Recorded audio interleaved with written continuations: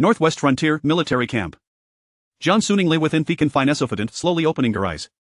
Before her lay an entirely unfamiliar scene, on dan instinctual sense of crisis surged within her. She had clear lip rishida fifth princess residence where is this place? Why washer? The surrounding swear John Suning attempted to sit up, but as he moved slightly, a sharp pain shot through her shoulder. Shagga sped softly, awakening the unman who had been keeping watch beside her. Your Highness, you are awake. Ascensio weariness grip John Suning. Why was heavy injured rest Your Highness, why was there a stranger beside her bed, and why could she not move idle? What on earth had transpired? Water, you need water. Oh, of course. The young vice commander hurriedly fetched some water, while John Suning was momentarily stunned with the sound of her own voice.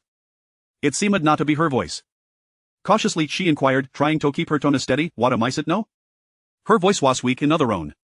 No tan that boutet appeared to be Mole's voice. The vice commander brought over water and spoon-fed John Suning a sip, replying, Your Highness, it is just beside their warafchun. John Suning carried her throat and took a deep breath. She was injured, her left arm mobile, she gently raised her right hand, attempting to reach for the tea cup. The vice commander quickly offered the cup and as Heg respected, her hand trembled lightly. The hand was long and strong, with prominent knuckle escartainly no theron.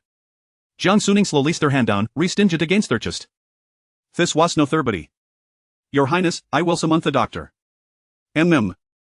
John Suning's mind receded as he sought to comprehend her situation. However, she was currently unable to move, rendered powerless, on an overwhelming sense of fear washed over her. From the young man's words, it seemed him a stuker for some O'Neills. Calming her thoughts, Shep endured how to extract his fuel information from him. Just then, footsteps echoed outside, followed by a voice announcing, Dr. Quay's arrived. Dr. Quenterdan Tukerples. John Suning presaid her lips dozed and closed her eyes, saying nothing, fearful of revealing her predicament. As Dr. Q began to examine her shoulder wound, John Suning flinched involuntarily. Dr. quickly asked, Your Highness, did he bump wound? Nervousness caused bits of sweat to form in John Suning's forehead. She responded with Esle Temem, her entire body tensed, adopting a defensive posture. Dr. Corged, Your Highness, please relax otherwise, the one may bleed, he will be gently specible, but the injury is deep, sober with him. All right. She shoot her eyes, her eyelashes fluttering uncontrollably. The vice commander and the doctor exchanged glances 7 when the prince had his poison arrow removed, he had not displayed such resistance. This level of reluctance was reminiscent of a bashful maiden. Seeing John Suning tremble so violently, Dr. hesitated, realizing the severity of the poison. Your Highness. John Suning peneries, a bead of sweat rolling down her forehead, and gritted her teeth, saying, Is there a female physician, fetch a female physician. Yes, Your Highness, the Wilgotens, the vice commander replied hastily. Ash left had thought to himself how strange, the prince usually avoids women, finding them bothersome we are now requesting a female physician? Could it be that Dr. Quastoro, the last time away's injured, Hanir Lilas this temper under Dr. Cusker? However, the prince had not scolded Daignon today. Soon, a female physician arrived. John Suning dismissed the vice commander, allowing the female physician to begin changing the bandages. The female physician blushed as he tended to John Suning's wound, unable to lift their gaze. The prince was toward God of great Joe, extraordinarily handsome, the dream lover of countless women, yet he had always shown his interest in them, never allowing any woman to serve him closely. Now, she felt as if she had been struck by a massive stroke of fortune, had she not remembered her duty, she would have struggled to keep her bandage steady. John Suning Lian Thebadan slowly spoke. Is me injury sever? The female physician replied, Your Highness, the injury is serious, beauty o have passy themis dangerous period, as long as you take a good care of yourself, you will be fine. John Suning gasped, will thighs affect future matters? The female physician, puzzled, did not know what John Suning meant by future matters, after a moment oft, she answered. There should not be significant impact. He heard Dr. Q say that if your highness is not in a hurry, you can't return to the capital in half a month. I feel very anxious, you can't situte in 5 days. Upon hearing this, John Suning immediately concluded this place was not the capital, and perhaps it was quite far from it. With me injury aside, how many days will it take you to return to the capital? The female physician replied, If I outravel quickly day and night, you could reach the capital in about 6 days. However, given your highness injury, I will take at least half a month. Traveling quickly day and night would take 6 days. Could it be thought thighs was the frontier? The frontier, the prince, wounded. The female physician finished applying the medicine and bandaging wound, just as it done at her sleeves, the commander entered, and the female physician exited. John Suning exhaled a breath of stale air, steadying Gurmand, and spoke. It seems this is not the original place. The commander replied, Indeed, your highness, we're nearing Way City. Dueto your highness injury, was it up Camford Bootware is still within Northwest Territory. The barbarian shave shown unusual movements this suffered heavy losses this time have been thoroughly driven beyond the borders. The Ono has shot the poison your highness has been captured decament suicide by poison at the first opportunity, indicating he was well prepared. Why investigate his background but found no substantial evidence. Your highness, I bear responsibility. The vice commander lowered a look of regret etched on his face. John Suning sifted through the information embedded in the vice commander's words. Your Highness, Northwest, barbarians, Wei City, beyond the borders, injured. Yizhan. Jiang Suning's pupils constrict head sharply. The vice commander raised. Your Highness, what do you mean? Jiang Suning closed heiress and took a deep breath. Yizhan, the seventh prince of Greatzhou, the war god of Greatzhou. He was known for his integrity and straightforwardness, undefeated in battle, with a heart full of passion for his country. Her most vivid impression of Yizhan as a from Thesitrates washes Harpton from my ranking officials to Easer Vance around Hyman Devent the soldiers hate escape a discathing remarks. These are marks that 25th year of Greatzhou and the 5 year calamity of the barbarian has been complete liar solved. The vice commander found this statement peculiar but did not dwell in it. Indeed, it is thanks to your highness divine leadership that Northwest will enjoy a century of peace from now on. As Jiang Suning listened to her own voice, she struggled to accept the reality of having become Isomi O'Neill's. Through tea exchange with the vice commander, Jiang Suning gleaned the current situation. Half a month ago, the Great Sword had engaged in a life and death battle with the barbarians. Yizhan led 10,000 elite soldiers deep into enemy territory, claiming the life of my commander, and thoroughly routed Northwest barbarians, driving them beyond the border Sandana, highlighting their life forces, thereby quelling the threatened Northwest. However, on the return journey, he had been ambushed and struck by a poisoned arrow. Jiang Suning recollected the information she had learned in her previous life regarding this incident. The battle had resulted in a resounding victory for Greatzhou, but Commander Yizhan had been ambushed while preparing to return to the capital, thought to Dr. Shadek Sir Tethiriat missed efforts to save him, his life was preserved, yet he was left crippled, unable to walk. These was not work of the barbarians but with the radar plotter castrated but second prince, who had placed his own benign therma to target Yizhan. Jiang Suning turned in her gazette to the vice commander, her tone is serious. There are connotum snakes in Northwest, their venom is particularly insidious. Have Dr. Kukomi gained since the own behin face a set of poison row, I suspect it is not simple. Thebis commander, not during ta delay, immediately sent Samiana to find Dr. Chu. This matter Waison Jiang Suning had latter here debut to Eliezer Van Gas the and 5th Princess residence. Yizhan's leg shad be crippled due to specific type of snake even known as Northwest connotum snake. This poison was peculiar when mixed with certain other toxins, even the most experienced Dr. Swoot struggled to detect it. At present, she needed to neutralize the snake venom on denture her legs were as if. Having clarified the situation, Jiang Suning shirt settled. Her thoughts turned to the capital. Ike was no the 25th year of Greatzhou, and Therial her had just turned 16, still waiting to marry in Toth Marquis household, yet tossed pin to thought fiery pit. Jiang Suning lent seat of the vice commander. Has Sheng Yuanqi of Guanping Marquis household taken a ifa yet? Thebisa commander pondered are our referring to Theun Marquis, Hamayo should call our maternal uncle? Yes. Not yet. The vice commander was in Shuri with his prince who was inquiring about Guanping Marquis from Libutancer honestly. Jiang Suning continued ye have heard the Tisvian size eldest daughter of Jiang family ye Hanlin scholar's daughter? Thebisa commander replied that seems to be the case. Jiang Suning asked, whatish like? The vice commander scratched, perplexed. The prince who is known for his straightforward nature has spoke his mind without reservation and had never been an attacker for others' opinions. What did he see him to bidding around the bush now? It was quite strange. In response to your highness, I am not very familiar with her, but I have heard that eldest daughter of Jiang family's exceptionally beautiful engine line temperament, likely not a friend from any other noble young lady. Jiang Suning clarified, what am I a dead? The vice commander looked bewildered, sheshol believed. Have no third that eldest daughter of Hanlin Jiang family has beset away. Jiang Suning go penaries, staring at the tent of her head, piecing together her current situation in her mind. She had been reborn for since unknown, she had not returned to her own body but had instead swapped souls with Yizhan, the 7th prince of Greatzhou, at a military camp 1,000 miles away in the northwest. There Yizhan, if she was not mistaken, should still be in the capital, inhabiting her original shell. Having Gret turned in this new life, Shen Dizan had exchanged bodies. Hiss. Jiang Suning's mind was in turmoil. It took a while for her to calm down from the shock. Now, she called on nothing. Everything await her return to the capital for further planning. She remembered that around this time of year she had fallen night of water and fallen grave Lyle while her half-sister Jiang Yue had suffered to marry in Toth Marquis household as a concubine. If Shen Dizan had trolleys with pencils, she wondered how Yizhan would handle this matter. She couldn't hope that everything would not turn out to badly after all, she could still manage the aftermath. The people around her were real strangers, making it difficult to trust early on them. What she could do was to quickly meet with herself without revealing her identity. Prepareth men shall return to the capital tomorrow. Thebisa commander replied, your highness, beauty or injury. Jiang Suning interrupted, have Dr. Q neutralize Efesne Kivanam and let Maristo Data prepare for your journey back to the capital tomorrow. Understood. In the capital of Greatzhou, within the Jiang residence, in the Ningxing courtyard. Miss, please wake up. Ina days, Yizhan heard a voice calling out to him. Why was the real man's voice? He opened his eyes and surveyed the room, his brow furrowing in confusion. At this time, he should be in the military camp in the northwest, a place devoid of such exquisite surroundings. Where was?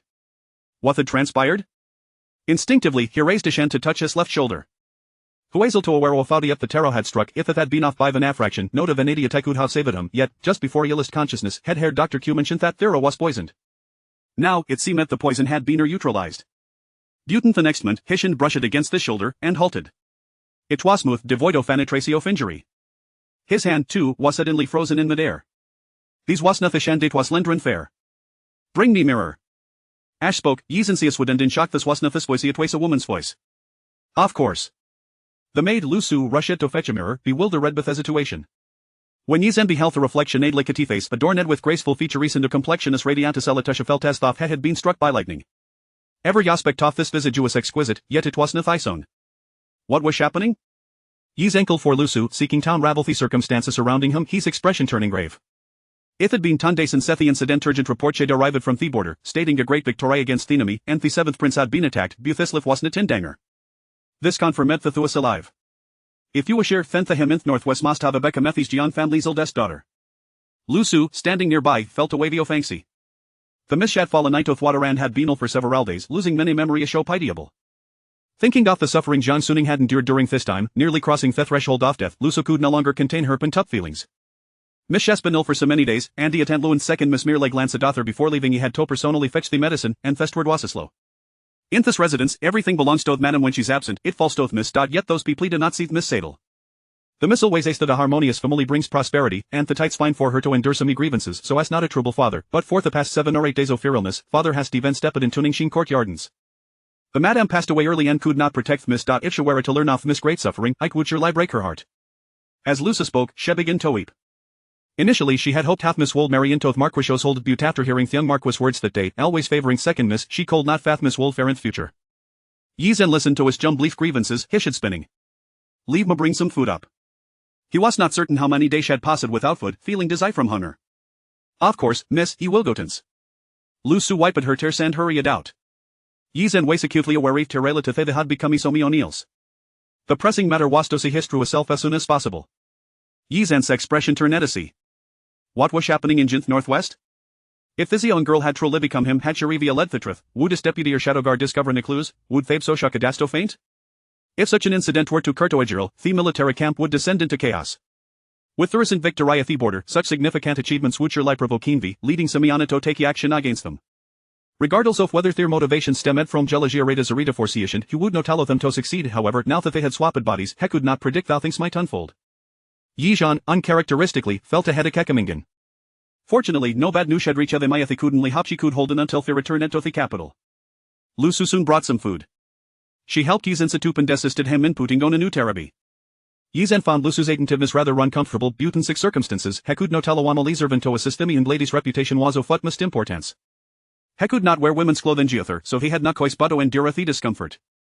He looked down at the elaborated garments, thus off think was making his expression darken, yet they did no tracist, allowing Lu Su to assist them.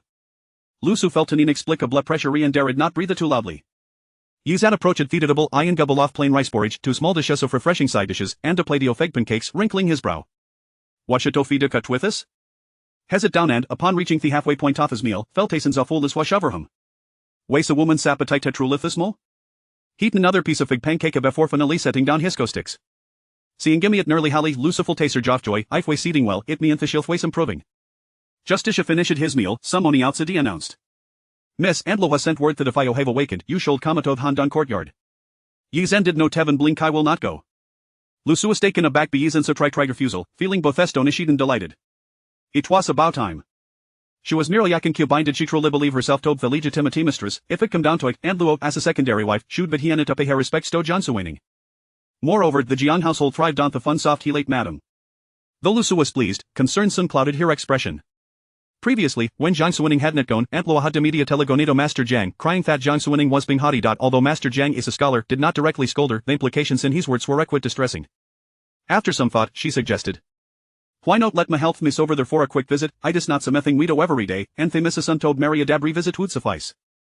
Jiang Suining was typically on it to endure, and over time, Lusu had been influenced by this behavior seeing Jiang Suining act different late than usual, she felt compelled to advise her. Yizen replied firmly I will not go. He had no desire to see Jiang Quan, let alone a strifling concubine. What a joke. If it were not for this incident, he would not even consider visiting such a meaner official's residence. Furthermore, he held significant leverage over its official Shudi Bekomiangard, Hekudi Salihavathin Tyre Jian household imprisoned in Dali Temple's dungeons. Lusu was astonished at Bees and Sindifferent and disdainful demeanor, a stark contrast to John Suning's former worries and compliance. In her heart, she must the Michase indeed change it after her illness. Yizhen stated, keep an eye on the situation 9th Northwest report news immediately. Lusuk Nur Miswazel ways 8 to veto current affairs, including the military developments in Northwest however, given her current condition, she felt worried but dared not speak further, simply not in agreement. Yizhen had initially considered sending Lusu to his stronghold in the capital to spend some easel vertogather intelligence, but they realized that the TIS people, even for a sum of money, might not be willing to divulge information, especially when lives at stake could have been backfired, thus, abandoned Ithia. He regretted not having sent was biased on earlier to prevent the current predicament. As Yizhen contemplated, he exchanged a few more words with Lusu about the household affairs. Before long, someone approached. Chapter 3, What to do if the young lord agrees. The visitors were Aunt Luo and the second young lady, Zhang Yui. Just moments ago, upon hearing that Jiang Suining would not attend, Zhang Yui had already vented her frustrations. Now, she was stifling her emotions, striving to embody the image of a dutiful sister. The moment Yizhen lifted his gaze, he noticed the two entering the room, causing his brow to furrow involuntarily. It was truly splendid to see his elder sister doing well. As Zhang Yui stepped inside, she approached Yizhen with familiarity, attempting to grasp his hand. Why Yizhen swiftly recoiled, regarding her with a cold, distant demeanor. If you have something to say, then say it. Do not lay hands on me. Zhang Yui was taken aback, doubting her own eyes as she perceived a hint of disdain in Jiang Suining's gaze, as if she were nothing but refused to be avoided. She knew her elder sister all too well, always espousing righteousness and virtue. She was particularly concerned about her reputation. Even if her heart harbored resentment, she would never allow others to perceive her discomfort. Yet today, something felt different. 3 months younger than Jiang Suining, Zhang Yui bore a striking resemblance to Aunt Luo, with fair skin and delicate features. Although she could not rival Jiang Suining's beauty, she was certainly considered a lovely maiden. Never before had she experienced such disdain, and it left her feeling quite unsettled. Observing this, Aunt Luo tugged at Zhang Yui, signaling her to remain calm. I heard that Ninger has awakened, and I am filled with joy, hence I thought to come and pay a visit. I hope I haven't disturbed her, Aunt Luo said, her smile failing to reach her eyes. Why Yizhen replied bluntly, you have disturbed her, please do not come again. Aunt Luo's smile froze in place. She had not anticipated that, after only a few days, Jiang Suining would don such a different countenance, speaking with such hostility, as though she regarded her with complete indifference.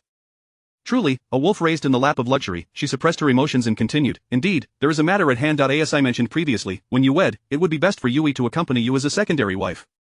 Your sister's presence in the Marquisate would provide her with some protection. After all, when the young lord marries another, it is still a marriage. Having your sister by your side, you can mutually support one another for a more prosperous future. Yizhen cast a glance at Zhang Yui, his eyes once more reflecting disdain. A secondary wife? Is the other party aware of this? Why do you not discuss it with him? He recalled that Lu Su had mentioned Jiang Suining's impending marriage, and now, from Aunt Luo's words, it seemed the other party was indeed a marquis, though he remained uncertain which family it was. Yes, we have already discussed it. The young lord has agreed, stating that Ninger is generous and will surely not refuse, Aunt Luo replied. Why Yizhen's expression darkened. Initially, he believed this scheme to be concocted by Aunt Luo and Zhang Yui to ensnare Jiang Suining, thinking that the male counterpart was unaware. He had intended to pose the question to him directly, but to his astonishment, the young lord not only knew but had also consented. Which Marquisate is so shameless as to accept 2 wives? Which family lacks such decorum as to take a secondary daughter as a secondary wife? Aunt Luo assumed he was feigning ignorance and promptly answered, Ninger, do not jest. How could you forget the Guangping Marquisate? It is Shang Yuanqi, your young lord. Yizhen's countenance darkened further. By familial ties, Shang Yuanqi ought to address him as uncle. At this moment, Yizhen had no desire to be related to such a person. What a scoundrel! Was there not a shred of sense in him? How could he agree to such matters? 2 wives, let alone sisters, and a secondary daughter as a secondary wife. What a laughingstock Jiang Suining would become, and how could the Guangping Marquisate's reputation withstand such a scandal? To be so smitten as to desire a secondary wife had his head been kicked by a donkey. After years of absence, how had Shang Yuanqi come to resemble such a wretched creature? Let Shang Yuanqi come speak to me, he declared. Marriage is a significant matter for a woman. Until he meets Jiang Suining, he cannot presume to make decisions unilaterally. Despite having taken countless lives, he would not wish to ruin a young lady's future through his own recklessness. Observing Yizhen's expression, Aunt Luo found it challenging to discern his stance. Zhang Yui, unable to contain herself, interjected, Sister, this truly is the young lord's intention. I understand I owe you an apology, but the young lord is insistent. You have always been compassionate and would never refuse his request. My intentions are not selfish, I merely wish to assist you in entering the Marquisate. Yizhen shot her a sidelong glance. Assisting could mean becoming a concubine. If one truly felt remorse, they could become a maid, but to demand the title of a secondary wife, was this not a slap in the face? Zhang Yui, caught in her own web of deceit, turned pale, her complexion shifting from red to white. Aunt Luo hastily interjected to smooth things over. Ninger speaks truthfully. However, this matter originates from the young lord. Considering she is your sister, it has been elevated. The position of a secondary wife is primarily for your sake. Think about it, if you both marry into the Marquisate, no one else can overshadow you when others enter the household. A position as a secondary wife is not to be taken lightly. Yui is your own sister, and surely you would not hold it against her. No, I take issue with it. I do not agree. Yi Zhan was unsure of Jiang Suining's thoughts, but he believed no one would willingly accept a buy-one-get-one-free arrangement in marriage. If Jiang Suining consented to it, they could always marry later. Now, he gazed at this mother-daughter duo and their shameless words, feeling quite nauseated. Under the guise of goodwill, they were engaging in underhanded dealings, constantly invoking the young lord's name. They sought to leverage her future husband against her. It was infuriating, and Luo and Zhang Yui exchanged bewildered glances, struggling to comprehend how Jiang Suining, merely having fallen ill, could undergo such a drastic transformation in temperament. Zhang Yui felt an overwhelming sense of regret. Had she known better, she would not have pushed Jiang Suining into the water. Not only had the girl survived, but she had also placed herself in an impossible situation. And Luo rose, offering Yi Zhan a forced smile, her words laden with subtext. This matter is not urgent. Ninger should ponder it further. We shall discuss it later. Please rest well, we will not trouble you any longer. With that, Aunt Luo and Zhang Yui departed. Lu Su recounted the entire affair. Zhang Quan was a 5th-grade Hanlin scholar in the capital, and under normal circumstances, he would not be able to aspire to the marquisate. This marriage had been arranged by Jiang Suining's mother, Wei Liuli, who had once been in her prime when Wei Liuli married. Her family was at its zenith, and Zhang Quan, a promising young man, had boundless prospects. Moreover, Wei Liuli was on friendly terms with the marquisite's lady, Lady Pang, which led to the arrangement. Given the current standing of the Jiang family, Jiang Suining was not worthy of being the marquis's wife, let alone Zhang Yui, the secondary daughter.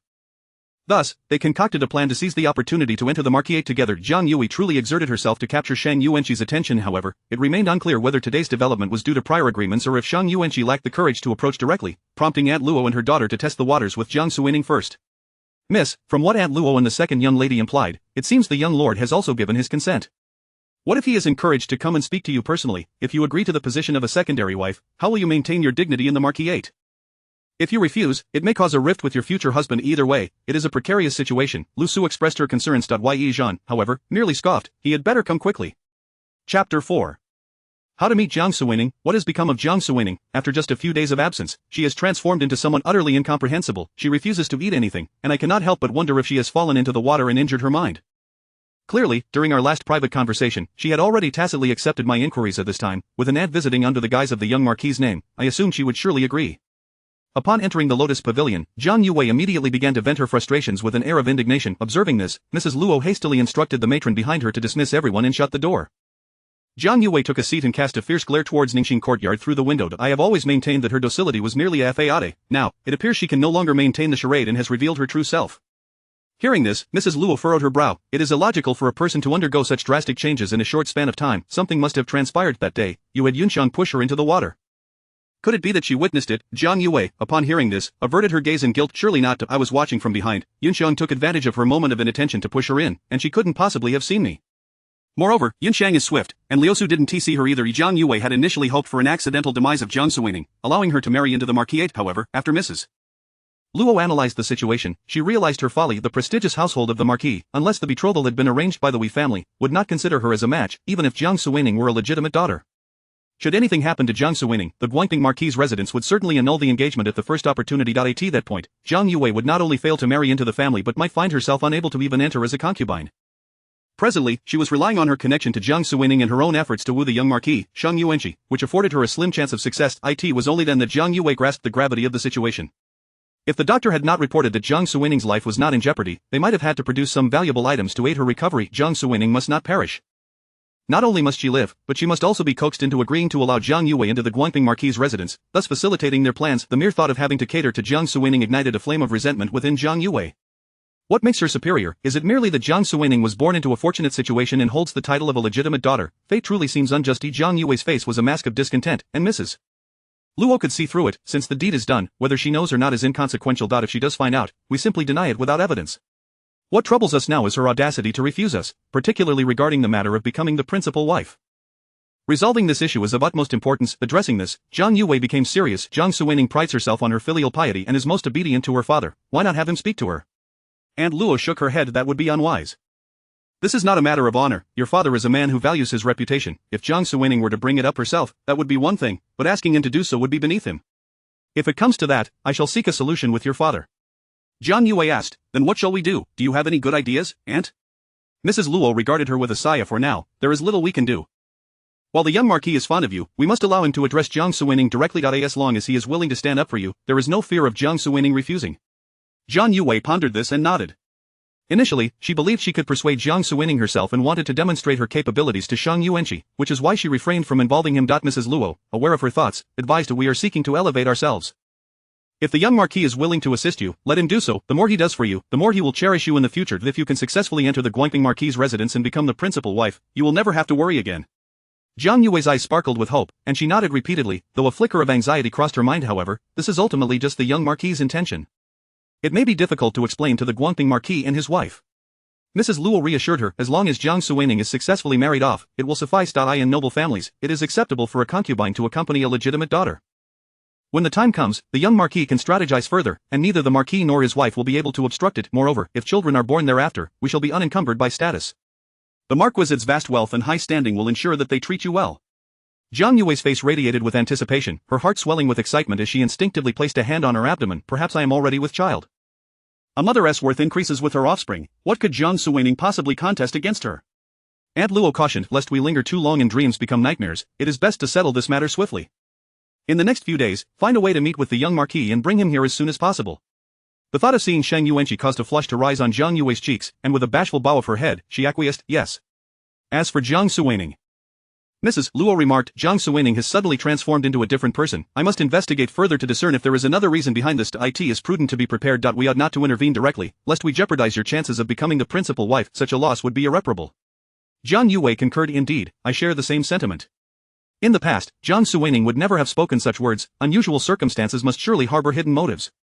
Afternoon at Ningxin courtyard. Ye Zhan, having eaten, felt rejuvenated, yet the burdens of his current situation weighed heavily upon him as he stepped out into the garden for a stroll.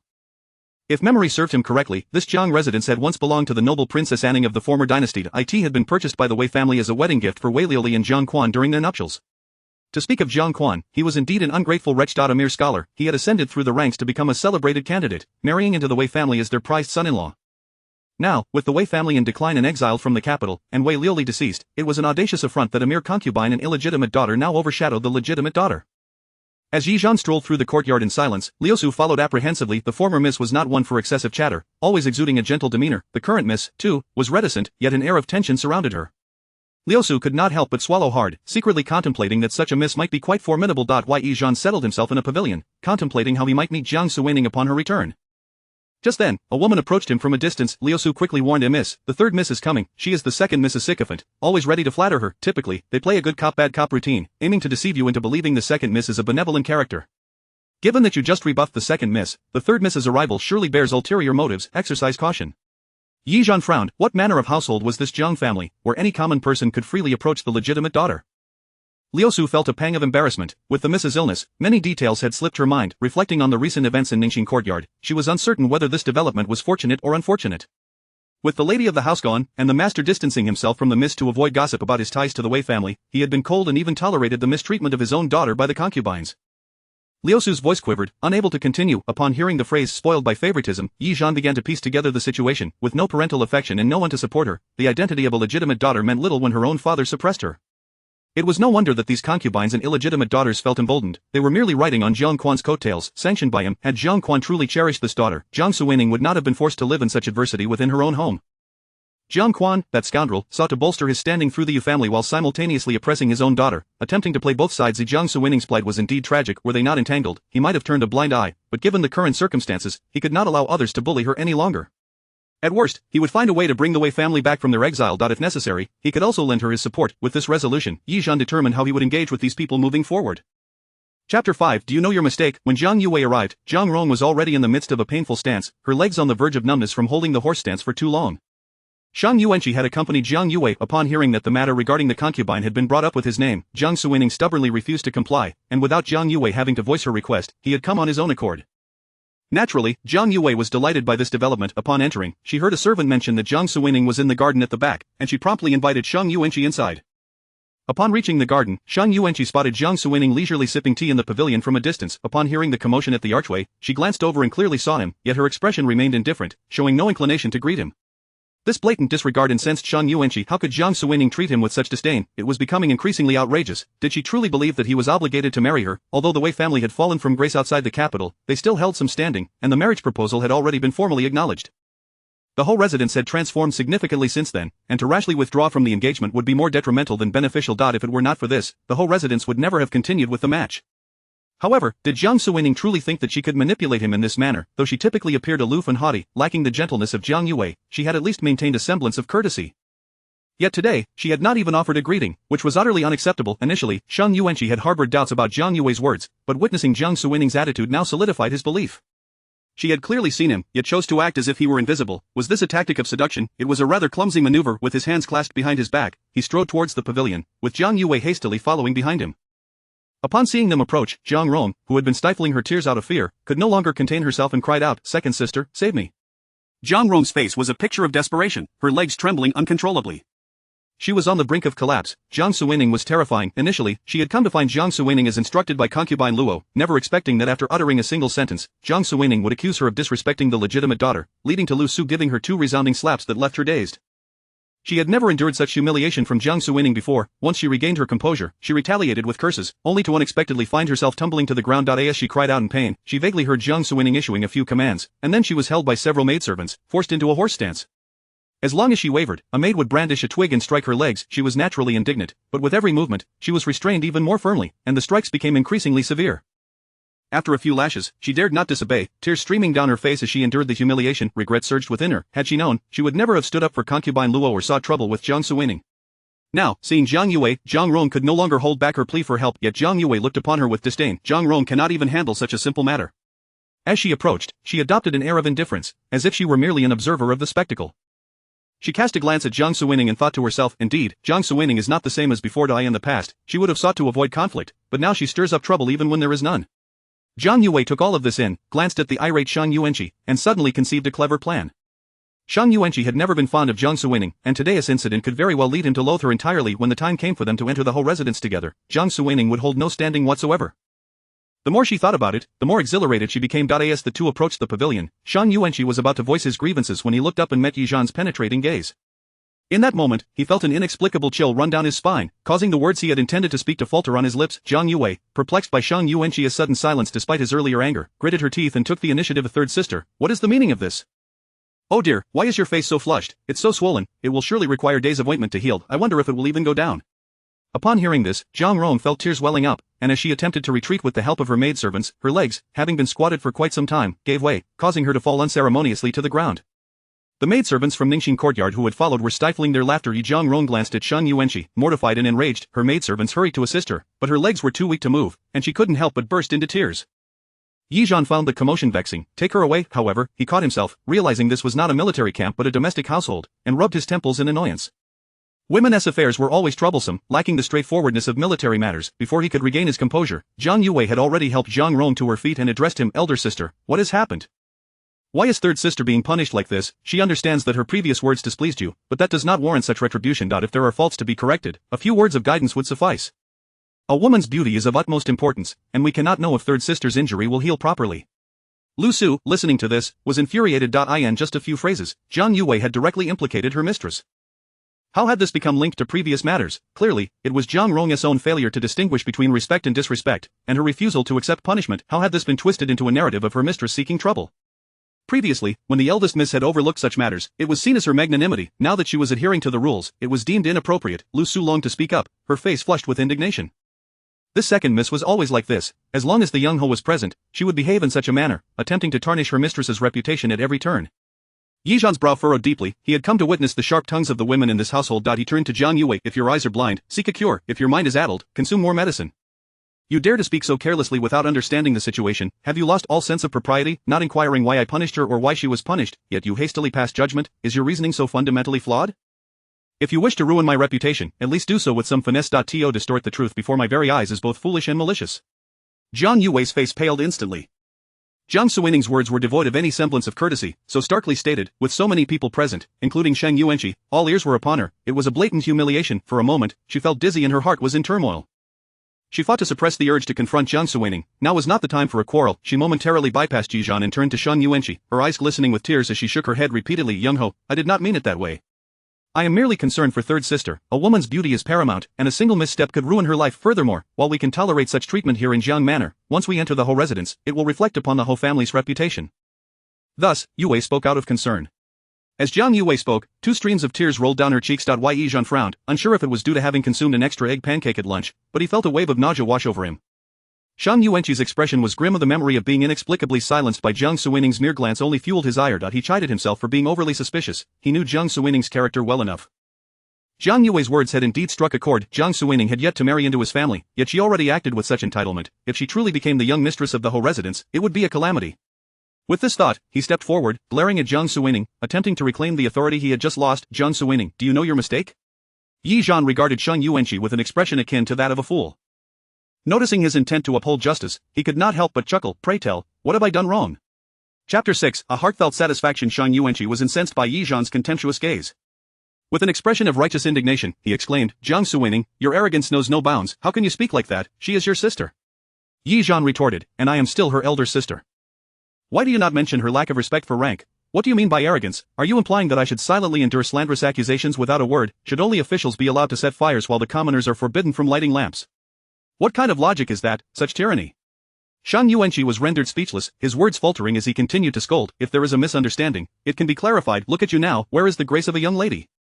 If I were to be without her, would it matter? Who are you to dictate my worth? You are like a grasshopper in a bridle, pretending to be a mighty beast. How shameless. To discuss matters objectively, I would still consider you a man. When you cannot win an argument, you resort to attacking my character instead, lacking intelligence yet still wanting to save face. How absurd. Yi Zhan spoke rapidly, her tone dripping with unabashed disdain. Shang Yuanqi gazed at Jiang Suining, suddenly feeling as if he were being chastised by his powerful and esteemed uncle, the kind of person who would command respect even from his father. A surge of fear coursed through him as he repeatedly reminded himself, this is not my uncle, this is Jiang Suining, there is no need to be afraid. Shang Yuanqi struggled to comprehend the situation, yet every word pierced his face with alternating shades of anger and embarrassment.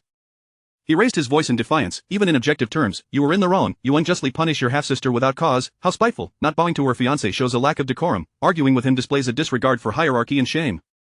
You, with such a lack of virtue, are truly contemptible. Beside them, Jiang Yue reveled in the unfolding drama. Although Jiang Suining was typically aloof, she would never lose her composure in front of Shang Yuanqi. She would rather endure humiliation than forfeit her dignity today. However, Jiang Suining had met her match. This is splendid. It aligns perfectly with my desires. She secretly wished Jiang Suining's attitude toward Shang Yuanqi would deteriorate even further, hoping that before Jiang Suining could even marry, she would have completely lost Shang Yuanqi's heart. As she watched the two clash, she could hardly contain her glee. Had the circumstances been different, she would have burst into laughter even after being scolded by Jiang Suining just moments ago. She found herself less affected by it.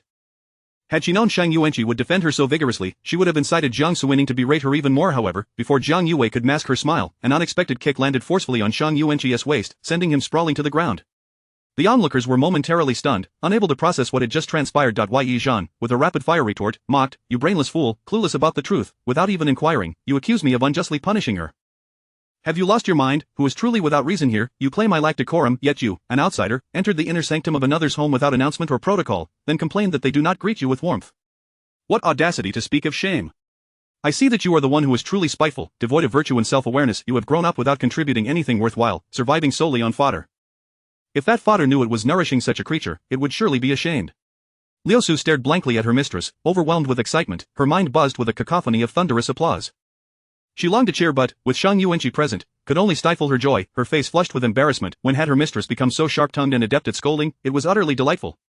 The other maids of Ningxin courtyard shared in her exhilaration, standing taller and gazing at Yi Zhan with admiration. They remembered the days when their young lady was accommodating, often diffusing conflicts, leaving them meek and unable to voice their grievances. Now, however, they felt an inexplicable thrill of empowerment. Shang Yuanqi, still on the ground, was rendered speechless by Yi Zhan's rebuttal. When he finally came to his senses, he felt an overwhelming sense of humiliation. He had been kicked by a woman and publicly chastised by name. This was a disgrace. Embarrassed and enraged, Shang Yuanqi rose and pushed away Jiang Yue, appearing utterly flustered as he stepped forward to confront Yi Zhan. Jiang Suining, as he approached, a cold, piercing look from Yi Zhan sent a wave of fear through him, causing him to retreat 2 steps. That he was a mix of anger and trepidation, shaking his finger at Jiang Suining, uncertain whether he was more anxious or frightened, stammering, Jiang Suining, you have truly outdone yourself. Very well, you are impressive, you are formidable, Jiang Suining, but do not regret this.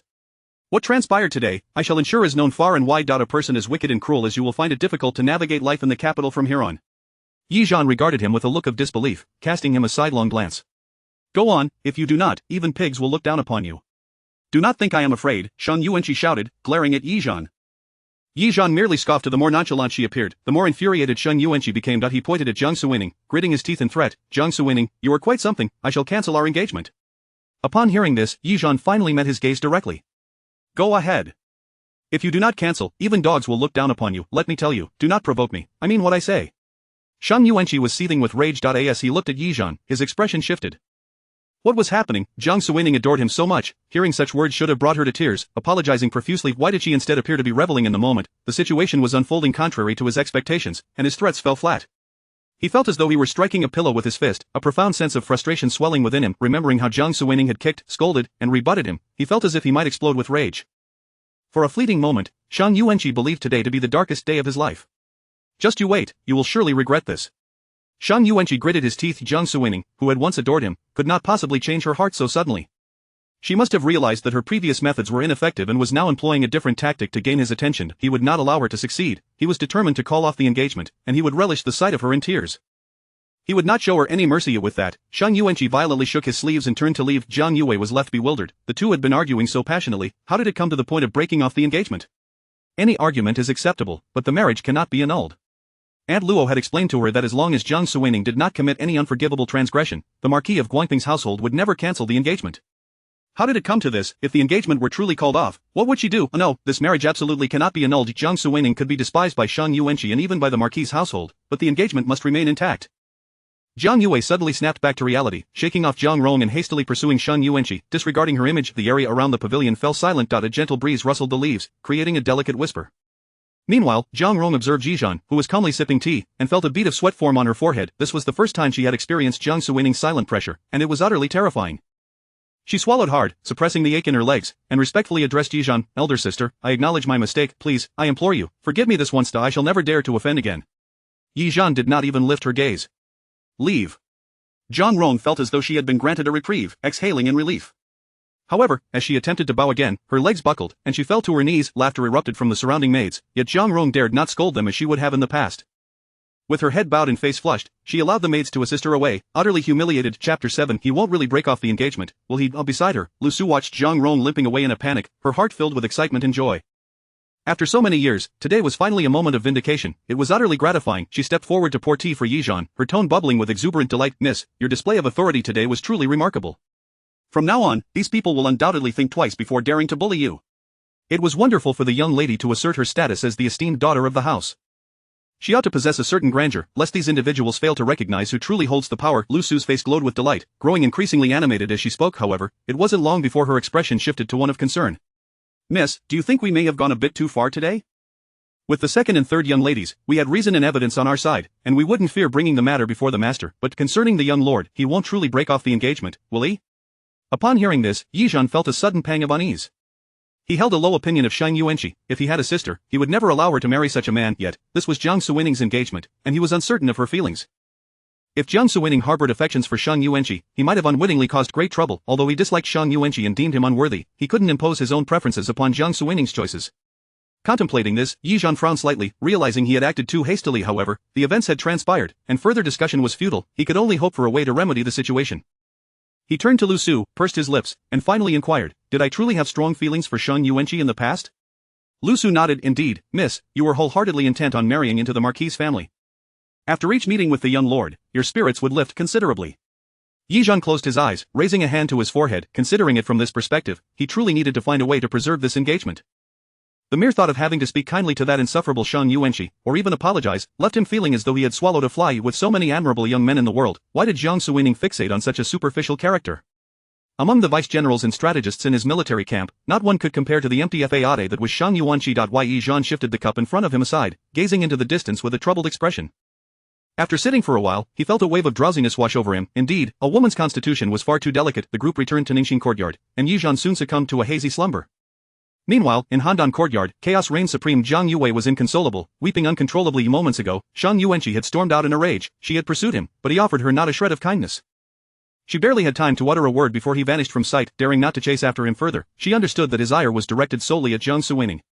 If he noticed her following and refused to grant her the opportunity to speak, any further approach on her part would only serve to incite his disdain, which would be disastrous. As Jiang Yue recalled Shang Yuanqi's declaration of wanting to break off the engagement, tears streamed down her cheeks, her heart racing with anxiety. Jiang Suining was merely losing an engagement. As the legitimate daughter, she had not lost her virtue and would still find a commendable match, but Jiang Yue was different. As a concubine-born daughter, not only had she sought to entrap Shang Yuanqi, but she had also engaged in intimate relations with him, and perhaps, there was even the possibility of a child.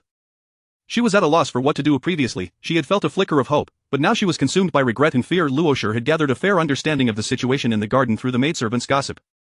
Upon witnessing Jiang Yue's heart-wrenching sorrow, she rushed over to console her. Do not cry, the engagement has not yet been annulled, we must focus on ensuring it does not come to that. Jiang Yue opened her tear-swollen eyes. It is not so simple. You do not know how fiercely they quarreled today. The young lord made it abundantly clear that the engagement must be terminated.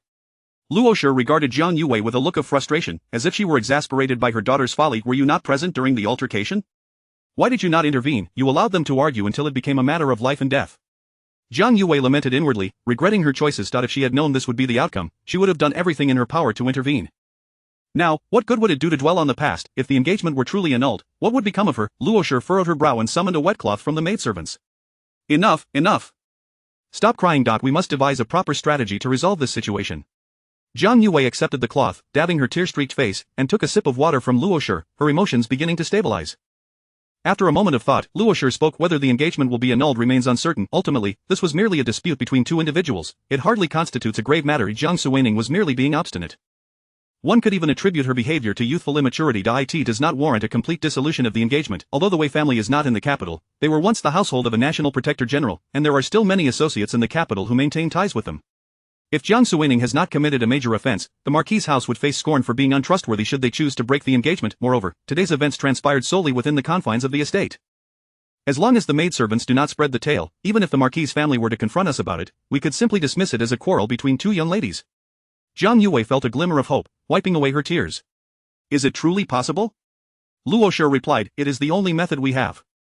If it cannot be avoided, we must make it work. We will downplay the matter. As for the young lord, it is not uncommon for tempers to flare and for words to be exaggerated. If we can appease the Marquis's household, we will be fine. After speaking, she turned to Jiang Yue with a grave expression. In the coming days, it would be wise for you to refrain from embellishing the tale before the young lord. Do not complicate matters any further. Jiang Yue lowered her head, feeling a pang of shame as she replied, yes, I shall remember your words. And what of Jiang Suining? With her temperament, another encounter may very well end in discord, Luosher pondered. Then we shall ensure they do not meet again. After all, the wedding date is not far off. In just 2 months, it would be quite reasonable for them to be kept apart. As long as the wedding proceeds as planned, all will be well. Jiang Yue considered this but still felt uneasy. The flower viewing banquet tomorrow was an invitation from the Kong family, which had already been accepted, and the young lord was also invited. There was a chance they might cross paths. Luosher instructed, stop her, do not allow her to attend. Jiang Yue replied, she is not inclined to heed us at present, it may be difficult to prevent her. Luosher's expression grew troubled as she thought for a moment and then said, when your father returns, I shall speak with him. If he intervenes, it should suffice to keep her from going tomorrow. Henceforth, we shall decline all invitations from outsiders and navigate these next 2 months with caution. Jiang Yue nodded, still haunted by the events of the afternoon. With a solution in sight, her heart felt considerably lighter. She could only hope she would heed her father's counsel. Chapter 8. The master seeks to marry. On the well-trodden path through the dense woods, a lightly equipped army halted by a small river. Even during a brief respite, a contingent of soldiers stood vigil at their respective posts, exuding an air of discipline. Dr. Chu was preparing medicine by the riverbank, conversing with the accompanying female physician while occasionally casting glances towards the carriage. He was acutely aware of the changes in his lord, not to mention the alarming discovery of the aconitum snake venom, which alone sent shivers down his spine. It was fortunate that the poison was identified. Had it gone unnoticed, the consequences would have been dire. During their initial consultations, the physicians had examined one another, failing to detect the venom, leaving them puzzled as to how the lord had come by this knowledge. Thankfully, the antidote had worked, and all was well for the time being. At this moment, Jiang Suining, clad in plain attire, sat beside the carriage, feeling the gentle breeze laced with the warmth of the sun filtering through the trees. The March wind brought a sense of ease to her spirit as she gazed vacantly at the distant mountains. She pondered the state of the capital, hoping that when she returned, the situation would not be too grim. The deputy commander approached with water and provisions, which Jiang Suining accepted with a soft word of thanks. The deputy commander stood momentarily, unsure whether to speak or depart. Ever since the lord had awakened from his poisoning, he had exhibited peculiar behavior. The absence of scolding was one thing, but his newfound gentleness was disconcerting. They could only speculate whether he had learned the identity of the poisoner and was contemplating a counterstrike, leaving them hesitant to inquire further. Noticing his reluctance to leave, Jiang Suining inquired, how long until we reach the capital? Your Highness, we have just passed Sun City. We shall arrive in approximately 3 days, the deputy commander replied hastily, mindful of the urgency evident in the lord's repeated queries. 3 days? This pace is too slow. We must find a way to hasten our journey, Jiang Suining urged. The deputy commander looked troubled. We must also consider the lord's injury. The poison has been neutralized, there should be no significant issues, she asserted. He hesitated, lowering his gaze. Logically, once the poison was countered, there should be no grave concerns. Despite the arrow wound, the lord was robust and had been recovering well. By the 2nd day of departure, the injury had already begun to heal. Yet the Lord's recent conduct was exceedingly strange, prompting Dr. Chu to exercise caution regarding their pace after the incident of the undetected poison. The doctor had since approached the Lord's care with utmost meticulousness. Jiang Suining waved a hand dismissively, signaling him to withdraw, her expression tinged with worry. After consuming her meal, the female physician handed her a dose of medicine, which she grimaced while drinking. As she mounted the carriage, her eyelids twitched uncontrollably, a sense of foreboding washing over her as she gazed in the direction of the capital, feeling that something significant was about to transpire. "Let us proceed. Urge everyone to hasten our return to the capital," she commanded. "Yes," came the swift reply, and the troops quickly organized themselves, setting out towards the capital. In the shadows, Shadow 3 stealthily approached Shadow 2. "Have you noticed? Our master has been acting rather strangely of late." Shadow 2 glanced towards the carriage at the center of the formation, shaking his head. "Not at all, the master appears unchanged to me." Shadow 3 smacked his arm in exasperation. "What sort of eyes do you have? Logically, after a victory, the master should be elated, yet he seems burdened with concerns." Shadow 2 scratched his head. "I haven't been paying such close attention. What do you think is troubling the master?" Shadow 3 sighed. "You fool. Have you not noticed that the master is no longer relying on Dr. Chu for his bandaging, but instead on the female physician?" Shadow 2 replied, "They are all doctors. What is so peculiar about that? It makes no difference who tends to him." Shadow 3 rolled his eyes dramatically. "Female physician, woman, female doctor." After explaining, he saw that Shadow 2 still appeared oblivious. Leaning in, he lowered his voice conspiratorially, "The master wishes to marry." Shadow 2's expression morphed into one of shock. Seeing that he finally grasped the implication, Shadow 3's face lit up with excitement, raising an eyebrow as if to convey that he had just revealed a grand secret meant for his ears alone. Shadow 2 suddenly understood. No wonder the master has been so eager to inquire about our arrival in the capital. He is anxious to see his beloved. But wait, we have accompanied the master for so long and have seen no special woman. The only lady in the manor is Miss Yun Jiao. If there were something amiss, would we not be aware? Shadow 3 donned a contemplative expression. "I have been pondering the same question, but we shall know the truth upon our return." At this moment, Jiang Suining remained blissfully unaware that not only was she anticipating her return to the capital, but the shadow guards were equally eager. In the Jiang residence, Ningxing courtyard, when Yizhan awoke, it was already nearing dusk, and hushed discussions floated in from outside the window. Lu Su entered the room, noticing Yizhan was awake, and hurried over. "Miss, you are awake. What are they discussing outside?" Yizhan asked. Lu Su's expression shifted slightly as she glanced at Yizhan, hesitating before responding. "Miss, there is news from the front. It is said that the master requests your presence in the study." "Jiang Quan?" Yizhan inquired. Lu Su jumped slightly at the mention of the name, instinctively looking around to ensure no one else was present before whispering, "Miss, you must not directly utter the master's name." "What does he want with me?" Yizhan pressed. "It is likely regarding today's events. Aunt Luo has probably lodged another complaint," Lu Su warned. "You must be cautious. Whenever Aunt Luo has the master's ear, he invariably sides with her. Please, do not clash with him. It would tarnish your reputation if word got out." As Lu Su helped Yizhan adjust, assuming that she would refuse as she had in the morning, Lu Su hesitated but decided to offer one last piece of advice. "Miss, as a legitimate daughter, you can afford to maintain propriety with these concubines and illegitimate daughters, but before the master, it is prudent to show deference." Yizhan remained non-committal, and after Lu Su finished speaking, she simply gathered herself and said, "Let us go," before stepping outside. Throughout the journey, Lu Su felt a flutter of anxiety, wishing to offer further warnings, yet daunted by Yizhan's somber demeanor, she refrained. Halfway along their path, they encountered Aunt Luo. Yizhan spotted her from a distance. Aunt Luo had been waiting there for them, and she chose to ignore her presence. Aunt Luo, prepared for this encounter, did not adhere to the usual formalities, calling out to her, "Miss, please wait. I have heard about today's events. Where has acted inappropriately, and as her aunt, I have failed in my duty to guide her. I ask that you do not hold it against her." Yizhan merely responded with a non-committal choosing not to elaborate further. Aunt Luo, sensing her indifference, tentatively probed, "Miss, is it true that you wish to break off the engagement?" Chapter 9 The schemes of Aunt Luo. Upon finishing her words, Aunt Luo observed as Yizhan slightly furrowed his brow, remaining silent without offering a rebuttal.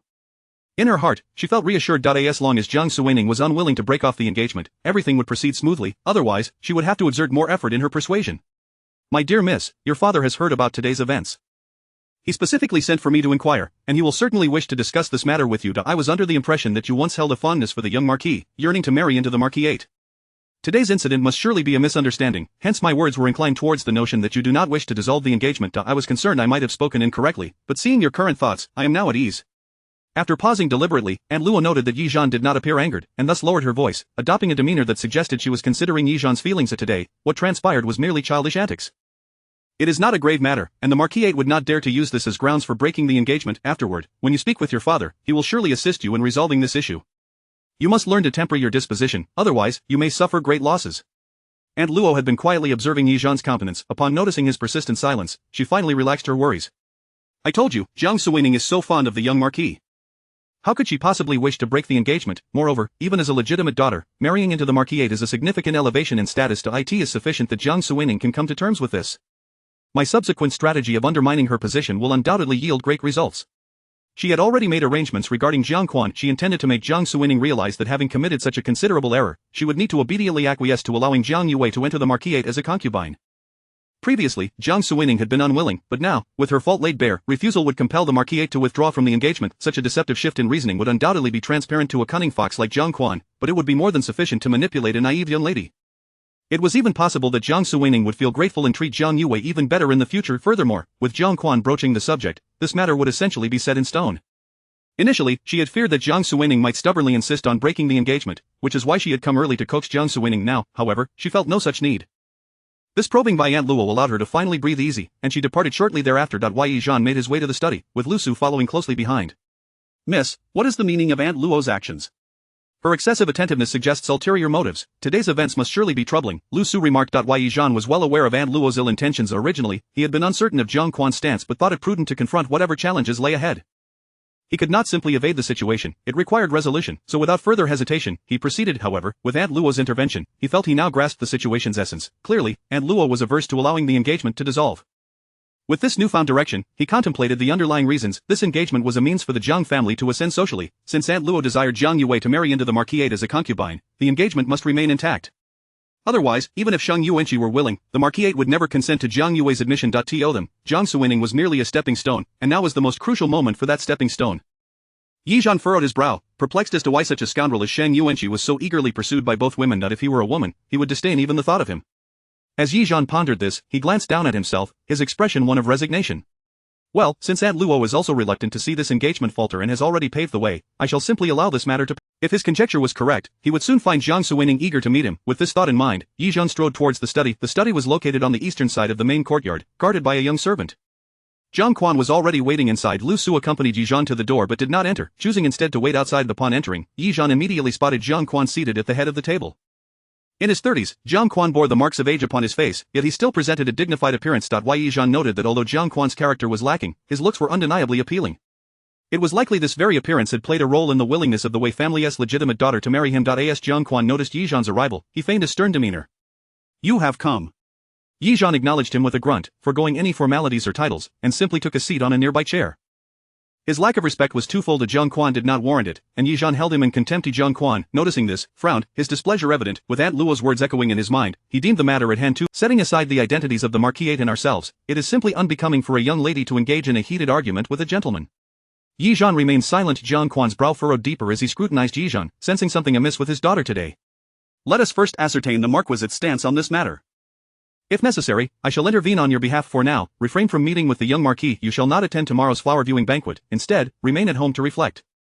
Yi Zhan cast a sidelong glance at him and muttered a non-committal He had initially intended to preserve the engagement, and with Jiang Quan stepping in, he was relieved of the burden of dealing with Shang Yuanqi. It was indeed fortuitous, seeing that although Yi Zhan's manners were lacking, he was nonetheless compliant. Jiang Quan continued, today's incident was your fault. I can mediate on your behalf, but do not obstruct your sister's marriage into the marquisate. This is a beneficial opportunity for our Jiang family. Moreover, should both of you marry into the marquisate, you can support one another, preventing others from taking advantage. Jiang Quan had already analyzed the pros and cons of this matter with Aunt Luo. Shang Yuanqi favored Jiang Yue. By sending her to him, he would be catering to his desires. Furthermore, with both daughters marrying into the marquisate, it would create an undeniable bond in the eyes of others, ultimately benefiting Jiang Quan's career prospects. Since the Wei family left the capital, he had been isolated, without allies, and without hope for advancement. Currently, he held a nominal position at the Hanlin Academy, and if he did not plan for his future, he feared he would never progress. Now that such an opportunity had arisen, he was determined not to let it slip away. Since Shang Yuanqi was willing to grant Jiang Yue the status of a concubine, it was clear he held her in high regard. As a mere illegitimate daughter, Jiang Yue's interests aligned perfectly with Shang Yuanqi's. Otherwise, given her status, she would only be matched with a bastard son, providing no advantage to him. Thus, the current arrangement was the most prudent investment. A look of disdain flickered in Yi Zhan's eyes. It became evident that Aunt Luo harbored such intentions. Without mincing words, he promptly declared, I do not agree. Chapter 10. May Miss Jiang Suining be satisfied. Since Jiang Suining harbors affections for Shang Yuanqi, he shall strive to preserve this marriage arrangement. However, Jiang Suining has not acquiesced to Jiang Yue becoming a concubine, thus he must obstruct this matter at all costs. Aunt Luo is astute. If he were indeed an inexperienced young lady, if she were genuinely enamored with Shang Yuanqi, it is conceivable that she could be easily deceived, yet he is not so easily fooled.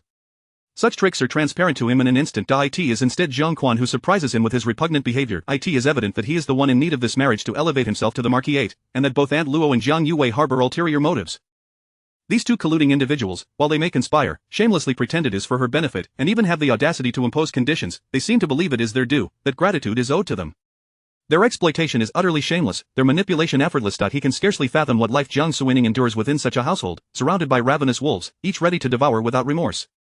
The selfishness and hypocrisy he witnesses are unprecedented. Yi Zhan detests such intrigue, which is why he has long remained at the borders, seldom returning. His comrades are no less cunning. It suddenly dawns on him that many in this world share a similar plight. He begins to comprehend why Jiang Suining once bore her grievances in silence. He has options, whereas Jiang Suining does not. What do you mean? Jiang Quan appears taken aback by Yi Zhan's refusal, anger flickering across his face. Yi Zhan replies firmly, I do not consent to Jiang Yue becoming a concubine. Jiang Quan adopts an attitude of indifference, as if daring him to resolve this issue on his own. Then I shall not concern myself with this matter. You must address it yourself. A cold disdain curls at the corners of Yi Zhan's mouth. Such threats bear no weight with him. He regards Jiang Quan as both hypocritical and foolish for uttering such a nearly childish, futile threat. However, were Jiang Suining to hear her father's words, it would undoubtedly wound her deeply. If he chooses to disregard the matter, so be it, the marquisate can proceed as it pleases. Jiang Quan falters, unable to anticipate that Jiang Suining would adopt a reckless stance. Have you lost your mind? If the marquisate calls off the engagement, who will you marry? Yi Zhan responds nonchalantly, it matters not. I shall not go, since you have no desire to attend either, let it be. Jiang Quan naively believes that by not attending, he can manipulate him. It is laughable. Jiang Suining is obedient and compliant, but he will not be so easily swayed. Jiang Quan raises his voice, no, this marriage cannot be annulled. I have always regarded you as sensible and obedient. How can you be so obstinate in this matter? Do you think that if Wei does not enter the marquisate, there will be no other concubines? Will you then be able to control what happens in other households? Will you become a jealous woman, forbidding the young marquis from taking concubines? Yi Zhan counters, if there are others, we shall address that in due time, but I do not agree to Jiang Yue entering the marquisate as a concubine. Seeing Yi Zhan's resolute demeanor, Jiang Quan's anger intensifies, and he slams his hand on the table. Marriage is a matter of parental decree in matchmaker's words. You are to comply. Yi Zhan stands his ground. If I am to comply, then why ask for my opinion? You should make the decision yourselves. Why must I express my agreement? Is it that the marquisate is unwilling, hence requiring me, the prospective bride, to acquiesce, only to then petition for Jiang Yue's position as a concubine? Jiang Quan retorts, nonsense, this has the young marquis's approval. Yi Zhan scoffs in response, what young marquis's approval? Is it not merely Aunt Luo's assertion? Were it not for her claim of the young marquis's consent, would you be here acting as her advocate? It is the height of foolishness to be so used without realizing it. Jiang Quan, incensed by this, knows that while Aunt Luo harbors her own selfish motives, he too has his own schemes. He agreed to this matter because it serves his interests. More infuriating is that even if he is indeed being used by Aunt Luo, it should not be his daughter who exposes it. Jiang Quan gazes at Yi Zhan as if seeing his daughter for the first time, his eyes blazing with anger yet retaining a sliver of rationality. He recalls Yi Zhan's earlier nonchalance and feels an eruption of fury. These matters are for me to decide. You need not meddle, this marriage must be preserved at all costs. Regardless, he resolves to safeguard the marriage first and address other concerns later. Yi Zhan observes him coldly, thus, your desire to prevent my withdrawal from the engagement is solely due to the benefits it brings you, not for my sake. You can state it plainly. For the marquisate, I must sacrifice myself for the greater good. However, it is not for my benefit that you wish to impose conditions under the guise of my desire for marriage, insisting that Jiang Yue enter the marquisate as a concubine. This is utterly disingenuous. You wish to have your cake and eat it too, without any cost, while expecting those you wish to exploit to express gratitude. How hypocritical! What kind of transaction is this? Was the Wei family so blind to fall for this once? Now, how dare you attempt to employ the same deceit upon me? Jiang Quan, exposed, feels his dignity crumble. Enraged, he seizes the inkstone in his hand and hurls it towards Jiang Suining. Yi Zhan sidesteps, and Jiang Quan's fury escalates. Rebellious daughter, how dare you evade? Yi Zhan, with a frigid demeanor, refuses to squander time with him, striding toward Jiang Quan and fixing him with an unwavering gaze. 5 years ago, you exploited your position to procure a document from the archives in the palace, receiving 5,000 taels of silver in return. Days later, Inspector Long's family was slaughtered by enemies. Inspector Long was no high-ranking official, he merely sought to advocate for the emperor's eldest son to become crown prince. If the eldest son learns that the deaths of Inspector Long's family are tied to you, what fate do you envision for yourself? Do you think the marquisate will protect you? Jiang Quan abruptly halts, disbelief etched on his face as he pales, eyes wide, pointing at Yi Zhan. Coincidentally, I have other matters to discuss, including the alteration of the prescription for the virtuous consort. Stop. Jiang Quan stumbles, nearly losing his balance, his mind a whirlwind, unable to comprehend how Jiang Suining could possibly know such things. No wonder he has acted with such impunity. He steadies himself, if I fall into trouble, you will not escape unscathed. Yi Zhan responds, what is there to fear? At worst, it is but death. Am I to be afraid? My days are already stifling. A mere concubine's words could lead you to cast me aside without a second thought, disregarding my feelings entirely. The concubines in the household dare to disrespect me. Such a life is not worth living. Jiang Quan's forehead beads with sweat as he swallows hard. I do this for the family, for your sustenance. Yi Zhen scoffs, I utilize only my mother's dowry, and not just I, but the entire Jiang household relies on my mother's inheritance. As for your funds, they have all gone to Mrs. Ting in the west of the city. Jiang Quan's face drains of color as he points at Yi Zhen. You, how could you know? He believed Yi Zhen had only scratched the surface of his knowledge, yet it seems Yi Zhen has laid bare his every secret. Yi Zhen continues, I know much more. For instance, the handkerchief of my mother that you claimed to find was actually stolen. And furthermore, you sought the support of the second prince, who has no regard for you. You desperately need to cling to the marquis to elevate your status, otherwise, should your transgressions be revealed, you would possess no means of self-preservation. Jiang Quan's hand trembles violently as he points at Yi Zhen, yet he cannot utter a word. His legs weaken as a bird call echoes from outside, causing him to collapse into his chair. Utterly drained, Jiang Quan gazes at Yi Zhen, his eyes brimming with fear and trepidation. He cannot fathom that his daughter, who appears so compliant and easily manipulated, possesses such a formidable side. Yi Zhen warns, do not think to scheme against me. Should anything befall me, I assure you, you will meet a fate worse than death. Jiang Quan dares not meet his gaze, fearing that a single glance will reveal his thoughts. How could this be? Yi Zhen glances at him dismissively. We are in the same boat now. If you do not seek your own demise, I too wish to live peacefully. Yes. Jiang Quan swiftly comprehends Yi Zhen's implication. As long as he does not act rashly, Yi Zhen will not take any actions that could jeopardize the Jiang household. He breathes a sigh of relief, his eyes now filled with wariness toward Yi Zhen. The dynamic between them has shifted dramatically from when Yi Zhen first entered. Yi Zhen inquires, shall we continue discussing the matter of the concubine? Jiang Quan immediately shakes his head. No, we shall not discuss it further. Wei will not become a concubine. Regarding the marriage, I will speak with the marquis. This engagement will certainly be preserved. Yi Zhen replies, very well. I will not attend the flower viewing banquet tomorrow. With that, Yi Zhen turns and departs. He had no intention of attending the banquet anyway, he knows no one there, and the mere thought of a gathering of women is enough to give him a headache. For now, the matter appears resolved. The marriage will proceed, and Jiang Yue will not become a concubine. With today's turn of events, Jiang Quan is unlikely to allow anyone from the Jiang household to bully this legitimate young lady again. Hopefully, Jiang Suining shall find satisfaction in this outcome. Chapter 11 of the unfailing Handan courtyard. Jiang Yue paced restlessly within the confines of her chamber, her heart laden with trepidation. Auntie, do you truly believe this will succeed? Lady Luo, seated leisurely beside her, sipped her tea with an air of confident assurance. Naturally, my dear. Who do you think I am? I have never faltered in my endeavors. I have thoroughly grasped your father's temperament, otherwise, he would not have entrusted me with the authority of the household in the absence of a mistress. Jiang Yue's face lit with admiration as she approached Lady Luo, settling beside her and with a charming smile inquired, what is your counsel, Auntie? Lady Luo smiled with satisfaction. For others, I would certainly refrain from divulging such insights, but you are my daughter, and I wish for your happiness. Certain strategies must be imparted without reservation. Jiang Yue, her eyes gleaming with enthusiasm, eagerly clung to Lady Luo's arm and cooed, you are the best, Auntie, the wisest of them all. She lowered her voice and conspiratorially added, surely, you will soon claim the title of mistress of the Jiang residence. At this remark, a profound glimmer shone in Lady Luo's eyes, her expression replete with determination. Jiang Quan, a fifth-rank official, might command respect in the provinces, but in the capital, where nobles abounded, such a rank was hardly sufficient. Yet, for her, the position of the official's wife was an aspiration she coveted. She had tested the waters twice, and Jiang Quan seemed entirely indifferent to the notion. However, she remained undeterred now that she had secured the authority of the household. Once Jiang Yue entered the marquisate as a concubine, the title of Madame Jiang would be within her grasp. The great Zhou dynasty had precedents for concubines being elevated to wives, though challenging, it ultimately depended on one's capabilities. At this moment, Lady Luo felt a sense of gratification witnessing Jiang Yue so receptive to her teachings. When one has desires, there is no need to fear revealing one's ambitions, yet it is imperative to understand that what you seek must also benefit the other party. If you can achieve this, they will ardently assist you. A mutually beneficial arrangement is the greatest secret to success. This is what your grandmother imparted to me upon my entry into the Jiang residence, and now I pass it on to you. Jiang Yue listened, somewhat bewildered, grasping only fragments of the deeper meaning. After a heartfelt admonition from Lady Luo, Jiang Yue, preoccupied with her thoughts, felt lost in a haze, eventually interrupting her mentor's discourse. If I understand you correctly, this matter is as good as, should we now strategize on how to navigate the marquisate? Seeing Jiang Yue's impatience, Lady Luo sighed, recognizing the impulsiveness of youth. Reflecting seriously on Jiang Yue's inquiry, she shook her head. The marquisate cannot be deceived. Upon hearing this, Jiang Yue's heart sank.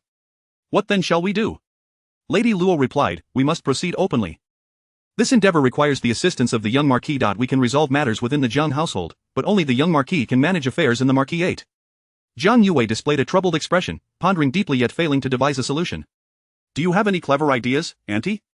Lady Luo had contemplated this from the outset. Now that the time had come, she felt no need for concealment and spoke candidly. It is not without precedent for a man to wed multiple wives or for sisters to marry the same man. However, the Jiang family does not warrant the marquisate paying any price for such arrangements. Were the Jiang family of high standing, a premier power in the court, the marquisate would likely welcome such unions. Given the current circumstances of the Jiang family, you must first endure some indignity. In the marquisate, you shall be presented as a dowry, while the young marquis discreetly orchestrates the proceedings. Preparations for the ceremony will be made, and you shall accompany Jiang Suining to wed the young marquis, completing the full rites. Should anyone raise objections, simply state that the bond of sisterhood is profound, and the elder sister cannot bear to see her younger sibling slighted. Thus, no further discourse would be necessary. Subsequently, the young marquis will ensure both your name and Jiang Suining's are inscribed together in the family genealogy, thus solidifying your position. Should anyone question this later, you will have been recorded in the genealogy while publicly participating in the wedding. You will be unmistakably recognized as the rightful wife, effectively silencing any dissent. In this manner, should the marquisate harbor any grievances, they would be unable to expunge you from the genealogy without implicating the young marquis. They could only lament his lack of discernment. However, they would have no means to retaliate against him. At worst, they might deny your status publicly, attempting to extricate you from the genealogy over the course of a year or so. Yet, if during this time you can win the affection of your in-laws and bear a legitimate son, your position would be secure. As Jiang Yue absorbed Lady Luo's analysis, she felt the weight of her responsibilities, yet she discerned the crux of the matter. Then I must have a serious discussion with the young marquis. Lady Luo nodded. Indeed, as long as you can capture the young marquis's heart, everything else will fall into place. I shall pave the way here in the Jiang household, while your success with the young marquis will depend on your own abilities. Jiang Yue nodded enthusiastically, her demeanor radiating determination and ambition. She felt a surge of gratitude for her previous decision to cultivate a close relationship with Shang Yuanqi. Although the matron had warned her that Shang Yuanqi's interest was fleeting and that she should refrain from overstepping, she no longer harbored any resentment. Instead, she believed that regardless of the circumstances, as long as she could achieve her goals, the means were inconsequential. With this resolve, Jiang Yue contemplated how she should present herself during her next encounter with Shang Yuanqi. As these thoughts crossed her mind, she felt a flutter of excitement and anticipation, envisioning herself soon to be wed into the marquisate, embarking on a life of grandeur. Lady Luo continued to share invaluable insights into managing a household, further igniting Jiang Yue's fervor. Just then, a flurry of commotion interrupted them as a maid rushed in, breathless, to report, "Auntie, Miss 2, Miss 3 has been severely punished by the master and confined to the ancestral hall." Lady Lu pleaded for her, yet she too was met with a harsh reprimand and is now locked in the woodshed. Jiang Yue, bewildered, exclaimed, "What transpired? Why would father strike Jiang Rong?" However, Lady Luo's brow furrowed at this news. While it was understandable for Jiang Quan to discipline Jiang Rong, the punishment of Lady Lu raised suspicions. Though Lady Lu hailed from modest origins, she was a respectable daughter of a proper family, possessing a delicate beauty that had always endeared her to Jiang Quan. She was adept at navigating social dynamics, and it was unheard of for Jiang Quan to show her anything but kindness. The suddenness of this punishment suggested complexities beyond the surface. If there were significant issues at play, even the steward would have informed her. Bypassing Handan Courtyard, the absence of any rumors indicated that this was a spontaneous decision. Just moments ago, Jiang Quan had seemed perfectly fine. Now, such an incident occurred, and the only intermediary was Jiang Suining. Jiang Quan had chastised Jiang Suining due to Jiang Yue's impending entry into the marquisate as a concubine, while Jiang Rong had suffered punishment from Jiang Suining today. A sense of foreboding surged within Lady Luo, her eyelids twitching uncontrollably. Chapter 12. Aunt Luo and the second young lady have both been punished. Jiang Yue, alarmed, rose swiftly and approached the maidservant. "Pray tell, what transpired? When my father enacted punishment upon Jiang Rong, did he not specify the reason?" The maidservant hastily replied, in response to the second young lady, "It was the master who stated that the third young lady lacks propriety, shows no distinction between social ranks, disrespects the eldest young lady, and is ignorant of the differences between legitimate and illegitimate offspring. He intends to teach her a lesson." Jiang Yue was taken aback, unable to comprehend the implications of Jiang Quan's words, yet sensed that the situation was dire. When has Jiang Quan ever regarded Jiang Suining with any concern? Never. He has never stood up for her. Jiang Yue glanced at Aunt Luo, who appeared equally bewildered. "Did the master mention anything else?" The maidservant, sensing the tension, cautiously responded. The master did not elaborate further. He subsequently summoned the steward to speak. "I am unaware of the specifics, but I seized the opportunity to return and relay this news." Jiang Yue's face grew tense. "What shall we do, aunt?" Surely Jiang Suining must have said something. Father would never defend her. It was unimaginable that, despite her seemingly docile demeanor, she possessed such audacity. Aunt Luo's expression darkened as she contemplated sending the maidservant to guard the study, but before she could act, the steward's voice resonated from outside. Aunt Luo immediately rose, inviting the steward into their presence. The steward entered the room with a grave countenance, stating, "The master has commanded that Aunt Luo relinquish her authority over the household finances and transfer it to the eldest young lady at Ningxing Courtyard." As a concubine, Aunt Luo's management of the household finances was inherently inappropriate. The steward's pronouncement struck her like a thunderbolt. After much effort, she had secured the authority to manage the household finances, standing just a title's length away from the mistress of the Jiang household. Now, with a single decree, she was to surrender it. Aunt Luo felt a surge of panic, sensing that grave matters were afoot. Before she could voice her inquiries, Jiang Yue could no longer contain herself. "What is the meaning of this? My aunt has been managing the household finances perfectly well. Why must it suddenly be transferred to Jiang Suining? Did she say something to father? If she did, he should have come to consult my aunt first. Did you act on your own accord? Has Jiang Suining bribed you?" Jiang Yue unleashed a barrage of accusations upon the steward, whose expression darkened in response. Aunt Luo had provided the steward with numerous benefits, and he had, in turn, disclosed certain information. They had both benefited from their mutual arrangement, each turning a blind eye to the other's dealings. However, Jiang Yue's blatant insinuation that the steward could be swayed by Aunt Luo, and subsequently by Jiang Suining, implied that the steward was at fault for this predicament. Suppressing his indignation, the steward bowed his head and replied, "This is the master's decree. As a mere servant, I am not privy to the particulars. If the second young lady or Aunt Luo harbors any doubts, I implore you to inquire directly with the master. I am merely executing the master's orders. I hope Aunt Luo will not make my position more difficult." His words exuded a distinctly bureaucratic tone. "This is unjust. She has endured hardships. If not earned accolades, how can it be so easily taken from her?" The steward stood by, offering no response, merely reiterating, "I am unaware, I am merely following orders." Aunt Luo sensed that the situation was more complex than it appeared. She forced a semblance of a congenial smile and addressed the steward, "This matter is far too abrupt. I am unprepared, the day is drawing to a close, and I fear I cannot gather the accounts in time. Perhaps tomorrow, I shall ensure the keys and records are ready and personally deliver them to Ningxin Courtyard." The steward replied, "The master has specified that it must be done today. Whatever can be sent should be sent now, and the remainder can be collected tomorrow accompanied by the eldest young lady's maidservants." Aunt Luo staggered back 2 steps, her composure slipping. Could it be that her fraudulent accounts had been discovered by Jiang Quan? That seemed improbable. She had been exceedingly discreet. Even if Jiang Quan had indeed found out, he would only reclaim the authority over the household finances, not transfer it to Jiang Suining, nor punish Jiang Rong. Thus, this situation must still be related to Jiang Suining. Aunt Luo's thoughts spiraled into chaos. Meanwhile, Jiang Yue, overhearing the conversation, was seething with rage, and she bellowed at the steward, "You are utterly devoid of compassion. My aunt has treated you well, and yet you are so aggressive. It is merely a matter of a day's delay. It is not as if you are being denied. Furthermore, Jiang Suining has never managed the household finances. What does she know?" The steward, brimming with frustration yet unable to express it, could only endure and respond, "If the second young lady holds grievances, feel free to address them with the master. I am merely following directives. You are nothing but a servant, and you deserve to be treated as such. I shall see how my father is so easily swayed by Jiang Suining." With that, Jiang Yue disregarded the steward and marched toward the study, leaving Aunt Luo startled and unable to call her back. To be stripped of her authority and the keys to the storeroom was intolerable. If her previous deceptions had been uncovered, she could hardly evade the consequences, but if this was truly due to Jiang Suining, she would fight tooth and nail to defend herself. If that were the case, she was determined to discover the nature of the conversation between Jiang Suining and Jiang Quan that prompted such a drastic shift. Moreover, she was keen to learn the outcome of the concubine matter. With these thoughts in mind, Aunt Luo followed Jiang Yue to the study without a moment's hesitation. Behind them, the steward observed the two, barely suppressing a scoff out of consideration for their past rapport. He had intended to offer Aunt Luo a warning to impress upon her the seriousness of the situation. However, Jiang Yue's recent attitude extinguished his desire to issue any caution. As he watched them march headlong into potential disaster, a flicker of schadenfreude stirred within him. Though he was unaware of the specifics, he grasped the gravity of the situation. In all his years, he had seldom witnessed Jiang Quan display such a somber demeanor, and when discussing these matters, the steward sensed an attitude that was not one of charity or support towards the eldest young lady, but rather something ineffable, an amalgamation of fear and appeasement, a combination of emotions he found hard to believe existed in Jiang Quan's treatment of her. He dared not speculate recklessly but harbored a vague sense that a storm was brewing within the Jiang household. From now on, he would have to approach the eldest young lady with a greater degree of respect. The other concubines, upon hearing the rumors, remained discreetly within their quarters, yet Aunt Luo and Jiang Yue were ambitious, and the steward could almost foresee the outcome of their impending confrontation. He trailed them, adopting an attitude of detached curiosity. By the time Yizhan became aware of the unfolding events, night had already fallen. The steward delivered the keys, accounts, and other items with an unusually cordial demeanor, causing Lu Su to feel a sense of unease. After all these years, since the departure of the mistress, this was the first time she had witnessed the steward exhibit such deference. The steward instructed the maidservants to set down the items and astutely recounted the external developments.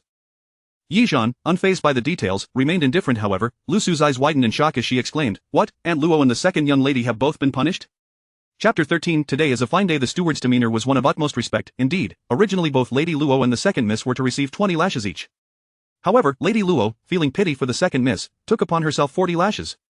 Lu Su listened, nearly bursting into laughter, but quickly realized the inappropriateness of the situation and stifled her mirth with great difficulty. Observing her struggle, Yizhan nonchalantly remarked, "If you wish to laugh, then laugh, there is no need to hold back." His attitude conveyed a complete disregard for both Lady Luo and Jiang Yue. Momentarily taken aback, Lu Su silently praised her mistress. She yearned to laugh freely, yet with the steward present, she ultimately restrained herself, resolute not to cause any trouble for her mistress. Yizhan glanced at the key ledger resting on the table and addressed Lu Su, "Those matters shall be entrusted to you, you will manage them henceforth." Lu Su's eyes sparkled with surprise, assuming her mistress sought her assistance, and promptly replied, "Yes, miss, I shall diligently assist you and handle the errands." Yizhan continued, "As for errands, let the subordinates manage those. Your role is merely to oversee the arrangements."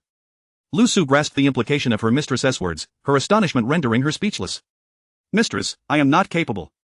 Yi Zhan replied, if you lack the knowledge, I shall find someone to instruct you. He regarded the small Jiang residence with disdain, feeling no inclination to involve himself in its trivialities.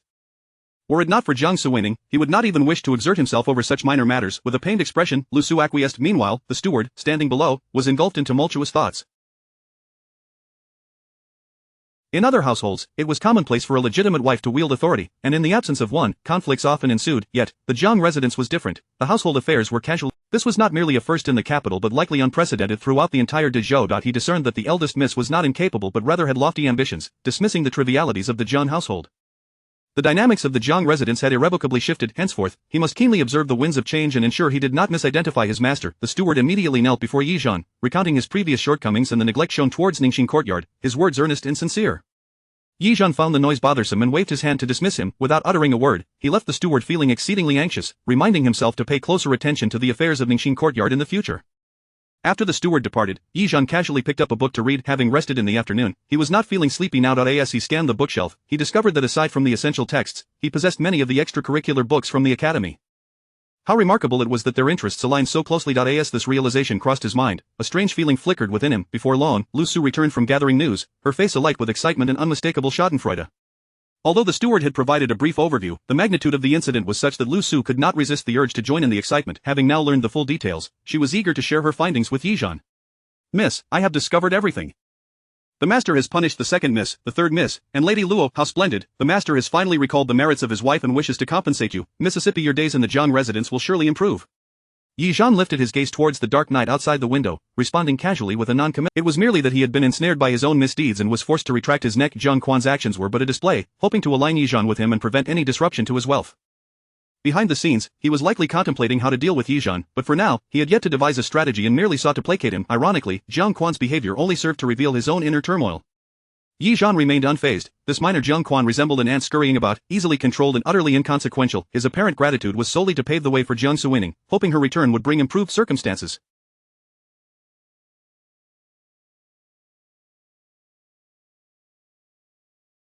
Lu Su, brimming with joy, continued to chatter. Miss, I have also quietly inquired about the matter of the concubine. The master has decreed that the topic shall no longer be mentioned.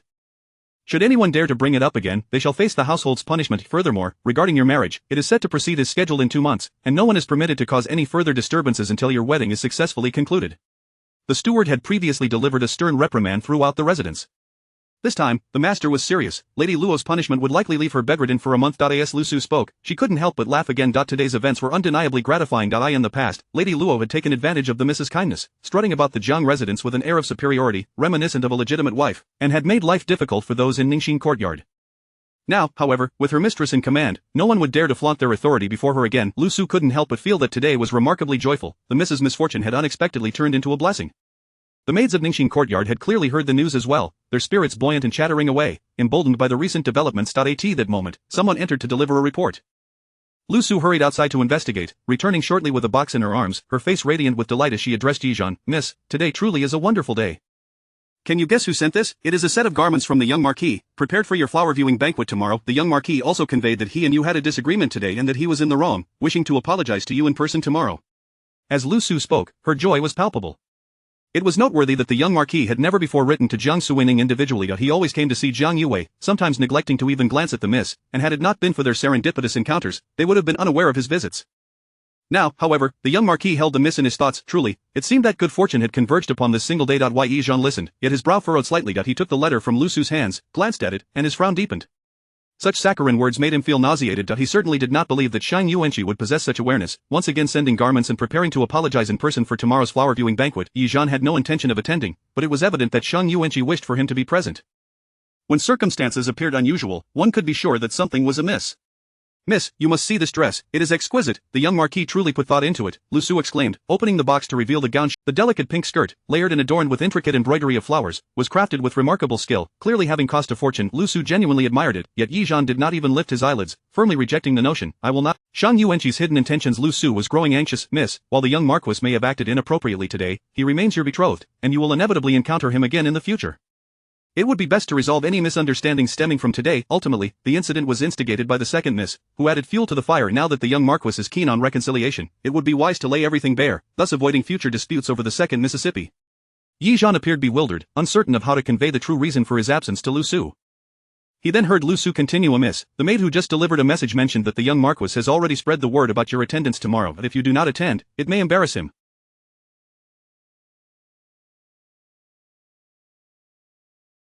Once you are wed, should any scheming individuals in the Ho residence stir up trouble, it could create significant difficulties for you. Yi Zhan looked at Lu Su. "Is it really such a grave matter, However, given the existing tensions between you and the young Marquis, coupled with his public apology tomorrow, not attending might appear as if you are unwilling to forgive, that such perceptions could tarnish your reputation, which is of utmost importance for a lady. The esteem of a woman is paramount." At the mention of a woman's reputation, Yi Zhan felt a sense of despondency. "Very well, then I shall go out. If trouble arises, I shall face it as it comes. Should Shang Yuanqi genuinely seek to apologize, I will accompany Jiang Suining. However, if he intends to play tricks, I cannot allow anyone to bully her." As these thoughts, with March behind and the first day of April upon them, the spring was in full bloom. Early in the morning, the servants of Ningxing courtyard were bustling about, each appearing invigorated. As soon as Yi Zhan awoke, Lu Su noticed and hurried over to assist him with rising and dressing. Once he had washed and sat down to breakfast, he finally relaxed. Lu Su glanced at the box of garments on the table and remarked with regret, "Miss, why not wear the clothes the young Marquis sent? They are far more beautiful than those previously gifted by Aunt Luo." Yi Zhan cast a glance at the delicate pink fabric and turned his gaze away. "I do not trust him," he replied casually. Lu Su sighed. "In the past, the young Marquis indeed made some missteps, yet no one is infallible. As long as he can mend his ways and treat you well in the future, that suffices." Yi Zhan looked at Lu. "To the unacquainted, one might think you a young lady from a respectable family." Lu Su blushed slightly, laughing. "It is all thanks to the teachings of the Mississippi." Yi Zhan was taken aback. I have been teaching you these things?" Lu Su nodded earnestly. "Yes, Miss has imparted so much to me. You are knowledgeable and virtuous, with a kind and gentle disposition. I believe that someone as exceptional as you will surely be cherished. Now, it is just a matter of waiting for the clouds to part and the moon to shine, for the young Marquis has recognized your worth, and your future will surely improve." Hearing this, Yi Zhan could not help but feel a twinge of concern. This maid spoke such words, yet Jiang Suining seemed rather too naive. She likely did not understand the harsh realities of human nature. Indeed, as a sheltered young lady with no maternal or maternal family support, her upbringing focused on obedience and propriety, leaving her unaware of the treachery that lurked in the hearts of others. He worried whether she could navigate the complexities of such matters. After finishing breakfast, Yi Zhan instructed Lu Su to select a more subdued outfit, one that was neither ostentatious nor disrespectful. Lu Su then styled his hair into an exquisite flowing cloud bun, making him appear elegant and ethereal, though his manner of speaking somewhat contradicted his refined appearance. "Am I the only one attending today?" he asked. Lu Su replied, "Originally, all the ladies of the household were to attend, but the third miss has been punished and is currently kneeling in the ancestral hall. Thus, only the second miss and you will go together." At the mention of Zhang Yue, Yi Zhan inquired, "Did she not kneel in the ancestral hall last night?" Lu Su's face lit up with a hint of schadenfreude as she lowered her voice to respond, "She did, indeed. Last night, when the master was in such a rage, how could the second miss dare to defy him? Aunt Luo likely considered today's flower viewing banquet and thus took the punishment on her behalf." Today's flower viewing banquet was hosted by the Kong family, who were vassals of the Ho residence and had always maintained a cordial relationship with them. The young Marquis would undoubtedly attend, and the second miss would naturally not be absent. However, in Lu Su's opinion, the second miss would surely be disappointed today, for the young Marquis's thoughts were now entirely focused on the miss, and it was time for the second miss to face disappointment. Yi Zhan raised an eyebrow. "On my account, that is difficult to ascertain." Lu Su, without a hint of doubt, regarded Shang Yuanqi as her future brother-in-law, smiling regardless of whether it is spoken or not. "We shall see. The young Marquis's actions thus far have shown that he is indeed considering the miss in everything." Yi Zhan shook his head, hoping the girl would not be disheartened and that Jiang Suining would have a good life once she married.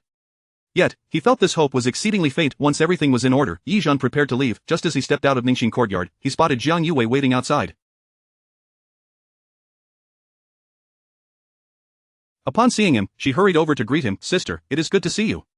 Lu Su's demeanor instantly turned wary. The second miss was known for her pretentiousness, often harboring ulterior motives, and she had no desire for her own miss to associate with her. Yi Zhan cast her a sidelong glance. "Let us go." "Yes." Having learned from past experiences, Jiang Yue refrained from directly linking arms with Yi Zhan, instead trailing behind him with a demure demeanor. Seizing an opportunity, she spoke. "Sister, last night the young Marquis sent me a message, expressing his desire to apologize to you in person today. He acknowledges his wrongdoing and hopes you will grant him this chance." As Jiang Yue spoke, her head remained lowered, yet her fingers were secretly twisting her handkerchief into shreds. Shang Yuanqi had sent word to her, promising that as long as she followed his instructions, she would not be wronged. After the events of last night, she understood that her hopes of becoming his primary wife were dashed. Now, as someone aligned with Shang Yuanqi, she had no choice but to gamble on his fidelity to his promises. She could vaguely sense Shang Yuanqi's intentions. A man so proud would not easily forgive the humiliation inflicted by Jiang Suining.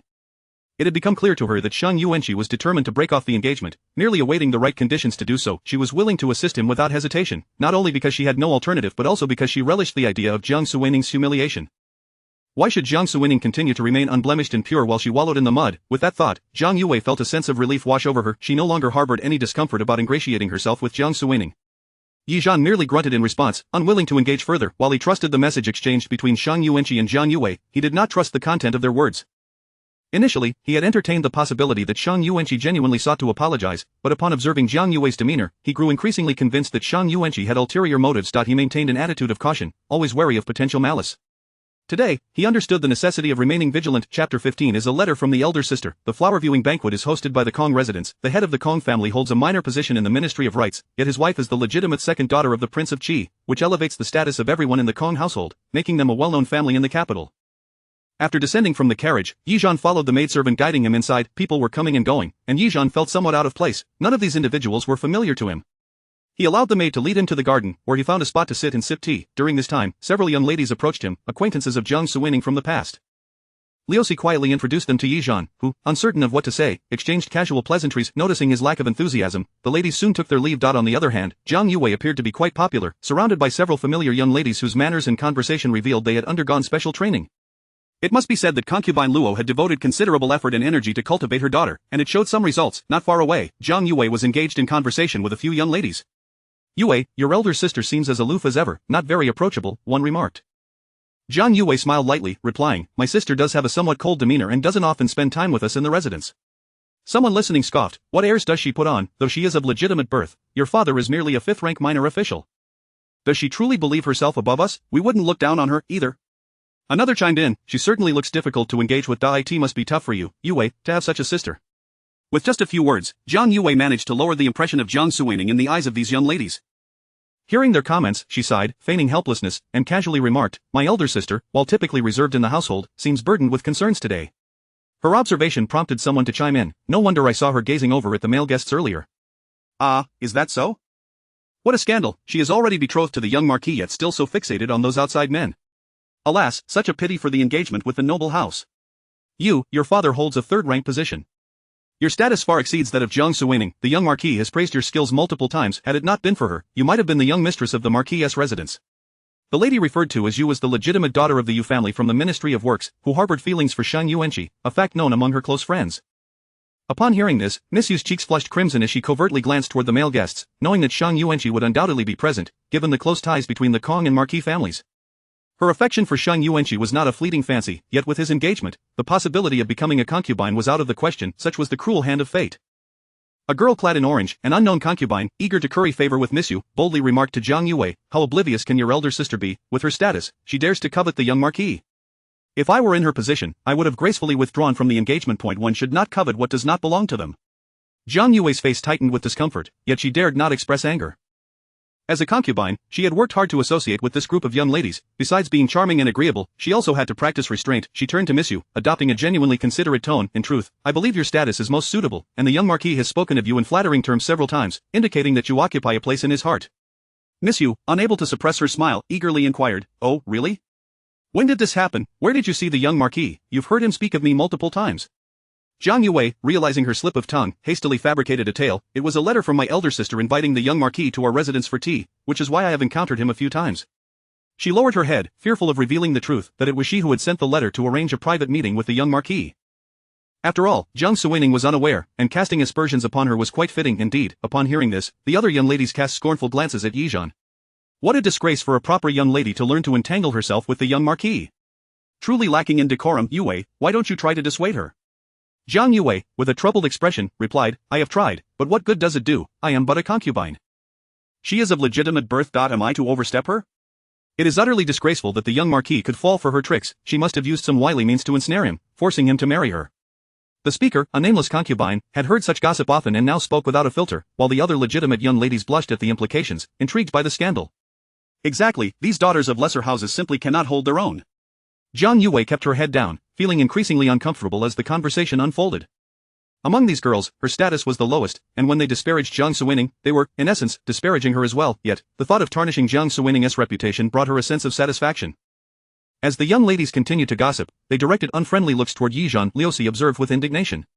The second young lady is likely spreading slander about our mistress to her friends. How vile, does she not understand the principle that one's glory and disgrace are shared? By belittling our mistress, she merely diminishes her own worth. It was always the same, any young lady who had spoken to the second young lady at the banquet would adopt a poor attitude toward their mistress. As a servant, Leosi could see through it all. Surely the second young lady had whispered something, yet the mistress remained oblivious, believing that harmony would prevail and that outsiders should not witness their strife. In truth, it was always the second young lady who sought to make a mockery of their mistress. Though Leosi found Zhang Yue's behavior intolerable, she understood that Zhang Suining preferred to avoid conflict. Thus, she instinctively softened her tone. Though the resentment was hard to conceal just then, a maid approached Yizhan with a message. Miss Zhang, the young marquis requests an audience, saying he has something he wishes to discuss with you personally. Leosi's eyes brightened, and her earlier displeasure was instantly forgotten as she rushed to assist Yizhan, quietly advising, Miss, the young marquis has sent for you. Yizhan remained seated, glancing at the maid. Unable to discern her features as she kept her head bowed, he inquired, Who do you serve? Caught off guard by the question, the maid stammered, in response to Miss Zhang, I am a maid from the Kong residence. Yizhan pressed further, In whose presence do you serve? The maid hesitated to disclose the identity of her master, replying vaguely, I am merely a servant tasked with menial duties. Yizhan scrutinized her, causing the maid to tremble and lower her head further. He spoke, To send a mere menial maid to summon me is a sign of contempt for the Zhang family. I shall not go. He refused to be foolish. If he were to attend, who would be there to address any issues that might arise? The maid, wishing to say more but afraid of misstepping, merely bowed and hurriedly departed. Leosi, anxious, turned to Yizhan, Miss, since the young marquis has humbled himself, you should extend him the courtesy of a response. Otherwise, it may reflect poorly on you and create difficulties in the future. Yizhan replied, Have I not previously informed you that one should harbor no ill intentions towards others, yet remain vigilant against potential threats? Leosi was taken aback, suddenly grasping Yizhan's meaning. Surely the young marquis would not. Yizhan interrupted, Whether he would or would not, I cannot wager my reputation on it. It is best if he does not, but what if he does? I do not know this maid. Should anything arise, who would I turn to for recourse? Moreover, if he simply sent a menial maid to convey a message, that would be a dismissal of my worth. If he truly wished to apologize and make amends, he ought to display the proper attitude, rather than merely going through the motions. Such insincerity, even if it is an apology, is worthless. If he truly intends to come, it must be genuine. Leosi felt something was amiss, yet she could not articulate it. Listening to his reasoning, she found it profoundly sensible. You are right, miss. I shall heed your words. If you choose not to go, I will remain by your side. Chapter 16. She is nearly playing hard to get in the Kong residence. Upon hearing the maid's message, Shang Yuanqi, incensed, shattered the teacup in his hand. This Jiang Suining truly takes liberties. Despite this lord personally sending someone to summon her, she dares to assert that his intentions are insufficient. Does she expect him to carry her in a grand sedan chair? Who does she think she is? Beside him, the second son of the Kong family smiled obsequiously, suggesting, if you wish for her presence, simply send a well-regarded maid to fetch her. After all, women tend to care about such trivial matters. Shang Yuanqi vehemently dismissed the notion. Absolutely not. I refuse to grant her any favor. Does she truly believe that by showing a hint of submission, she can overstep her bounds? Ha, does she expect me to marry her? If I were to bring her home, would I not be reduced to worshipping her like a deity? He was adamant about not sending a respectable maid, primarily out of fear that any subsequent events would easily unveil the truth. Thus, he resolved to send someone as inconspicuous as possible. Seething with frustration, Shang Yuanqi paced the room with his hands clasped behind his back. The second son of the Kong family hesitantly spoke up, What shall we do if Miss Zhang does not comply? This only fueled Shang Yuanqi's anger. He had prepared extensively, never anticipating that he would be thwarted at this juncture. Jiang Suining was denying him the opportunity to act, which was utterly infuriating. She was essentially insulting him. Surely, he could not personally go to her, could he? As he uttered this thought, he felt the heat of rage rising within him. What audacity Jiang Suining possessed. Did she truly believe she could disregard him without consequence? If he were to annul their engagement, where could she, a mere daughter of a fifth-rank official, find another match? Was she truly so naive? No, that was unlikely. She was simply employing the tactic of feigning disinterest to lure him in. It was the same ploy she had used yesterday, likely hoping to provoke his affections. How laughable. What was she but a pretty face, with a temperament utterly unappealing? It was absurd that she thought he would fall for such a ruse. The more he contemplated, the more he found Jiang Suining detestable, yet at present, her absence left him with no recourse. The second son of the Kong family suggested, Why not bring her here regardless? Find a reliable servant who can keep a secret, and at that point, no one need be the wiser. Frowning deeply, Shang Yuanqi conceded to this course of action. Whatever method it took, he would ensure today's endeavor succeeded. He absolutely must annul this engagement. He would not marry Jiang Suining. Seeing him acquiesce, the second son began to call for someone, only to be halted by Shang Yuanqi. No, let Jiang Yue go instead. She must bring Jiang Suining here, no matter the cost. His original plan had been to send a maid to fetch Jiang Suining first, and then have Jiang Yue make an appearance. This way, they could discreetly escort Jiang Suining to her destination without revealing the involvement of others. The second son of the Kong family remarked, But won't that make our intentions too obvious? Shang Yuanqi shot him a glare. Do you have a better solution? Shall we truly send someone from your circle? If they are recognized, I have no desire to deal with such a troublesome affair. Besides, Jiang Yue is also from the Jiang family. It's best if the two of them are unable to clarify matters. His objective was clear. The consequences for Jiang Suining and Jiang Yue were of no concern to him. While he had previously regarded Jiang Yue with some consideration, the importance of annulling the engagement outweighed the value of sacrificing her. After all, women were plentiful, he could secure another match easily. Upon returning to the estate yesterday, he had been roundly reprimanded by his father for mentioning the annulment. Since yesterday's trivial incident did not warrant such a drastic measure, he intended to create a situation for Jiang Suining that would allow him to withdraw from the engagement with legitimacy. Today's affair must succeed. In the garden, Jiang Yue received the news and, to avoid drawing attention, engaged in conversation for a while before approaching Jiang Suining. Upon her arrival, Liu Su immediately perked up, her gaze filled with vigilance. Jiang Yue approached Yizhan with a friendly demeanor, deliberately steering clear of others, and softly addressed him, "Sister, the young marquis requests your presence. After yesterday's events, he wishes to personally apologize to you.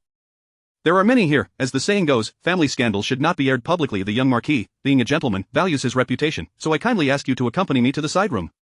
Yizhan regarded Jiang Yue, who, upon meeting his gaze, lowered her eyes with a hint of guilt, steadying her nerves. "Please, this way, sister." She had never realized how imposing Jiang Suining's gaze could be.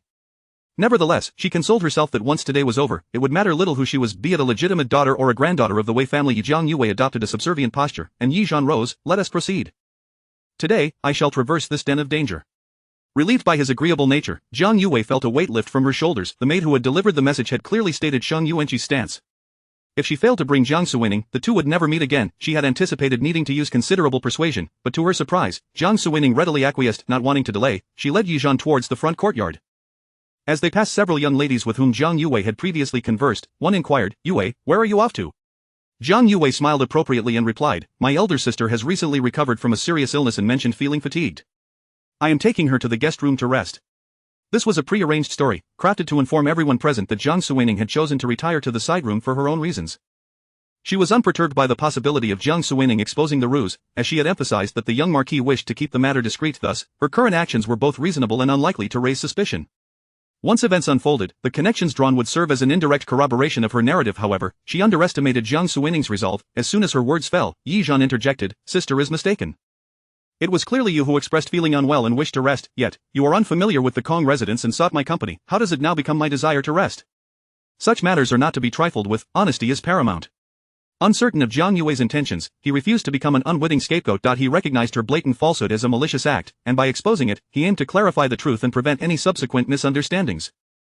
The surrounding crowd turned their attention to the unfolding drama. Although the matter was trivial, the public nature of Jiang Suining's rebuttal against Jiang Yue sparked intrigue among onlookers. The young ladies who had previously engaged with Jiang Yue were not genuine friends. They merely tolerated her presence due to her amiable demeanor, inviting her into their circle but lacking any true camaraderie. Now, they wore expressions of amusement, eager to witness the spectacle.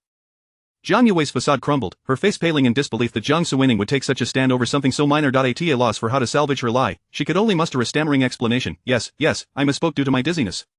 As she spoke, she hurried forward, unable to meet the eyes of those around her, desperate to escape this den of gossip. Yet behind her, Yizhan lagged behind, stopping among the young ladies. Turning to the one who had just spoken, he queried, "What were you discussing with them? You all seemed quite animated." "I would love to join in." The young ladies exchanged glances, suddenly feeling a sense of embarrassment, as if caught in wrongdoing. They had just shared unflattering remarks about Jiang Suining. They responded politely, but one illegitimate daughter could not contain herself. Being a sycophant of Miss Yu, she had noticed the latter's discomfort upon Jiang Suining's arrival. Yu's gaze towards Jiang Suining was that of a rival, yet her status prevented her from speaking out. Seizing the opportunity presented by Yizhan's inquiry, she boldly declared, "I have heard that Miss Jiang frequently sends messages to the young marquis and meets with him. Such behavior is beneath us. We would never stoop to such levels." Liu Su's face flushed with indignation, her desire to defend Jiang Suining almost overwhelming. Why? Yizhan, perplexed, responded, "Heard, from whom? Is this truly the case? This must be a rumor. Whoever spread it should be brought forth for confrontation. I have never sent a message to the young marquis." Jiang Yue, fully aware of the truth, should surely clarify the matter, as she was the one who had indeed been corresponding with the young marquis regarding her proposal to marry him as a secondary wife. Chapter 17. It turns out Miss Jiang told a lie without a moment's thought. Yizhan knew that the one who spread the rumor about Jiang Suining frequently sending letters to Shang Yuanqi was none other than Jiang Yue. Despite being the culprit herself, she cast aspersions on Jiang Suining. Why? Yizhan could not tolerate such deceit. When it comes to slapping someone in the face, it must be done at the moment. A concubine, a sister, Yizhan's words stirred a tempest, leaving the other young ladies in a state of astonishment, their gazes flitting between Yizhan and Jiang Yue.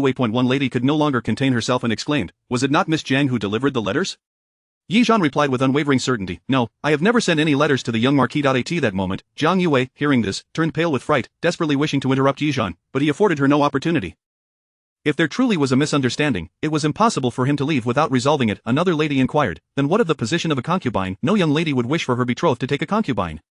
The thought of being the head of the household yet unable to make decisions was revolting, especially if the concubine were her own sister. The complexity of the situation began to dawn upon them. There was something amiss. Yi Zhan sighed softly, casting a complex glance at Jiang Yue. In truth, I do not fully comprehend this matter myself. A few days prior, Jiang Yue approached me, claiming that she and the young marquis shared a deep affection, hoping I would support their union and allow her to become a concubine under my roof. Initially, I was opposed, yet today I find myself reconsidering. Perhaps it is not entirely out of the question. Jiang Yue abruptly raised her head, her intended defense swallowed back down. If Jiang Suining were to agree, might there be a chance for this matter to turn in her favor? Though it was somewhat improper for this to be known by all, after all, it was a family matter of the Jiang clan, and others likely would not speak out against it. The crowd, taken aback, not only found the situation astonishing but were also shocked that Jiang Suining had so brazenly disclosed it. Something felt off, yet they could not pinpoint Jiang Suining's fault. However, this was of little consequence. What truly mattered was that Jiang Suining's words contrasted starkly with those of Jiang Yue. As this realization settled in, all eyes instinctively turned towards Jiang Yue. Jiang Yue's face flushed with embarrassment, alternating between shades of crimson and pallor, as she dared not meet anyone's gaze. It became evident to all that Jiang Yue had been toying with them, her previous declarations nothing but fabrications. The initial reaction of the illegitimate daughter, now realizing the gravity of the situation, directed her ire towards Jiang Suining, saying, "But just now, Miss Jiang Er said there was never any talk of a concubine." The distance between Jiang Yue and the rest of the ladies widened, creating a palpable rift. Yi Zhan remarked, "Perhaps it is because I did not acquiesce to this arrangement that she felt unable to express it openly." Suddenly, the ladies grasped the situation, realizing that Jiang Yue had been maligning Jiang Suining simply because she viewed her as an obstacle. In contrast, Jiang Suining spoke with reason and righteousness, her demeanor a stark contrast to Jiang Yue's earlier covert slander. It was no wonder that Jiang Suining consistently referred to Jiang Yue by name, never calling her sister. The animosity between them was palpable. Moreover, while Jiang Yue had spoken behind Jiang Suining's back, Jiang Suining addressed her directly, leaving no doubt as to who spoke the truth and who did not. The young ladies felt a wave of indignation wash over them, their gazes now fixed with contempt upon Jiang Yue. Startled by the intensity of their scrutiny, Jiang Yue instinctively took a step back, clutching the railing to steady herself. Her mind buzzed with confusion as she sensed the tides turning, yet she remained paralyzed, knowing that if she left now, she would be ostracized from future gatherings. No matter how mortifying this moment was, she had to endure it. As her mind raced for a way to explain, the piercing glares of the ladies rendered her thoughts a blank slate. Just then, Miss Yu approached her, her gaze ablaze with fury. "Miss Jiang Er, do enlighten us, who delivered the letters to the young marquis?" Jiang Yue stammered, unable to speak. In the absence of Jiang Suining, she had felt free to fabricate tales, but with Jiang Suining present, she found herself paralyzed by fear.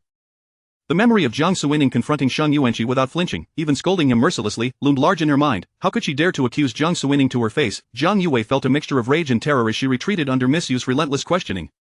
At that moment, Miss Yu realized the truth. Jiang Yue had treated her as a fool, using her words to manipulate the situation, never anticipating that Jiang Suining would expose her deceit so openly.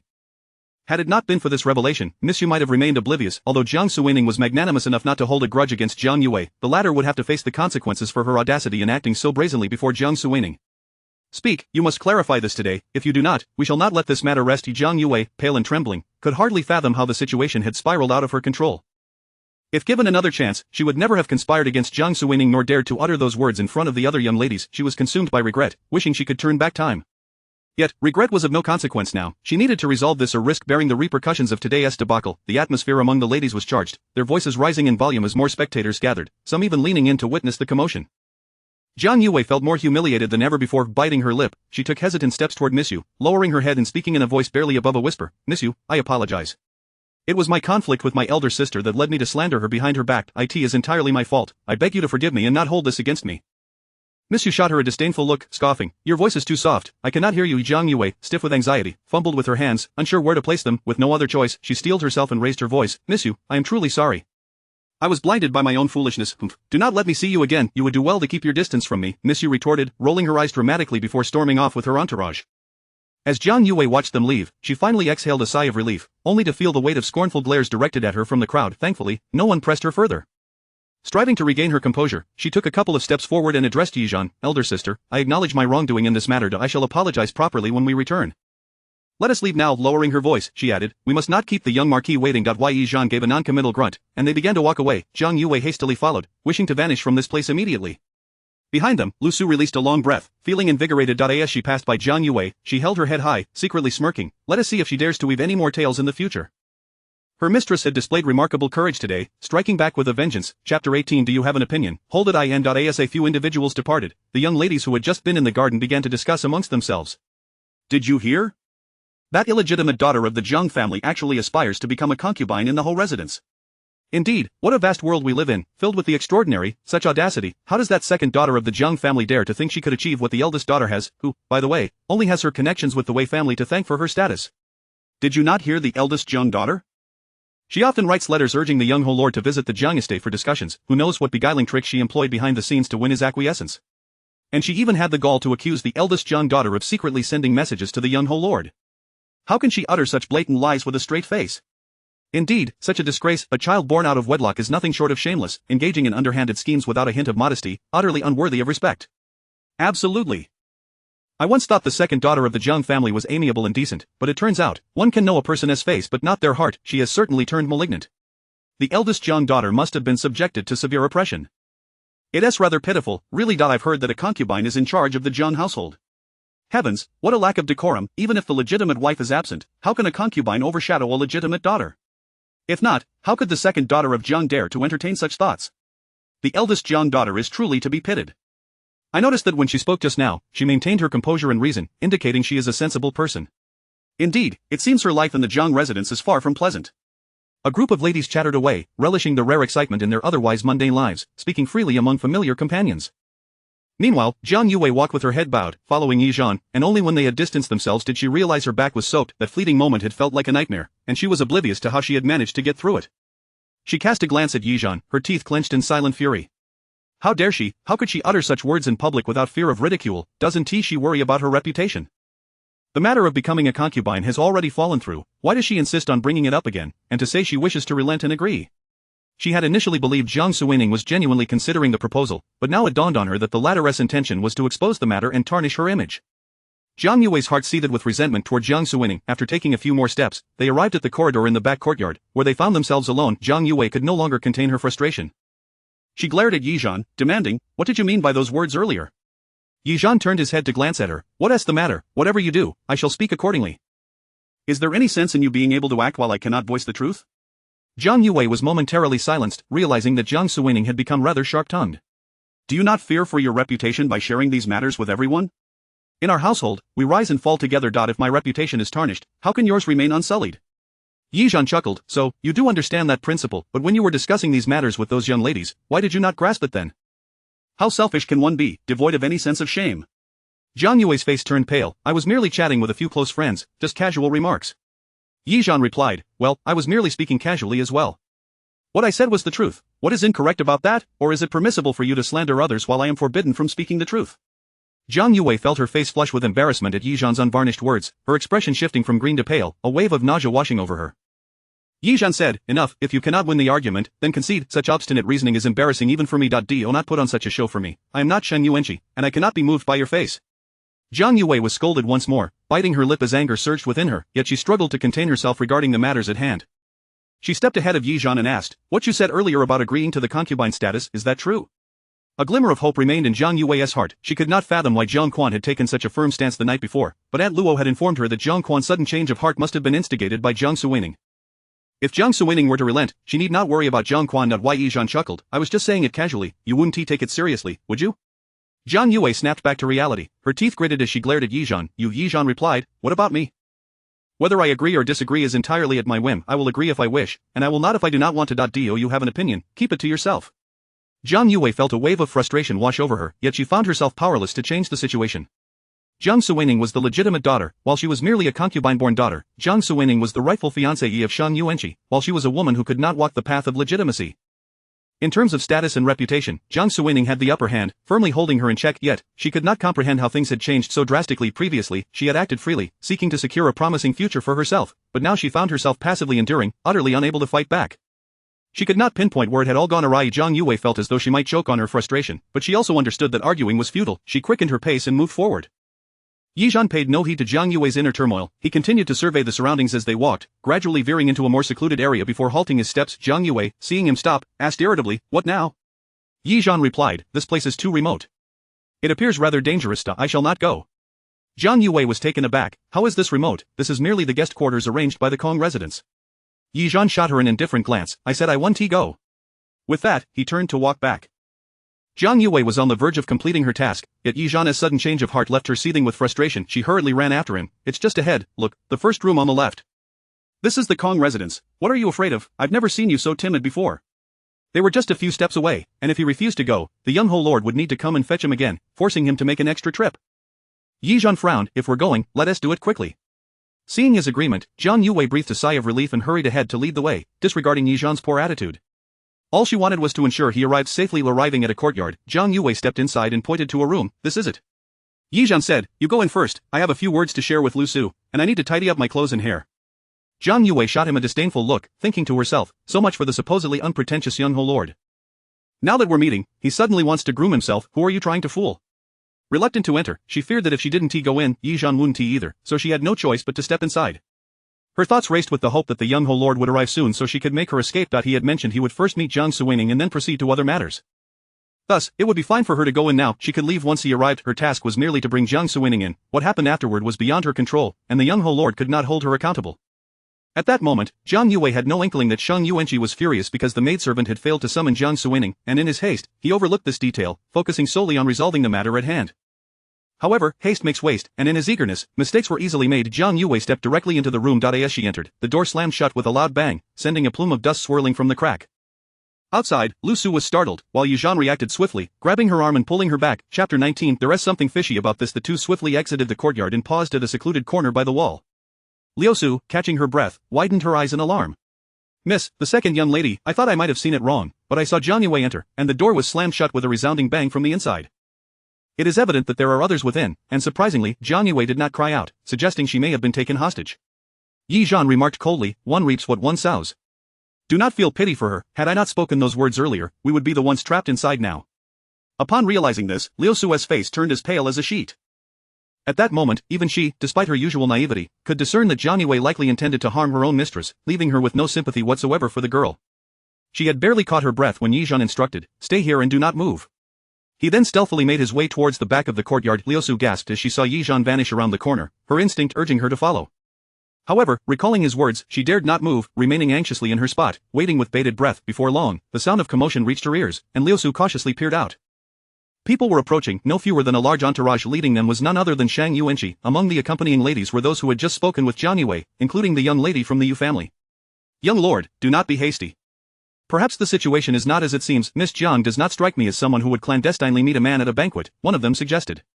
"Indeed, there is also the second young lady accompanying her," another chimed in. At an opportune moment, the second son of the Kong family interjected, "If such a scandal were true, then this marriage would surely be in jeopardy. Even if the young lord finds it difficult to part with her, I fear neither the marquis nor the madam would consent." The young ladies behind them exchanged glances, none daring to speak. A palpable sense of unease hung in the air as they sensed something amiss. Just moments prior, Zhang Yue had called for Jiang Suining, and now Shang Yuanqi had come to accuse Jiang Suining of an illicit rendezvous. Coupled with their earlier overhearing of Yi Zhan's comments about concubines meeting in secrecy, they began to suspect that Zhang Yue might have orchestrated this trap for Jiang Suining. However, they were uncertain whether Shang Yuanqi was aware of the plot or oblivious to it. Several young ladies were on the verge of tears, reluctant to be pulled into this drama, yet, as Shang Yuanqi had summoned them in the garden, they felt they could not offend the marquis household, leaving them no choice but to follow him and the second son of the Kong family along with the two illegitimate daughters of the Kong family.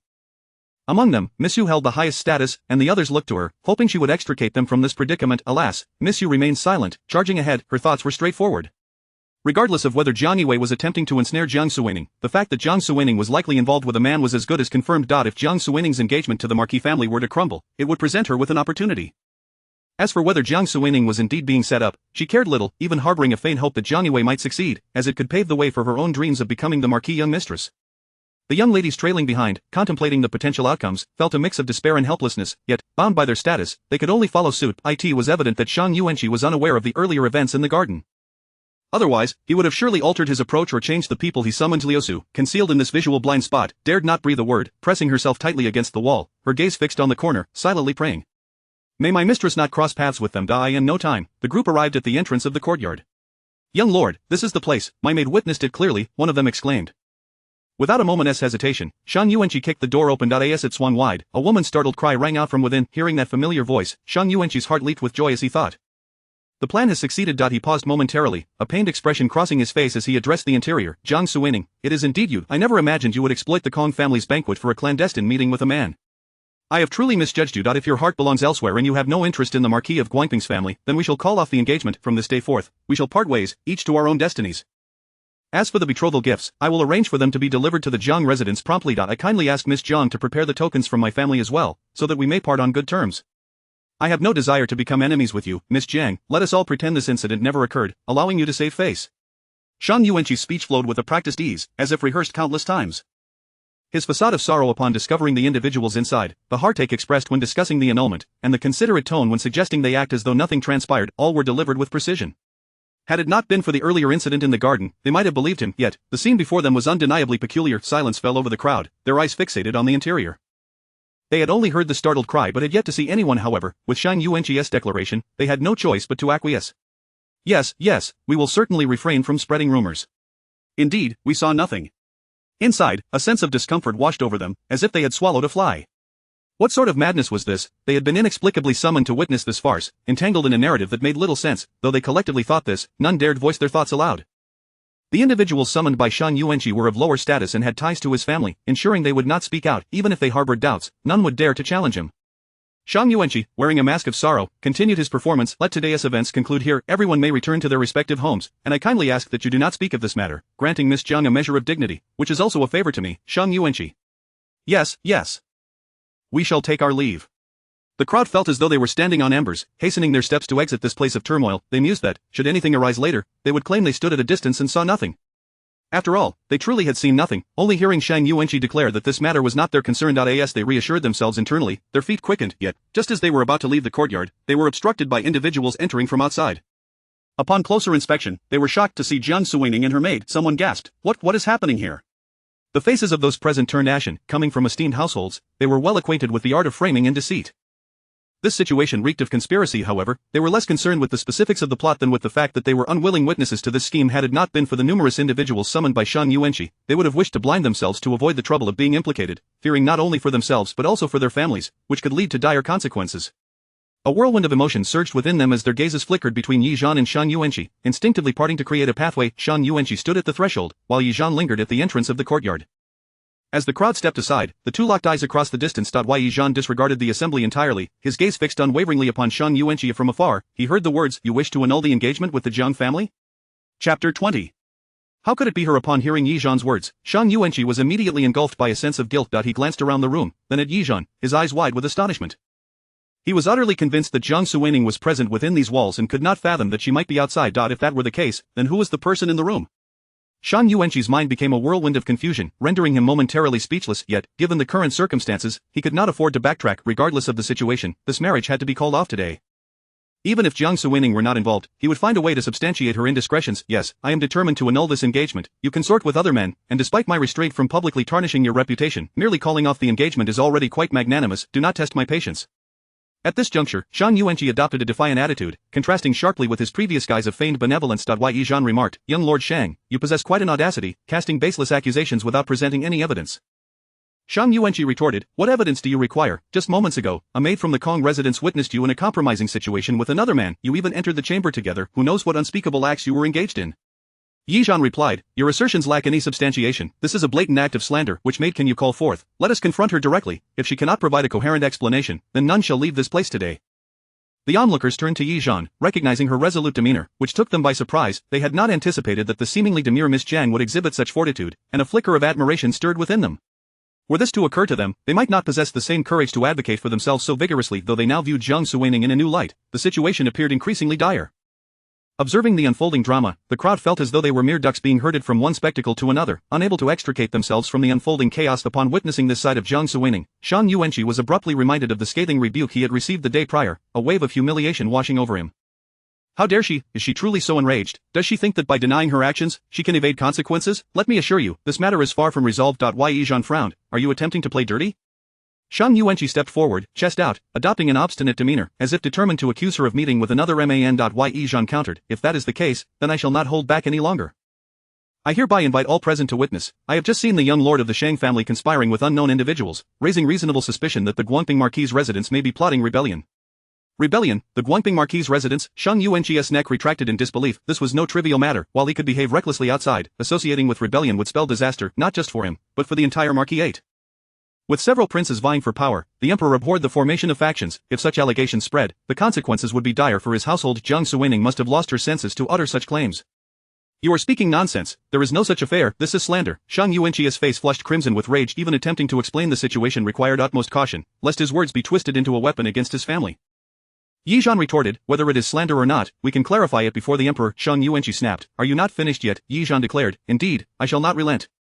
Since you wish to stir trouble, let us create a spectacle. I assert that the Guangping Marquis's residence is under suspicion of rebellion, and we must bring this before the emperor.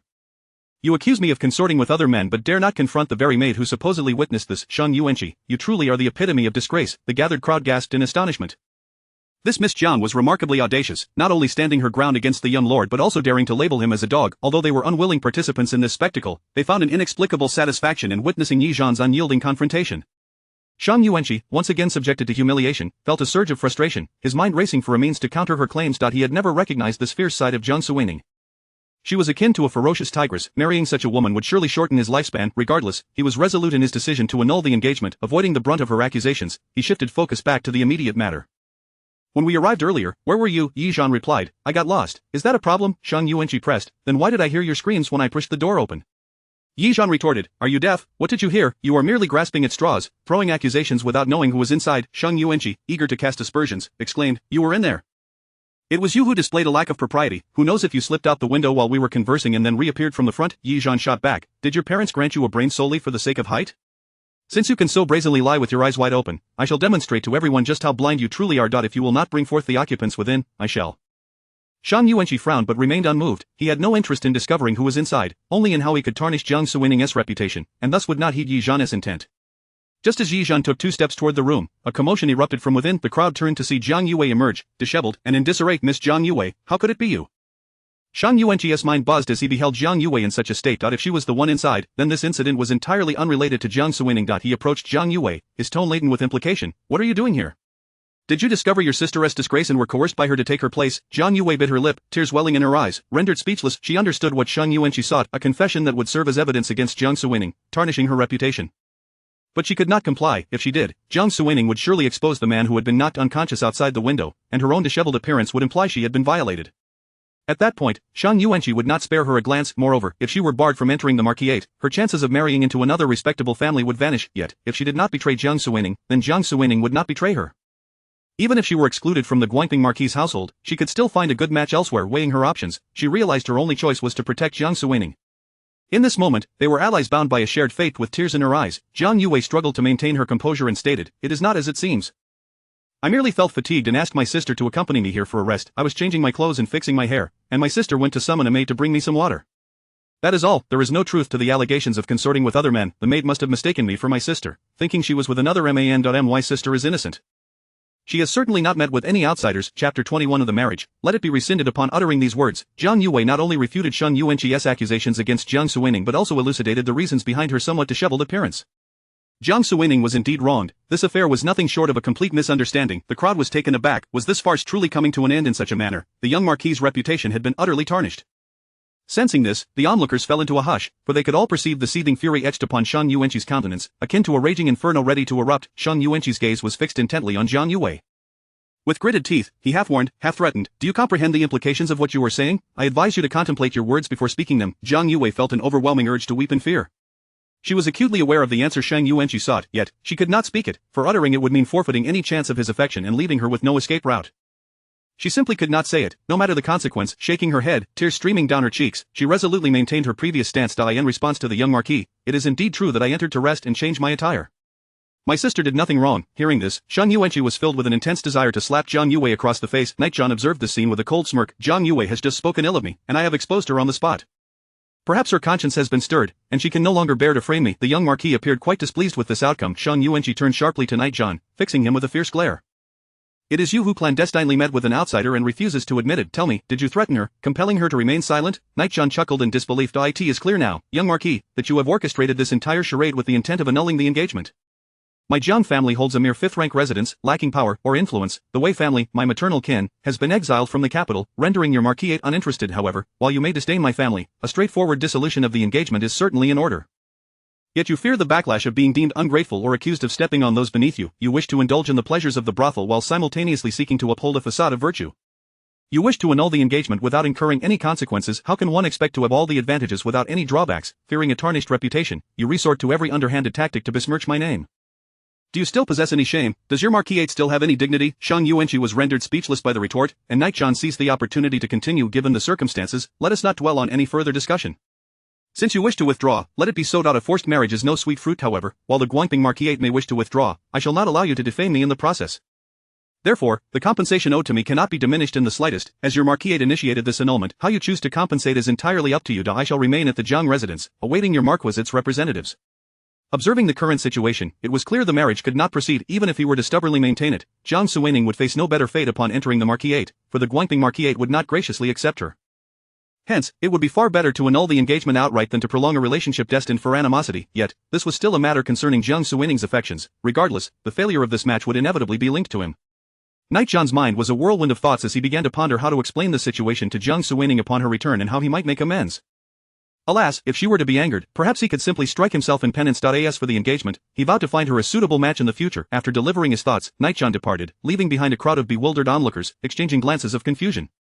After a considerable time, two of the Kong family's younger daughters could no longer endure the tension and bravely stepped forward to address Shang Yuanqi. We have lingered long enough. Our mother must be searching for us, young marquis. Please feel free to conduct your affairs. We shall take our leave. Having spoken, they bowed cautiously, retreating when Shang Yuanqi offered no response. The other young ladies and gentlemen hastily followed suit, bowing and excusing themselves. Soon, the courtyard was left with only Shang Yuanqi, Jiang Yue, and the hesitant Kong Ergonzi lingering at a distance. His task today was to accompany Shang Yuanqi. Under normal circumstances, the eldest son would fulfill this role, but owing to Shang Yuanqi's plans, the eldest son had refrained from appearing, leaving the task to the second son.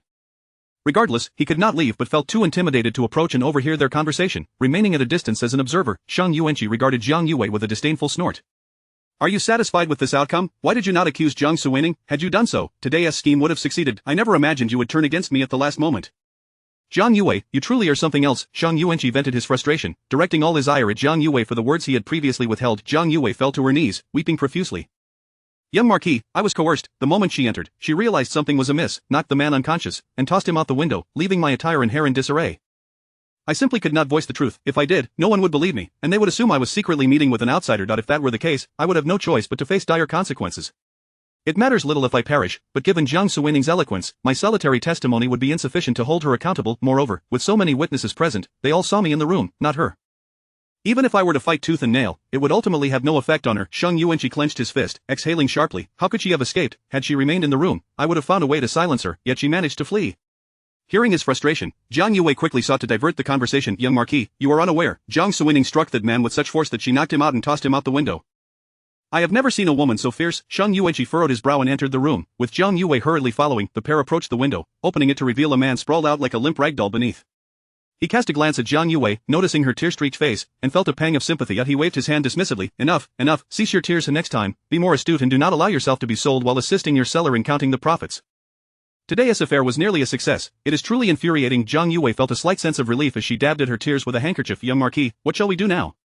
Must we truly proceed with the annulment? Shang Yuanqi replied. Yes, it must be annulled. Jiang Yue protested. But regarding today's events, if we annul the engagement, it would mean the marquisate is at fault.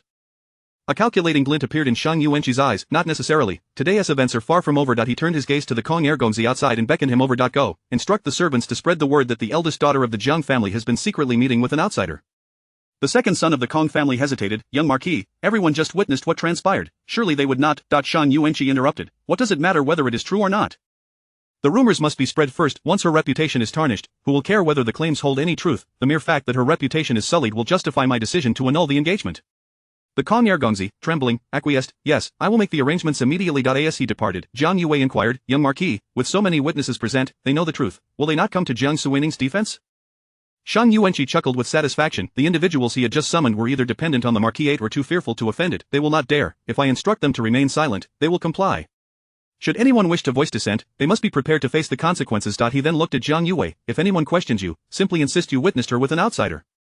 When the time comes, I will deal with the man outside, and you will have nothing to fear. Just maintain your stance that you saw her with him. Jiang Yue lowered her head, biting her lip, and responded, understood. Chapter 22 Miss Zhang cannot depart. In the garden path of the Kong residence, Yizhan led Lu Su away. With the banquet reaching this point, there was little reason to linger. As Yizhan emerged from the courtyard, he noticed the waiting maidservants outside and instructed someone to inform Madame Kong, refraining from further appearances in the garden. Given the recent events, word would surely reach the ears of the Kong family soon. The truth of the matter was evident. It was entirely understandable for him to leave under such circumstances, and the Kong family, aware of their shortcomings, would likely remain silent. His departure served to clearly express his stance. Lu Su followed closely behind, her mind burdened with worry. When they reached a secluded spot, she cautiously inquired, Miss, what just transpired? Earlier, when Yizhan had departed, Shang Yuanqi had arrived with others. The room housed only Jiang Yue, and no one else. Lu Su surmised that the situation was far from simple. Surely, her young mistress had done something upon leaving, or else matters would have escalated even further. Moreover, based on her understanding of Jiang Yue, she knew that Jiang Yue would never side with her mistress. Yi Zhan succinctly recounted the events that had just unfolded. Lu Su was taken aback. Miss, has the second miss lost her mind? How could she engage in such behavior? If any scandal were to tarnish your reputation, it would implicate all the young ladies of the Jiang family. Frowning, Yi Zhan contemplated this very point, which had motivated him to assist Jiang Yue. It seemed that Jiang Yue had miscalculated, failing to coordinate effectively with Shang Yuanqi. Previously, he had instructed Jiang Yue to enter first merely as a precaution, in case any trouble arose, but he had not anticipated that his intervention would inadvertently prove fortuitous. Had he not intervened, and Jiang Yue been captured, it would have also involved Jiang Suining. With this thought, Yi Zhan's brow furrowed. He pondered how Jiang Suining would navigate such complexities if she were present. The world of women was indeed fraught with subtle dangers and complications. He had previously found the rivalries among princes distasteful, yet he was now struck by the realization that even a mere young lady lived in a state of constant trepidation, treading lightly amidst perilous circumstances. Life in this world was no easy feat. Having dealt with that man earlier, he felt a kinship with Jiang Yue, both of them entangled in the same predicament. He hoped that Jiang Yue would swiftly discern Shang Yuanqi's true nature, thereby shielding herself from the consequences of her own folly. He had done all he could. How Jiang Yue chose to proceed was beyond his concern. His only priority was ensuring Jiang Suining's safety to the fullest extent. Lu Su's anxiety grew as she contemplated the gravity of the situation. She could scarcely imagine the ramifications had the earlier incident escalated. It would have left her mistress with no viable escape. With a pounding heart, she exclaimed, "Miss, you are truly remarkable. How did you manage to extricate yourself from that predicament?" Yi Zhan replied, "When one wishes to extricate oneself, there are always means to do so. After all, lives are at stake." He continued, "You must remain vigilant in the future. Should such a scenario arise again, stay alert and trust no one." Lu Su nodded vigorously, resembling a chick pecking at grains. Yes, miss, I shall remember this and remain ever watchful." Noticing her expression of guilt, Yi Zhan waved his hand dismissively. Fortunately, no harm was done. This matter has passed. Then Lu Su recalled something and asked, "So, miss, is the engagement truly to be called off?" Yi Zhan gazed into the distance, her expression darkening. "Naturally, it must be rescinded. At this juncture, if it is not, your mistress may find herself in grave danger." The issue at hand was no longer one of personal preference, but rather that this betrothal obstructed his family's potential alliances with other prominent households. Lu Su, partly comprehending, nodded, realizing the seriousness of the situation. She had observed that Shang Yuanqi had hastily passed judgment without even seeing the whole picture. It was evident that this was a deliberate smear campaign, showing no regard for her mistress's welfare, all in a bid to end the engagement by any means necessary. In light of this, it was perhaps for the best that such a person be avoided. She had always believed that her mistress was ill-treated in the Jiang family, and that the noble house of the Ho family would be genteel and courteous. With her mistress's gentle and virtuous nature, life there would surely improve. However, if the Ho family proved to be a den of danger, she would be the first to oppose her mistress's marriage. Yet, with the uproar of today, should the engagement be annulled, her mistress's future prospects for marriage would likely become bleak. Yi Zhan squinted slightly. "We shall deal with future matters as they arise. Perhaps better opportunities await." Lu Su nodded in agreement. Yes, Miss is so exceptional, surely she will encounter a worthy partner. This young lord's behavior is unworthy of consideration." Yi Zhan turned to Lu Su with a smile, her thoughts drifting to Jiang Suining. She hoped that Jiang Suining would come to share this perspective. However, the thought of Jiang Suining filled her with guilt. Regardless of the circumstances, she was the one who had jeopardized her marriage, and she would need to contemplate how to make amends. As the two conversed while making their way outside, they were abruptly halted at the garden entrance. "Miss Jiang, please hold." The speaker was an older woman, her tone grave, suggesting that she bore ill tidings. Yi Zhan inquired, "Is there something amiss?" The woman replied, "It is being circulated throughout the residence that Miss Jiang has taken advantage of the Kong banquet to clandestinely meet with a man. This matter has stirred quite a commotion, and we kindly request that Miss Jiang clarify the situation to restore peace to the Kong household." Lu Su, incensed, stepped forward to retort, "What nonsense is this, ma'am? The incident has just occurred, and our miss has already clarified everything. It has nothing to do with her. Many young ladies and gentlemen witnessed the events and can attest to it. Even if there are malicious rumors circulating, the Kong family, as the hosts, should prevent their servants from spreading such tales. How can they detain my mistress like this? Is it not exceedingly rude?" Previously, when Yi Zhan had conversed with Shang Yuanqi, Lu Su had refrained from interjecting, but now that they were confronted by an elder woman, she felt no need for restraint. The woman, clearly accustomed to such confrontations, remained unfazed, showing no sign of deference towards Yi Zhan. "What transpired earlier is entirely unknown to my lady, and you cannot conclude matters based solely on your words. If the other young ladies and gentlemen claim to have seen nothing, then their statements hold no weight. Regardless of the connections, Miss Jiang must proceed to the front hall of the garden to provide clarification. The judgment of the matter will be left to the assembled witnesses. It is not that I am obstructing Miss Jiang, but this issue arose from her actions, necessitating her explanation." The woman persistently referred to Miss Jiang, making it clear that Yi Zhan could not refuse. Lu Su, furious, prepared to confront the woman, but Yi Zhan restrained her, addressing the elder, "Very well, lead the way." The arrival of representatives from the Kong family indicated that this matter was far from resolved. If he were to depart at this moment, the uninformed guests present would likely assume he was fleeing out of guilt. In the future, it would be even more difficult to clarify the situation. Chapter 23. He harbored no fear, primarily concerning Jiang Suining. As Yizhan returned to the garden, the moment he stepped through the gate, he was met with whispers and pointed fingers, clearly the result of some unpleasant rumors. The other young ladies and gentlemen who had previously gathered for amusement now averted their gazes, as if they had been admonished not to testify on his behalf. Observing the scene, Yizhan surmised that Shang Yuanqi was relentless in his pursuits. However, he could not retreat. The confrontation had come to his doorstep, and evasion would serve no purpose given the current atmosphere. It seemed he was in for a formidable battle, though he was unafraid. The identity of Jiang Suining rendered him somewhat cautious. Regardless, this silent war, devoid of gunpowder, demanded his direct engagement. At the forefront sat Madame Kong, the legitimate second daughter of the Prince of Qi. The Kong and Shang families enjoyed a close relationship, and most of the attendees were from households allied with the two families. To one side sat Madame Pang, the mother of Shang Yuanqi, hailing from the house of Guangping. As the crowd noted his arrival, hushed conversations ensued, their expressions decidedly unfriendly. Shang Yuanqi, seated nearby, wore an expression of anticipation, clearly relishing the unfolding drama. His demeanor suggested that a peaceful resolution was unlikely today. The matron led him to a seat before retreating, and the assembled ladies scrutinized him from head to toe, their disdain evident. Madame Kong's gaze fell upon him. Is this the esteemed Miss Jiang? Madame Pang, with a smile that failed to reach her eyes, responded, Indeed, I have not seen this child in quite some time, but she bears a resemblance to her mother. Madame Pang and Jiang Suining's biological mother, Wei Liuli, had been close friends when the Marquis faced difficulties. The Wei family, as a military household, had come to their aid, fostering frequent interactions between the two families. This bond, coupled with their intimate friendship, had led to the arrangement of a betrothal between their children. Everyone present was well aware of these circumstances. One Lady Lu chimed in, Indeed, she resembles Madame Jiang, but while Madame Jiang is exceptionally talented, gentle, and virtuous, her daughter appears to have inherited none of these qualities. This Lady Lu depended on the Marquis for her livelihood, and naturally, she sought to curry favor with Madame Pang. It was a weighty statement to claim that an unmarried young lady lacked virtue. Such words could only stem from deep-seated grievances. The other ladies felt the awkwardness of the moment. With the elder generation absent, a young woman's reputation was of utmost importance, and a lady's judgment of an unmarried miss seemed to verge on bullying. Seeing this, one lady at the table rose to change her seat, unwilling to share space with Lady Lu, fearing the fallout of any ensuing conflict. Lady Lu, however, remained unfazed. She was aligned with the Marquis, not with them. Shang Yuanqi, observing from the sidelines, wore a triumphant smile. He believed that if he could not best Jiang Suining, perhaps these women could. He was eager to witness her disgrace, to see if she would dare speak to him with confidence thereafter. As Lady Lu's words hung in the air, silence enveloped the room. Just as Madame Kong was about to intervene and diffuse the tension, Yizhan spoke first. Madam, one may indulge in frivolous eating, but one must not speak carelessly. On what grounds do you declare my lack of virtue? If one were to judge a person's character based solely on idle gossip, then I find your penchant for slander most disagreeable. I wonder if the young ladies of your household have inherited your talent for gossip. Any suitor wishing to marry your daughter must tread carefully, for a talebearer can bring unrest to a household. Yizhan's words elicited a ripple of suppressed laughter from the crowd. Lady Lu's reputation was already tarnished, yet few had dared to confront her directly. Now, someone had called her out publicly, and it felt satisfying. Lady Lu's face turned pale at his words. Who are you calling a gossiper? Yizhan replied. Whoever indiscriminately maligns others is the very definition. Lady Lu retorted. Such sharp words, yet you speak of virtue? Yizhan stood firm. If a person is wronged and insulted yet remains silent, unwilling to defend their honor, I consider that cowardice.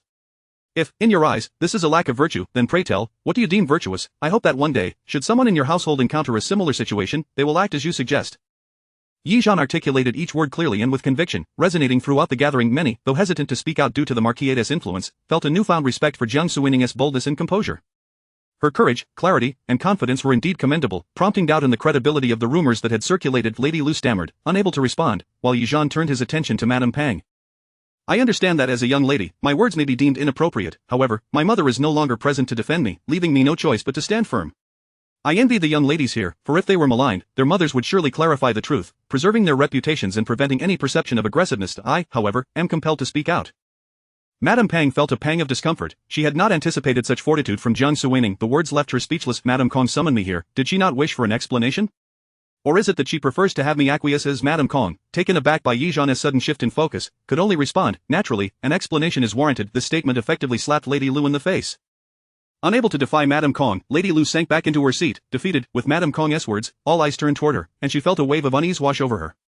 At this juncture, she ought to have called Jiang Suining forth to discuss matters properly, yet, with Madame Pang's words still ringing in her ears, the situation had escalated, and she could not afford to treat it lightly. A minor household like Jiang's was inconsequential to her, but the Marquis was not to be trifled with. Steeling herself, Madame Kong finally spoke. Miss Jiang, please do not be hasty. We wish to discuss matters amicably, primarily because such incidents have occurred in the household, and with many young ladies present today, we seek to provide clarity. Madame Kong's ambiguous words left the issue hanging in the air. Yi Zhan interjected. If you are truly concerned about the young ladies' reputations, then such a grand display is unnecessary. It only serves to draw attention to the matter. Madame Kong's maneuverings only led to suspicion, suggesting ulterior motives beneath the guise of concern. Taken aback by Yi Zhan's response, Madame Kong's smile faltered. In social circles, everyone navigated through a myriad of complexities to maintain a facade of cordiality, yet Jiang Suining was unyielding and left no room for pretense. Madame Pang, sensing the shift in the atmosphere, quickly intervened to admonish Yi Zhan. The impact of today's rumors is indeed profound and cannot be concealed, which is why we require Miss Jiang's clarification. However, Yi Zhan's assertive demeanor revealed an undercurrent of anxiety in her words. Chapter 24. Is this truly the reality? Aggressive, Yi Zhan's eyes glinted with coldness. It appeared that this mother and son were resolutely intent on tarnishing her reputation. As soon as Madame Pang spoke, all eyes in the room turned towards her, casting sympathetic glances at Yi Zhan. The future daughter-in-law encountered an unsatisfactory future mother-in-law. How could an unmarried young lady endure such a hellish scene? Setting aside the veracity of the rumors, in this moment, Madame Pang showed no regard for Yi Zhan's dignity. Why Yi Zhan to add a crime? What need is there for a pretext? So, you are denying it? You were seen in the chamber, entangled with a man, and many witnessed it. Madame Pang's words were painfully explicit, showing no consideration for her as a future daughter. Law. Why Yi Zhan, what transpired in the chamber has nothing to do with me. Many young ladies and gentlemen present can attest to that. Madame Pang surveyed the onlookers and asked loudly, is there anyone willing to testify?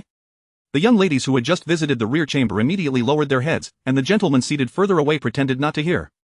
Yi Zhan frowned. One must speak with evidence, rather than resort to baseless slander as you have, madam. It seemed that Madame Pang anticipated this response. She waved her hand behind her. Bring them forth. This demeanor indicated that she had come well prepared. No sooner had she spoken than several maidservants, led by an elderly woman, were brought forth. The maidservants knelt tremulously on the ground. Madame Pang inquired, speak carefully, what did you see? The maidservants repeatedly bowed their heads, pleading for mercy, claiming they witnessed Miss Jiang and the man in the chamber being intimate. Indeed, I also saw it. Their actions were quite affectionate, and her maid was waiting outside the courtyard. Yes, I too saw them. They even held hands as they entered the room. Lady Kong listened with a furrowed brow. If this continued, the daughters of the Kong family would no longer need to marry. Enough, that is sufficient. We need not sully everyone's ears with this. She then turned to Yi Zhan. Miss Jiang, do you have anything to say? Yi Zhan replied, they are your Kong family's maidservants. Is it not too hasty to condemn me based solely on their nonsensical claims? Madame Pang was waiting for this opening and immediately countered, since you assert they are from the Kong family and cannot be trusted, what of her? The crowd followed Madame Pang's gesture and beheld Jiang Yue trembling as she stepped forward, her face a mask of trepidation. Madame Pang regarded her with a knowing expression. Miss Jiang, speak freely about what you witnessed. We shall not hold it against you, but should you remain silent about what you saw, you would be guilty of harboring a crime, disrupting the Kong family's banquet. Surely, you understand the consequences. Jiang Yue fell to her knees, tears streaming down her face as she implored Yi Zhan's sister, I beg your pardon.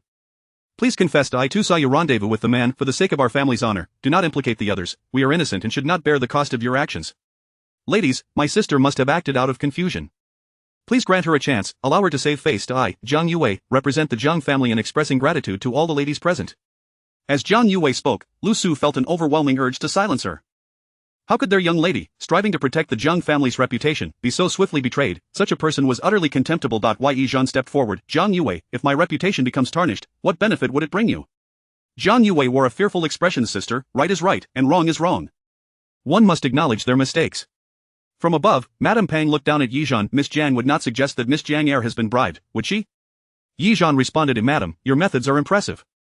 You have seduced our Jiang family's second miss. I presume you promised her a position as a concubine, otherwise, I cannot fathom what conditions would lead her to act in such a manner. The ladies present were taken aback. What? A concubine, a legitimate daughter becoming a concubine? Is there such a thing? Those young ladies who had been aware of the situation quietly whispered to their mothers, and understanding dawned upon them. They began to suspect that there was indeed an underlying truth to the matter. Each lady held her own thoughts but dared not speak, regretting that they had attended the Kong family's banquet. They resolved never to return. If not for the awkwardness of leaving now, they would have long since departed, feeling like they were sitting on pins and needles among the crowd. Some were oblivious, treating the spectacle as mere entertainment, while others, discerning the intricacies, began to understand the general context, casting sympathetic glances at Yi Zhan. Under such a barrage, it seemed that Miss Jiang would have to pay a heavy price to leave today. Madame Pang cast a disdainful glance at Jiang Yue. Miss Jiang, do not wrongfully accuse others. Just because Miss Jiang spoke the truth does not mean we have struck a deal. It is unbecoming for a young lady to tarnish others' reputations without evidence. As for the notion of a concubine, it is laughable. Does Miss Jiang believe our whole residence is such a place? Not even a low-ranking legitimate daughter would be worthy. However, if Jiang and Qi are mutually attracted, as a mother, I would not oppose. Jiang entering my whole residence as a concubine would indeed be a splendid affair. A concubine replacing a legitimate wife is truly a bargain. Jiang Yue lowered her head, biting her lip, unwilling yet too fearful to speak further. Madame Pang, in a tone of condescension, shifted her gaze from Jiang Yue to Yi Zhan. Miss Jiang, do you still not acknowledge the truth, or must we present physical evidence? Should we bring that man forth to confront you? Yi Zhan pressed her lips together. In this confrontation, her opponent had come prepared. To continue speaking would only serve to complicate matters further. Madame Pang, sensing the moment was ripe, cautioned Miss Jiang, you would do well to act with integrity. Pursue your happiness and withdraw from the engagement with the whole residence, allowing for an amicable parting. Yi Zhan replied, I will never admit to actions I did not commit. The true circumstances are known to you, to me, and to many young ladies and gentlemen present who remain silent. I understand your intentions. My Jiang family, with its modest position, cannot possibly attract your esteemed family's attention, nor can my maternal family, the Wei family, far removed from the capital, offer any assistance to the whole residence. The whole residence wishes to annul the engagement, and I understand this calculated attempt to ruin my reputation serves the dual purpose of annulling the engagement while sparing you the shame of being ungrateful. This tactic was already employed by young Master Shang, and now Madame Pang wishes to employ it again, believing I would not dare to resist or that I would simply endure the bullying of so many against one? Today, I declare here that the engagement may be annulled, but I will not accept unjust slander. The crowd gasped in shock. This Miss Jiang was remarkably audacious. So, this was the reality? Hiss. The whole residence was indeed ungrateful, consuming without returning. Madame Pang was directly exposed, her face shifting through shades of blue and white, clearly distressed. She had never anticipated being so publicly humiliated, especially by a junior. Feeling the gazes of those around her, Madame Pang wished fervently for Yi Zhan to vanish before her. Her composure shattered, she stood abruptly, attempting to mask her true feelings with indignation as she retorted at Yi Zhan, nonsense. It is you who shamelessly committed wrongdoing under the guise of the banquet, engaging in a clandestine meeting with a man, and then you dare to accuse the Guangpingho residents of ingratitude. Jiang Suining, you are truly something. I have treated you with care out of respect for your late mother, yet you repay me with such treachery. How does this benefit you to defame the Guangpingho residents so ruthlessly? If you have someone you admire, simply tell us. We would never obstruct you. A good match requires mutual affection, not a situation where one party strays, rendering the other at fault. Why create a pair of resentful partners? We are not unreasonable people. What is your intent in so maligning the Guangpingho residents? This marriage must be annulled. Having reached this point, our families are now adversaries, and there is no reason to pursue a marriage alliance. As for your private morals, we shall thoroughly investigate whether the rumors about your character hold any truth. Madame Pang's heartfelt tirade left those who were unaware momentarily confused about who was telling the truth and who was lying. Just moments ago, they had felt pity for Miss Jiang. Now, after hearing Madame Pang, they began to find her arguments compelling. Shang Yuanqi watched the scene unfold, wishing he could applaud his mother's performance. He silently mused that only his mother could effectively deal with a woman as malicious as Jiang Suining. He was eager to see how she would proceed. The crowd, observing Madame Pang's furious demeanor, then directed their gazes back to Yi Zhan. Lu Su, standing by, was on the verge of tears from frustration. The madam of the whole residence was speaking falsehoods. Their young lady had done no such thing. Chapter 25 of The Arrival of the Seventh Prince. I had never fathomed that there existed individuals capable of so thoroughly inverting truth and falsehood in pursuit of their ambitions. As Knight John beheld the countenance of Lady Pang, he was overwhelmed by a profound sense of revulsion. So, the noble lady and her husband have indeed concluded that I am guilty of such deeds, have they not? Lady Pang replied, it is not merely my assertion. The evidence compels me to believe that you are responsible for these actions. The evidence speaks for itself, not I. Shang Yuanqi, who had been observing the unfolding situation, interjected, the evidence is irrefutable. You cannot deny it. Upon uttering these words, Lady Pang cast him a sharp glare, prompting him to retreat to his seat immediately. She shot a warning glance at Shang Yuanqi, indicating that he was not to involve himself in this matter, lest he tarnish his own reputation. Having navigated the intrigues of the inner quarters for so many years, she felt entirely capable of managing a single young lady from the Jiang family. You have committed a grave error today, and as such, the marriage between the Jiang family and the Ho family must be rescinded. I implore the ladies and young misses present to serve as witnesses, so that no one may later claim that the Ho family acted unjustly in breaking off this engagement. Should the Ho family hear of this, they will certainly not be lenient. And you, Miss Jiang, should not feel wronged. Your actions necessitate consequences. Furthermore, today's banquet at the Kong residence, which was meant to be a pleasant affair, has been sullied by your misconduct. Do not presume that the absence of your mother implies that we are bullying you. It is precisely because of my good rapport with your mother that I feel compelled to correct your missteps, so that you may avoid graver transgressions in the future. Lady Pang, a seasoned matriarch well-versed in dealing with concubines, astutely dismantled Nightjohn's earlier claims. She swiftly condemned her, leaving no room for others to challenge her authority, reinforcing her position as just and rightful. Without waiting for Nightjohn's rebuttal, she turned her gaze towards Lady Calm. Lady Calm, how would you propose we resolve this situation? In moments such as this, she knew that she could not afford to show mercy. Her rage must be palpable to render the performance all the more convincing. The onlookers harbored doubts, primarily concerned about how the incident would be perceived externally. It was imperative that the Ho family maintained its reputation rather than let it be tarnished by Jiang Suining. Thus, she was determined not only to accuse Jiang Suining but also to impose a penalty as severe as possible. Lady Kong, understanding the unspoken agreement, nodded in acknowledgement. She addressed Nightjohn with an air of sternness. Miss Jiang, you have disrupted the banquet at the Kong residence. Henceforth, you will no longer be welcome at our gatherings, and the young ladies of the Kong family shall cease all interactions with the Jiang family. Moreover, as you have erred, I cannot refrain from punishing you. It is necessary to provide an explanation to everyone present. If others were to attend my future banquets and emulate your actions, the Kong family would be left without honor. Today, I shall escort Miss Jiang back to her residence, as a warning to the young ladies of my household and to those who attend future gatherings about what behaviors are unacceptable. Lady Kong's pronouncement was delivered with such conviction that it seemed as if Knight Jiang had indeed committed an unforgivable transgression. The murmurs of the crowd intensified. To be sent away by the host was an undeniable affront to one's dignity. Henceforth, Miss Jiang would find herself unable to secure favorable matches in the capital, even if she were innocent of the allegations against her. The assembly gazed at Miss Jiang with expressions of sympathy. Notwithstanding the severity of her punishment, no one dared to speak out against the might of the Kong and Ho families. Lu Su, upon hearing the verdict, was overcome with emotion, rushing forward to grasp Knight Jiang's sleeve. "Miss, why not let me take the blame? Since they seek a scapegoat, allow it to be me." Knight Jiang replied, "They are targeting me. Your stepping forward would only solidify their accusations against me." Lu Su bit her lip, tears streaming down her face in a mixture of anger and desperation, uncertain of how to proceed. If only the madam were here, if only the Wei family were still present, how could they dare to treat you thus? Knight Jiang stepped forward, her voice cold and resolute. "You are passing judgment without due process. I refuse to accept this. I did not commit these acts, and I will not confess to something I did not do." Lady Pang retorted, "Your denial cannot erase the reality of your misdeeds. The evidence and witnesses are irrefutable, leaving you no choice but to concede." Knight Jiang countered, "Who granted you the authority to enact such a judgment? I demand the Jingzhaoyin to investigate. Should he fail to clear my name, I shall report to the Dali Temple. If that too fails, I will storm the palace gates. I refuse to believe that in the grand realm of Dezhou, justice cannot be restored." Her words rang with righteous indignation, exuding the commanding presence of a military leader addressing her troops, leaving all present momentarily awestruck. They realized that from the moment Knight Jiang had entered, she bore herself with unwavering confidence, showing no signs of retreat or guilt. Every word she spoke was grounded in reason, driven solely by her desire to vindicate herself, even daring to mention storming the palace gates. Lady Kong, observing the murmurs of the crowd and the resolute demeanor of Knight Jiang, felt a flicker of apprehension. The mere thought of storming the palace or involving the Dali Temple was a risk she had no intention of facing. This incident could indeed lead to dire repercussions. However, having said what needed to be said, there was no turning back now. She glanced at Lady Pang, who nodded in agreement, but Lady Kong noticed a glint of malice in her eyes that caused her to lower her gaze. Although both were matriarchs in their own right, each with their share of concubines and servants, Lady Kong felt a twinge of trepidation when confronted with the legitimate daughter of the Jiang family. Little did she know that in the eyes of Lady Pang, this Miss Jiang was akin to a mere insect. Lady Pang, recognizing Lady Kong's hesitance, deemed her ineffective. Even if they succeeded in condemning Jiang Suining today, should she decide to escalate matters to the court or even the emperor, they would find themselves in an untenable position. How audacious of Miss Jiang to threaten to storm the palace. Does she believe herself to be someone of importance? Knight Jiang boldly proclaimed, "You accuse me of wrongdoing yet shy away from confronting me in a court of law. Do you doubt that the court of Dezhou can unveil the truth, or are you simply fearful that the revelations may expose your own fabricated charges?" Lady Pang scoffed, "What nonsense! Why would I fear you? You have committed an offense. We have every reason to act." It was imperative to prevent Jiang Suining from speaking any further. This matter required swift resolution. Given Jiang Suining's obstinate demeanor, the potential for further complications was uncertain. "Bring forth Miss Jiang and escort her back to her residence." As her words fell, 20 guards emerged from the shadows, encircling Knight Jiang.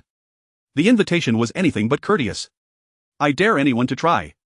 Knight Jiang bellowed, her pupils narrowing, a glint of menace in her gaze. The guards, momentarily daunted, hesitated to advance. "Are you attempting to besmirch my character by any means necessary?" Lady Pang, now unmasked, seethed with rage. "Your moral decay and reckless words have brought shame to both the Ho and Kong families. Merely sending you home is far too lenient a punishment." This was the penalty that Jiang Suining deserved. To send her home would be to slap the Jiang family in the face, and dispatching her with guards would obliterate their reputation entirely. Armed with witnesses and evidence, she believed the Jiang family would not dare retaliate. Moreover, with Jiang Quan's cowardice, a mere token of persuasion would suffice to silence him. Thus, she resolved to sever ties completely, leaving no room for retreat. As the guards stepped forward, Lu Su wept and placed herself protectively in front of Knight Jiang. The sight of two young women, one a mistress and the other a maid, poised against each other with weapons drawn, stirred a collective anxiety among the onlookers, all eyes fixated on Knight Jiang. "Step aside," she commanded Lu Su, taking a bold step forward, her gaze sharp as she surveyed the surroundings. The crowd, witnessing her fearless demeanor, filled with admiration as she stood her ground, prepared to confront the guards. Just as Lady Pang urged the guards to advance, a loud voice echoed from the entrance of the garden, "The seventh prince has arrived." Chapter 26. A meeting of eyes. "The seventh prince has arrived." A collective gasp echoed through the crowd as all eyes turned towards the entrance. Why had the seventh prince come here? Surely, he must have just returned to the capital from the borders. Indeed, the seventh prince had achieved a glorious victory, having decisively driven the barbarian forces beyond the pass. He was undeniably a celebrated hero of our great Zhou dynasty. However, did anyone else notice something amiss? The seventh prince had just returned to the Kong residence. Yes, it is true that he has never attended such gatherings, nor had there been any indication of a close relationship with the Kong family. It seems unlikely he would come for the Kongs. Among the other guests, none were known to have a close association with him, but if I may speculate, it is likely he has come for the Marquis of Guangping's estate. Correct, the seventh prince's mother shares a familial connection with the marquis's wife, and by virtue of their lineage, the young marquis should refer to him as uncle. However, it's not known that these two families maintain a close relationship, and given the distance of their kinship, it is rather improbable that the seventh prince would seek them out immediately upon his return to the capital. The reasons behind this visit remain unclear, yet one cannot dismiss the ominous feeling that lingers in the air. Looking at the surrounded figure of Yizhan, one can only anticipate a dire fate for Miss Jiang today. It is truly unfortunate and pitiable. The onlookers cast sympathetic glances towards Yizhan. At the forefront, Madame Kong, startled by the report, quickly turned to look at Lady Pang, who appeared utterly bewildered. She was acutely aware of the distance between the Marquis's household and the seventh prince's estate. It was merely a facade to claim kinship with such a formidable warrior, while in reality, they hardly interacted.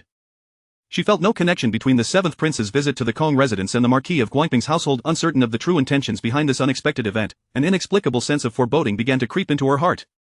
As she observed Yizhan, encircled by guards, preparing to call for their retreat, a regiment of disciplined soldiers stormed in, rendering her immobile with fear. Clad in black armor and wielding long spears, these soldiers formed two precise lines, creating a clear passage through which to march.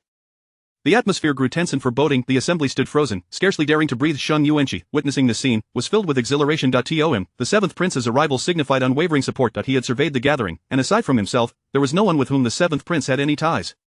It was inconceivable that the prince had not come for his sake. This was splendid. Today's events were sure to conclude perfectly. Bathed in the glow of having a valiant prince as his uncle, he cast a provocative glance at Yizhan, his eyes gleaming with challenge. Let us see how you wriggle out of this one. If you escape unscathed today, I shall consider it a loss for myself. Below, Lu Su was stricken with dread. The seventh prince, being related to the marquis's wife, would undoubtedly lend them assistance. Who knew what heinous actions the marquis's household might undertake? She wiped the tears from her face, tugging at Yizhan's sleeve, and whispered, "Miss, perhaps we should concede for now. A wise man does not engage in futile confrontations. Let us retreat and seek justice later." Yizhan remained silent, his gaze fixed on the courtyard entrance, his heart racing. He observed the rows of armed guards standing at attention, lowering his eyes. The guards surrounding him dared not move, dwarfed by the presence of the soldiers at the entrance, who were seasoned warriors, exuding an air of resolute strength that made the guards seem like timid shrimp in comparison. They were paralyzed with fear, even refraining from casting sidelong glances, lacking the courage to confront the seventh prince's formidable aura. Once the soldiers had aligned themselves, a tall figure strode forth from the entrance. It was none other than the seventh prince. Following closely were the patriarch of the Kong family and several young gentlemen, their faces adorned with anxious smiles. Jiang Suining, donned in black armor, emanated an air of rugged dignity, his strikingly handsome visage causing the young ladies present to blush upon his arrival. His presence was unlike that of the pale scholars of the capital. He radiated the vigor of the sun, exuding a carefree and spirited charm. With an expressionless countenance, he surveyed the room, prompting everyone to instinctively lower their heads. Thoughts of the capital's rumors regarding the seventh prince flooded their minds. A direct and forthright, with a reputation for sharp wit and unflinching resolve in battle. Heads bowed even lower. Who would dare confront such a formidable figure? In the garden, Jiang Suining's arrival compelled everyone to bow in respect, uttering in unison, "We pay our respects to His Highness, the seventh prince." Yizhan remained still, lifting his gaze to meet Jiang Suining's eyes. In that moment, their gazes locked. He saw her, she saw him, their eyes delved deeply into one another's, revealing answers to the questions that had lingered unanswered, their hearts settling into a calm rhythm within their chests.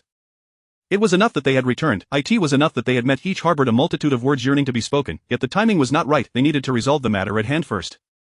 Jiang Suining looked towards Yizhan, nodded slightly, and her lips moved. Why? Yizhan noticed, she was saying, "Do not be afraid."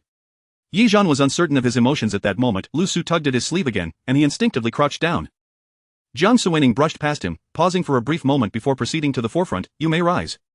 "Thank you, Your Highness." The crowd rose in unison, and several young ladies seized the opportunity to glance up, their cheeks still flushed from the earlier encounter. In the shadows, the shadow guards maintained their watchful vigil. Shadow 3, observing Jiang Suining take his seat, stealthily approached Shadow 2, excitement evident on his face. "Did you notice? Did you notice?" Shadow 2 glanced at him, confusion etched on his features. "What are you talking about?" "Oh, look." Shadow 3 pointed at Yizhan, "That young lady from the Jiang family. She did not kneel just now." Shadow 2 replied, "Perhaps she was simply overwhelmed by the prince's presence, or perhaps captivated by his appearance.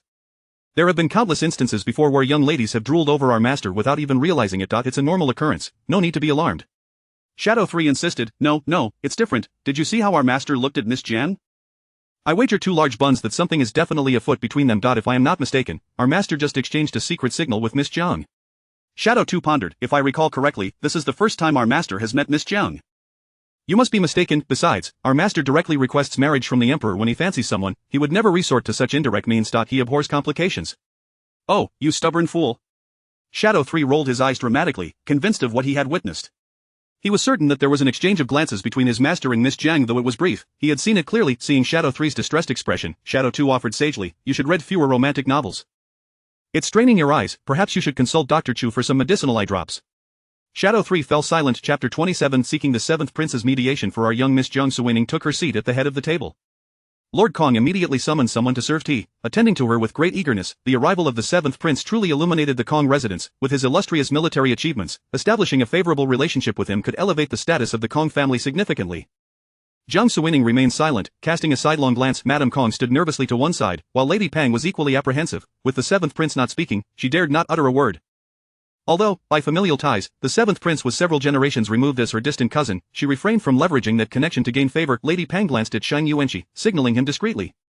While she could not pursue that connection, as a junior, Shan Yuanqi could respectfully address the 7th prince. With a thud, Shan Yuanqi knelt down, his tone both respectful and clever. Greetings, uncle. Jiang Suining looked at him, nodded slightly, suppressing her emotions, and waved her hand. Rise. Yes, Shan Yuanqi stood up, positioning himself to one side. Seeing the 7th prince acknowledge his address, he felt a surge of excitement. Jiang Suining spoke. I have just returned from the border and visited my father in the palace. Upon leaving, I intended to dine at Zhuixian Lu, but considering the hour, I feared it might not yet be open. Hearing that the Kong residence was hosting a banquet and that my nephew was present, I thought to come by for a light snack. If there is food available, that would be even better. Upon hearing this, everyone understood.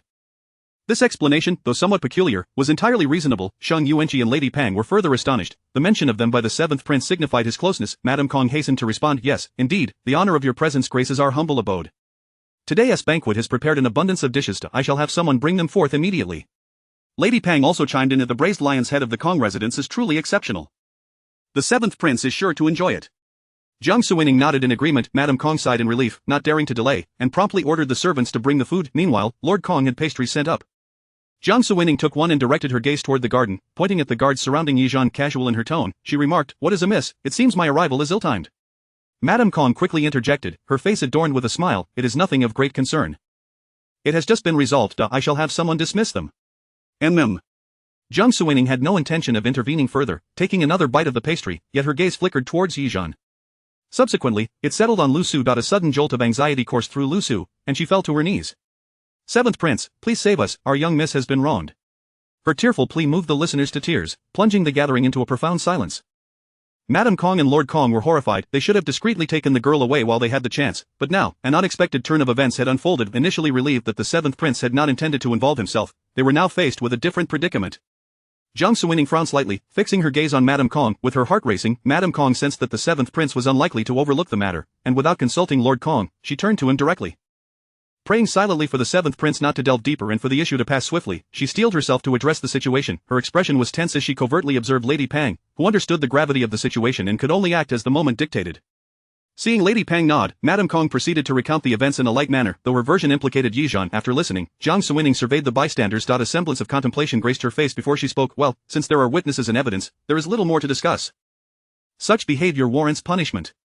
Lady Pang quickly interjected. Indeed, however, considering that Miss Jiang's mother and I share a close bond, I would prefer not to be too severe. It is simply that Miss Jiang, even in the face of evidence, refuses to acknowledge her wrongs, thus necessitating some form of reprimand, merely to send her home and allow her to learn her lesson. Given the circumstances, the marriage between the Jiang family and the Marquis of Guangping would undoubtedly be jeopardized. Miss Jiang's heart already belonged to another, and the Marquis's household could not be seen as meddling in affairs of the heart.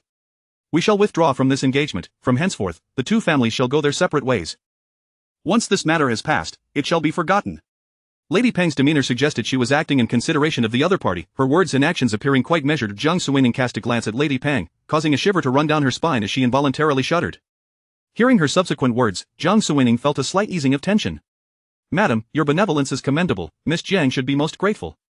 Lady Pang, flustered by the praise, managed to respond with feigned modesty. We are all parents here. Given that my dear Luli departed too soon, it is only natural I should offer some care. However, such a situation leaves me no choice. Wrongs must be addressed appropriately. Well said. The Marquise lady exhibits such compassion, serving as a model for the noble women of the capital. Lady Pang blushed at Jiang Suining's compliment, while the other ladies, privy to the underlying truths, found the scene unbearable to witness. Meanwhile, Shan Yuanqi instinctively straightened his posture, thinking that his uncle was indeed commendable, and resolved to foster a closer relationship in the future. He glanced at Yizhan, who he had expected would seize this opportunity to confront the 7th prince, given his fiery temperament. He had already devised a rebuttal for when Yizhan would inevitably speak up. However, to his surprise, Yizhan remained silent. Pleased, he figured that Yizhan must have been intimidated. Just as everyone believed the matter would resolve itself, Lu Su suddenly bowed her head forcefully towards Jiang Suining, blood seeping from her forehead, a stark red that caught the eye. Some timid young ladies gasped in shock. Seventh Prince, it is not as they claim, they are fabricating lies, they are many, while our young miss stands alone, they twist the truth and conjure falsehoods. It is the Marquis' household that seeks to abandon the Jiang family, wishing to avoid repercussions, thus casting slander upon our young miss, allowing them to extricate themselves from the engagement with justification. Madame Kong and Lady Pang paled, wishing they could drag Lu Su away immediately, yet were deterred by the presence of the Seventh Prince. Lu Su, suppressing her tears, succinctly recounted the events from start to finish. She struggled to maintain her composure, but tears streamed down her face. I beseech your highness, please take our young miss aside. Uncertain of the efficacy of her plea, she realized that inaction equated to certain doom, while action offered a glimmer of hope. This was the lesson her young miss had imparted. She could not allow her young miss to suffer an unjust fate. Having reached this point, things could not worsen. If her young miss dared not speak, then she would do so on her behalf. With tears glistening in her eyes, Lu Su knelt before Jiang Suining, her expression filled with hope. Jiang Suining's fingers curled slightly as her gaze shifted from Lu Su to Lady Pang, her tone chilling by 3 degrees. Your actions place me in a difficult position. I came merely to dine, yet I find myself embroiled in this affair. Each has their own narrative, suggesting there may be deeper issues at play. Chapter 28. The truth revealed. Madame Pang hastily interjected, addressing the Seventh Prince in response to his highness, there are no hidden truths. A thief would never admit to their crimes. When discovered, they will only cry innocence. There is no need for your highness to concern yourself. We shall resolve this minor matter ourselves. Bring the person away. Madame Pang dared not allow the two individuals to linger, uncertain of what may transpire next. Jiang Suining stepped forward, blocking their path. That will not do. If I had not witnessed this myself, it would be one thing, but having seen it, I cannot remain indifferent, and moreover, this young maid has injured her head and is bleeding. If there is indeed an injustice, it would be my fault. Madame Kong, sensing the gravity of the situation, cautiously inquired, Your Highness intends to conduct the investigation personally? Jiang Suining lifted his gaze slightly. What case would I be investigating? Kindly summon the esteemed minister of Jingzhou. A thorough inquiry will reveal who speaks the truth and who does not. Madame Pang forced a smile. Is it truly appropriate to involve the minister of Jingzhou in such a trivial matter? If word spreads, the young lady's reputation will be tarnished. Jiang Suining replied, I care not for reputations. However, if they seek the truth, I can provide it. After speaking, Jiang Suining summoned his deputy, instructing, Go fetch Lord Wang of Jingzhou, and also invite Lord Gao of the Dali Temple. This matter concerns my nephew and must not be taken lightly. Upon hearing this, Madame Pang swallowed hard. There is no need for the Seventh Prince to involve himself. This matter is minor, and we can handle it ourselves. Everyone knows that Lord Gao of the Dali Temple is known for his stern impartiality, granting no favors.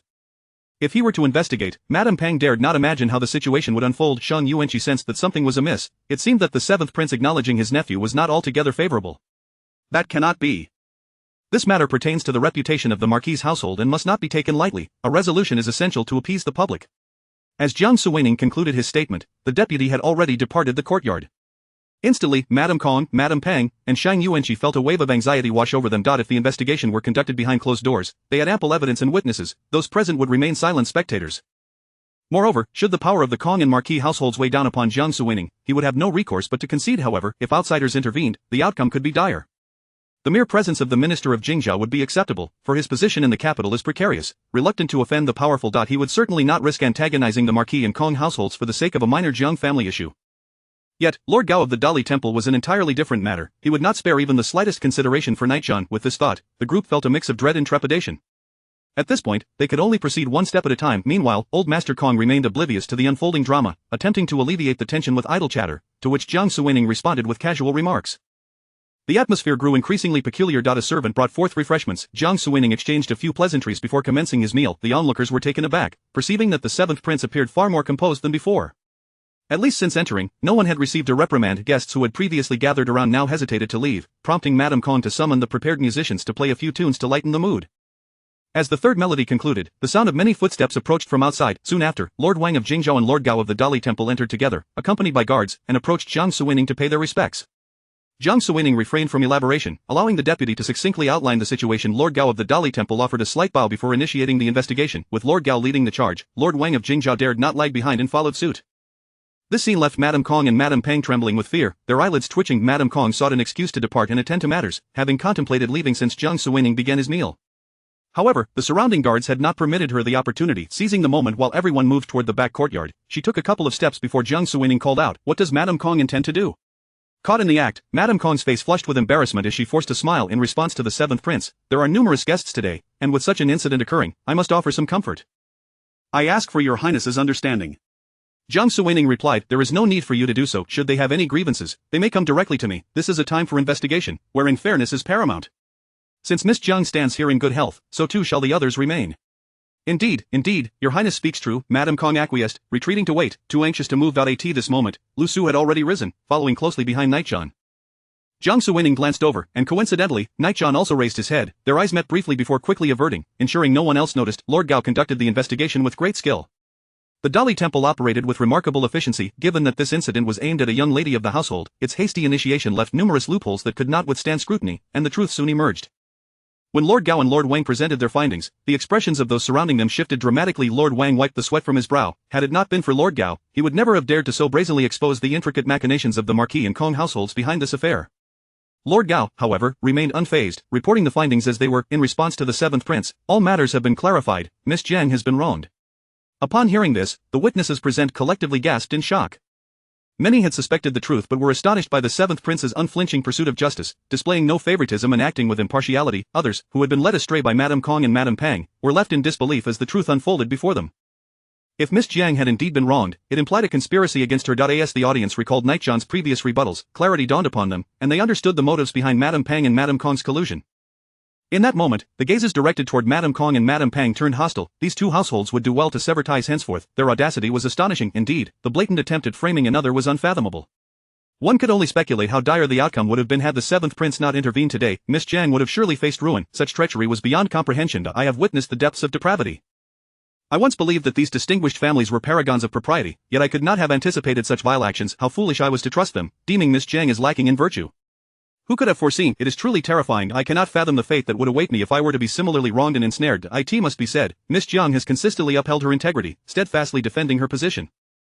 In my view, it is the Marquis' household that is unworthy of her. Indeed, Miss Jiang is a most unfortunate figure. Today has been perilously close. Chapter 29 was orchestrated by Miss Jiang, and Lord Gao of the Dali Temple showed no signs of concealing the truth. He reported candidly to the seventh prince. Those so-called witnesses were merely coerced into making such statements. Upon my inquiry regarding the color of the attire worn by the external male, the responses varied greatly. Further questions regarding other details yielded incorrect answers, thus making it evident that their testimonies were fabricated. I employed the methods of the Dali Temple to conduct a thorough re-examination, and all individuals confessed without reservation. At this juncture, Madame Kong had buried her head deep into her neck, resembling a quail, her hopes dashed. She had long recognized Lord Gao's unwavering integrity in investigations, and now she was acutely aware of it. As regret washed over her, she began to contemplate how to navigate the situation. After Lord Gao concluded his report, the seventh prince turned his gaze towards old Master Kong, who, in terror, immediately knelt. Your Highness, I too have only just learned of this matter, and I shall certainly provide you with an explanation. Uninformed of the specifics, old Master Kong knew that Madame Kong held authority over the affairs of the Kong household. It appeared they had committed a grave error. Based on the recent testimonies, he could make an educated guess about the unfolding events. Faced with impending doom, he thought it wise to prioritize his own safety. He incessantly exchanged glances with Madame Kong, who, gritting her teeth, knelt before the seventh prince, pleading, Your Highness, please temper your wrath. I was unaware of the circumstances surrounding this incident. My cordial relations with Madame Shang of the Guangping Marquis led me to heed her request to inquire about these maidservants. I did not suspect ill intentions and complied without hesitation. Later, when I heard these maidservants' assertions, I believed them to be truthful, never anticipating they had been led astray into deception. I bear no knowledge of this, yet I acknowledge my failure to supervise adequately and accept the consequences. At this critical juncture, with Lord Gao having unraveled the matter thoroughly, her attempts at evasion proved futile. Moreover, since the incident had only come to her attention just prior to arriving at the garden, it indicated that the conspirators were unprepared and thus prone to errors. In light of these circumstances, Madame Kong resolved to distance herself from the Pang family, casting them aside to safeguard the Kong estate. For if she faltered in the presence of the seventh prince and Lord Gao, she risked facing legal repercussions. Should she be imprisoned over this affair, the Kong family would find it difficult to hold their heads high in the capital, and her position as the matriarch would be irreparably jeopardized. By attributing all blame to the Pang family and claiming she too had been deceived, her family's predicament was significantly alleviated. Choosing the lesser of two evils, Madame Kong made her decision. I was unaware of this matter. I implore your highness to exercise your discernment. Meanwhile, the Pang family, overhearing Madame Kong's swift betrayal, seethed with indignation. In times of necessity, they had shared sisterly affection, yet now she had cast her aside without hesitation. The Pang family seethed with resentment, but the immediate priority was to resolve the crisis. With gritted teeth, she concealed her emotions, swiftly devising a strategy. Though she yearned to shift the blame onto Madame Kong, the incident had originated with Shang Yuanqi, and those maidservants had indeed been her own to instruct. Furthermore, her ultimate aim was to terminate the engagement with the Jiang family. To lay all blame at the feet of the Kong family would be implausible. Consumed by anger, she despised Madame Kong for abandoning her and resented the seventh prince for complicating matters. Quickly surveying the scene, she formulated her plan. This misstep could not be undone. Her focus now lay in minimizing the fallout. Kneeling before the seventh prince, she declared, Your Highness, the Marquis bears undeniable fault in this matter. However, I acted upon the report of Miss Jiang, who claimed that Miss Jiang had clandestine meetings with an outsider. As Miss Jiang Da's sister, I naturally believed her. In a moment of folly, I aired gravely. I never anticipated that Miss Jiang Er could be so malicious as to falsely accuse her own sister. Such conduct is truly reprehensible. Initially, I could not fathom that a daughter of the Jiang family would harm her own sister, but now, with the truth revealed, I discern the underlying schemes. I have heard rumors that Miss Jiang Er harbors feelings for Chi Er, yet Chi Er is betrothed to Miss Jiang Da. It is evident that jealousy prompted Miss Jiang Er to resort to such underhanded tactics. While I bear guilt, I was deceived by Miss Jiang Er's insidious words, leading me to commit this grievous error. I sincerely regret my actions and shall personally extend my apologies to Miss Jiang Di in due course, hoping she can forgive a mother's anxiety. I accept my culpability and submit to your highness's judgment. The Pang family's words were artfully crafted, first acknowledging her own wrongdoing, then deftly transferring the burden of blame onto Jiang Yue. In doing so, she minimized the potential repercussions she might face. Additionally, redirecting the discourse towards Jiang Yue served to shift public attention, as the scandal of a lower-born daughter coveting her legitimate sister's marriage was particularly scandalous in the eyes of society. As the audience absorbed her words, they recalled Jiang Yue's earlier testimony against Jiang De, delivered with conviction. Compared to the Pang family, Jiang Yue emerged as the most contemptible figure. While external forces may conspire against one, betrayal from one's kin is deemed the most disgraceful. At that moment, the crowd's disdainful gazes shifted towards Jiang Yue, their contempt palpable. The space surrounding Jiang Yue rapidly cleared as individuals instinctively distanced themselves, leaving her isolated, engulfed in scornful glances and whispered derision. For the first time, Jiang Yue experienced the sensation of being universally condemned, her face paling, rendered speechless, her heart swelling with injustice. It was clear to her that the orchestrations of Shang Yuanqi had led to her current peril, yet she bore the brunt of the consequences. What right did they have to do this to her? She bit her lip tightly, casting a tearful glance at Shang Yuanqi, the only one who could potentially rescue her from this predicament. However, Shang Yuanqi met her gaze with a fierce glare, his eyes warning her to remain silent. In that moment, Jiang Yue felt enveloped by helplessness and fear, regretting her decision to involve herself in this affair. Yet, regret was futile. What could she possibly say? She was left without words.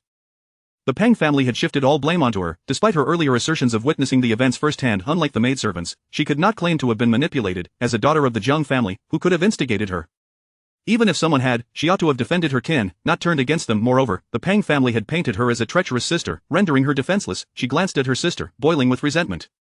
Why, everything had been on the verge of success, yet at the last moment, calamity struck. Her elder sister was truly to blame. Jiang Yue felt utterly defeated. She closed her eyes. The sunlight of that day felt unbearably harsh, and then, her legs buckled beneath her, causing her to collapse.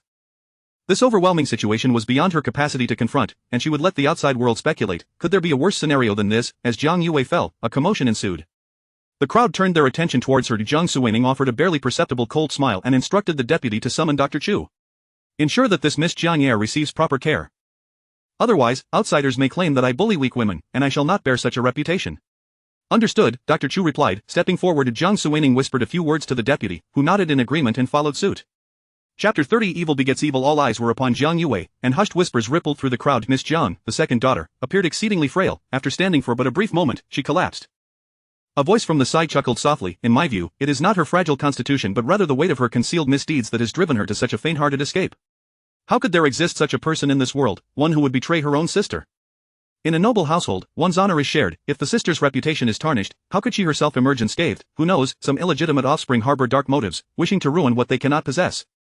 Perhaps it is envy that drives her, a jealousy of Miss Jiang's fortunate match indeed. I recall Miss Jiang mentioning that this second daughter harbored aspirations to enter the Marquis's residence as a concubine. Such ambition is rare among common-born daughters. Truly, one must not underestimate the ambitions of such a girl. How terrifying, for the insatiable human heart is akin to a serpent that swallows an elephant.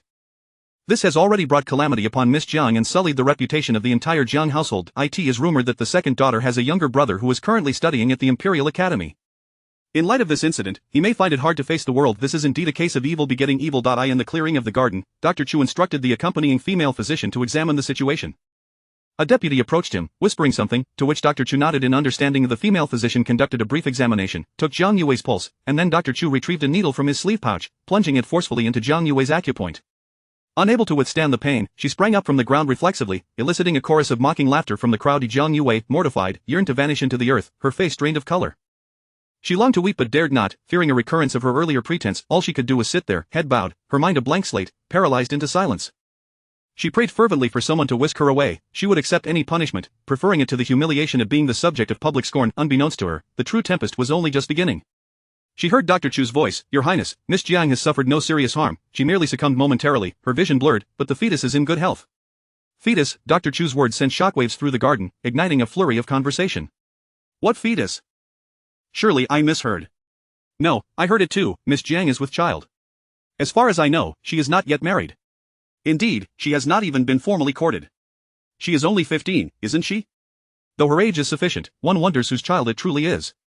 Good heavens, how could we possibly know such things? Who would wish to know? It is quite scandalous.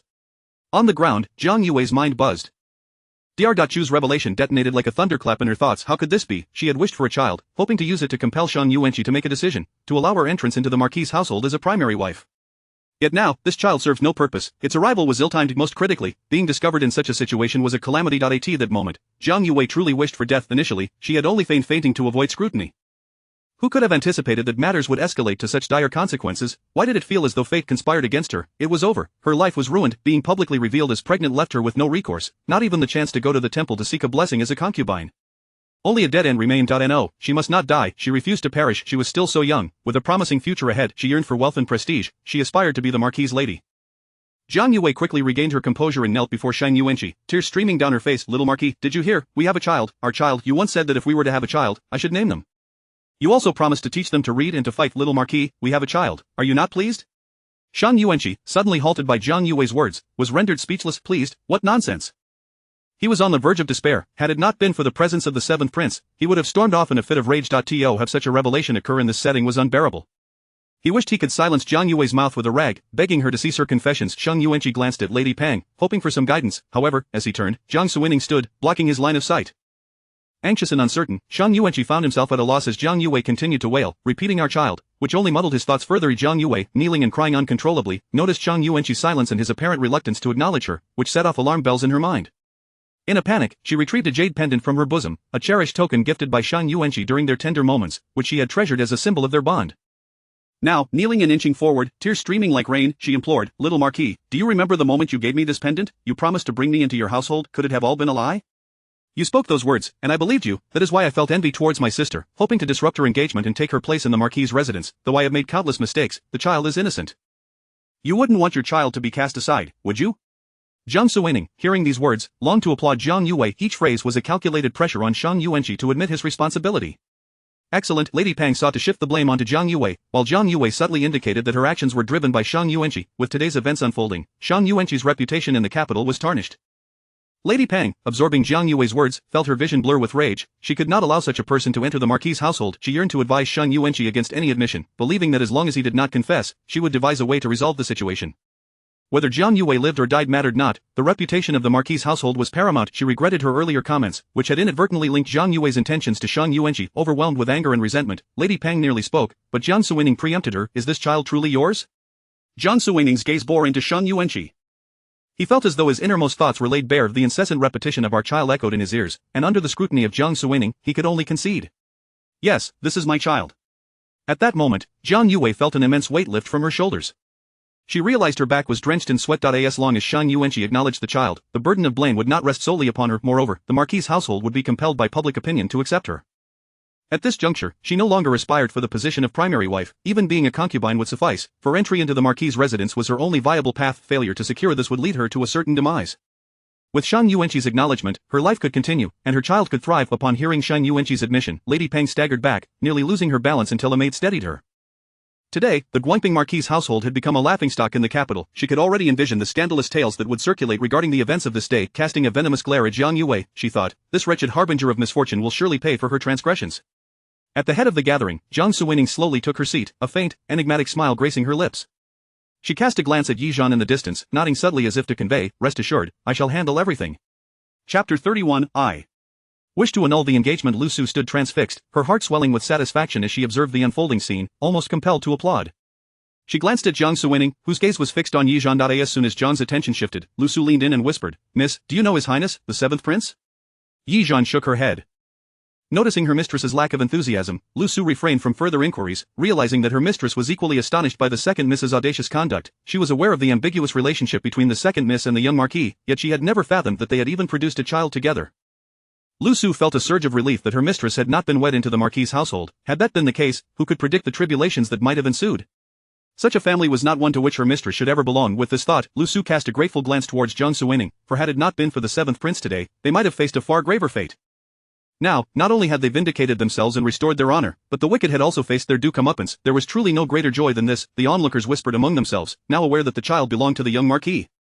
It was no wonder that the second miss had sought to position herself as a primary wife. She had relied on her pregnancy to assert her claim. Indeed, to so ruthlessly harm her own sister was a testament to her audacity. Emboldened by the knowledge of her condition, how cruelly malicious the second Miss's heart was. Such matters cannot arise from a single hand clapping. While the second miss merely recounted what she had witnessed today, the actual orchestration involved the complicity of the Kong family, particularly the Marquis of Guangping. The gathered crowd exchanged knowing glances, their opinions of the Guangping household plummeting to new lows. At the forefront, Jiang Suining addressed Madame Pang. Since today's events have wronged Miss Jiang, the Marquis and the Kong family ought to offer her an apology. Indeed, it is only right, Madame Kong promptly affirmed. Acknowledging her significant misjudgment, she was eager for the focus to shift away from the disgraceful antics of the Marquis' household. Stepping forward, she approached Yizhan, her expression filled with remorse as she earnestly apologized. Miss Jiang, today was my fault, as well as our Kong family's. We inflicted harm upon you, and I sincerely regret it. To make amends, the doors of the Kong residence shall always be open to you. You will be our honored guest. Additionally, we offer 30,000 taels of silver as compensation. We acknowledge our mistakes and sincerely hope that you will forgive us and allow for reconciliation. Madame Kong's sincerity was palpable, and the compensation she offered was indeed generous. Beyond the undeniable errors of the Kong family today, her willingness to extend such a gesture stemmed from her discernment that the seventh prince favored Miss Jiang. This conclusion was rather unexpected, yet she dared not gamble with it. Thus, this act could be seen as an investment in peace. When one errs, it is prudent to spend more to rectify it. However, Madame Kong's overt displays of contrition inadvertently placed pressure on Madame Pang. If Madame Kong's misstep was merely a failure to manage her household and heed malicious gossip, then as the instigator, Madame Pang could not escape scrutiny. On the other hand, Yizhan accepted Madame Kong's apology, who then retreated, expressing her gratitude profusely. The ramifications of today's crisis would undoubtedly weigh heavily on the Kong family, yet this resolution could serve to mitigate the damage. In the coming years, as the incident faded from memory and the Jiang family ceased their inquiries, the matter would finally be laid to rest. Inwardly, Madame Kong breathed a sigh of relief, no matter how regretful she felt. This was the best outcome possible. With Madame Kong's departure, all eyes turned to Madame Pang, who, though reluctant, had no choice but to step forward. Her words mirrored those of Madame Kong, acknowledging her errors and pleading for forgiveness, yet her compensation far exceeded that of the Kong family. She directly offered 20,000 taels of gold, along with 2 lucrative shops. As the originator of this debacle, she could not afford to appear stingy, lest she become the subject of ridicule. However, the thought of such a substantial loss made her heart ache. Yizhan accepted all that was offered, yet, the matter of marriage loomed large, and Madame Pang felt compelled to address it. Though she was dissatisfied with the arrangement, she understood that a resolution was necessary. Hesitantly, she began, regarding the marriage. At this juncture, Yizhan turned towards Jiang Suining, who remained silent. He then declared, the marriage shall be annulled. After casting one last glance at Jiang Suining, who nodded lightly in agreement, Yizhan addressed the assembly. Today, while we are all gathered, I ask you to bear witness. I hereby announce my intention to annul the engagement with the Marquis' household. Chapter 32, Return to Jiangfu. The decision made by Miss Jiang did not elicit much surprise among those present.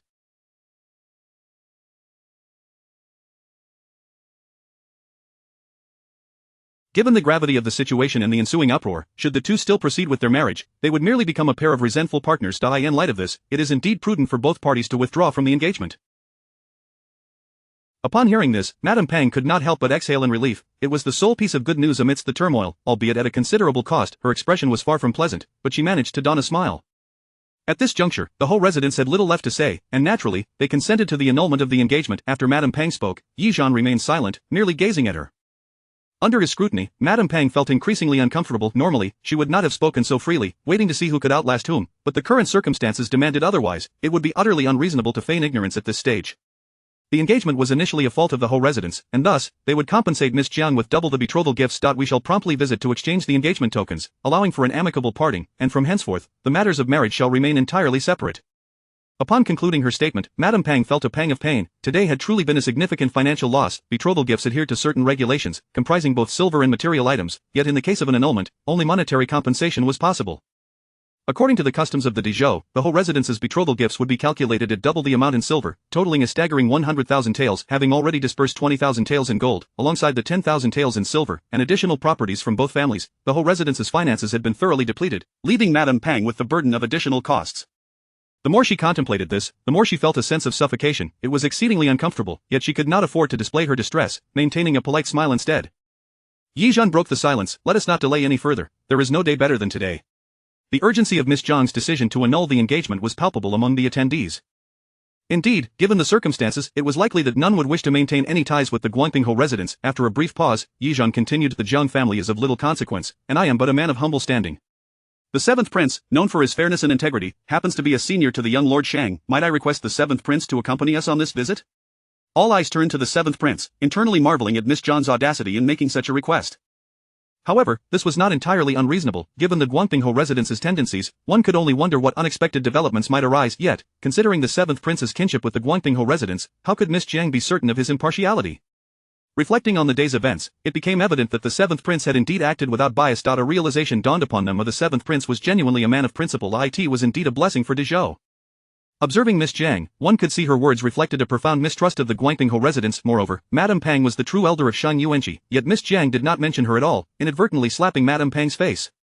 Madame Pang felt a surge of indignation, yet had no outlet for her frustration. The onlookers found amusement in the situation and empathized with Miss Jiang's proposal, though they remained skeptical that the 7th prince would acquiesce. The 7th prince was known for avoiding such gatherings and had a particular aversion to trouble. Miss Jiang was likely to be disappointed. However, in the next moment, the words of the 7th prince left everyone astounded. Casting a glance at Shan Yuanqi, he appeared somewhat reluctant as he spoke. Very well, for the sake of my mother, I shall make this visit. I hope it does not bring shame to the Ho residence, nor to the imperial family of Dezhou. Shan Yuanqi quickly knelt. Thank you, uncle. He lowered his head, his face drawn. In truth, he wished to shout, it would be better if you did not go for anyone's sake, I do not want you to. At that moment, he felt that having the 7th prince as a relative was hardly a blessing. Yet, this was a thought he dared not voice. Rising from his seat, the 7th prince declared, since that is settled, let us proceed. I have just returned to the capital, and it would be best to conclude this matter swiftly. Upon hearing this, everyone stood up in unison.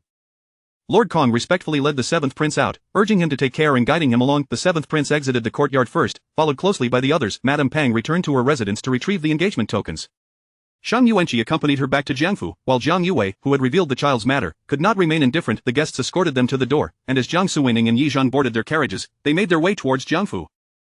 It was only after Shan Yuanqi and Jiang Yue's carriage had disappeared from sight that the guests withdrew their gazes. They each bid farewell and departed. The banquet, which was only half completed, saw guests leaving without even having a meal.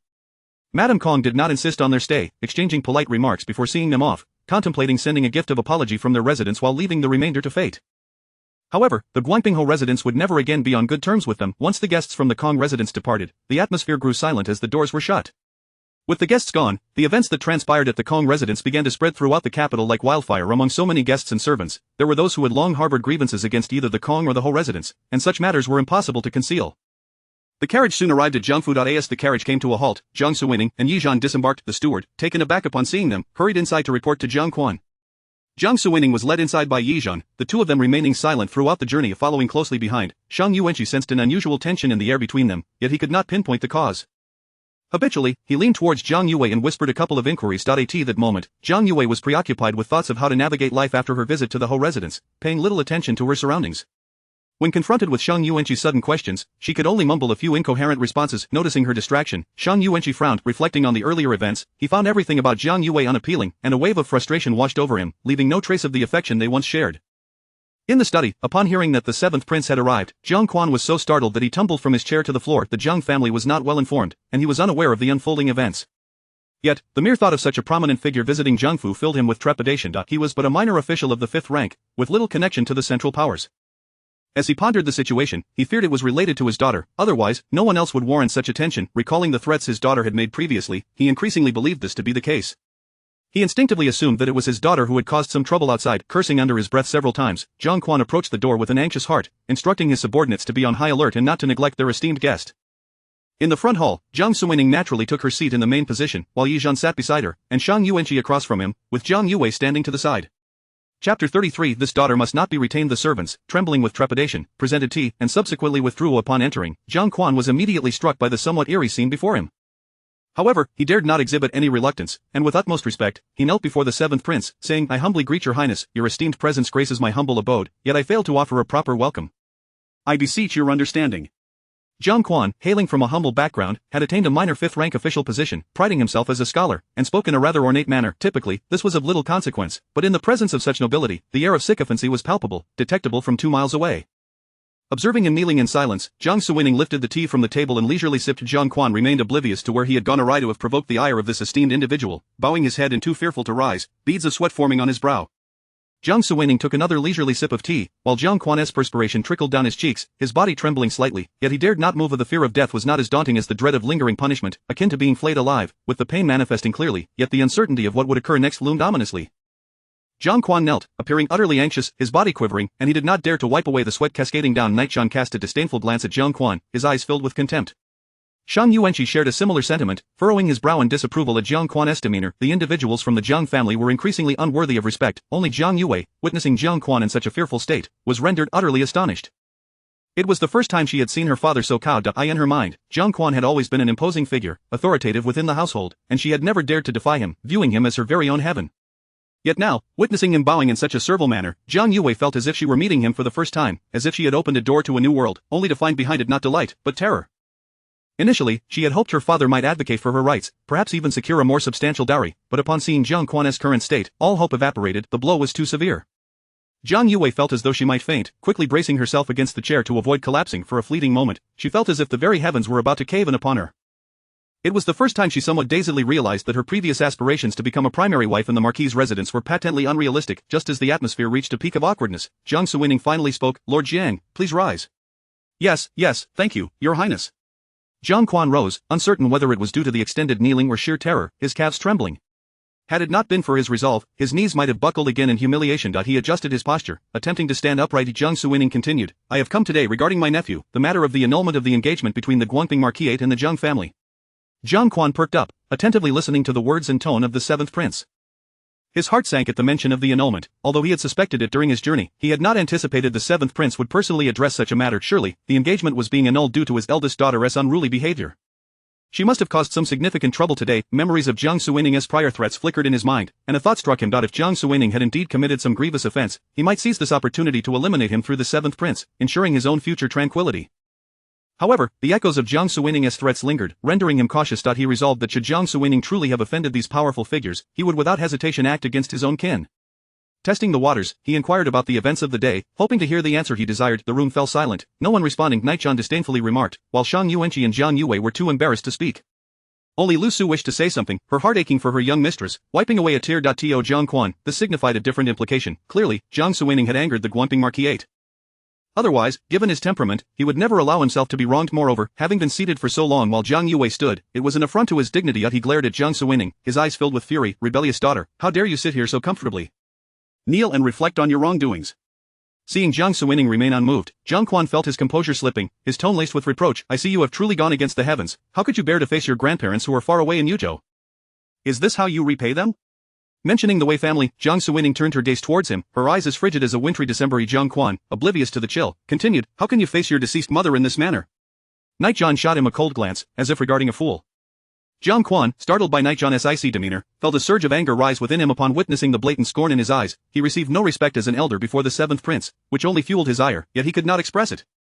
Inwardly, he mused, this daughter truly cannot be retained any longer, such an opportune moment must not be squandered. As Jiang Quan contemplated further words, the seventh prince interjected, directing Lu Su to recount the day's events to Lord Jiang.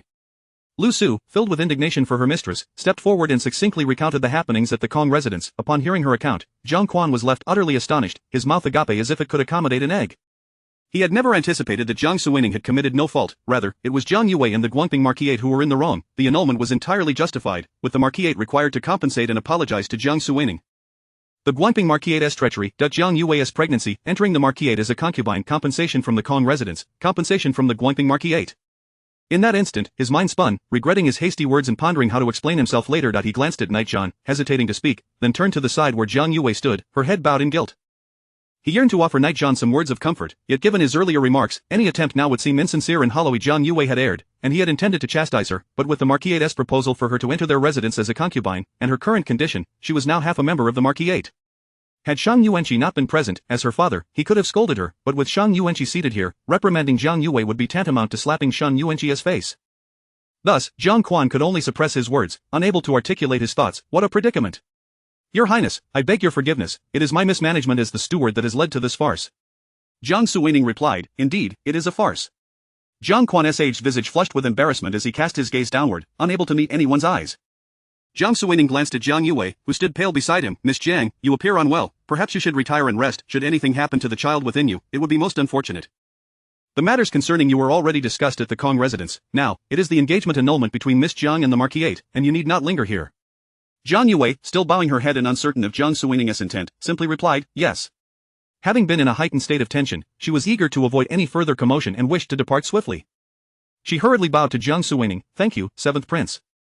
Jiang Suining added, let Chi'er accompany you, after all, the child is your flesh and blood, the matter of the annulment can wait until your mother brings the appropriate items. Then you may return. Shang Yuanqi, equally reluctant to remain and engage in a silent standoff with Jiang Suining, clasped his hands before the seventh prince. Very well. As Shang Yuanqi and Jiang Yue withdrew, Jiang Quan stood in the room, glancing at the two before him, feeling increasingly superfluous, as if seated upon a bed of nails. Chapter 34. Finally finding an opportunity to speak privately, Jiang Quan racked his brain in search of a suitable topic, yet found himself utterly at a loss for words. The seventh prince remained silent, leaving him in a state of bewilderment. He dared not take a seat, since the prince had not invited him to do so. He felt it was beyond his station. Stealing a glance at his daughter, who sat at the lower end of the table, he noticed that Yi Zhan paid him no mind, instead lifting the teacup from the table to take a sip. Jiang Suining spoke up, Lord Jiang, perhaps you should pay a visit to Miss Jiang Er. Although she is with child and will soon enter the Marquisate, she has yet to be formally married. With only Chi'er present, outsiders might think the Marquisate lacks propriety.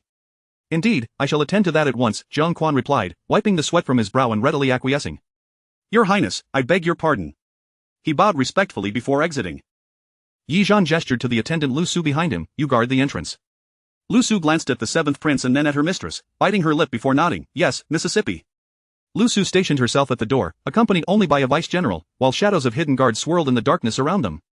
Inside the room remained only Yi Zhan and Jiang Suining. At that moment, it was not yet noon, the day was clear and bright, with the gentle spring breeze wafting in from the large tree in the courtyard outside. For a fleeting moment, the air hung still, both were acutely aware that time was a precious commodity not to be squandered. Yi Zhan broke the silence first, I had anticipated that you would arrive in a few days. Jiang Suining responded, indeed, I intended to delay my arrival by another 2 days. However, with today's banquet at Kung Fu and the mischief that Jiang Yue is likely to cause, I feared for your safety and hastened back. As it turns out, my timing was fortuitous. Recalling the events of the day filled her with trepidation. Had she not arrived in time, that group of devils would have left her in tatters. Yi Zhan remarked, I too was taken aback by their ability to distort the truth, to blur the lines between right and wrong, and to resort to unscrupulous means for their own gain. In the past, I faced countless armies without fear, unperturbed by mountains of corpses or seas of blood. I never imagined that the clamor of the masses could be so fearsome, capable of eroding one's very essence like a catastrophic flood. I was quite surprised by your performance today, you exceeded my expectations remarkably. Jiang Suining paused in astonishment. Yi Zhan was far more agreeable than she had anticipated, nothing like the dismal description she had heard from outsiders. You, too, are more approachable than I had imagined, she replied. Yi Zhan averted his gaze, a hint of awkwardness in his expression. He found it difficult to appear stern when addressing his own reflection. Why has this happened to us? Jiang Suining understood he was referring to their soul-swapping predicament and shook her head. Yi Zhan scrutinized her, then glanced at himself, his expression grave and solemn. I was struck by an arrow while returning to the capital and lost consciousness. When I awakened, I found myself in the Jiang residence. Jiang Suining replied, I was pushed into the pool by Jiang Yue's maid and fainted. When I regained consciousness, I was in the northwest camp. In truth, Jiang Suining had traversed from a past life. She had died in the fifth prince's residence and was astonished to find herself alive and returned to 5 years prior. However, such a revelation was too frightening to share with anyone. Yi Zhan inquired, how can we revert to our original selves? Jiang Suining responded, I do not know. Upon broaching this subject, both fell into silence. The occurrence was utterly bewildering, devoid of any premonition. They could not conduct inquiries openly, otherwise, they would surely be deemed monsters and face execution. Let us first address the immediate matters at hand, and later devise a plan. If we were able to swap, then it stands to reason we can return, Jiang Suining suggested. In truth, she was uncertain whether that was feasible, yet even self-soothing was better than relinquishing hope. Yi Zhan nodded, indeed, that is the only course we can take. As a thought struck him, he turned to Jiang Suining, his tone tinged with guilt, I apologize for disrupting your engagement. Jiang Suining replied, not at all. I had long wished to annul the engagement but had yet to find the opportunity. I was already aware of Jiang Yue and Shang Yuanqi's affair, which is why I asked Dr. Chu to investigate her condition today. I had intended to utilize Jiang Yue's desire to enter the Marquisate as leverage to dissolve the engagement, but before I could act, I was sent to the northwest camp. Upon hearing Jiang Suining's words, Yi Zhan breathed a sigh of relief. This matter had weighed heavily on his mind in recent days. In the future, I will keep an eye out for suitable matches for you. Alternatively, should you encounter someone you fancy, do inform me, and I shall assist. Jiang Suining found his words amusing yet inappropriate. I have not considered such matters. My sole desire is to return to my original self. Yi Zhan appeared somewhat embarrassed. I have heard that young women should be courted around the age of 16, I fear to delay you. Jiang Suining smiled gently at him, it matters not. I am indifferent, the pressing matters are of utmost importance. Yi Zhan regarded Jiang Suining, his own face reflecting her expressions, which felt strangely unfamiliar. Despite sharing the same visage, the essence of a different person lent an entirely distinct sensation. How remarkable. Previously, he had been eager yet fearful to meet Jiang Suining, primarily concerned about her temperament, whether she would be difficult or timid, prone to tears, yet now, everything surpassed his expectations.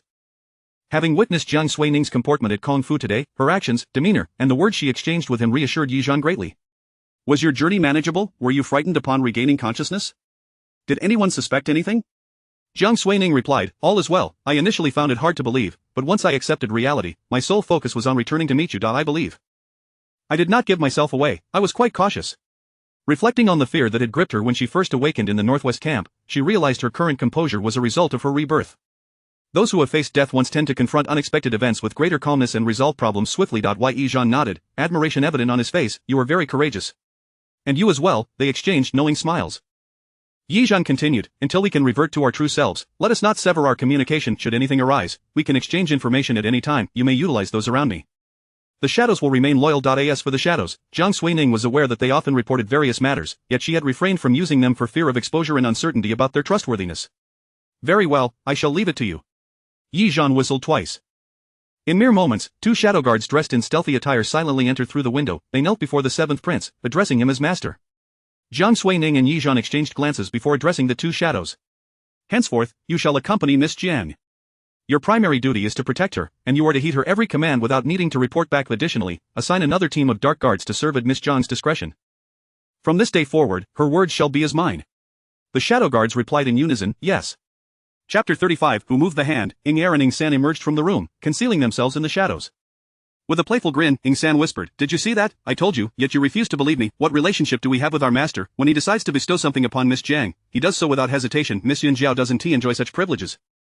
Just listen to what the master said. Miss Jiang's wishes are my own, you need only obey. Ing Er was equally astonished by the recent events, deeply shaken yet unable to comprehend the reasons behind it. Upon hearing Ing San's words, he instinctively scratched his head. When did this happen? How come we haven't heard a whisper of it? It seems our professional abilities require enhancement. Ing San rolled his eyes dramatically. Oh come on, are you the temple's abbot? At such a moment, why concern yourself with professional capabilities? We are discussing our master's romantic escapades. Do you understand what that entails? I almost wish to send you to Yanlai Tower to broaden your horizons. What a disgrace.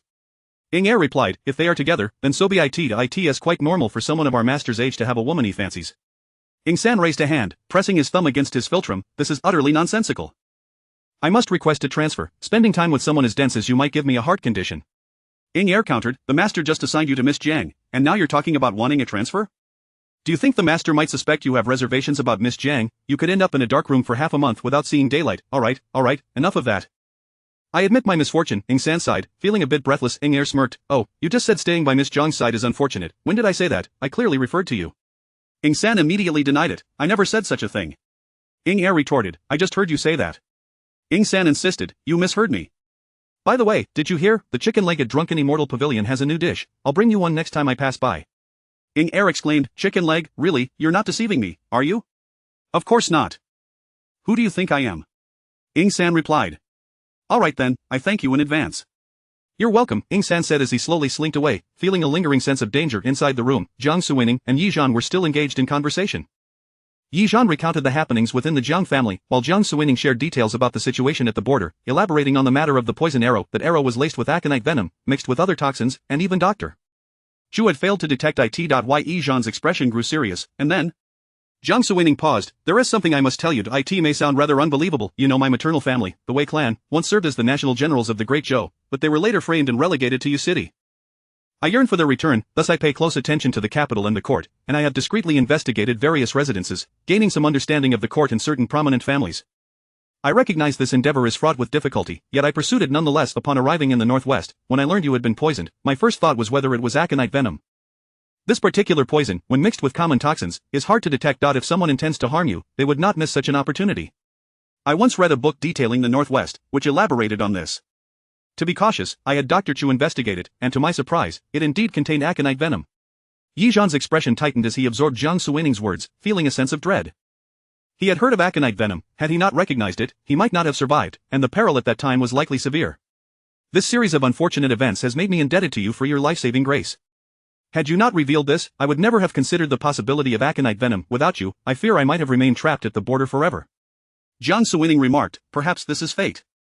You coincidentally fell victim to poison, and I happened to read that book. The same applies to the capital. I am of frail constitution, having been submerged in water for so long. Had it not been for your strong will, I doubt I would have survived. The two exchanged glances, each finding some solace in the other's presence. But do you know who was behind the poison arrow? If we do not identify them, the first attack will surely be followed by another. Jiang Suining was aware that it was the second prince who had orchestrated the deed, yet she could not disclose this. Her earlier statements had been carefully concocted after much contemplation, designed to prevent Yi Zhan from harboring suspicion while still maintaining coherence. Why Yi Zhan remained silent? He had pondered this question since awakening. Now that the turmoil in the northwest had subsided, the border would remain peaceful without him. His military achievements posed a significant threat to certain individuals. Within the court, aside from himself, there were two other princes. One ranked second and the other fifth. The second prince appeared quite refined, embodying the image of a dashing young gentleman. His mother's status was modest, yet respectable, having been a companion to the emperor since their time in the palace. The fifth prince, born with a penchant for leisure, seemed disinterested in court affairs, yet he was favored by a doting mother and boasted a powerful and reliable maternal family in the prime minister's residence. Noticing Yi Zhan's silence, Jiang Suining spoke slowly. In my opinion, these two are likely inseparable. One takes action while the other may well offer assistance, differing only in who the mastermind is. Observing their conduct, it seems that whoever ascends to power in the future will not grant you any respite. Yi Zhan's military achievements were genuine, and he was beloved by the people. Such a prince, regardless of ambition, would inevitably be perceived as a thorn in the side by those with designs of their own. Jiang Suining reflected on events from her past life, analyzing the situation, hoping to instill a sense of vigilance in Yi Zhan while also preparing him psychologically, conveying that she was no mere naive young lady. Thus, when she acted in the future, it would be easier to explain her motives, especially since she would be leveraging Yi Zhan's identity. It was prudent to establish some groundwork in anticipation of future events. Jiang Suining had contemplated these words for quite some time before daring to voice them. Fortunately, they were always on the same side, allowing them to unite as allies. Now, she merely needed Yi Zhan to accept her as a comrade. Indeed, after she finished speaking, Yi Zhan's gaze shifted toward her, revealing a newfound curiosity and astonishment. I had thought you merely had a cursory understanding, yet it appears you possess far more knowledge and insight than I imagined. Jiang Suining replied, I am no expert.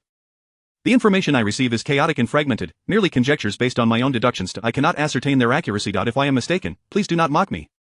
Yi Zhan reassured her, not at all.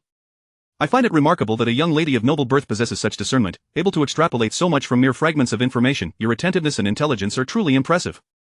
Jiang Suining felt a twinge of guilt. Perhaps it's simply that I have nothing else to occupy my thoughts. I have devoted my attention entirely to this matter. Regardless of Yi Zhan's thoughts, it sufficed that he was willing to accept this aspect of her. In time, she would gradually share her own matters with him. Yi Zhan remarked, this is excellent. I was concerned that you might struggle to handle those around you, but now I see you are far braver and more capable than I had anticipated. Jiang Suining seized the moment to assert, I will safeguard myself, protect those around you, and uphold the dignity of the seventh prince's residence. I shall not bring shame upon it. Upon hearing this, Yi Zhan gazed deeply into Jiang Suining's eyes. Then, I am truly grateful to you. Chapter 36 A marriage between men and women. Each unrelated Madame Pang arrived just past noon, bearing the tokens of engagement from their initial betrothal, along with the silver compensation resulting from the affairs of the Kong residence.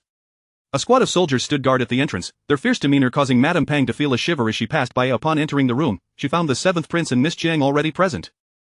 Lu Su stood behind Miss Jiang, beside a table that held a box containing the tokens from the original engagement. A servant was dispatched to summon Shang Yuanqi and Zhang Quan. Once everyone had gathered and taken their seats, Madame Pang cast a glance at the silent seventh prince in the foremost position, her heart trembling slightly. Although today's events were ostensibly the fault of her Guangping marquis house, she could not shake the suspicion that the seventh prince was, in fact, a relative of the Jiang family, rather than her own. Such grievances, however, she dared only to ponder internally, not daring to voice them. Given the preceding occurrences, no formalities were necessary. Both parties readily exchanged the original engagement tokens, confirming their authenticity, thus rendering the marriage annulled in earnest. From this moment forth, the union of man and woman was to be entirely severed. Subsequently, Madame Pang presented the compensation for today's events. With a smiling demeanor, she remarked, this is the compensation for Miss Jiang due to the matters concerning the Kong residence. As for the annulment compensation, due to the substantial amount, it requires some time to arrange and will be delivered within 7 days. I kindly ask for Miss Jiang's understanding in this matter. Very well. Yi Zhan did not see the need to linger over such trivial matters. The marriage had been dissolved, the fault lay with the Guangping marquis house, and Miss Jiang had received her due compensation. That sufficed. Prolonging the matter would only tarnish Jiang Suining's reputation. With so many witnesses to today's events, the citizens of the capital would discern the truth. He wisely chose to withdraw while the situation was still favorable, thus bringing this matter to a satisfactory conclusion. However, Zhang Quan, observing the box of gold presented by the marquis, felt his eyes gleam with greed. Upon hearing Madame Pang mention an additional 100,000 taels, he immediately began to calculate in his mind. With this matter resolved, the seventh prince rose to take his leave. Naturally, Zhang Quan dared not to detain him. As the seventh prince departed, Madame Pang, accompanied by Shang Yuanqi, also prepared to leave the Jiang residence without a moment's delay. The seventh prince walked ahead, while Madame Pang and Shang Yuanqi followed behind. Once the seventh prince had distanced himself somewhat, Zhang Quan approached. Madame Pang, may I have a word? Madame Pang regarded Zhang Quan with a furrowed brow, her face betraying her disdain for him, unwilling to engage in conversation. Is there something you wish to discuss? Jiang Quan replied, now that Ning'er's matter is resolved, shall we deliberate on Wei's situation? Madame Pang scoffed, her tone laced with frost, there is no need. The Jiang family may select a date at their convenience, we of the Marquis shall simply carry her over the threshold once it is determined. With that, she did not wait for Jiang Quan's reply, turning on her heel and departing, leaving him stunned and speechless. He had not anticipated that a mere woman like Madame Pang would dare to humiliate him so brazenly, his face flushed with indignation, yet he could not afford to express his anger, merely watching as she exited. He had assumed that since Jiang Suining's marriage had faltered, the union with Jiang Yue would proceed smoothly, believing that fostering a good relationship with the Marquis was prudent. To his dismay, Madame Pang's attitude suggested that she held Jiang Yue in little regard. Normally, whether for marriage or concubinage, both families would agree upon a date before selecting an auspicious time, yet it was evident she was wholly disinterested, dismissing the matter with an air of nonchalance. Jiang Quan furrowed his brow, feeling that this proposed union had brought no advantages to himself or the Jiang family, and had cost them a daughter, leaving him with a sense of foreboding. Recalling the words of concubine Luo, his anger grew. He soon realized that her claims about Shang Yuanqi's affections for Jiang Yue, his desire to elevate her to the status of a wife, had been nothing but a ruse to deceive him. He let out a cold snort, realizing that if concubine Luo had the audacity to deceive him, she must have misled him about countless matters over the years. Fuming, Jiang Quan returned to his quarters. Upon entering, his gaze immediately fell upon the 2,000 taels of gold, a gleam of avarice evident in his eyes. He turned to Yizhan, his expression shifting to one of regret, his tone noticeably softened. Ning'er, my earlier reprimand was not sincere. It was merely for the 7th prince's benefit, as I feared he might punish you. I hope you can understand the difficulties I face. Yizhan remained impassive. Enough of this pretense. As long as you do not act recklessly, I will not expose you. You may continue to enjoy your position as an official. Upon hearing this, Jiang Quan swallowed hard, glancing again at the box filled with gold. Summoning his courage, he said, very well, I shall heed your counsel. However, Ning'er, you are still young, carrying such a large sum may invite deceit, allow me to safeguard it for you. Yizhan shot him a cold glance, and Jiang Quan felt a chill run down his spine, his body tensing, unwilling to speak further. Keep your sordid thoughts to yourself. Otherwise, I will not hesitate to take charge of this household. Jiang Quan trembled at her words, the remainder of his retort lodged in his throat, not daring to utter a single syllable, his complexion paling. For reasons unknown, he found himself believing that the individual before him would indeed follow through on her threats. He awkwardly replied, yes, I merely spoke in jest, of course, the money rightfully belongs to you. Yizhan regarded his craven demeanor with disdain, thinking to herself how blind the former Miss Wei must have been. She summoned several servants to move the items and, accompanied by Lu Su, returned to Ningxin Courtyard. The maids of Ningxin Courtyard were overjoyed at the sight of the glittering gold. Lu Su cleared a space for them, while Yizhan, under the pretext of protecting their assets, discreetly arranged for a contingent of guards, effectively placing the dark sentinels left by Jiang Suining in their midst. Lu Su surveyed the heavily guarded courtyard, her heart brimming with joy. Miss, with so much wealth, we can finally sleep soundly. I was initially worried that such a sum would attract unwanted attention, but those guards we saw earlier are just as formidable as the soldiers accompanying the 7th prince. Miss, you may not know, but the maids of Ningxin Courtyard can now walk freely without fear of bullying, they are all calling each other sister. In the past, we would have been grateful just to avoid mistreatment. Miss, today was indeed perilous. We are fortunate that the 7th prince arrived in time, otherwise, we would have faced dire consequences. He truly seems like a kind person. As Lu Su rambled on, Yizhan stifled a yawn, feeling a wave of drowsiness wash over her. Noticing this, Lu Su opened the window. Miss, you appear fatigued, perhaps a brief respite would restore your spirits. After all, you have yet to fully recover from your recent illness, you must nurture your health. Yizhan yawned repeatedly, shedding her outer garment and climbing into bed. As she closed her eyes, she reflected on her earlier conversation with Jiang Suining, and before long, sleep enveloped her. Just before drifting off, she mused, I must seize every opportunity to strengthen my body. It is far too weak. Chapter 37 Concubine, the master wishes to see you in the Handan courtyard. Lady Luo lay prostrate on the bed after receiving 40 strokes of the rod, while Granny Luo cautiously applied medicine beside her. She dared not move, even the slightest touch elicited cries of despair from Lady Luo. Enduring the pain, she knew that if the medicine were not applied, her recovery would be delayed for a month, but with treatment, the scabs would form in a few days. Tears of grievance streamed down her face as she reflected on her years of companionship with Jiang Quan, believing she understood him well and shared a bond of affection, yet, to her dismay, he had turned against her without a moment's hesitation, leaving no room for reconciliation. She remained perplexed about what had transpired, desiring to investigate, but unable to walk in with the steward uncooperative. She had called out several times, yet no one came to her aid, nor did she receive any responses to her inquiries. The others were equally unhelpful in uncovering the truth. With this thought, Lady Luo wiped her tears, gritting her teeth, vowing that one day, they would come to regret their actions. After waiting a bit longer, once the matter had passed and Wei had successfully entered the Marquis's residence, she would ensure the steward was dismissed and replaced with someone of her choosing. Granny Luo felt indignant on Lady Luo's behalf and chimed in, indeed, this steward is utterly heartless. When you were in charge, what benefits did he not receive from you? What conveniences did you not afford him? You spent so much silver on him, yet when the situation turned dire, he was the first to flee. Truly an ungrateful wretch. With a face full of indignation, Lady Luo replied, enough. A tiger falling to the plains is preyed upon by dogs. In my current state, it is no wonder that the high trample the low. There shall not be a second time.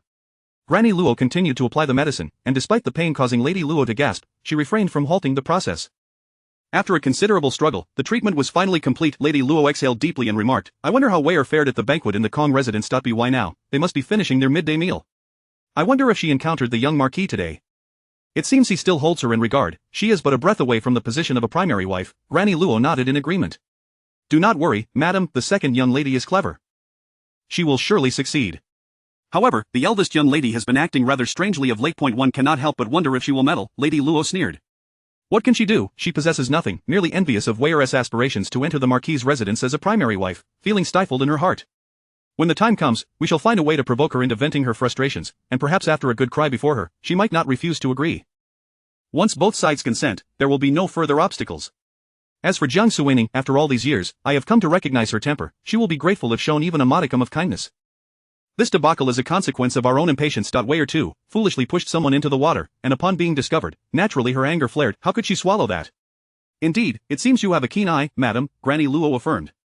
"Let us speak of this later. First, let us see how the young Marquis fares. Go check if Wei has returned. If she has, send her directly to me. I have questions for her." "Understood."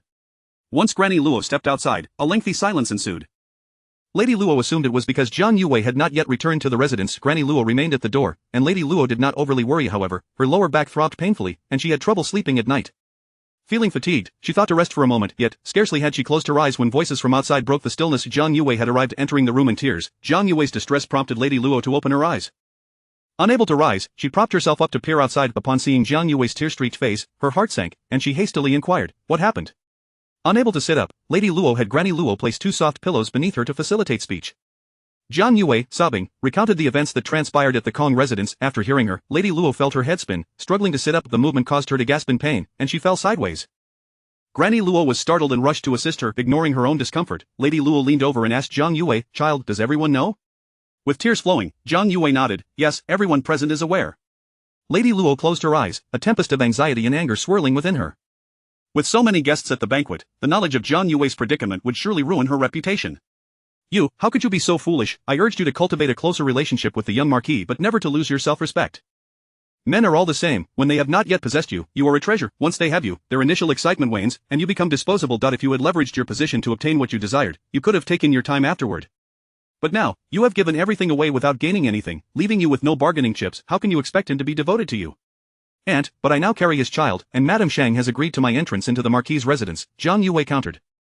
Lady Luo, exasperated by her lack of understanding, retorted, "This is entirely different. If the young Marquis desired you, he would have sought ways to ensure your well-being within the residence, but currently, it is merely a matter of the Marquis's family saving face by allowing you in. Given the gravity of today's events, when you mentioned the child, he hesitated long before acknowledging it. Madame Shang did not advocate for you at all. It is possible that the young Marquis has begun to harbor aversion towards you. Entering the Marquis's residence under these circumstances would be exceedingly difficult. How can you compare?" As Jiang Yue listened, her face drained of color. She recalled how Shang Yuanqi had delivered her back to her room, appearing distracted and growing impatient in their conversation. Initially, she thought it was due to the day's overwhelming events, but upon reflection, panic gripped her heart. "Aunt, what should I do?" Lady Luo, frustrated, replied, "What else is there to do?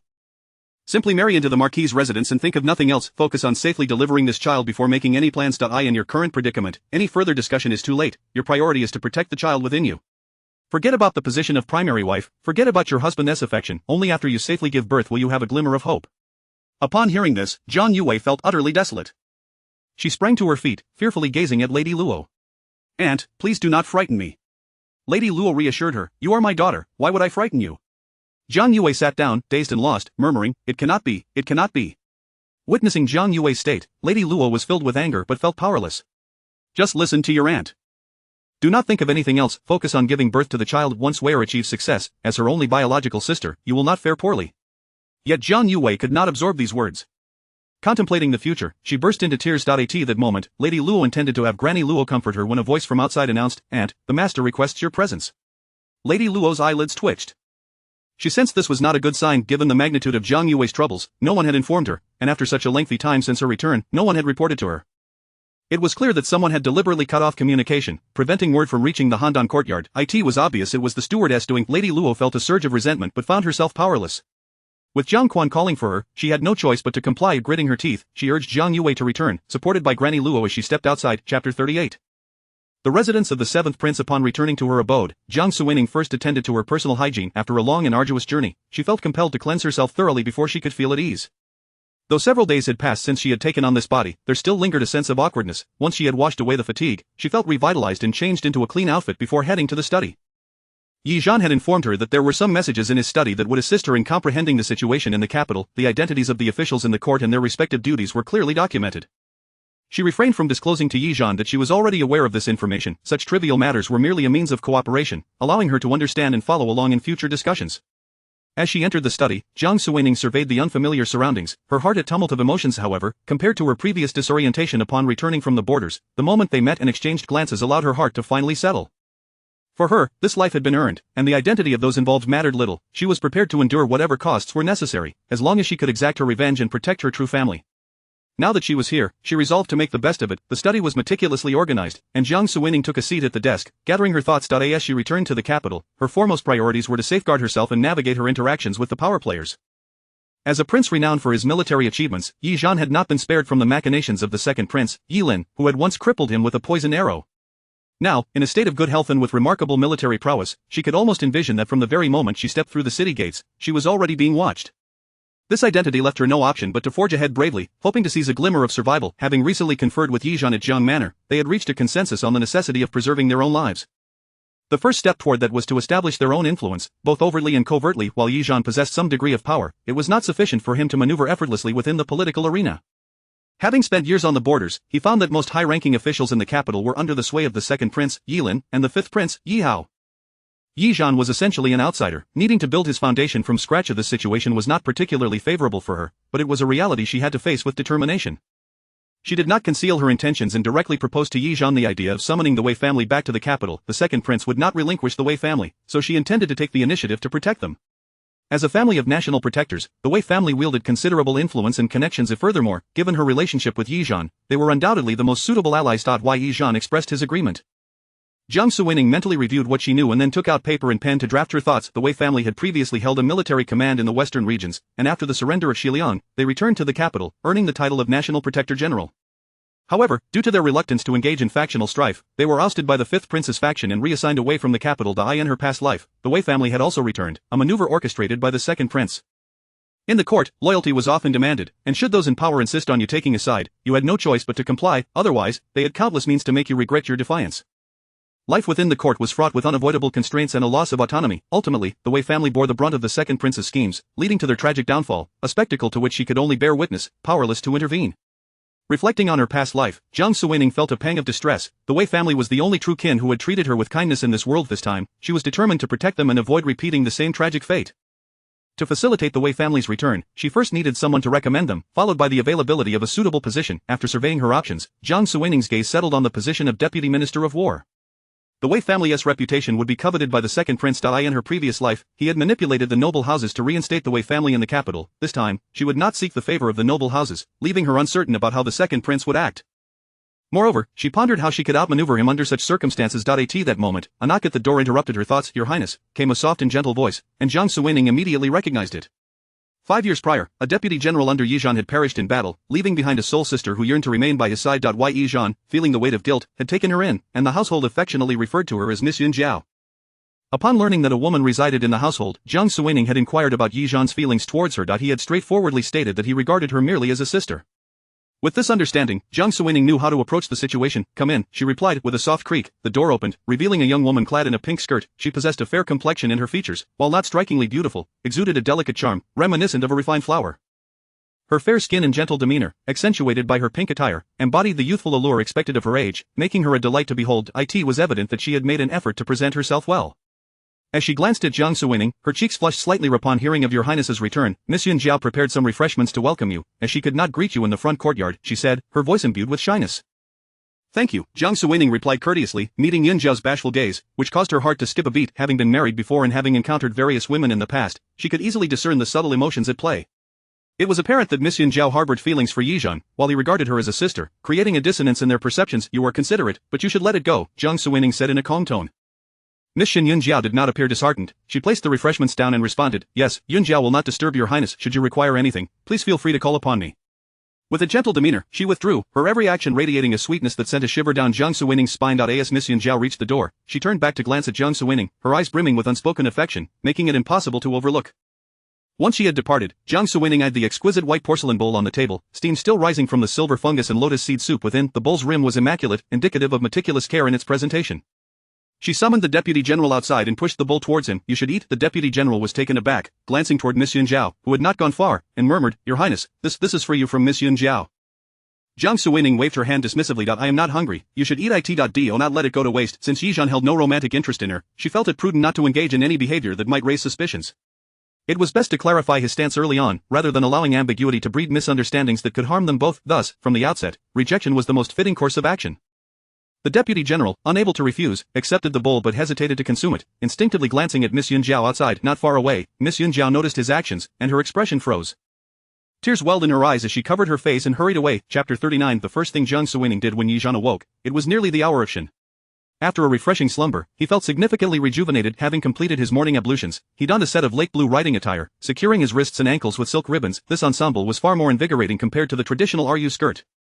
He then requested Liu Su to style his hair into a simple updo, transforming his appearance to such an extent that he seemed like an entirely different person. He strode directly into the courtyard, practiced horse stance for a while, and then executed a series of martial arts movements, leaving the maidservants in Ningxing courtyard utterly astonished. Upon returning for a drink of water, Yizhan's brow furrowed slightly, hinting at his discontent. In the military camp, he could train from dawn till dusk, yet now, after merely one set of exercises, he found himself breathless. It became evident to him that this body required rigorous training. Good health was of paramount importance. With that thought in mind, Yizhan mentally devised a fitness regimen, practicing horse stance for 2 incense sticks worth of time each morning and evening, performing a set of martial arts movements at both times, and gradually increasing the intensity as his body adapted. After meeting Jiang Suwining, he felt resolute and began to plan for the future. Meanwhile, Liu Su poured tea while swallowing nervously. Were it not for her close proximity to her mistress, she might have believed that someone else had taken her place. Although her mistress's peculiar behavior since awakening from her near-drowning incident was understandable, Liu Su was baffled as to when she had learned such martial arts, something she had been completely unaware of. As Liu Su pondered, 2 figures in the shadows were even more bewildered, nearly dropping their jaws in astonishment. Shadow 3, have you noticed, this martial arts style seems familiar. Shadow 2, indeed, it is quite reminiscent. Shadow 3, if my memory serves me correctly, this is a technique created by our master. Shadow 2, it bears a striking resemblance. I must admit, the execution is quite impressive. Why, then, does Miss Jiang possess such skills? Shadow 3 turned to Shadow 2. Shadow 2 shook his head. Perhaps it was taught to her in a dream. Shadow 3 rolled his eyes. When did you fall ill? Shadow 2, I rarely fall ill. My health is excellent. Why do you ask? Shadow 3, if you were ill, Shadow 7 would replace you. I prefer conversing with him. You're as dull as a wooden block. Shadow 2's eyes darted around, adopting a serious demeanor. The master summoned you not for idle chatter. Should you wish to converse, the master could confine you and Shadow 7 in a dark room for 3 days and nights. Shadow 3 laughed heartily. If I am guilty, please punish me according to the law. Shadow 2, what are you saying? Shadow 3, everything that just transpired was an illusion. We have said nothing. Shadow 2 rubbed his eyes and peered back into the room. It seems it was not an illusion. I truly witnessed it. Shadow 3 stealthily departed, his expression blank, unwilling to utter another word to Shadow 2. Meanwhile, Shadow 7, within the residence of the 7th prince, sneezed, rubbed his nose, and instinctively gazed upwards. It has been a while since I last returned to the capital. I seem to be suffering from a bit of acclimatization. Achu inside the room, Yizhan took a seat at the table. Liu Su served several plates of pastries, her mood evidently buoyant. Mistress, Aunt Luo has been punished again. She has been relocated from the Handan courtyard to the most desolate corner of our estate. Fetching water there is arduous, and by the time food is delivered, it is nearly cold. It may be tolerable in summer, but in winter, it will be dire. I heard that someone even died in that courtyard before. As she spoke, Liu Su instinctively lowered her voice, adopting a gossiping demeanor. Just then, Shadow 3 appeared unexpectedly. Liu Su instinctively shielded Yizhan, startled and about to exclaim, but Yizhan swiftly covered her mouth. One of us. Shadow 3 set down the letter he was carrying and prepared to leave, but Yizhan called out, in the future, leave the letters on the table by the window. Do not appear unless summoned. Understood. Before Yizhan, Shadow 3 felt an inexplicable sense of familiar pressure internally. He mused, indeed, he is one of the master's people. The aura he exudes is strikingly similar. I must remain cautious, otherwise, if Miss Jiang whispers in the master's ear, oh dear, it would spell disaster. Shadow 3 felt a chill run down his spine and swiftly vanished from sight. Liu Su's eyes widened as she watched him disappear in an instant, blinking furiously, unaware of when Yizhan had released her. By the time she regained her composure, Yizhan was already seated, engrossed in reading the letter. Liu Su sensed that her mistress seemed to harbor many secrets, and she dared not inquire, merely hoping her mistress would not abandon her. After reading the letter, Yizhan's expression soured. He approached the table, swiftly penning a response. Soon, news reached Jiang Suwining at the 7th princess residence. Upon opening the letter, she noted Yizhan's repeated assurances that he held no romantic inclinations toward Xin Yunjiao, which allowed her to breathe a sigh of relief, lest she feel like an intruder in someone else's affair. Having resolved this matter, she reviewed the organized information once more before incinerating it in the brazier. The first thing she undertook was to send a letter to the Wei family. At the residence of the second prince, in the conference hall, 6 or 7 individuals were engaged in hushed discussion. The second prince, Yilin, occupied the seat of honor, attired in a moonlight white brocade robe, the hem embroidered with jade bamboo. The colors were subtle, with a sky blue hue accentuating the delicate bamboo leaf patterns, outlined with fine golden threads, exuding both elegance and nobility, enhancing his refined and ethereal presence. Yilin had always projected the image of a dashing young gentleman, and this attire indeed complemented his innate grace. Below him, an aide reported on Yi Zhan's activities since his return to the capital.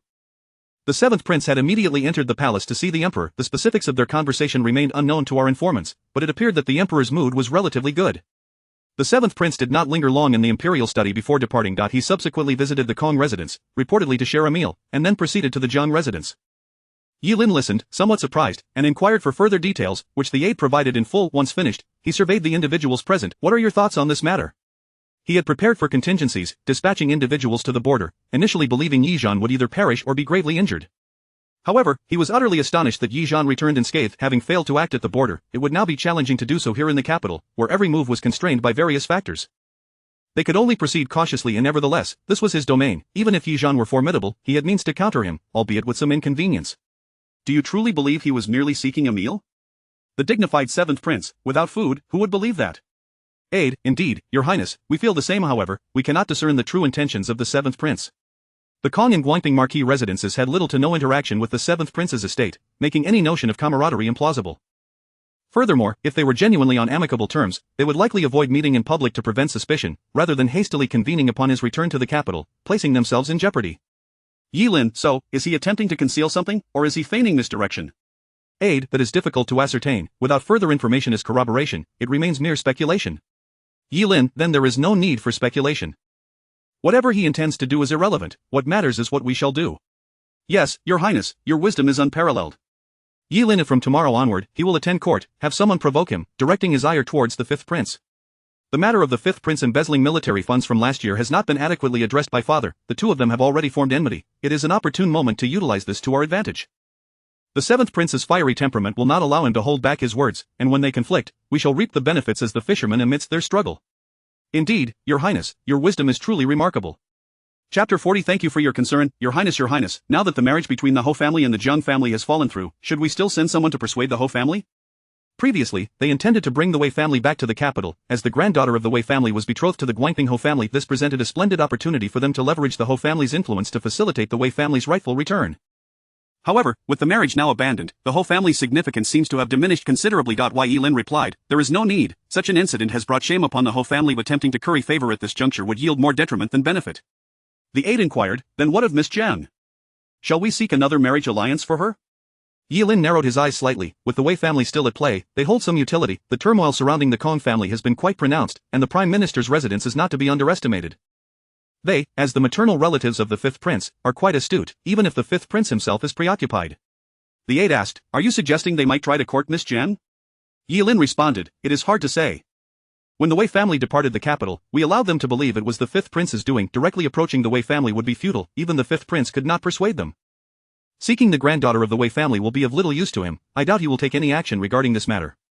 At this point, Yilin's expression conveyed disdain.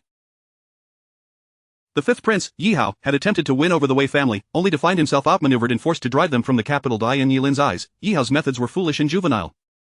Had he been in charge, he would have devised numerous strategies to compel the Wei family into submission. Previously, he had to consider the situation at the borders, fearing he might need the Wei family. However, with the borders now secure, the Wei family was like fish on a chopping block, obliged to comply. With a self-satisfied scoff, Yilin remarked, let us not rush. It has only just been announced that the engagement is off. We are not pressed for time. In 3 days, my father will host a welcoming banquet for the seventh prince. We shall extend an invitation to Miss Jiang as well. Understood, replied the aide. Yilin continued, how fares the fifth prince these days? A dedicated aide responsible for the fifth prince's affairs replied, your highness, it remains as it has always been, indulgent in feasting and merrymaking, lacking ambition. Though the emperor had previously admonished him, he has only moderated his behavior superficially. Privately, he behaves as before. Yilin chuckled softly, splendid. I truly do not regard my fifth brother as a threat. With the favored concubine in the palace and the prime minister's residence supporting him, he is propped up. Otherwise, with his character, he would amount to nothing. At present, the greatest threat to him was Yi Zhan. Were it not for the resolution of the troubles in the northwest, he would find it challenging to act against him. Continue to monitor him, Yilin ordered. Yes, your highness. The following morning, Jiang Suining rose early. Today marked her first attendance at court. She recalled that in her previous life, a significant incident had occurred during this palace banquet. Yi Zhan and the fifth prince, Yi Hao, had nearly come to blows in the main hall, prompting the emperor's furious ire, resulting in both being confined. From that moment on, Yi Hao relentlessly sought to trouble Yi Zhan, employing every means possible, causing Yi Zhan much vexation. She knew she must navigate the day with caution. Brawling was hardly a favorable endeavor, especially within the Golden Luan Hall. Such an occurrence would likely play into the hands of the second prince, Yi Lin. In that incident, both Yi Zhan and Yi Hao faced punishment, while Yi Lin managed to remain uninvolved, claiming it was unrelated to him. She found this hard to believe. Yi Lin, though appearing gentle and refined, was the most cunning and calculating of them all. Of the fifth prince, Yi Hao, had no interest in governance, reveling only in indulgence and archetypal wastrel, lacking intellect and merely a pawn for others. Were it not for the backing of the favored concubine in the prime minister's residence, he would have long been subdued by Yi Lin. Jiang Suining mentally reviewed the court's dynamics as she stepped out of her chamber. The dawn had barely broken, and behind her, Deputy Commander Chen carried a lantern, illuminating her path. Upon reaching the courtyard entrance, she spotted Shen Yunjiao holding a lantern, waiting in the adjacent corridor. Dressed in a flowing azure gown, with a delicate white cloak draped over her shoulders, the morning breeze lifted the soft fabric, giving her an ethereal appearance. She stood quietly, enveloped in the warm glow of the lantern, exuding a fragile beauty from afar. Jiang Suining approached, halting a few paces away. What is it? Is there something amiss? Shen Yunjiao smiled gently. Your Highness, I heard your stomach has been troubling you, so I prepared some food, which I have placed in the carriage. I thought you might be emerging soon, so I waited here. With a tone of finality, Jiang Suining replied, there is no need, I do not have such habits. Shen Yunjiao lowered her gaze slightly. I entrusted your matters to others, but I cannot rest easy. I had risen early and can take a brief rest later. You need not worry, it brings me great joy to do these things for you. Seeing the sparkle of enthusiasm on her face as she spoke, Jiang Suining felt a pang of reluctance to refuse her. However, it was unseemly for this girl to move herself so deeply. You should return, do not trouble yourself with this again. Shen Yunjiao smiled sweetly, performing a curtsy. Yes, thank you for your concern, Your Highness. As the blush crept onto her cheeks, Jiang Suining found herself at a loss for words. She had not intended any genuine concern, it was merely a casual remark. How should she express herself in the future? Noting that Shen Yunjiao lingered, Jiang Suining sighed before departing. As she reached the entrance, she glanced back, seeing Shen Yunjiao still standing there, gazing at her with yearning eyes, her expression filled with helplessness. Behind her, Shen Yunjiao exhaled slowly, waiting until Jiang Suining had boarded the carriage and left before releasing a breath. From behind the wall, her maid, Xiaoye, approached, draping a thicker cloak over her shoulders. Miss, the prince has departed. Shall we return? It is still early, and the air is quite cool. Let us not fall ill, Xiaoye advised. Shen Yunjiao gazed at the doorway, her thoughts still lingering, murmuring, perhaps it would be better if I did fall ill. If I do not, how will he feel remorse? How will he hold me in his thoughts? People often said she relied on being the sister of the prince's savior, seeking to gain favor and rewards. Previously, she felt wronged and resentful, questioning why her status as the sister of his savior should preclude her from harboring feelings for him or deserving his affection. Now, her perspective had shifted. If seeking favor and rewards was her path, so be it. She aimed to instill a sense of guilt and obligation within him. She wanted to remain by his side, to ensure he noticed her, to constantly remind him of her existence. Xiaoye, not fully comprehending, asked, what did you say, miss? Shen Yunjiao replied dismissively, it is nothing, let us return. Yes, Mississippi. Shen Yunjiao inquired, have the gifts for the Zhang family been prepared? Yes, miss, everything is ready, Xiaoye responded. Very well, we shall pay a visit to Miss Zhang shortly. Xiaoye hesitated, miss, should we not send a formal invitation first? Might it be considered impolite otherwise? Shen Yunjiao retorted, a mere fifth-rank official residence, there is no need, we shall go directly. Besides, the prince procured so many items for her yesterday, as members of the prince's household, we are entitled to be the honored guests. Understood, Mississippi. Chapter 41. Expedite. Zhang Yue's entrance to the mansion today dawned bright and clear, with the sun shining radiantly. In the bustling Sifang street of the capital, numerous individuals gathered in tea houses, sipping tea while discussing the latest happenings in the city. The topic of the day was the recent events concerning the Kong Mansion. As the tales of the Kong Mansion unfolded, the crowd leaned in, eager to listen. The raconteur spoke with fervor, and the listeners were filled with enthusiasm. Soon, a throng had amassed near the tea house. Unbeknownst to them, at that moment, the lady of the marquis's residence was adamant, accusing Miss Zhang of clandestine meetings with a man and of engaging in disgraceful conduct, claiming there were witnesses and evidence. She demanded the guards escort Miss Zhang back to the mansion, treating her like a criminal in chains. Miss Zhang, however, defended herself vehemently, insisting on her innocence and calling for the authorities to investigate. Yet, the lady of the marquis, harboring guilt, dared not summon the officials and instead ordered her guards to encircle Miss Zhang with formidable force. Among the crowd, someone could not contain themselves and exclaimed that this was nothing short of coercion. With so many onlookers, how could the lady of the marquis act so brazenly? Indeed, as the crowd braced for the impending confrontation with Miss Zhang, guess who arrived? The seventh prince. A gasp rippled through the crowd as they collectively held their breath for Miss Zhang. Upon his arrival, after listening to both sides, he promptly summoned Lord Wang from the Jingzhou prefecture and Lord Gao from the Dali temple. Within the span of a meal, the truth was unveiled. It was all a conspiracy. The lady of the marquis, looking down upon the Zhang family, sought to annul the engagement without bearing the blame or compensation, thus orchestrating this entire affair to justify her actions. Upon hearing this, the crowd exhaled in disbelief and cursed, how utterly despicable is the Marquis' household. Indeed, it was said that the initial engagement was forged during a time when the Marquis' family was wrongfully imprisoned, and it was the eldest daughter of the Wei family, who later became Mrs. Jiang, that intervened, aiding them in clearing their name. The connection between Mrs. Jiang and the lady of the Marquis was that of close friends, and thus a union was arranged between their children. In such a short time, the Marquis' household would stoop to such depths, revealing a profound ingratitude. Why not simply break the engagement if they look down on the Jiang family? Why drag Miss Jiang through such humiliation? Is this not akin to driving her to despair? Yes, had the seventh prince not intervened, Miss Jiang would have been returned to the mansion under such pretexts, leaving her with no face to live in this world, save for a path to despair. The Marquis' household truly bore a heart of malice. It was said that the Kong mansion later suffered significant financial losses, claiming ignorance of the entire affair. Who could believe they were unaware of the events transpiring within their own walls? It was clear that the Kong and Marquis households were cut from the same cloth, with the latter being even more egregious. After this incident, no one would wish to marry their daughters into the Marquis' household, one would presume. Whether others would be disinclined, it was certain that the second Miss Jiang was soon to become a concubine of the Marquis. Regarding the second Miss Jiang, her actions were inhumane. Secretly consorting with her future brother-in-law while plotting against her sister, surely, karma has caught up with her. Her future children would undoubtedly face scorn. The crowd animatedly discussed these matters, and word spread through the streets, the gossip of the highborn becoming the common people's favorite topic of conversation. At the street corner, a lavish carriage stood, its front obscured from view. Inside was Lady Pang, who listened to the conversations outside, seething with rage, her grip on the carriage's armrest tightening, veins bulging on her hand. These lowly peasants dare to slander the Marquis' household. Send a squad of guards to teach them a lesson. Do not cease until they are thoroughly frightened. Beside her, the matron advised, Madam, you must not act rashly. The Marquis' words from yesterday still echo in my ears. Do not be foolish. If we send people to retaliate, would it not confirm the Marquis' tyranny? Yesterday's slander may be dismissed as mere gossip, but should we resort to violence today, we risk drawing the ire of the censors, and your position in the Marquis' household would be far from secure. Lady Pang, gritting her teeth in fury, wore a somewhat ferocious expression before finally speaking. You are right. My anger has clouded my judgment, and I failed to see the simple truth. Madam, out of sight, out of mind, let us return now. In 3 days, this too shall pass, and they will forget. We must allow them to fade into obscurity until the storm has settled. Lady Pang pressed her hand to her forehead, closing her eyes, and said no more. She gestured to the front, eager to depart. Upon returning to the mansion yesterday, the Marquis, Shang Song, had berated both her and Shang Yuanqi mercilessly over this incident. Should any further troubles arise today, Shang Song might very well contemplate divorce. With this thought weighing heavily on her mind, Lady Pang urged the carriage to hasten toward the Marquis' residence, not forgetting to instruct the matron, ensure Jiang Yue enters the mansion promptly. Yes. This matter would likely escalate, and Shang Song would undoubtedly vent his anger several times. If Jiang Yue was brought into the household, life for her and Shang Yuanqi might improve somewhat. Across the street, a finely crafted carriage glided along the thoroughfare, its occupants overhearing the raucous discussions of the common folk. Xin Yunjiao wore a troubled expression, her demeanor heavy with thought. She had learned of these events yesterday afternoon and had spent a considerable sum to gather accounts from several servants who witnessed everything, relaying the entire sequence of events, from the seventh prince's appearance to his summons of the Jingzhou prefecture and Dali temple officials to investigate, culminating in the compensation between the Kong and Marquis households. While others may have overlooked the details, she discerned that Miss Jiang emerged as the principal beneficiary of this turmoil. It seemed that the appearance of Yizhan had been a stroke of fortune for Miss Jiang. Although she was loath to admit it, she could not shake the suspicion that Yizhan had come to aid Zhang Suining. As this thought crossed her mind, a sense of foreboding enveloped her.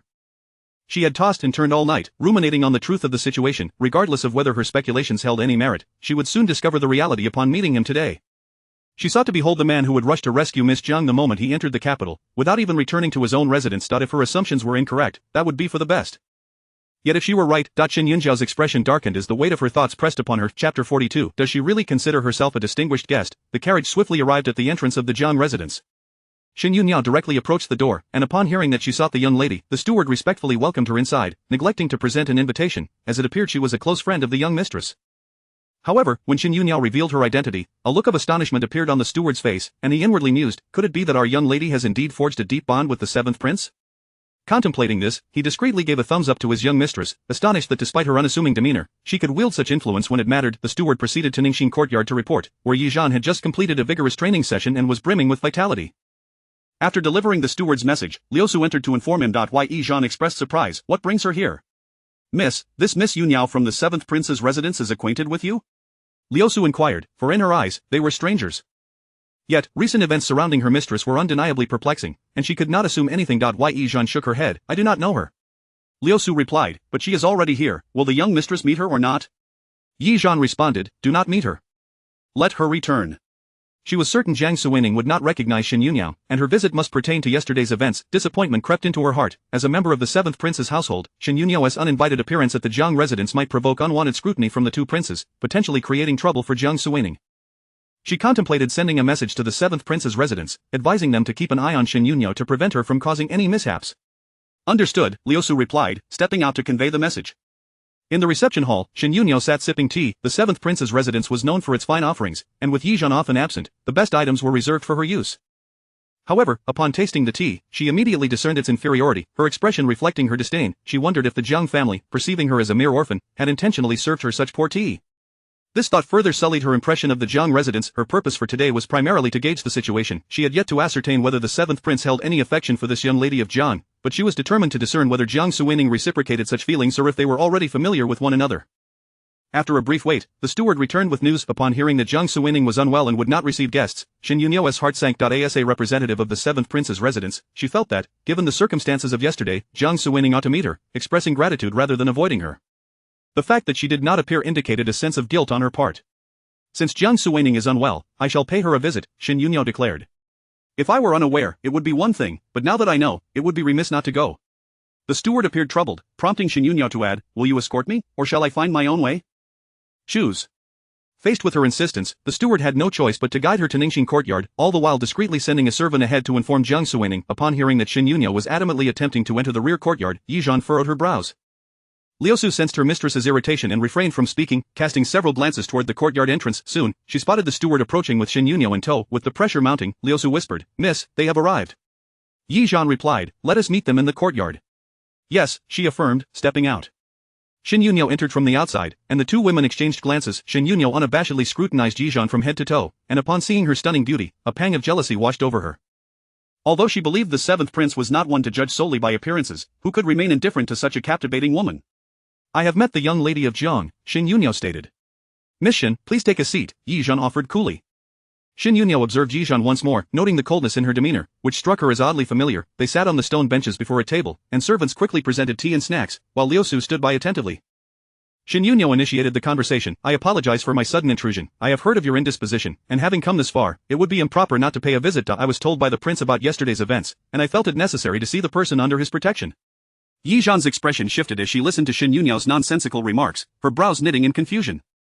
Jiang Suining would not confide such matters to her. Was Shen Yunyo attempting to extract some information? Moreover, after Jiang Suining had inquired about their relationship and subsequently sent a letter to clarify, it was clear she intended to distance herself from Shen Yunyo, ensuring no misunderstanding would arise. Shen Yunyo's comment struck Yizhan as frivolous and presumptuous.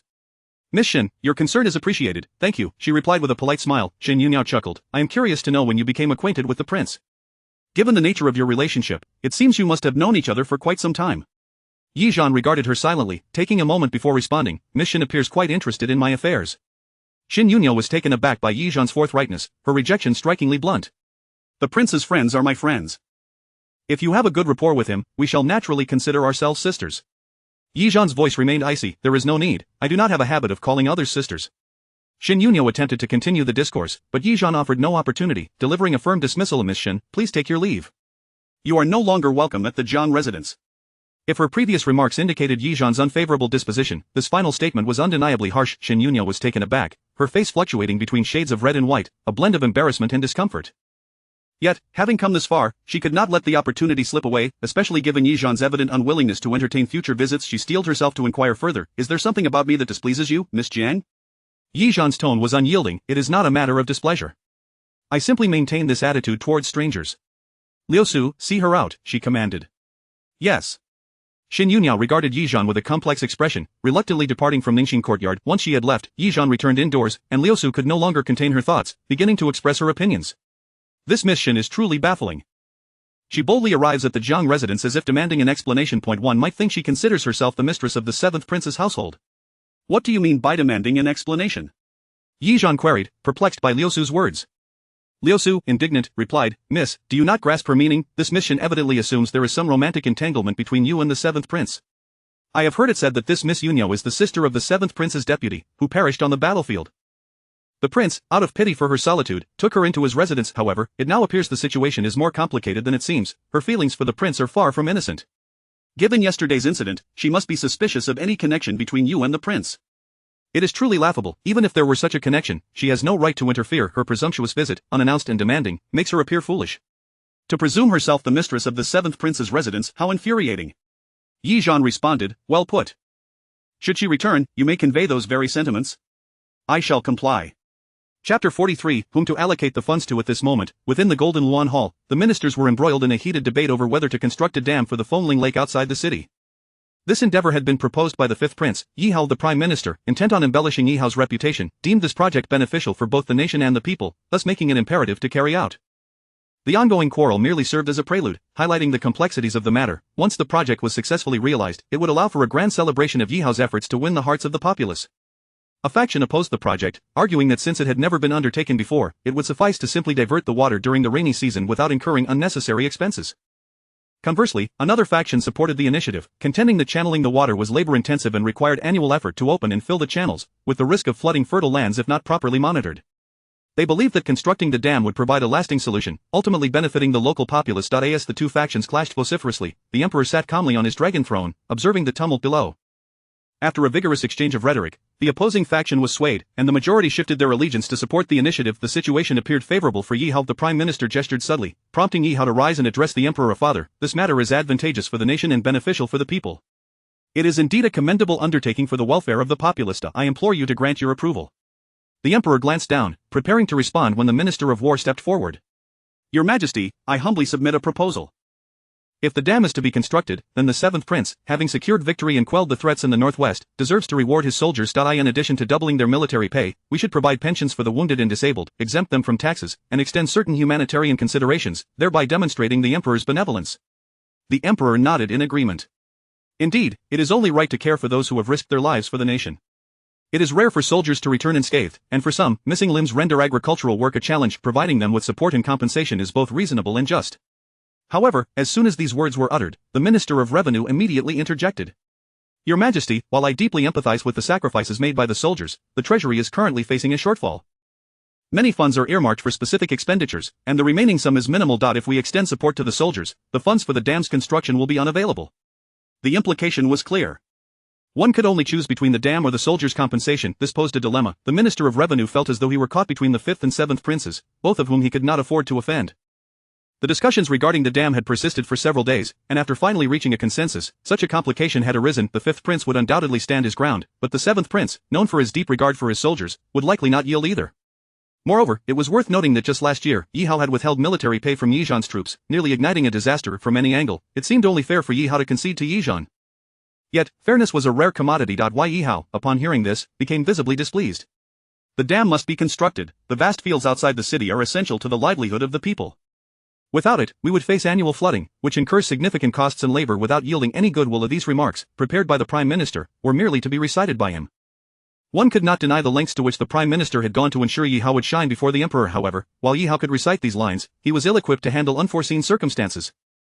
Jiang Suining stood quietly, showing no inclination to speak. Observing this scene, Yi Lin appeared puzzled. Noting her silence, he subtly signaled to those below, prompting a minister to rise and stoke the flames of discord. Your Majesty, last year's military pay incident has already disheartened the soldiers. If we fail to provide proper rewards after such a significant victory, it would be most disheartening indeed.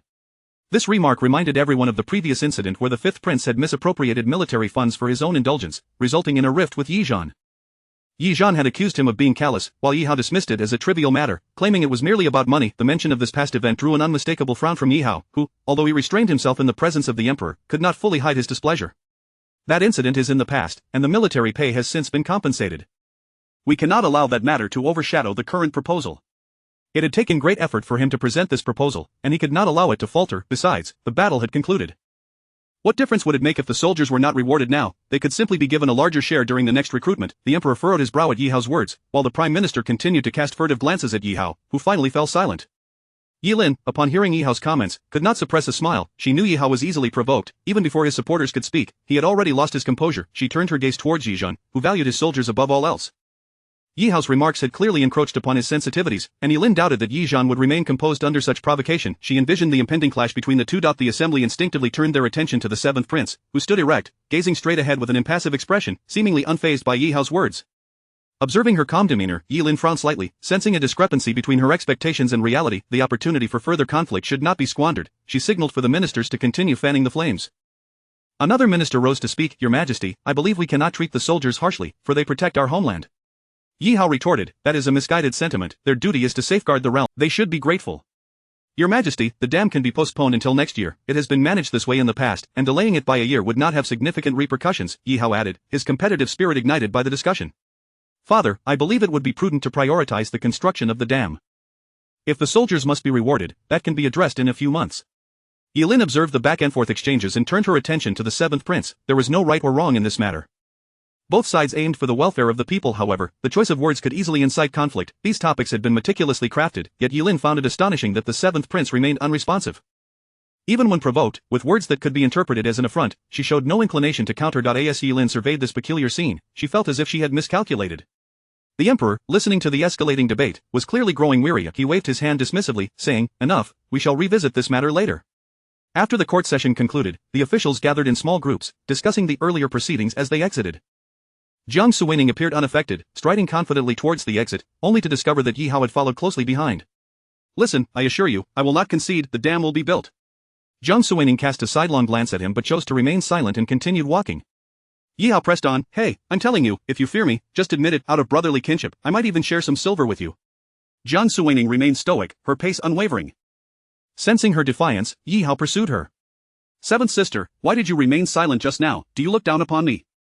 Jiang Suining glanced around, ensuring they were distanced from the others before finally addressing him. I do not engage in disputes with you out of fear, but rather because I believe it unnecessary for us both to be exploited by others. Yi Hao was taken aback, sensing something amiss, and frowned. What do you mean? Jiang Suining replied, it simply means I hope you reflect on this. If we were to argue vehemently in the Grand Hall, whom would father support? If he favors you, I would be displeased. If he favors me, you would be displeased. Ultimately, we both risk losing favor in his eyes, and what would that outcome entail? Yi Hao paused, pondering the implications for some time before arriving at an answer. The Ministry of Revenue would not need to allocate funds? No, it means we would both incur father's disdain for being childish and foolish. With that, Jiang Suining quickened her pace and departed. Her words were intentionally ambiguous. It was best if Yi Hao grasped their meaning, and if not, the Prime Minister would elucidate it for him. Today, Yilin's intentions were too overt, and the opposition was marked by clear signs. Yilin aimed to reap the benefits of the discord, and rather fortuitously, she shared the same objective. Chapter 44. How do we exchange back? As Jiang Suining returned to the residence, she encountered Shen Yunxiao waiting at the door of the study. Caught in a moment of indecision, neither able to leave nor stay, she steeled herself and approached, saying, there is something I must address. However, as soon as she uttered her words, tears began to cascade down Shen Yunxiao's beautiful face, each drop a silent testament to her distress. The sight of a weeping beauty stirred a sense of compassion within Jiang Suining. She inquired again, but Shen Yunxiao merely continued to cry, standing silently with tears streaming down her cheeks, as if bearing an immense grievance. Jiang Suining sensed that this matter was likely serious, glancing at Vice General Chen, who promptly opened the door and withdrew, adopting a posture of respectful detachment. Once inside the study, Shen Yunxiao followed but remained mute. Jiang Suining turned to Zhou Yue, saying, you speak. Upon hearing her command, Zhou Yue immediately knelt before Jiang Suining, exclaiming, Your Highness, you must advocate for our miss. Jiang Suining inquired, what transpired? Speak freely, leave no detail unmentioned. Zhou Yue replied, yes, Miss went out today and overheard the gossip circulating about the incident at the Kong residence yesterday. The words of the common folk were utterly disgraceful, claiming that Your Highness, for the sake of Miss Jiang, did not even enter the gates of the residence before rushing to her aid, insinuating that there must be an illicit relationship between the two.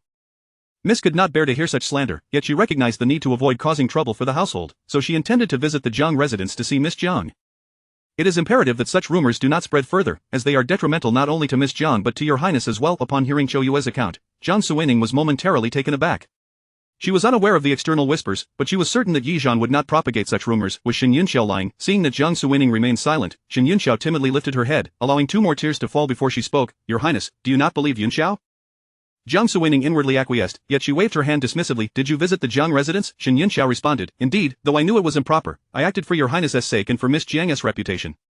I implore you not to hold it against me for taking such initiative. Whether her actions were for her or for Yi Zhan, Jiang Suining could not ascertain, but she was certain that Shen Yunxiao had her own motives.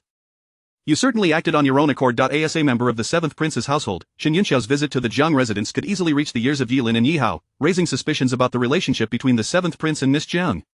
She feared for Yi Zhan's standing. Originally, they had agreed that prior to their exchange, Yi Zhan would remain discreet within the residence while she handled matters, in order to avoid unnecessary complications. However, with Shen Yunxiao's visit, it was inevitable that there would be repercussions for Yi Zhan. Noticing Jiang Suining's evident concern, Shen Yunxiao clenched her teeth, increasingly convinced of the bond between the two. Your Highness, I am truly sorry. Yunxiao is simply worried. Jiang Suining exhaled deeply. It was pointless to levy blame now. What mattered was how to manage the aftermath should any issues arise. You went to the Jiang residence. What did Miss Jiang say? Upon hearing Jiang Suwening's cautious inquiry about Miss Jiang, Shen Yunxiao felt a surge of jealousy, biting her lip in silence, her tears flowing more fiercely. Jiang Suwening, feeling vexed, turned to Qiu Yue and said, "You explain it." Qiu Yue, startled, recalled Shen Yunxiao's instructions. "Yes, in response to your highness." Upon Miss Jiang's arrival, she did not hesitate to scold Miss, insisting that she should never return to the Jiang residence again, displaying a most ungracious demeanor. "Miss, who acted for the sake of your highness and Miss Jiang's reputation, was met with such treatment. It is truly unjust, and I beseech your highness to advocate for her. Miss has been obedient within the residence for years. She has never faced such indignities. She has not eaten today, and I have failed to persuade her otherwise. I implore your highness to counsel her to take care of her health." As Qiu Yue spoke, she bowed repeatedly in reverence. Upon hearing this, Jiang Suwening's understanding deepened. Shen Yunxiao had evidently mastered the art of vying for favor among the women of the household. Yi Zhan was not unreasonable, nor would he engage in jealousy with Shen Yunxiao. Qiu Yue's words implied that Yi Zhan was seen as a rival. The audacity to come before her to lodge complaints was truly absurd. Taking a seat, Jiang Suwening's expression turned grave. "In today's affair, your actions were utterly misguided. What could not wait until my return? You chose to seek out Miss Jiang on your own accord? While outsiders may gossip, your visit has solidified the notion of a connection between us. You err and yet show no remorse, still feeling wronged. If you do not wish to eat, then do not. The kitchen shall not send provisions for the next few days, and you shall remain in the courtyard for reflection." Shen Yunxiao was struck by these words as if struck by lightning, her gaze incredulous as she looked at Jiang Suwening, her eyes now brimming with profound grievance. Initially, Shen Yunxiao had merely suspected, now she was certain that Jiang Suwening held affections for another woman. This realization plunged her into despair, leaving her vacant and speechless, her jealousy towards Miss Jiang reaching a zenith. Jiang Suwening cast a glance at her, absorbing her emotional turmoil, yet her tone remained unyieldingly harsh, delivering her words without an ounce of compassion. Afterward, she instructed Qiu Yue, "Return the miss home. As a servant, when the miss errs, you must intervene. If you fail to do so, both master and servant shall be punished together." Next time. Qiu Yue, taken aback by Jiang Suwening's demeanor, hastily knelt and acquiesced. Although her highness was often irritable in public, she had always treated the miss with kindness. Even Qiu Yue had never witnessed such severity, indicating that she was genuinely furious. She quickly rose to assist Shen Yunxiao, who remained motionless, staring fixedly at Jiang Suwening, clenching her teeth in a display of wounded pride. So, the highness truly harbors feelings for her, does she not? Hence the reluctance to return to the residence, eagerly rushing to the Kong residence to extricate her from trouble. Jiang Suwening's tone was frigid. "Isn't this of no concern to you? You meddle too much. Be mindful of your own station." Unable to withstand such frigidness and the implications of her words, Shen Yunxiao's composure crumbled, her face contorted in anguish as she covered her face and fled the study. The study fell silent. Jiang Suwening pressed her fingers to her forehead, documenting the recent events to inform Yi Zhan. She also cautioned him to exercise vigilance, advising him to refrain from venturing out and to decline any invitations to gatherings. Furthermore, she relayed the occurrences from court that day, reflecting on their previous conversation. Yi Zhan had asked, "How can we exchange back?" Jiang Suwening exhaled softly. After sealing the letter, she instructed Ying Qi to deliver it to the Jiang residence. She also dispatched someone to investigate the rumors circulating that day on the streets. She aimed to ascertain whether the speculations regarding her and Yi Zhan's relationship were merely the fabrications of Shen Yunxiao or if there was any truth to them. If they were indeed fabrications, it would suffice. However, if such rumors were genuine, then Yi Zhan's situation would be precarious. She needed to take preventive measures to avoid being caught off guard should such matters arise. Chapter 45. The sun rises in the west soon. News from various quarters began to circulate. As she had anticipated, the rumors were fabricated by Shen Yunxiao. There were no tales of their involvement outside. Correspondence from Yi Zhan arrived as well, echoing Shen Yunxiao's sentiments, yet conveying an entirely different meaning. After reading Yi Zhan's letter, Jiang Suwening found solace in the fact that he was aligned with her perspective. While he vehemently condemned Shen Yunxiao, he also validated her actions, and nonetheless, a sense of worry lingered within her. Although there were no rumors circulating about them, Shen Yunxiao's visit to the Jiang residence was undeniably real. At the second prince's residence, news had also reached them. In the conference room, the advisors were gathered. "Your Highness, the seventh prince has been rather peculiar today, showing no inclination to contest with the fifth prince, rendering our efforts futile. To disguise our involvement, we had our men present the matter discreetly, yet we cannot ascertain if anyone has caught on. If they have, we would be compromised. The seventh prince is truly inscrutable." "Is he concealing some ulterior motive?" "The seventh prince has always been forthright, never resorting to subterfuge or pretense. This situation has left us perplexed regarding his true intentions." Yi Lin's expression darkened. "Are you unaware that this prince is aware?" The advisors fell silent, and after a moment, one bravely spoke. "If the seventh prince remains unresponsive, what course of action shall we pursue next?" "His Majesty suggested we deliberate further on this matter. Will we continue tomorrow?" Yi Lin replied, "Proceed. This prince wishes to see how long he can endure. A certain illegitimate son of the prime minister's household has taken an interest in the seventh prince's cousin, seeking an opportunity to bring them together. I shall see if the seventh prince can maintain his composure." "Indeed, Your Highness, regarding this cousin of the seventh prince, an incident occurred today. Early this morning, she visited the Jiang residence accompanied by her maid." "Oh?" Yi Lin perked up at this revelation. "What was her purpose in visiting the Jiang residence?" "The information we gathered suggests she wished to meet with Miss Jiang. However, Miss Jiang, feeling unwell, was reluctant to see her. This cousin insisted on being escorted by the housekeeper to Miss Jiang's quarters. They conversed for a time, though the specifics of their discussion remain elusive. It appeared to be an uncomfortable exchange. Yi Lin contemplated this and smiled. Now, this is intriguing. An advisor inquired, Your Highness, does the cousin's entrance into the Jiang residence indicate a connection between the 7th prince and Miss Jiang? Could it be that the 7th prince attended the gathering at the Kong residence yesterday for her sake? That would indeed make sense.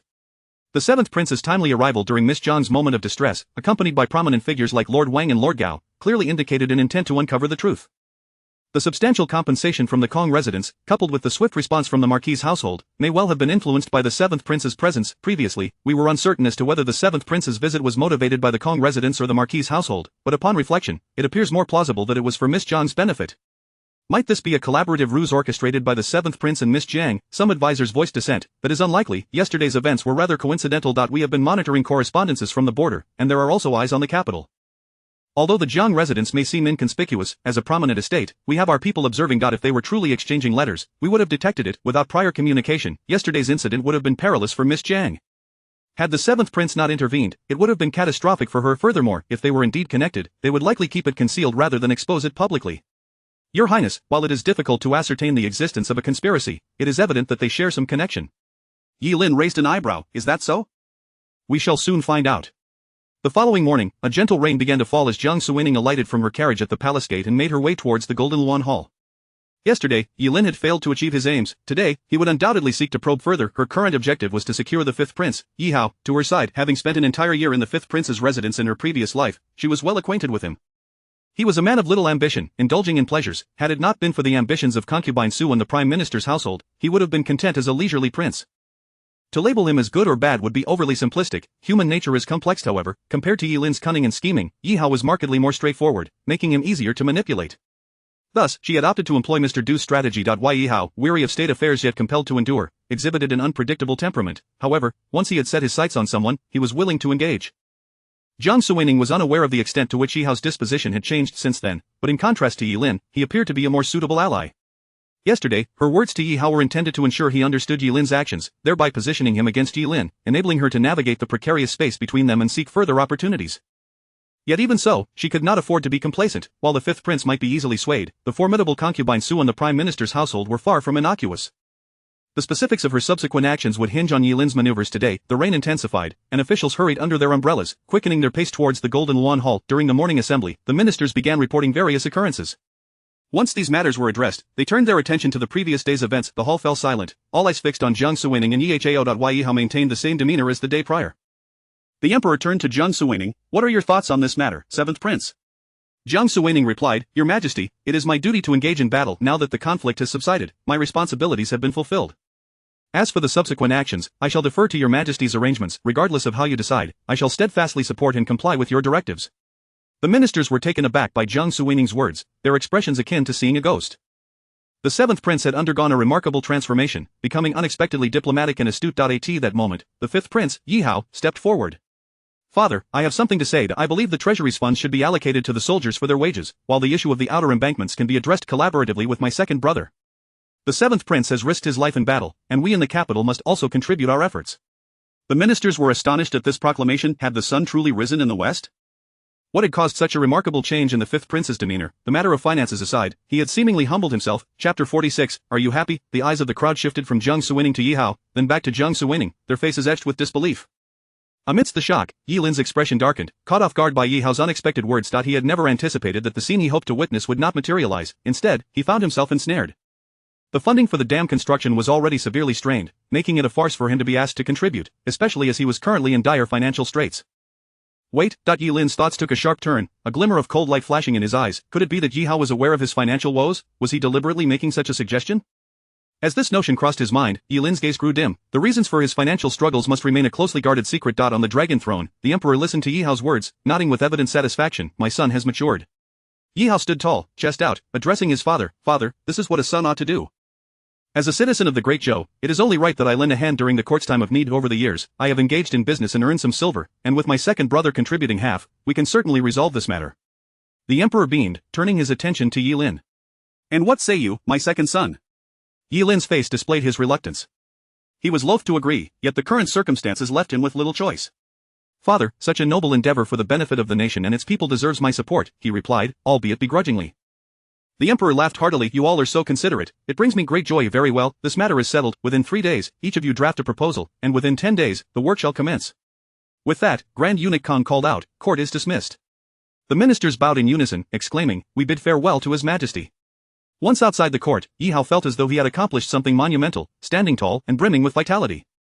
Upon seeing Yi Lin emerge from the hall with a solemn expression, he could hardly contain his laughter. He approached Yi Lin, grinning mischievously. Second brother, you seem to be in quite the splendid mood, yet is it truly the thought of serving the common folk that brings you such joy? I knew it, you are indeed a brother who cares for the nation. Lowering his voice conspiratorially, he added, I know you wish to stir trouble. Yesterday, at least the seventh brother was not fooled by you, and today, I shall not fall for your tricks either. So, tell me, are you happy? Happy, my foot. Yi Lin scowled, unwilling to engage with Yi Hao after being so thoroughly outmaneuvered. He had no desire to maintain even a faade of goodwill. Hey, second brother, don't walk away. Can't we have a civil conversation? We are brothers, after all. Yi Lin quickened his pace, while behind him, Yi Hao laughed heartily, relishing this rare display of Yi Lin's vexation. It was a sight to behold, and he found it exceedingly delightful.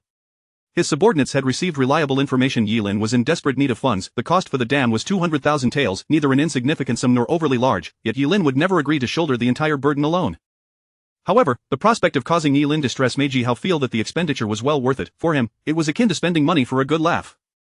Moreover, after Yi Lin's recent attempt to undermine him, he had no intention of granting him any opportunity for reprisal. Initially, he had struggled to contain his ire, but seeing the seventh brother endure humiliation only fueled his resolve.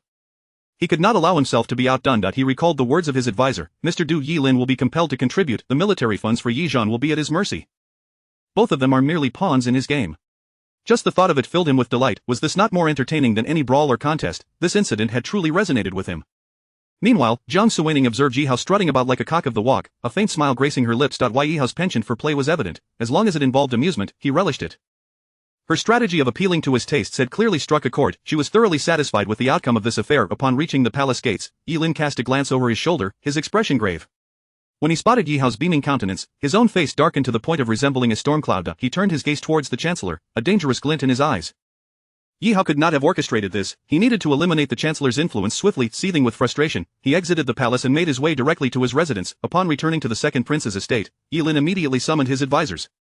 The dam's construction would require 400,000 taels, which meant he would have to cough up 200,000 taels himself. Where was he to procure such a sum? Recently, there had been issues with the imperial examinations in the south. He had spent considerable effort and funds to suppress that debacle. His finances were tight, with no surplus at hand, let alone such a hefty amount. The advisors trembled at Yi Lin's fury, none daring to speak.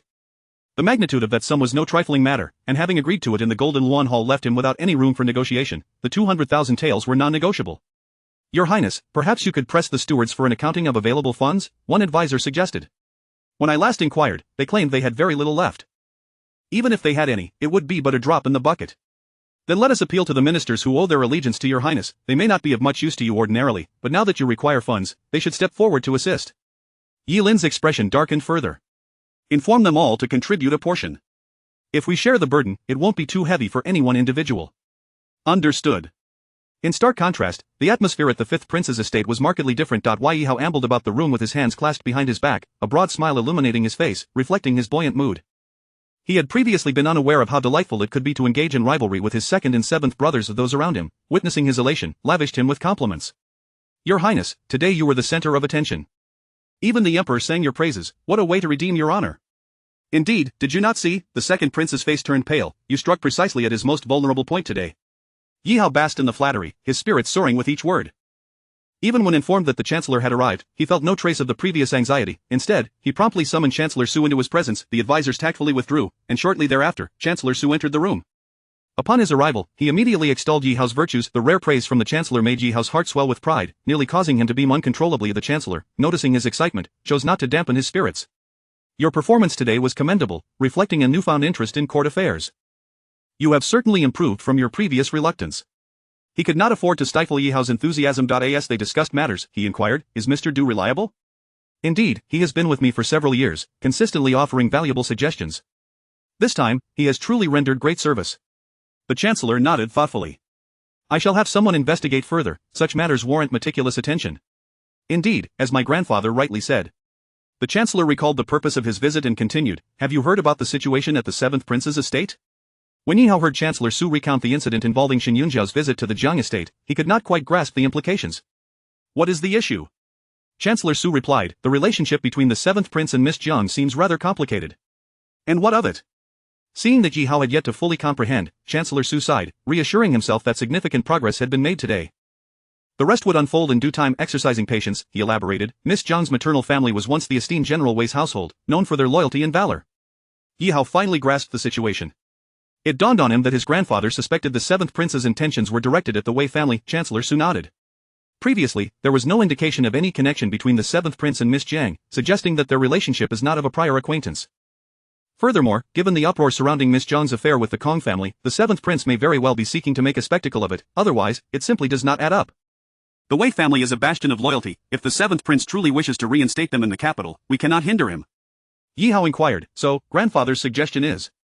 Chancellor Su replied, at tomorrow's palace banquet, His Highness may consider proposing marriage to Miss Jiang. Chapter 47.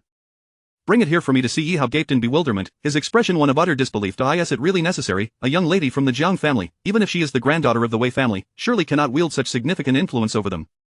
Could it be that marrying the daughter of the Jiang family would secure the support of the Wei family? Such reasoning seems rather far-fetched. Minister Su spoke earnestly. Matters of the court are far from simple. We must look beyond the surface. The Wei family would not align themselves simply because of one individual, nor would they undertake any actions that carry excessive risks for the sake of a single person. However, should the day come when alliances must be formed, blood relations become crucial in a situation where everyone else is relatively equal. This does not imply that a daughter of the Jiang family can dominate the Wei family. Yet, in the absence of an absolute advantage, such ties could become a decisive factor, especially considering that the 7th prince is not lacking in strength himself. Moreover, the mother of the Jiang young lady, a daughter of the Wei family, is their sole daughter, cherished and doted upon by her father and brothers, regarded as a treasured jewel within the household. The Wei family's affection for Madame Jiang runs deep, and it is reasonable to assume that they would extend similar care towards her daughter, potentially influencing their willingness to support her. Yi Hao inquired, is the Wei family truly that significant? Minister Su replied, Your Highness, for us at present, every soldier counts, let alone the former general of the nation's protection. Yi Hao pondered. What if I were to marry the Jiang young lady, yet the Wei family remains neutral? Minister Su responded, if the Wei family does not support Your Highness, it is unlikely they would lend their allegiance to anyone else. The higher one's position, the greater the risks. Should they turn against you, the consequences could be dire. Yi Hao mused. In that case, would the cost not be excessively high, trading a position of principal consort for an uncertain outcome? Minister Su suggested that a secondary consort would suffice. At noon that day, Yi Zhan received an invitation to a palace banquet. Lu Su eagerly examined the invitation from top to bottom, her excitement barely contained. Miss, this is the first time I've ever seen something from the palace. The invitation is so exquisitely crafted, but what shall we do about attire? We cannot afford to be disrespectful when entering the palace. Come, miss, let us head out now. With so many ready-made clothing shops in the capital, we are bound to find something suitable, especially at Linglong Boutique. It would be wonderful if we could acquire a garment from there. Yi Zhan glanced at the invitation, her expression turning serious. A mere 5th-grade official's residence from the Jiang family hardly meets the standards for a palace banquet. The palace's issuance of an invitation to her clearly indicates the involvement of the 7th prince's residence. It seems that Xin Yunjiao's visit to the Jiang estate has indeed raised suspicions among some. She sat at the table and swiftly penned a note to be delivered to the 7th prince's residence. When Jiang Suining received the news, she was equally taken aback. There was no need for speculation. She understood that the forces behind this were far from benevolent. The palace banquet could not be declined, and thus, Yi Zhan had no choice but to attend. She surmised that they likely harbored doubts regarding her relationship with Yi Zhan and wished to test the waters. With no alternatives available, she resolved to face whatever came her way.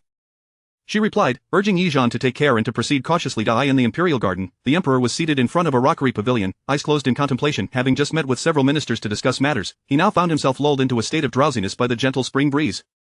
After a brief respite, he opened his eyes to see attendants from the imperial household department waiting not far away. He inquired of Gong Gong Kong, do they come with business? Gong Gong Kong bowed respectfully, replying, Your Majesty, regarding the welcoming banquet for the 7th prince tomorrow, the people from the imperial household department wish for Your Majesty to review the regulations. The emperor replied, there is no need. The imperial household department may decide on its own. Gong Gong Kong nodded. Understood. However, just as he took a few steps away, the emperor called out, wait, bring it here for me to see.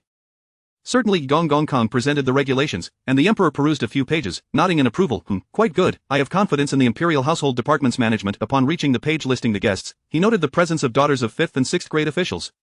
In the past, only families of 3rd grade and above were permitted to attend. Why are those of 5th and 6th grade included this time? Gong Gong Kong replied, in response to Your Majesty, the favored consort has stated that the 3 royal princes have all reached the age for marriage, and if there are suitable young ladies, they may select 1 or 2.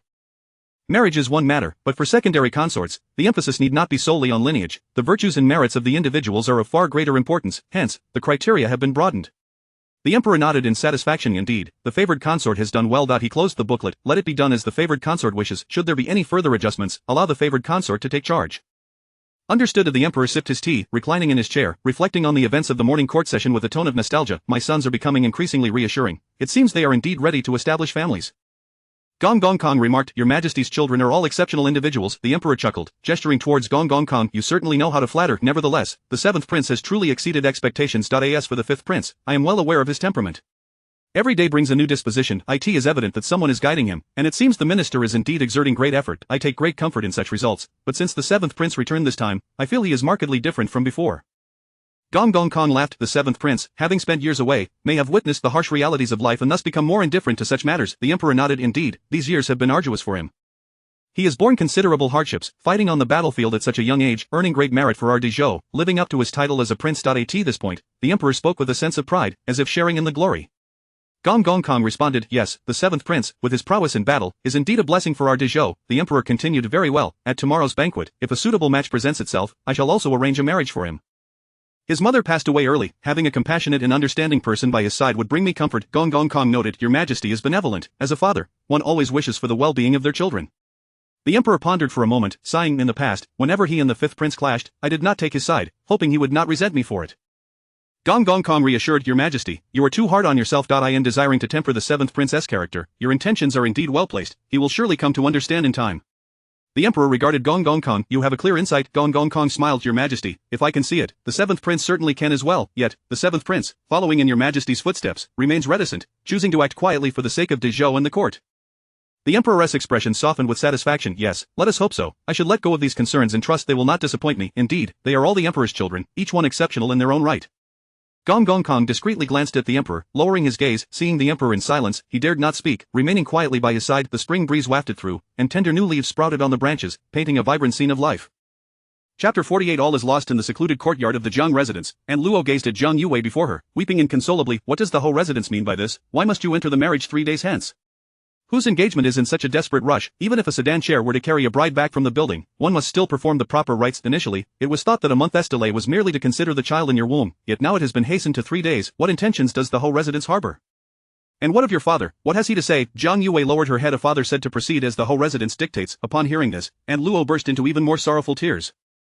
The whole residence is but an external force, yet now even the pillar of their own family shows no concern for her. The days ahead appear bleak indeed. She recalled the previous day when Jiang Quan had scolded her mercilessly in the study, accusing her of deceit. He claimed that the young lord of the Shang family had no intention of marrying Zhang Yue as a primary wife, thus causing him to lose face before the whole residence. Aunt Luo lamented her plight, never imagining that one day she would face such retribution. No matter how she wept before Jiang Quan, he remained unconvinced. After delivering a harsh reprimand, he cast her into this dilapidated courtyard, and she suspected that had she not been injured at the time, he would have struck her again. This was the man she had once revered above all, and now she found herself in such a wretched predicament, exhausted in both body and spirit. Aunt Luo felt she could scarcely endure, were it not for her 2 children. Zhang Yue seemed oblivious to the gravity of their situation. Aunt, if I must go in 3 days, then so be it. After all, there is no place for me in the Zhang residence.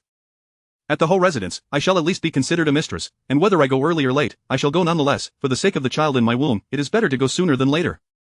Aunt Luo's forehead creased with worry, her expression one of frustration. Foolish girl, how can this be the same? You enjoy good food and comfortable living in the Zhang residence, how can you claim there is no place for you? Your room is better adorned than Zhang Suining's. The whole residence, however, may not be so welcoming. Given what transpired at the Kong residence, the whole family may wish to avert their eyes from you, yet now they demand your swift entry. One cannot fathom their true intentions. Zhang Yue replied, Regardless, I carry the child of the young lord, they cannot treat me poorly. I suppose this is merely to prevent their child from being cast adrift. Aunt Luo, with heartfelt concern, felt the ache in her back intensify, yet she bore it. You must come to grips with reality. Do not think that because you are with the young lord's child, you hold any special value. For the whole residence, if they desire grandsons, there are countless virtuous women yearning to enter their family for wealth and status. They may be of lower status, but they are pure of heart, which is far better than your situation of being pregnant without wedlock. Your reputation precedes you. Zhang Yue, upon hearing this, nearly wept in fear. Aunt, then tell me, why do they wish for me to enter the residence in 3 days? Aunt Luo shook her head. I do not know. Just be cautious in all matters. The whole residence is a veritable den of dragons and tigers. Where, I do not wish to frighten you, but I hope you can awaken to the truth. Zhang Yue, in a panic, grasped Aunt Luo's hand. Aunt, may I refuse to marry? I wish to stay by your side. As she wept, Aunt Luo looked at her with a heart full of sorrow. Yet, given the circumstances, she felt helpless. You disregarded my advice and engaged in intimate relations with the young lord, leading us to this juncture. From here on, you must rely on yourself. Initially, you chose the whole residence, you had the choice to go or not, yet now you have no choice but to comply. The whole residence, however, can choose whether to treat you well or ill. The path ahead must be traversed by your own strength. The only thing I can do is provide you with a greater dowry, so you may fare a little better in your new home. As Jiang Yue absorbed these words, her heart sank heavily, and she wept uncontrollably. A sense of dread began to envelop her. She had previously thought that carrying the child of the Ho family would ensure their good treatment of her, but Aunt Luo's words shattered her illusions. At that moment, the steward arrived with others in tow. Upon seeing him, Aunt Luo's eyes brightened. She had sent someone to summon him earlier, fearing he would ignore them as before, yet today he had come. Perhaps the steward still held some affection for them, willing to offer assistance. Since moving into the small courtyard, Aunt Luo had felt her resentment diminish instinctively. She believed the steward was there to help her, and though her heart was heavy, she masked her feelings. The expressions of those in the room varied. Aunt Luo forced a smile, propping herself up from the bed. The steward has arrived. Please, take a seat, let us discuss what needs to be addressed.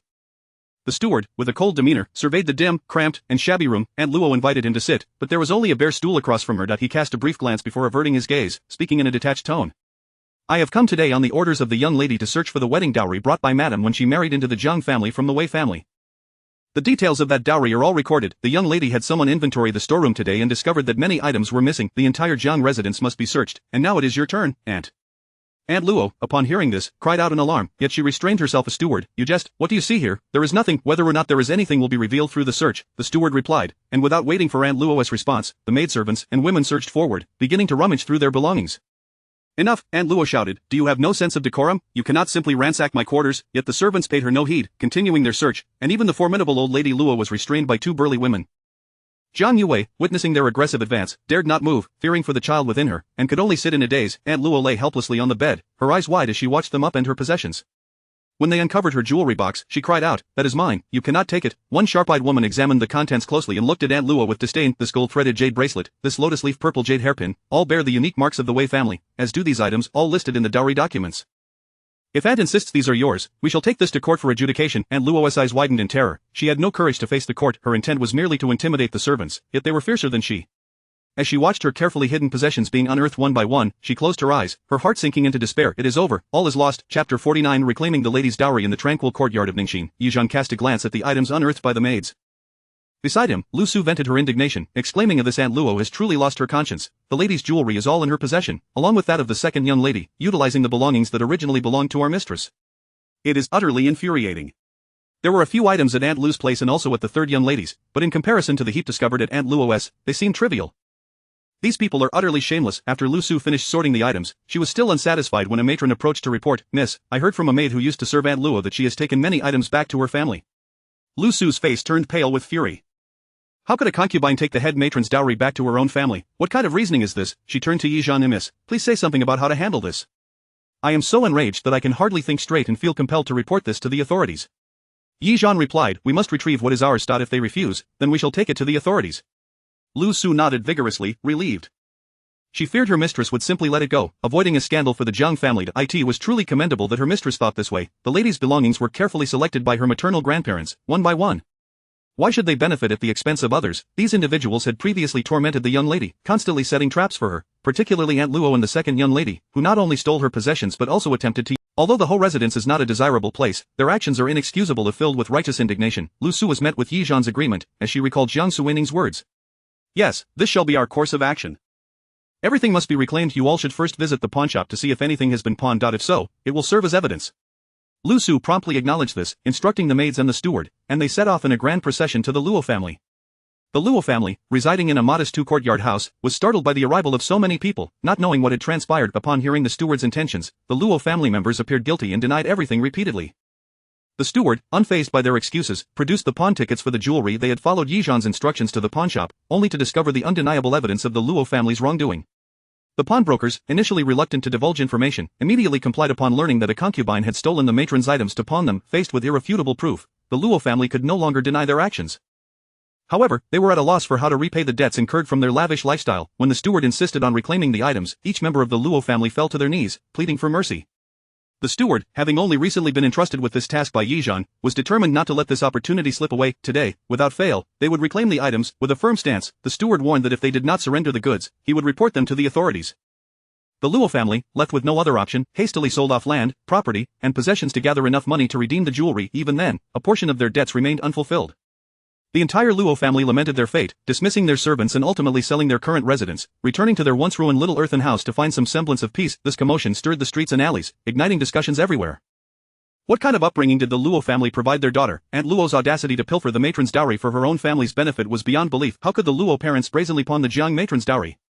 Truly, the world is full of wonders. Though Madame Jiang has passed, Miss Jiang remains. One cannot help but wonder how Miss Jiang has endured over the years. Being an orphan is indeed pitiable. If it were a matter of urgent need, one might understand, but the Luo family's son squandered the pawned items on debauchery. Indeed, I have heard that the Luo family's youngest son gambles away hundreds of taels at a time. The Luo family, however, has proven to be ungrateful. After having a daughter enter the Jiang residence, they became increasingly arrogant, believing their fortunes had changed, and they offended their neighbors, vowing never to return, and now, they return in disgrace, tail between their legs, with nothing left. Amidst the discussions, voices rose in glee at the Luo family's misfortune. The future promises to be even grimmer. It is easy to fall from frugality to extravagance, but difficult to descend from extravagance to frugality. The Luo family has met their just deserts. In the streets, conversations erupted, discussing the Luo family, Aunt Luo, and even Zhang Yue, each mentioned fueling contempt. Even Zhang Hui, who had yet to make an appearance at the Guozijuan, found himself implicated. Jiang Suining received the news promptly and reflected on how well Yizhan had handled the situation. Initially, this matter did not seem urgent. However, upon hearing that the whole residence intended to summon Zhang Yue in 3 days, she realized that it could not be delayed any longer. While she had no say in how Zhang Yue would marry, she would not allow her to use her belongings for those of the Wei family to compensate for her own losses. In the past, she had been too accommodating, believing they were all sisters. After all, she had plenty to share, yet she failed to recognize that ambition only grows when fed, and others would not express gratitude but rather feel entitled to more. Those items were hers, and now, she would not part with a single one. In the rose courtyard of the Jiang residence, Zhang Yue gazed at the empty room, her body frozen in shock, uncertain of how to navigate this sudden change. The Luo family had always raised her as their legitimate daughter. The lavish furnishings and plethora of items in her courtyard had left Zhang Rong and the other illegitimate daughters in awe. She had always considered herself superior, flaunting her status before the others with pride. Having visited Jiang Suining's Ningxing courtyard, she had deemed it merely elegant in its simplicity, far inferior to her own opulence. Previously, she had reveled in her circumstances, believing that it mattered little that Jiang Suining was a legitimate daughter. She had everything Jiang Suining had, and more. Yet now, standing amidst the emptiness of her room, the disparity between her and Jiang Suining became painfully clear. The absence of her possessions was inconsequential, for she would soon be moving away and would not linger here long. However, the thought of her carefully accumulated dowry being reduced to nothing filled her with dread as she contemplated her arrival at the Ho residence, empty-handed and devoid of any possessions. Suppressing her emotions, she sought out Jiang Quan. Jiang Quan had always favored her, praising her for being clever and dutiful. With her mother unreliable, she needed to rely on her father. Surely, being a daughter of the Jiang family, Jiang Quan would not abandon her. However, to her utter astonishment, Jiang Quan refused to see her. After her persistent requests, he even threatened, "If you do not behave, I will send you to the Ho residence today." Zhang Yue could no longer contain her tears, sobbing uncontrollably. In Jiang Quan's eyes, she had become nothing but a burden, devoid of any value. Zhang Yue struggled to comprehend how everything had spiraled into this state. She had once possessed everything enviable. She was poised to compete for the position of the Ho family's primary wife and had been the cherished second daughter of the Jiang family. How had everything changed in the blink of an eye? Chapter 50. The master has concealed many matters from us. The following morning's court session commenced as usual. After the routine reports, the Ministry of Works exhibited remarkable efficiency, having swiftly drafted the regulations for the repair of the embankment. The Ministry of Revenue was equally prompt, having organized a list of soldiers, ready for verification before disbursing their wages. The Ministry of Rites had already prepared a notice regarding subsidies for injured soldiers, awaiting only approval to be stamped and distributed officially. The overall efficiency displayed by the various departments greatly pleased the emperor, who sincerely expressed his gratitude, saying, "My esteemed ministers, your hard work is commendable." Amidst the crowd, however, Yilin appeared distracted. Jiang Suining cast a sidelong glance at him, noting the dark circles under his eyes, which he had attempted to conceal with a light layer of powder, evidence of his exhaustion over financial matters. 200,000 taels was neither a small nor an insignificant sum. Yilin could not produce it himself, but he had plenty of subordinates who could. The dilemma lay in the distribution. How much should each family contribute? Should it be based on individual financial circumstances, or should it be an equal share? With some families wealthy and others impoverished, grievances were inevitable regardless of the method chosen. This situation would inevitably make it easier for those aligned with Yilin to be swayed in the future. Beside him, Yi Hao noticed Yilin's discontent and smiled radiantly, as if blooming with joy. Previously, he had suffered numerous setbacks at Yilin's hands. Although the chancellor provided some protection, he was often unable to assist during unforeseen events, leaving Yi Hao to navigate freely and often fall into traps laid by Yilin. Now, however, Yi Hao felt vindicated, reveling in the celebration of their triumph. The more he contemplated, the more elated he became, his smile stretching to his ears, rendering him more amiable towards Yilin. After addressing these matters, a censor brought up the recent examinations. At this mention, Yilin perked up, adopting a serious demeanor. Reports of examination impersonation had surfaced in Jiangnan, resulting in fatalities. The governor of Jiangnan was one of Yilin's own, and he had numerous secret assets and unsavory dealings in that region. The governor could not be compromised, he must be safeguarded at all costs, a matter that had consumed much of Yilin's energy and resources. It was imperative that this issue be suppressed and not revealed. Upon concluding the censor's report, Yilin breathed a sigh of relief. The report was merely routine and bore no relation to the Jiangnan incident. Nearby, Jiang Suining allowed a slight smile to grace her lips. The matter of examination impersonation in Jiangnan would undoubtedly come to light, but the timing was not yet right. She needed to maneuver the Wei family back to the capital, requiring Yilin's assistance. Should the examination scandal erupt now, Yilin would lack the focus to attend to the Wei family. At the end of the court session, the emperor mentioned the upcoming banquet in the palace that evening, specifically inviting all ministers to attend, encouraging them to bring their families along to celebrate the tranquility of the borders and the peace of the realm. Indeed, thank you, your majesty. At the Jiang residence, Ingsan delivered the attire for the banquet to Miss Jiang.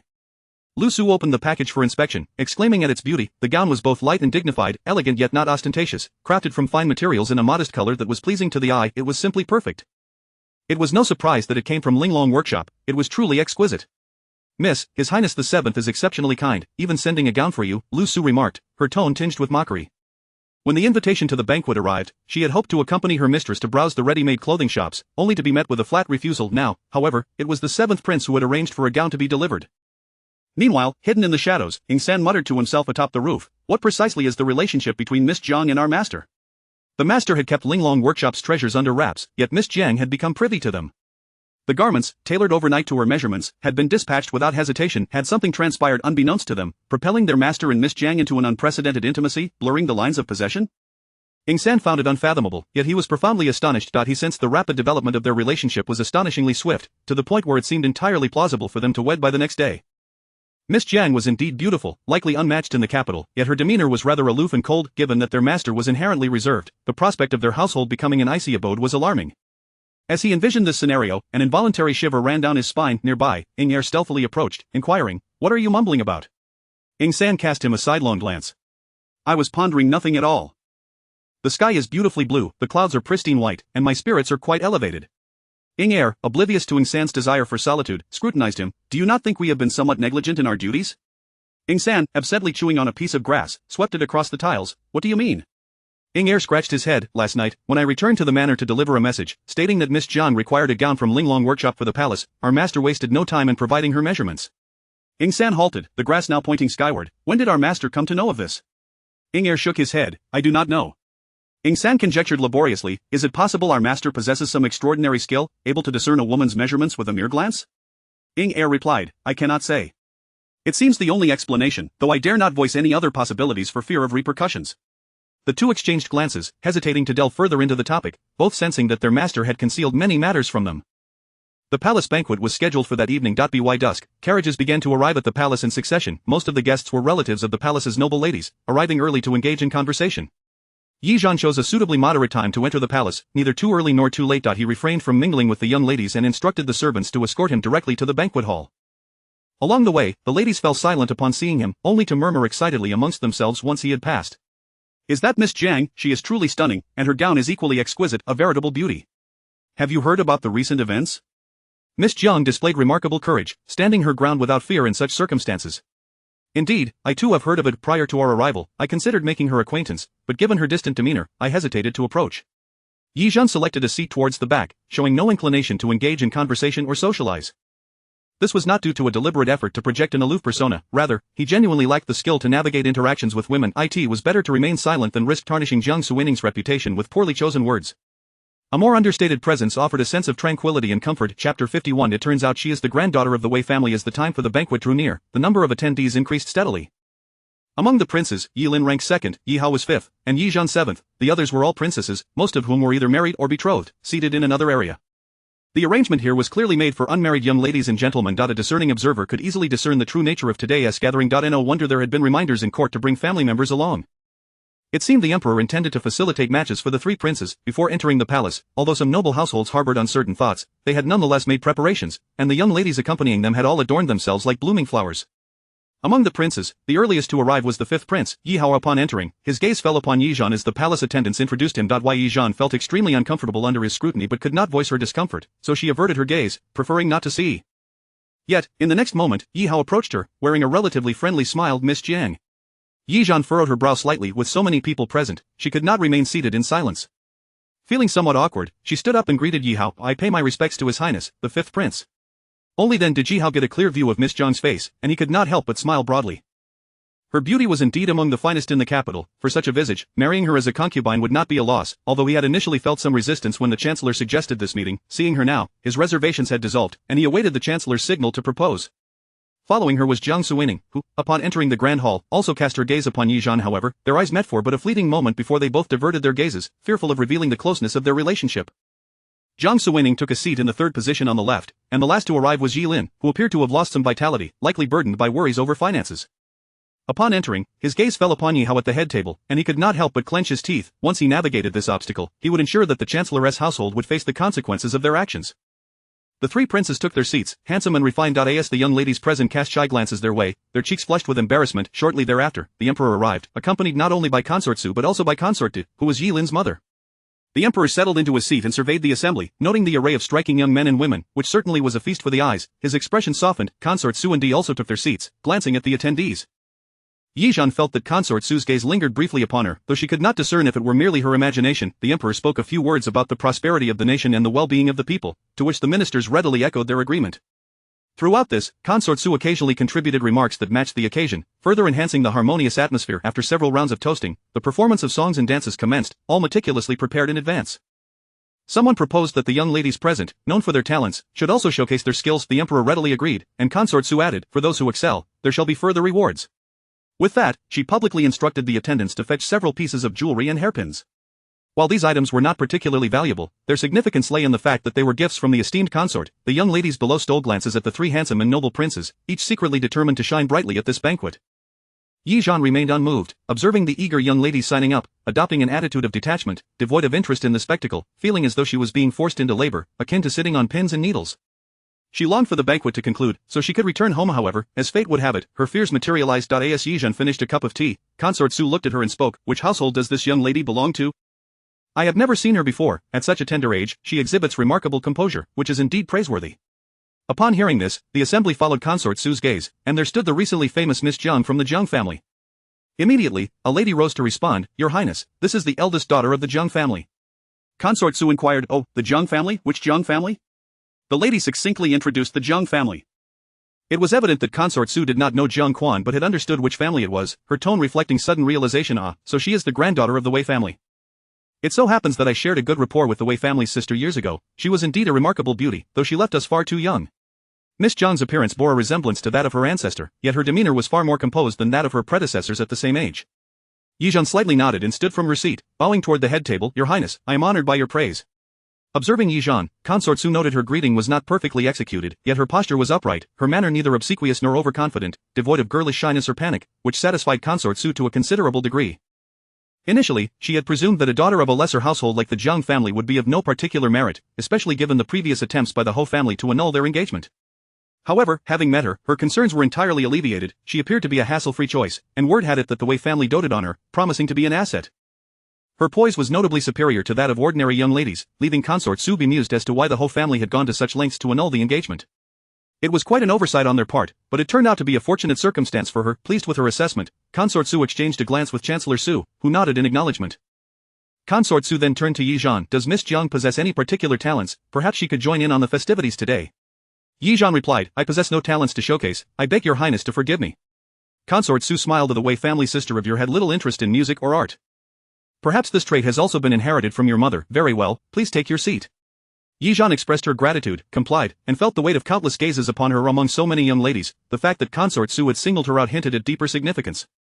The three princes across the hall also turned their attention toward her. Yi Hao wore a smile, appearing quite pleased, while Yi Lin furrowed his brow slightly. The previous day, he had conferred with his advisors, who had mentioned that the young lady from the... At that time, he had thought it wise to test the waters. He could find an opportunity to propose, gauging Yi Zhan's reaction. Should his attempts fail, he would simply keep a frivolous person around. Before arriving, he had already prepared his lines, yet witnessing the current situation, he could not shake the feeling that Consort Su had also taken a liking to Miss Jiang. He had aimed to gather leverage on Yi Zhan, but what was Consort Su's purpose? Was it for the Wei family? He absolutely could not allow Consort Su to succeed, but in this scenario, how could he compete with Yi Hao? As these thoughts weighed heavily on him, Yi Lin felt his spirits sink further, wondering if he had somehow incurred bad luck, as nothing seemed to be going smoothly. Chapter 52. The daughter of minister will marry no one but the seventh prince. Jiang Suining glanced over at Yi Zhan, their eyes meeting for a fleeting moment as she imperceptibly nodded in his direction. In an instant, Yi Zhan comprehended her unspoken message. The two averted their gazes. "If it is fortune, it shall not be a disaster. If it is disaster, it cannot be avoided. Since it has come to pass, let the soldiers confront the foe, and let the waters be dammed against the flood." While sipping her tea, Jiang Suining cast a glance at Consort Su, her heart already surmising the intentions of the latter. As the eldest daughter of the Jiang family, her worth, if any remained, lay in her identity as the granddaughter of the Wei family. She pondered how she might extricate herself from the impending predicament if her assumptions were correct. After a while, the young ladies below had prepared their performances. The emperor was selecting brides for his sons, while the ladies, filled with ambition, anxiously sought the attention of the princes. The thoughts of those present were as varied as the colors of a tapestry. Ye Zhan and Jiang Suining, though lacking enthusiasm, remained vigilant. If there were those who genuinely appreciated the performances, it was only Yi Hao. At that moment, a miss from the Lu family was performing, playing a beautiful piece on the guqin. One could not deny the elegance of the melody and the skillful technique, which garnered resounding applause, particularly from Yi Hao, who clapped fervently, almost rising to his feet in appreciation had it not been for a reminder from the consort. Subsequently, several other young ladies showcased their talents, each a prodigy in her own right, be it in music, dance, calligraphy, or painting. Once all performances concluded, Consort Suindit took turns praising each young lady from beginning to end. Consort Su then turned to the emperor and smiled, "Your Majesty, these young ladies are all exceptionally talented, and with 3 of your princes yet to wed, why not consider these maidens for their future spouses?" The emperor responded, "That would indeed be splendid." As soon as the words left his lips, a murmur of discussion erupted among the attendees. The young ladies, blushing with embarrassment, retreated to their seats, casting furtive glances at the 3 princes, uncertain of whom they might be betrothed to. Yi Zhan and Jiang Suining exchanged a knowing look, their eyes conveying 4 characters, as expected. Jiang Suining nodded at Yi Zhan, resolute in her decision that Zhang's eldest daughter would not be married off so easily. She contemplated whether she should take the initiative. Before she could dwell further, the emperor spoke up. "Elder prince, 5th prince, 7th prince, are there any young ladies here who have captured your fancy? If the feelings are mutual, I shall grant your unions." At this declaration, the audience buzzed with astonishment. The proceedings were unfolding at an astonishing pace, leaving many feeling slightly dazed. Hearing the emperor's words, Yi Hao scanned the crowd, awaiting a signal from the chancellor. Before he could look over, Knight Lin stood up first. "Your Majesty, I have fallen in love at first sight with Miss Jiang and wish to take her as my secondary consort." The moment his words were spoken, the crowd erupted in commotion. How direct? Was there no subtlety at all? Was today's event truly so thrilling? Knight Lin had contemplated a more circumspect approach but feared that hesitation would cost him his chance. Knight Hao, upon witnessing this, could no longer contain himself. Though he had his differences with Knight Lin, he could not allow his brother to snatch away the secondary consort. After all, Miss Jiang had been chosen by his mother and grandfather.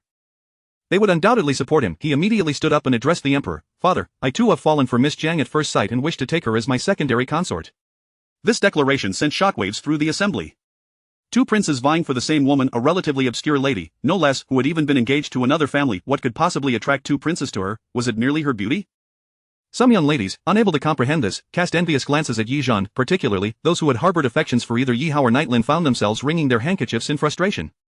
All eyes turned to the 2 princes. There was but one Miss Jiang. Whom would she choose? The emperor observed the scene below him, his expression inscrutable. He glanced towards Miss Jiang, noting her modest demeanor, her head slightly bowed, devoid of any signs of pride or vanity. Memories of Jiang Quan's character flashed in his mind, prompting an instinctive inclination to shake his head. Yet, upon recalling the Wei family's stature, he stole another glance. Seeing the situation deteriorate, Consort Su intervened to ease the tension. "It appears that both Hao and the second prince share my sentiments," finding Miss Jiang particularly remarkable. She cast several significant glances at Yi Hao as she spoke. Initially, when hearing Knight Lin express his desire to marry Miss Jiang, they had intended to have Yi Hao bide his time. However, this earnest child could not be swayed and stood up directly. The situation had become rather complicated. The emperor then looked at Yi Zhan, his words laden with meaning. "Indeed, Miss Jiang possesses extraordinary beauty." By praising her appearance alone and neglecting other attributes, the emperor's intent was abundantly clear. Moreover, as he spoke, Yi Zhan could distinctly sense the emperor's displeasure. For a woman to be sought after by 2 princes was no blessing. In the emperor's eyes, it was a potential calamity for the nation. What father would wish for his 2 sons to clash over a single woman? Yi Zhan rose from her seat and stepped forward, kneeling before the emperor. "Thank you, Your Majesty, for your praise. I am overwhelmed with trepidation." The emperor shot a glance at Knight Lin and Yi Hao. "You both wish to pursue Miss Jiang. Such matters are not for me to decide. Let us hear from Miss Jiang herself. What is her inclination?" Though the emperor did not explicitly state it, his meaning was clear. Yi Zhan understood that the emperor was indeed displeased. Why should the daughter of a mere 5th-rank official have the privilege to choose among his sons? The emperor was demanding a response. Today, should she falter, she feared she might never exit the palace gates, yet, she had no choice. Replying to Your Majesty, 2 days prior, I was unjustly attacked by many at the Kong residence, and it was His Highness the 7th Prince who inadvertently restored my honor. Were it not for him, I would not be standing here today. From that moment forth, I vowed to dedicate my life to His Highness the 7th Prince, acknowledging him as my only lord. The 2nd Prince and 5th Prince are indeed exceptional gentlemen. Perhaps it is my appearance that has caught their discerning eyes, and I am honored by their affections. However, beauty is abundant in this world, and many surpass my looks, yet only the 7th Prince has saved my life. Therefore, I declare, I shall marry no one but His Highness the 7th Prince. Should he wish to take me as his bride, I will stand faithfully by his side. If he does not desire me, I shall remain unwed, dedicating my life to the quiet companionship of ancient lamps and scriptures. Chapter 53. 7th Brother, please express your stance.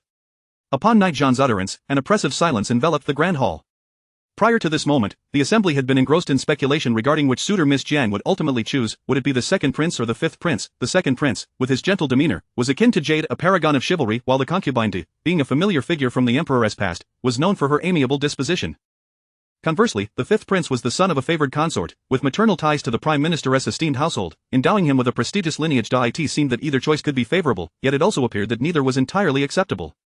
The crowd marveled at Miss Jiang's extraordinary fortune, yet they were utterly unprepared for her declaration. She desired none but the silent seventh prince. Some remarked on Miss Jiang's cunning, bringing forth all three princes to the forefront, thereby ensuring her own prominence on this day.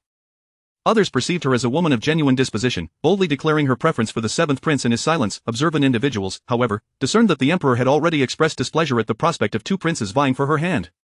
Now, with Miss Jiang entangling all three princes into the fray, the consequences remained uncertain. Everyone awaited the unfolding events, each harboring myriad conjectures, yet, unbeknownst to them, Knight John found himself with no viable alternatives. He was cornered. His words were artfully crafted, deftly avoiding any implication that might incite discord among the princes, while portraying their courtship as a fleeting infatuation with his appearance. In contrast, he emphasized the profound affection he held for the seventh prince, thereby distinguishing the latter from the other two. Even so, he did not assert that the seventh prince was bound to marry him. He articulated, should the seventh prince desire to wed, I shall remain by his side. If he prefers otherwise, I shall merely twist my hair and become a nun. This declaration severed all avenues of retreat for himself while affording the utmost respect to the royal family. Only heaven knows the internal struggles Knight John endured to utter such words, yet he had no choice. His life was at stake, and he could not afford missteps. Indeed, upon hearing this, the emperor's countenance softened considerably. It is truly remarkable that Jiang Quan has raised such a daughter. It appears the Wei family has invested considerable effort. Clearly, the emperor held Jiang Quan in low regard, attributing Knight John's qualities to the Wei family. Jiang Suining privately mused that if she could survive this ordeal, it would facilitate the Wei family's entry into the capital in the future. She cast a glance at Knight John, aware of the turmoil within him. Forcing such a principled man to make such a declaration was undeniably a hardship. Jiang Suining felt a twinge of amusement mingled with inexplicable sympathy. To her left, concubine Su listened intently to Knight John's words, subtly nodding in approval. Regardless of other considerations, his demeanor and the gravity of his statement did not dishonor the position of a side consort. Had her origins been more illustrious, she could have aspired to the role of a primary consort. If the opportunity arose, she would eagerly advocate for her son, yet given that Miss Jiang had already spoken so boldly, she refrained from further comment. Among so many witnesses, any rumors of her meddling would be most undesirable. Meanwhile, Knight Lin and Knight Hao appeared taken aback by Knight John's declaration, their expressions revealing contrasting emotions. Knight Lin bore a look of affirmation, having anticipated this outcome. He felt little disappointment, as his intent had merely been to gauge the relationship between Knight John and Jiang Suining, and the repercussions were not severe enough to warrant further action. Now observing the situation, he remained silent. In contrast, Knight Hao exhibited visible frustration, curling his lip and casting a glance at Jiang Suining that conveyed a sense of resentment. The emperor gestured for the two to sit. Such lack of ambition. You hastily seek to marry based solely on appearances, have I taught you nothing? Though the emperor's words seemed directed at Knight Lin and Knight Hao, they were, in truth, a veiled reprimand aimed at Knight John, criticizing them for their superficiality and implying that Miss Jiang was merely a pretty face, lacking depth. The two princes, abashed, complied and returned to their seats. The emperor turned to Jiang Suining, directly inquiring, Seventh sister, what is your stance? Miss Jiang declares she will only marry you, if not, she intends to twist her hair and become a nun. As a man, you must convey your position. Jiang Suining met Knight John's gaze before stepping forward from her place, bowing respectfully to the emperor. Your Majesty, I have no desire to wed. Her words elicited gasps from the assembly. The emperor, however, raised an eyebrow, amusement dancing in his eyes. Oh? Jiang Suining continued, the incident at the Kong residence was purely accidental. I merely sought the truth amidst chaos. If one is to be held accountable, it must be done with transparency. I summoned Master Gao from the Dali Temple solely for his efficiency, as I have always preferred to avoid trouble, but I never anticipated that this matter would lead Miss Jiang to fixate on me. If marriage is the outcome, I shall be wary of intervening in future injustices. Should Knight John be left with but one option, she too would find herself with no choice. Even if she were to speak eloquently, she could not consent to this union. Should she agree, Knight John might never see the light of day again. Regardless of Knight John's reasoning, the fact remained that he had paraded the emperor's sons before her. Thus, she must restore the emperor's dignity. The harsher her rejection, the greater Knight John's safety would be, and the less likely the emperor would hold him accountable. Yet should she relent or feel pity for Miss Jiang's fate of becoming a nun, the ramifications would be dire. In any event, Knight John's earlier statements ensured the emperor would not force her into another match, and Knight Lin and Knight Hao were powerless to intervene. Her sole objective now was to undermine Miss Jiang and uphold the honor of the royal family. As expected, the emperor's expression softened upon hearing her words. A smile graced his lips as he turned to Jiang Suining. Yet, Miss Jiang asserts that should you refuse, she shall twist her hair and become a nun. Jiang Suining's tone remained cold. That is her affair. If she chooses to do so, I cannot intervene. However, I have committed no wrongdoing, nor do I harbor any affection for her. If one must wed out of sympathy, how could any nobleman in the capital ever find a bride? The emperor erupted into laughter, exclaiming, now this is my good son. With his mood lifted, he regarded Knight Zhan from a position of superiority. Miss Jiang may yet regret her decision. Knight Zhan replied, in response to your majesty, I have no regrets. The emperor remarked, you possess a modicum of courage, reminiscent of that old stubbornness from the Wei family. Very well, this matter shall not be broached again. He then turned to the three princes, stating, I had hoped to assist you in selecting brides, yet it seems each of you has your own preferences. Let today suffice. Once you have chosen your favored candidates, return to seek my approval, and I shall grant you marriages. Yes, thank you, father, the princes replied in unison. The emperor concluded, for today, entertain yourselves. I am weary and shall retire. Concubine Su promptly added, I shall accompany your majesty. The emperor patted her hand and nodded, leaving concubine D to oversee the proceedings. The guests chorused, we bid farewell to your majesty. The emperor rose and departed, not casting a single glance at Knight Zhan throughout the entire affair. Once the crowd dispersed, Knight Zhan and Jiang Suining exchanged a knowing glance, both silently exhaling a breath of relief, only then realizing that beads of sweat had formed upon their backs. Chapter 54 It's alright, I don't mind. As soon as the emperor departed, the atmosphere of the banquet relaxed considerably. The dowager consort, known for her amiable disposition, was present, and soon many young ladies and madams approached her for conversation. The earlier incident played out like a mere interlude, and no one mentioned it again. However, the young women in attendance cast furtive glances at Miss Jiang, their eyes betraying a subtle animosity. Yet, Yi Zhan remained unfazed. After a while, the seventh prince stood up, preparing to take his leave and inform the dowager consort. She exchanged a few pleasantries with him but did not insist on his staying. Meanwhile, Yi Hao seized the opportunity to detain her. It's a rare occasion for merriment. Why return so quickly? Jiang Suining replied, I'm tired and wish to return home to rest. Yi Hao found himself momentarily speechless, unable to counter her reasoning. Beside them, Yi Lin cast a deep glance at him, his lips pressed together, yet he remained silent. Once the seventh prince departed, Miss Jiang soon followed suit, bidding farewell to the dowager consort. As soon as the seventh prince exited, Miss Jiang trailed behind, and it was evident to all what her intentions were. However, the onlookers chose to remain discreet. The dowager consort officially allowed her to leave, not forgetting to kindly remind her, be careful on your journey. With Yi Zhan's departure, discussions about Miss Jiang intensified amongst the attendees. Yi Hao listened to the gossip and found himself perplexed. Miss Jiang possesses beauty, decorum, and the backing of the Wei family. Why then does the seventh prince show reluctance? Initially, the chancellor had wished for him to court Miss Jiang to prevent the Wei family from falling into the hands of the seventh prince, yet it now seemed an unnecessary endeavor. Yi Hao's mind was a whirlwind of confusion, unable to grasp the situation. Nearby, Yi Lin observed the distance between the two departing figures, sensing an odd tension, yet he could not pinpoint what was amiss, finding the atmosphere quite peculiar. At the entrance of the Grand Hall, Jiang Suining departed first, followed closely by Yi Zhan. Following the earlier incident, he felt emboldened to say a few words upon catching up with her, and being seen would not pose a problem. Thus, he boldly trailed her. As they neared the palace gates, Jiang Suining slowed her pace. Between the inner palace gate and the outer palace gate lay a long corridor, flanked by towering palace walls. Standing within and gazing outward felt akin to being enclosed in a vast courtyard, with no guards in sight. Conversing within would not attract attention. However, at the entrance stood guards on duty. Seventh prince, please wait. Jiang Suining halted at the corridor's entrance, noticing Yi Zhan approaching, her brow furrowed slightly. You Miss Jiang, I urge you to maintain your dignity, he cautioned. Yi Zhan stepped before Jiang Suining, and though their exchange was obscured, she appeared somewhat hesitant. Ultimately, they walked together toward the palace gates. In the corridor, they maintained a respectful distance, walking side by side. Did I inconvenience you earlier? Jiang Suining inquired. Yi Zhan recalled his earlier words, his countenance growing somewhat awkward as he replied earnestly, circumstances demanded flexibility. Jiang Suining glanced at him, suddenly realizing that Yi Zhan's demeanor was rather charming. The emperor should harbor no doubts about us now, she remarked. Yes, but your reputation may suffer as a result, he replied. Jiang Suining shrugged nonchalantly. It's of no consequence. I don't mind. Yi Zhan continued, walking alongside her. From what I gathered from Father's tone, he holds a favorable impression of the Wei family. Now is the time to capitalize on that and recall them. Indeed, that aligns with my thoughts as well, Jiang Suining affirmed. After this incident, you should be able to enjoy a period of tranquility. Let us hope so. If I find peace, it will only be at your expense, Yi Zhan replied. Not to worry, today's episode has its advantages, allowing us to meet openly in the future. You may extend invitations, and I shall reluctantly acquiesce, leaving others to assume it is Miss Jiang striving to secure a chance to marry into the seventh princess household. Yi Zhan frowned slightly, seemingly disapproving of this approach. If that occurs, your reputation may truly be tarnished. Should you encounter someone you admire in the future, you might find it difficult to marry. Jiang Suining chuckled softly. Let us deal with the present before worrying about the future. Agreed, Yi Zhan replied, though he wished to express, once this matter passes, I could also marry you. However, upon reflecting on his current situation, he chose to remain silent. For now, survival was paramount, followed by reclaiming what was lost, and then other concerns could be addressed. Today, I was surprised to learn that both Yi Lin and Yi Hao sought to propose marriage, which I had not anticipated, Jiang Suining noted. Yi Hao must have received the counsel of noble consort Su and the chancellor, but was preempted by Yi Lin. I suspect it relates to the Wei family, Yi Zhan mused. Indeed, I share that sentiment. However, the Wei family is merely a minor concern. I truly don't believe they warrant such significant effort on their part, especially from Yi Hao, who must have been guided thoughtfully by noble consort Su and the chancellor. Those two have long engaged in their private battles. Often, their quarrels are not truly about the matter or person at hand, but rather the struggle itself, a contest to outdo one another, Yi Zhan explained.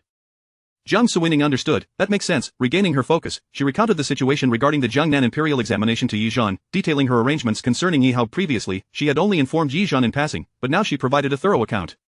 Yi Zhan was astonished to learn of Yi Lin's significant undertakings and equally surprised that Jiang Suining was so well informed. He admired her adeptness in managing affairs and her broad perspective. You are doing exceptionally well. Jiang Suining felt a touch of shyness, lowering her gaze every time she encountered Yi Zhan. He praised her. As for the Jiangnan examination, you need not take action just yet. Given how tightly this matter is being kept, it will not be easily discovered. If you wish to unveil it, it would be best to let Yi Hao handle it. I suspect the Chancellor's residence will adeptly leverage this information to catch Yi Lin off guard.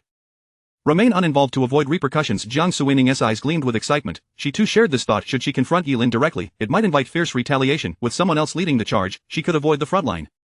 Perhaps it was due to their shared stance, they often found themselves in agreement, and that feeling was quite pleasant. The two continued to discuss potential future developments, and as they approached the palace gates, Jiang Suining posed another question.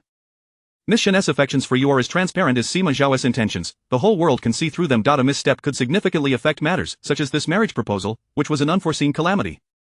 If another situation arises, we must devise a strategy to avert such troubles. Upon mentioning Shen Yunzhou, Yi Zhan's brow furrowed, his expression betraying his distress. Do you have any viable suggestions?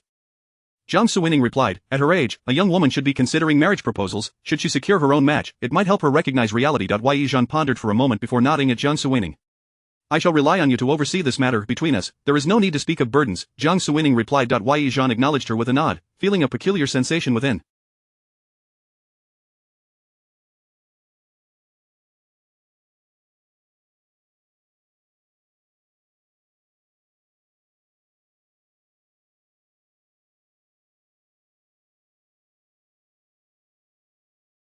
He then heard Jiang Suining add, following today's events, in future meetings, you may send invitations directly, or even come to my door. Yi Zhan hesitated, but sensing her insistence, he acquiesced, very well. Jiang Suining glanced around cautiously before lowering her voice. Furthermore, if you find yourself with idle time, consider exploring geological oddities, perhaps we might uncover clues to aid our cause. Agreed. Chapter 55. What on earth does the seventh prince mean? In the dead of night, as the palace banquet drew to a close, Prime Minister Su and Night Hao shared a carriage on their way back to the residence. Night Hao was perplexed by Jiang Suining's actions. As soon as they boarded the carriage, he inquired, Grandfather, what does the seventh prince truly mean by this? We were previously concerned that he might exploit Miss Jiang to win over the Wei family, yet now, when the opportunity is clearly before him, why does he not seize it? Prime Minister Su's expression grew contemplative. He too found himself at a loss. This matter was fraught with oddities. If the seventh prince had ulterior motives, they were utterly inscrutable to him. Shaking his head, he replied, I share your confusion. Perhaps something has transpired that we are unaware of. Nonetheless, his rejection of Miss Jiang is, for us, a fortuitous development. Seeing his grandfather's serious demeanor, Night Hao refrained from pressing further and shifted the topic. What of the second prince? What is his stance? Is it also in the interest of the Wei family? He seems eager to approach Miss Jiang as well. At the mention of Night Lin, Prime Minister Su's expression turned grave. This second prince instilled in him a deeper sense of apprehension than the seventh. It is hard to say, but having an ally can only be advantageous for him. It is plausible that he simply wishes to deny you this advantage, so he is vying for it himself. Whether he succeeds is a different matter. The key is that he must not be allowed to grant it to you. Did you not notice that when Miss Jiang simultaneously rejected both of you, he displayed little disappointment? Upon hearing this, Night Hao struck the carriage wall in frustration. That second prince is truly detestable. Prime Minister Su regarded him calmly. Your Highness need not be so incensed. In this recent dam construction incident, we have outmaneuvered him. It was anticipated that he would attempt to sabotage your courtship of Miss Jiang. Competition is inherent among princes, and such incidents will only proliferate. Your Highness must cultivate patience. Night Hao huffed in response, remaining silent. Observing his troubled countenance, Prime Minister Su spoke again. Did you not mention previously that you discovered the second prince is short on funds? Indeed, he has recalled all the funds from his shops, and he is in a hurry. Prime Minister Su lowered his gaze in contemplation. It appears something significant has occurred. I shall instruct my subordinates to investigate. Such a substantial expenditure cannot be trifling.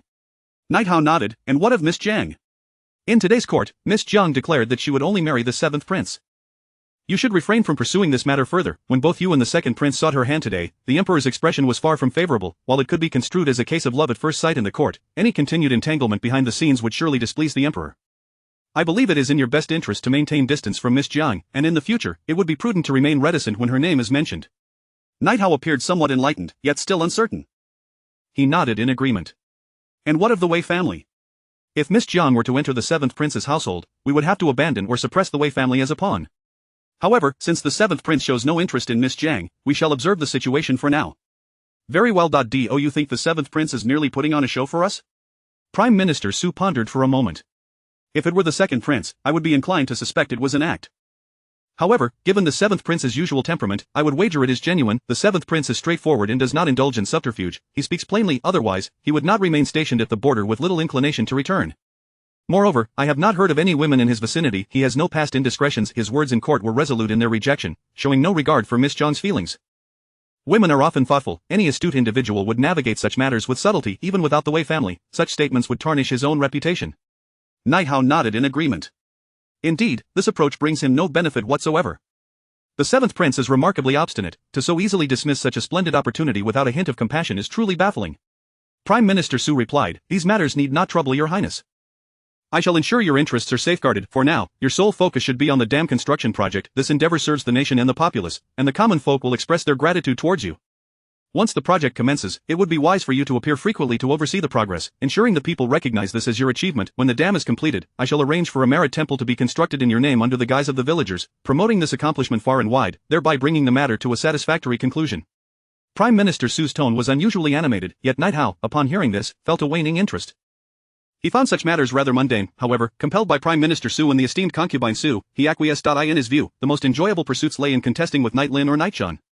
Secretly, he contemplated, once we return home, I shall summon Mr. Du for a thorough strategizing session. As this thought crossed his mind, his spirits lifted anew. Observing his demeanor, Prime Minister Su discerned that he was mulling over something once more.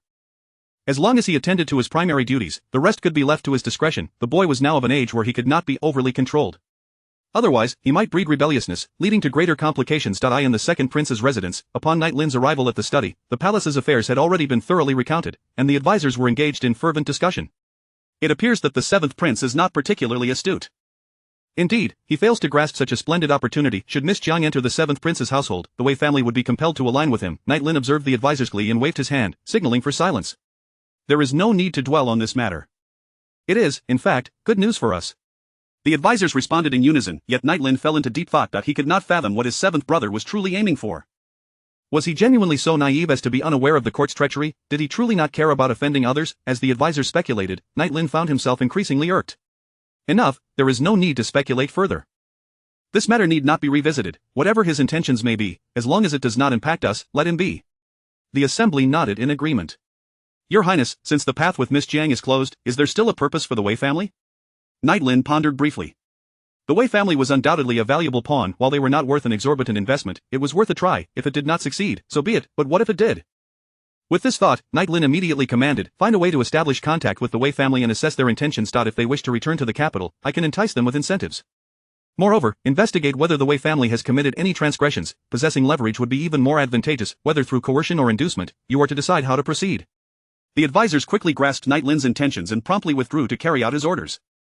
Chapter 56, I was wrong. Early the next morning, news of the events that transpired in the palace the previous night began to circulate throughout the capital. In every street and alley, whispered conversations inevitably revolved around this matter. With the multitude of guests at the palace banquet, such occurrences could hardly be concealed. It was said that both the second and fifth princes had sought to propose to the eldest daughter of the Zhang family. Yes, indeed, I have heard the same. However, the young lady of the Zhang family did not accept either proposal, for her heart belonged to the seventh prince. Just imagining that scene evokes a thrill. Moreover, consider that just 2 days prior, the young lady of the Zhang family had called off her engagement with the young lord of the Guangping Marquisate, and the annulment had been quite scandalous. The Guangping Marquisate had gone to great lengths to terminate the engagement, even resorting to underhanded tactics that compromised the young lady's reputation. How amusing it is that who would have thought that after the annulment, the Zhang young lady would become even more sought after, being pursued by 2 princes simultaneously, the first in our great Zhou dynasty. Indeed, I wonder how the Marquis and his wife reacted upon hearing this news. I truly wish to witness their expressions. What reaction could they possibly have but regret? In my opinion, the Guangping Marquisate is blind to its own fortune, casting aside a fine daughter-in-law, only to suffer losses and humiliation in the process. They must be regretting their decision deeply by now. I am also curious about the young lord's thoughts. How could he forsake such a legitimate young lady and instead choose a concubine? It takes a considerable lack of sense to make such a choice. Who could disagree? To be sought after by 2 princes, the Zhang young lady must be exceptional in every regard. As the gossip grew louder, it easily made its way into a carriage parked in a nearby alley. Due to the incident at the Kong residence, Madame Pang had fallen into disfavor with the Guangping Marquis.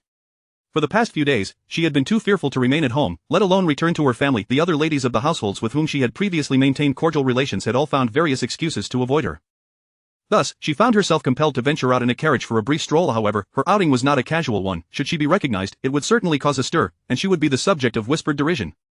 In such circumstances, she dared not show her face in public, instead hiding away in the carriage, enduring the day as best as she could, yet, she never anticipated that time would feel even more torturous on the streets.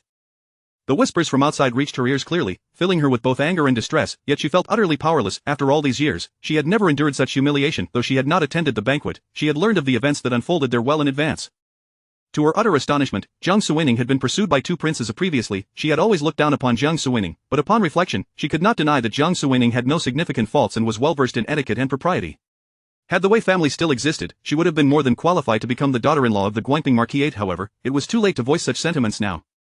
What she should truly worry about was the fact that the Marquis had gone to great lengths to reject the marriage proposal, while the two princes sought to marry her in the Grand Hall, a blatant slap in the face to the Marquis.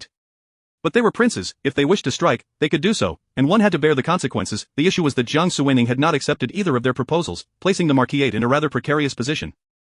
The prince's intentions to propose clearly indicated their recognition of Jiang Suining, whereas the Marquis's annulment suggested their disdain for her. Unwittingly, they had positioned themselves in opposition to the two princes. The mere thought of the Guangping Marquis becoming entangled with the princess sent a wave of panic through her heart. Madame Pang called for the waiting maid by the side of the carriage. Is everything ready at the Jiang residence? The maid replied, it should be nearly prepared. They are only waiting for the afternoon to carry the young lady into the Marquis.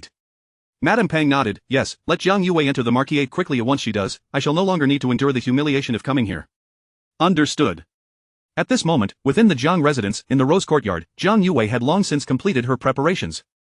Dressed in a vibrant peach-colored wedding gown, her hair elegantly styled, and her face adorned with bright makeup, she appeared to be a radiant beauty, yet, her eyes were filled with worry and sorrow. Jiang Yue turned to gaze at the empty room, where all the decorations had been removed, leaving it stark and desolate, filling her heart with an overwhelming sense of emptiness. It was still early, and she would not leave as a concubine until afternoon. When the sun began to set, the maidservant had stepped out to tally the few belongings she was to take to the Marquis, which were scant and devoid of any value. Jiang Yue stepped into the courtyard, seeking solace in the fresh air, yet she overheard maidservants outside discussing the events of the previous night's banquet. When she heard that Jiang Suining was being pursued by two princes, she was left utterly stunned, her eyes widening in disbelief. Her hands gripped the railing tightly, veins bulging on the back of her hands, filled with resentment and unwillingness. Why, what right did Jiang Suining have? She possessed merely the status of a legitimate daughter, yet in a city teeming with influential families, how could she possibly compare to the true daughters of high-ranking households? What right did she have to be courted by two princes? In that moment, jealousy consumed Jiang Yue's entire being. The mere thought of her being relegated to a concubine with nothing, while Jiang Suining's fortune soared, nearly drove her to madness. Jiang Yue staggered, retreating 2 steps, her hurried footsteps echoing in the room of the maidservant. Noticing her distress, rushed over to support her. Miss, are you all right? Let me help you back to your room to rest. Jiang Yue stood in a daze, allowing the maidservant to assist her inside, her expression one of disbelief. Outside, concubine Luo limped in, tears streaming down her face before she even crossed the threshold. Upon seeing Jiang Yue in her pink attire, her sobs intensified. Jiang Yue glared at her, her expression turning fierce. What are you doing here? Have you come to gloat over my misfortune? Concubine Luo, unable to speak through her tears, managed to say, you are my daughter, how could I ever take joy in your suffering? Jiang Yue, contemplating the days to come and the possibility of Jiang Suining marrying into a good family, felt an overwhelming sense of imbalance and cried out in frustration, it's all your fault. You pushed me to seduce the young lord. If it weren't for him, I could have married with honor. It's all your fault. Why weren't you the legitimate wife? If you had been, the young lord would never have dared to treat me this way. It's all your fault. Concubine Luo watched her daughter in despair, tears flowing freely. She attempted to comfort her, but Jiang Yue vehemently waved her hands. Leave, I don't want to see you.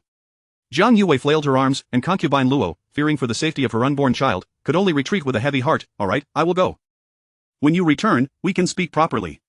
Before leaving, concubine Luo instructed the maid to leave behind a small wooden box containing a silver hairpin. Everything I once had is gone. The items I brought from the Luo family have all been gifted away. This hairpin is the only thing left, one I have worn since my coming of age. I give it to you as a keepsake. Jiang Yue did not even glance at it, angrily tossing the box aside. Who wants your worthless trinkets? Just leave me be. Concubine Luo, choked with grief, dared not utter another word. Her eyes filled with sorrow as the maid assisted her out of the rose courtyard. Once outside, she broke down in tears. Maid, I was wrong. I was truly wrong. I should not have encouraged her to seek wealth and status, nor should I have allowed her to lose sight of her own identity, much less aspire for what she could never deserve.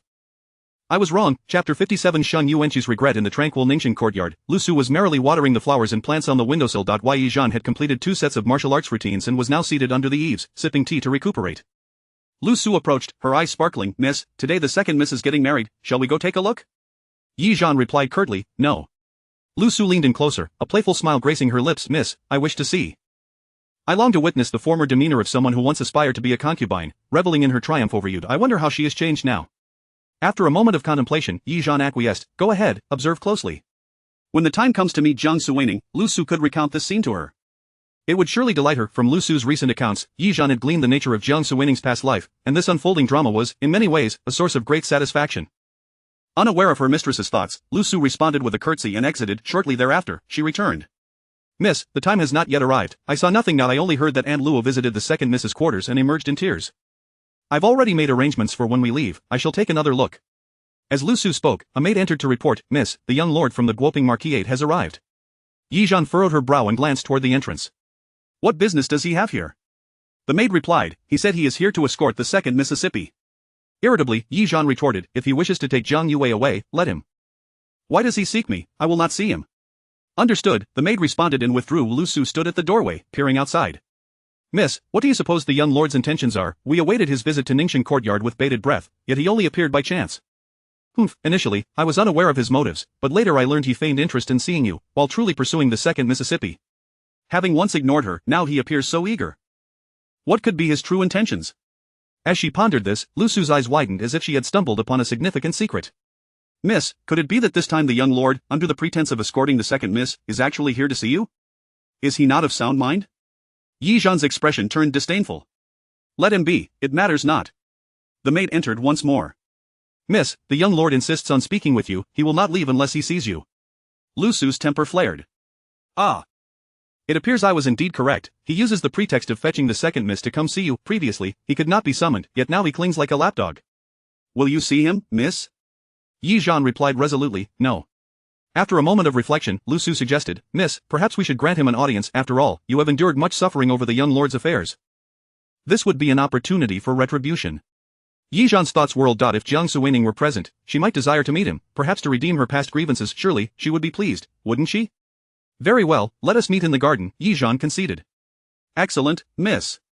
I shall make the preparations at once, Lu Su exclaimed, her face aglow with delight. Her mistress was now a woman sought after by two princes, finally able to hold her head high before the young lord.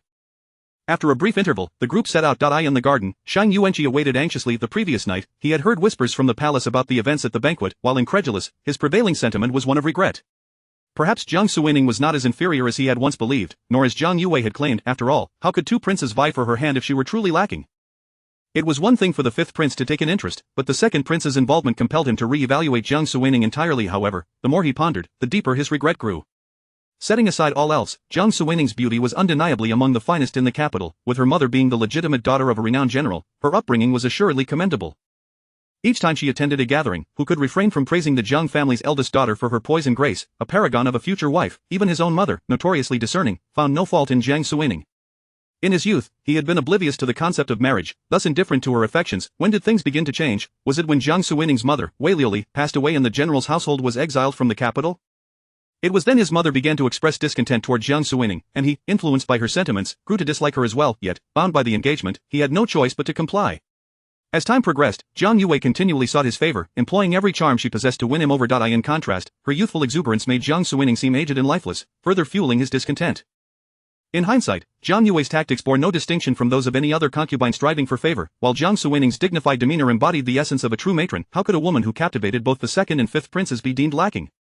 And yet, such a person, who ought to have been his wife, was now lost to him. Shang Yuanqi was filled with regret, his insides churning in remorse. He had hardly slept the previous night, and as dawn's light broke, he finally closed his eyes for a brief respite, only to dream of Jiang Suining's radiant smile. Unable to contain himself, he resolved to visit the Jiang residence under the guise of escorting Zhang Yue. He yearned to see Jiang Suining, desperate to reclaim their bond. Moreover, the notion of a woman who had spurned two princes ultimately marrying him would surely bring him great honor. The more he contemplated, the more exhilarated he became, recalling how Jiang Suining had once adored him. Surely, now that he had come to his senses, she would forgive him. Anxious, he paced within the pavilion, hands clasped behind his back, casting glances toward the garden entrance. He mentally rehearsed how he would speak to Jiang Suining, how to express his remorse, how to bare his heart, going over every detail until he felt a measure of calm. As he finished his third cup of tea, he finally heard voices approaching the garden archway. Miss, take your time. His heart skipped a beat, and he hurriedly glanced toward the entrance. There, he beheld the unparalleled beauty of Jiang Suining approaching, wholly unaware that her demeanor was now cold, her walk devoid of the decorum expected of a lady of her stature. All he could see was the enchanting figure of the eldest daughter of the Jiang family, and he realized with a pang that he had truly been blind all along. Chapter 58. His Highness the Seventh seemed quite composed. As Yi Zhan approached, Shang Yuanqi remained still. Lu Su observed the scene with a furrowed brow and cleared her throat twice. Only then did Shang Yuanqi finally react, hastily bowing to Yi Zhan, saying, Miss Jiang. Yi Zhan, however, exhibited little reaction, simply acknowledging with a soft before taking a seat on the stool. In stark contrast, Lu Su appeared as if she had seen a ghost. What was happening? When had the young marquis ever displayed such deference towards their lady? She could not fathom Shang Yuanqi's intentions and, with a subtle glance towards the maidservants following behind, stood vigilantly by Yi Zhan's side. Shang Yuanqi also took a seat, covertly sizing up Jiang Suining, and with every glance, he felt increasingly astonished. She was breathtakingly beautiful. It seemed he had never truly appreciated her allure before. The more he looked, the more he felt that his visit today was indeed fortuitous. Internally, he resolved he must convey his feelings to Jiang Suining today, and they must also revisit the arrangements for their marriage. Retracting his gaze and steadying himself, he spoke in what he believed to be the gentlest tone. Miss Jiang, I have come to offer my sincerest apologies. My past actions were misguided, and I hope you can overlook my faults and forgive me, not holding my transgressions against me. I was blinded by that wretched Jiang Yue, which led me to make grievous mistakes. Today, I come to you with a solemn apology, hoping for your understanding. Lu Su, standing behind Yi Zhan, widened her eyes in shock, her expression one of disbelief. Yet, seeing his attitude, she felt a surge of happiness for her lady. Previously, when Miss Jiang had endured humiliation for the young marquis, Lu Su had witnessed it all. Now, at long last, they were receiving the young marquis's apology, albeit belatedly. Yi Zhan's expression shifted, and she finally responded with a curt upon seeing her acknowledgement. Shang Yuanqi felt a surge of confidence. Though Yi Zhan's demeanor was frosty, he interpreted it as a display of feminine modesty. Seizing the moment, he pressed on. I have another matter I wish to discuss with you, Miss Jiang, concerning our marriage. We should proceed as planned. Parental orders and matchmaker S-words should not be so easily disregarded. With a bold face, Shang Yuanqi presented the notion of reconciliation in a flattering manner, while Yi Zhan listened, repulsed to the point of goosebumps. Her expression conveyed disdain, as if to say, "Who do you think you are? You cannot dictate terms as you please. Is this a game?" Realizing Yi Zhan's tone was serious and tinged with anger, Shang Yuanqi panicked and quickly attempted to explain.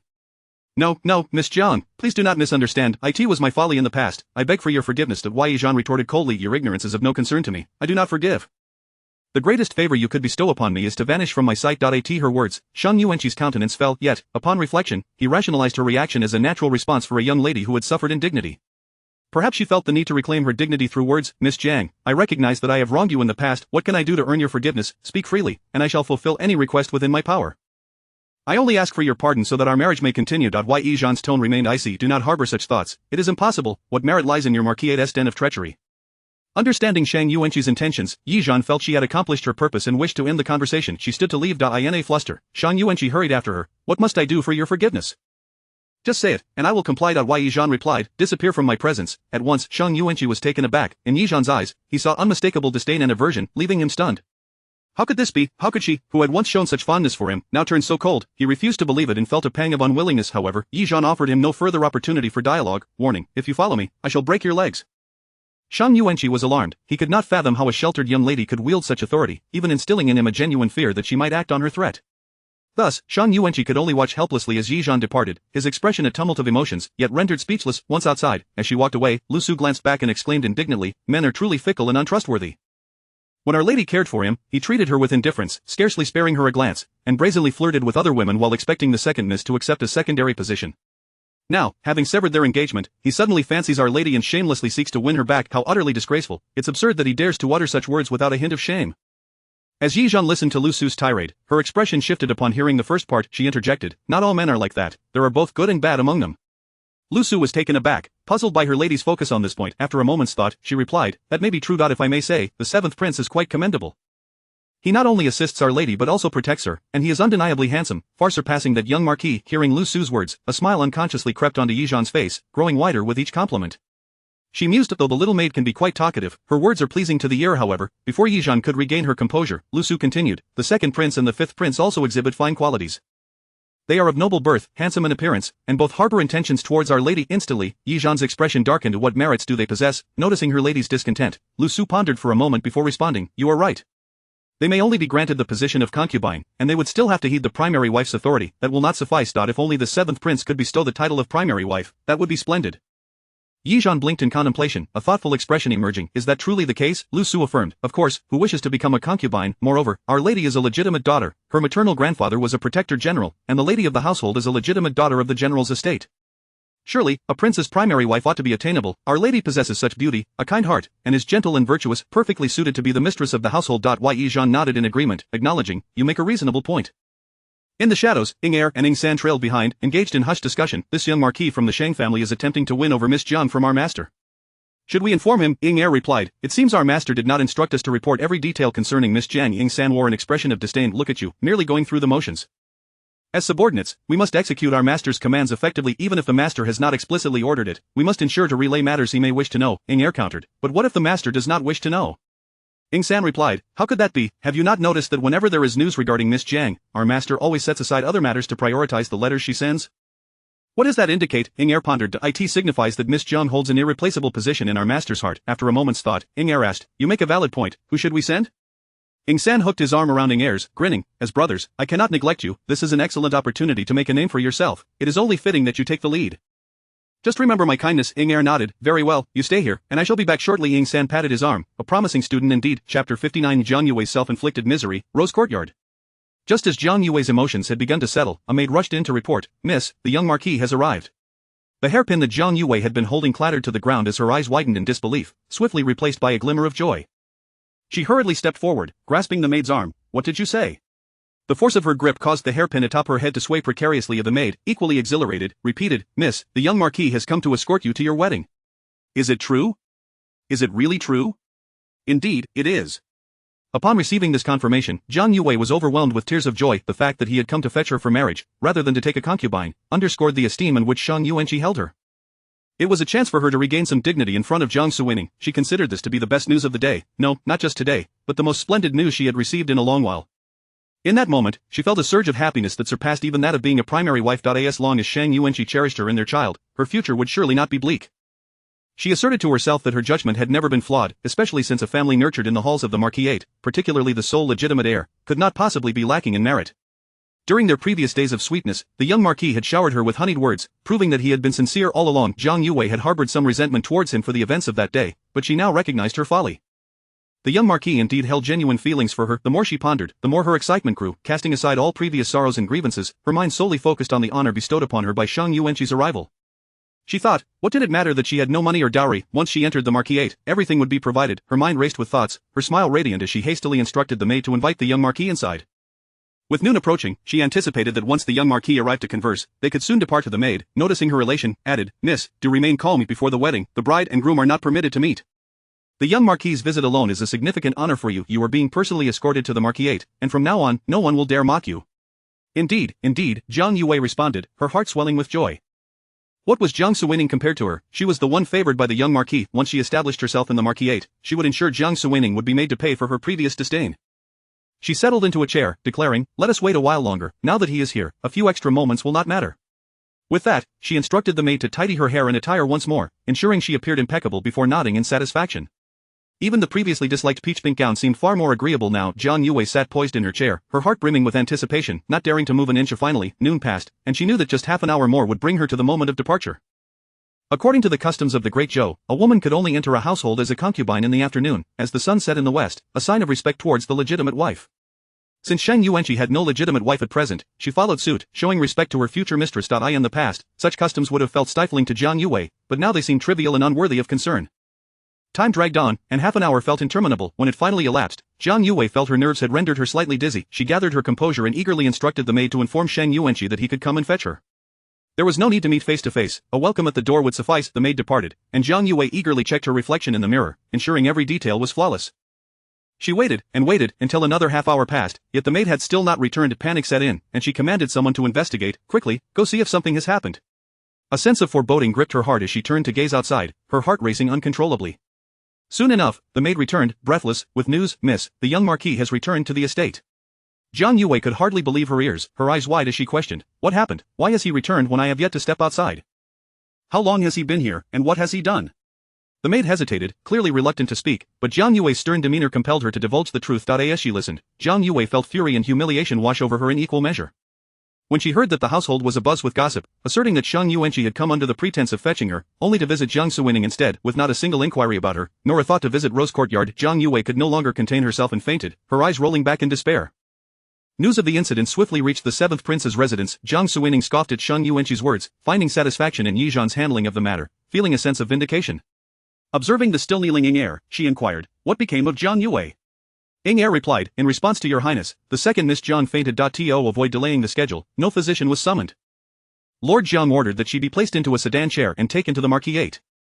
Jiang Suining let out a cold laugh. Indeed, he is heartless. However, Jiang Yue has brought this upon herself. She had no intention of advocating on Jiang Yue's behalf. She had long since witnessed the coldness of the Jiang family. Seeing that Ying Er had not yet departed, she pondered momentarily before saying, today's affair was executed well, you shall be rewarded. Ying Er's spirits lifted, he thought to himself. Ing San was indeed correct.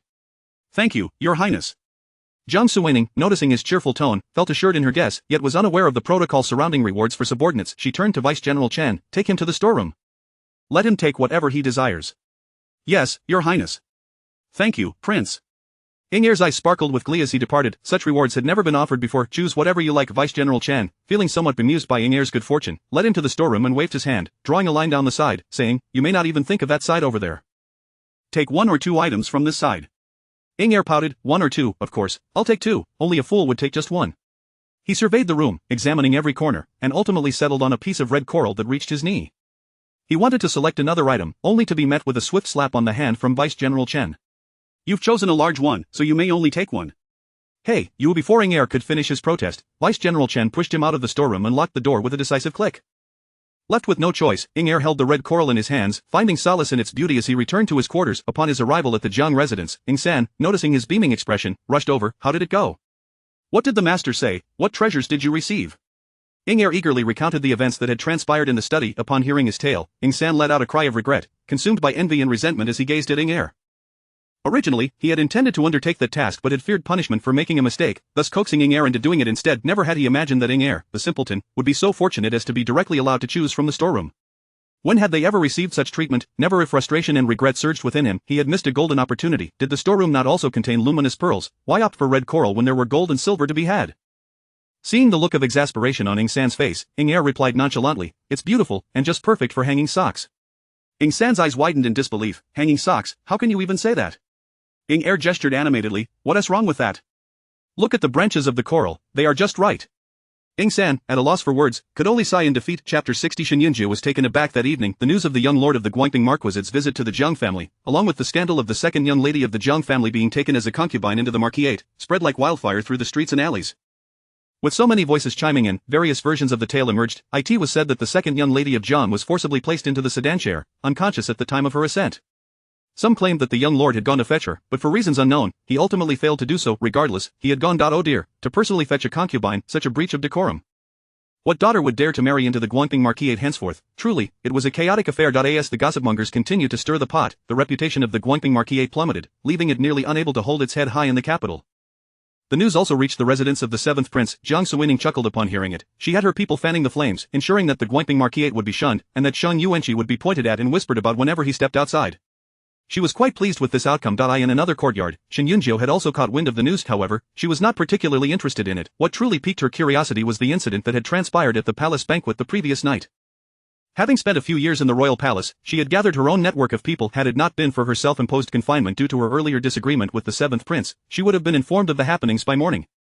Now, upon hearing a hint of what had occurred, she immediately sent someone to inquire further. Upon learning that Yi Zhan had resolutely rejected the eldest daughter of the Jiang family in front of the emperor, she felt revitalized. She discreetly instructed Zhou Yue to investigate, wishing to understand every detail of the palace banquet. When she learned that both princes had sought to marry the eldest daughter of the Jiang family, a mixture of disdain and jealousy flickered in her eyes. Yet, upon hearing once more of the 7th prince's firm refusal, an inexplicable sense of pride welled up within her. She thought to herself, how could her beloved be so superficial as to only love a person's appearance? After Zhou Yue finished speaking, she urged her gently, Miss, it seems we have truly misunderstood His Highness. There is nothing between him and the eldest daughter of Jiang, otherwise, he would not have forsaken such a splendid opportunity at the banquet. However, not only did he forsake it, but he also rejected her sharply, disregarding the dignity of a young lady, which clearly indicated he held no affection for her whatsoever. Shen Yunjie nodded repeatedly. Indeed, it is no wonder His Highness was angry with me. It turns out I have misjudged him. I was too hasty, going to the Jiang residence and even questioning him in his study.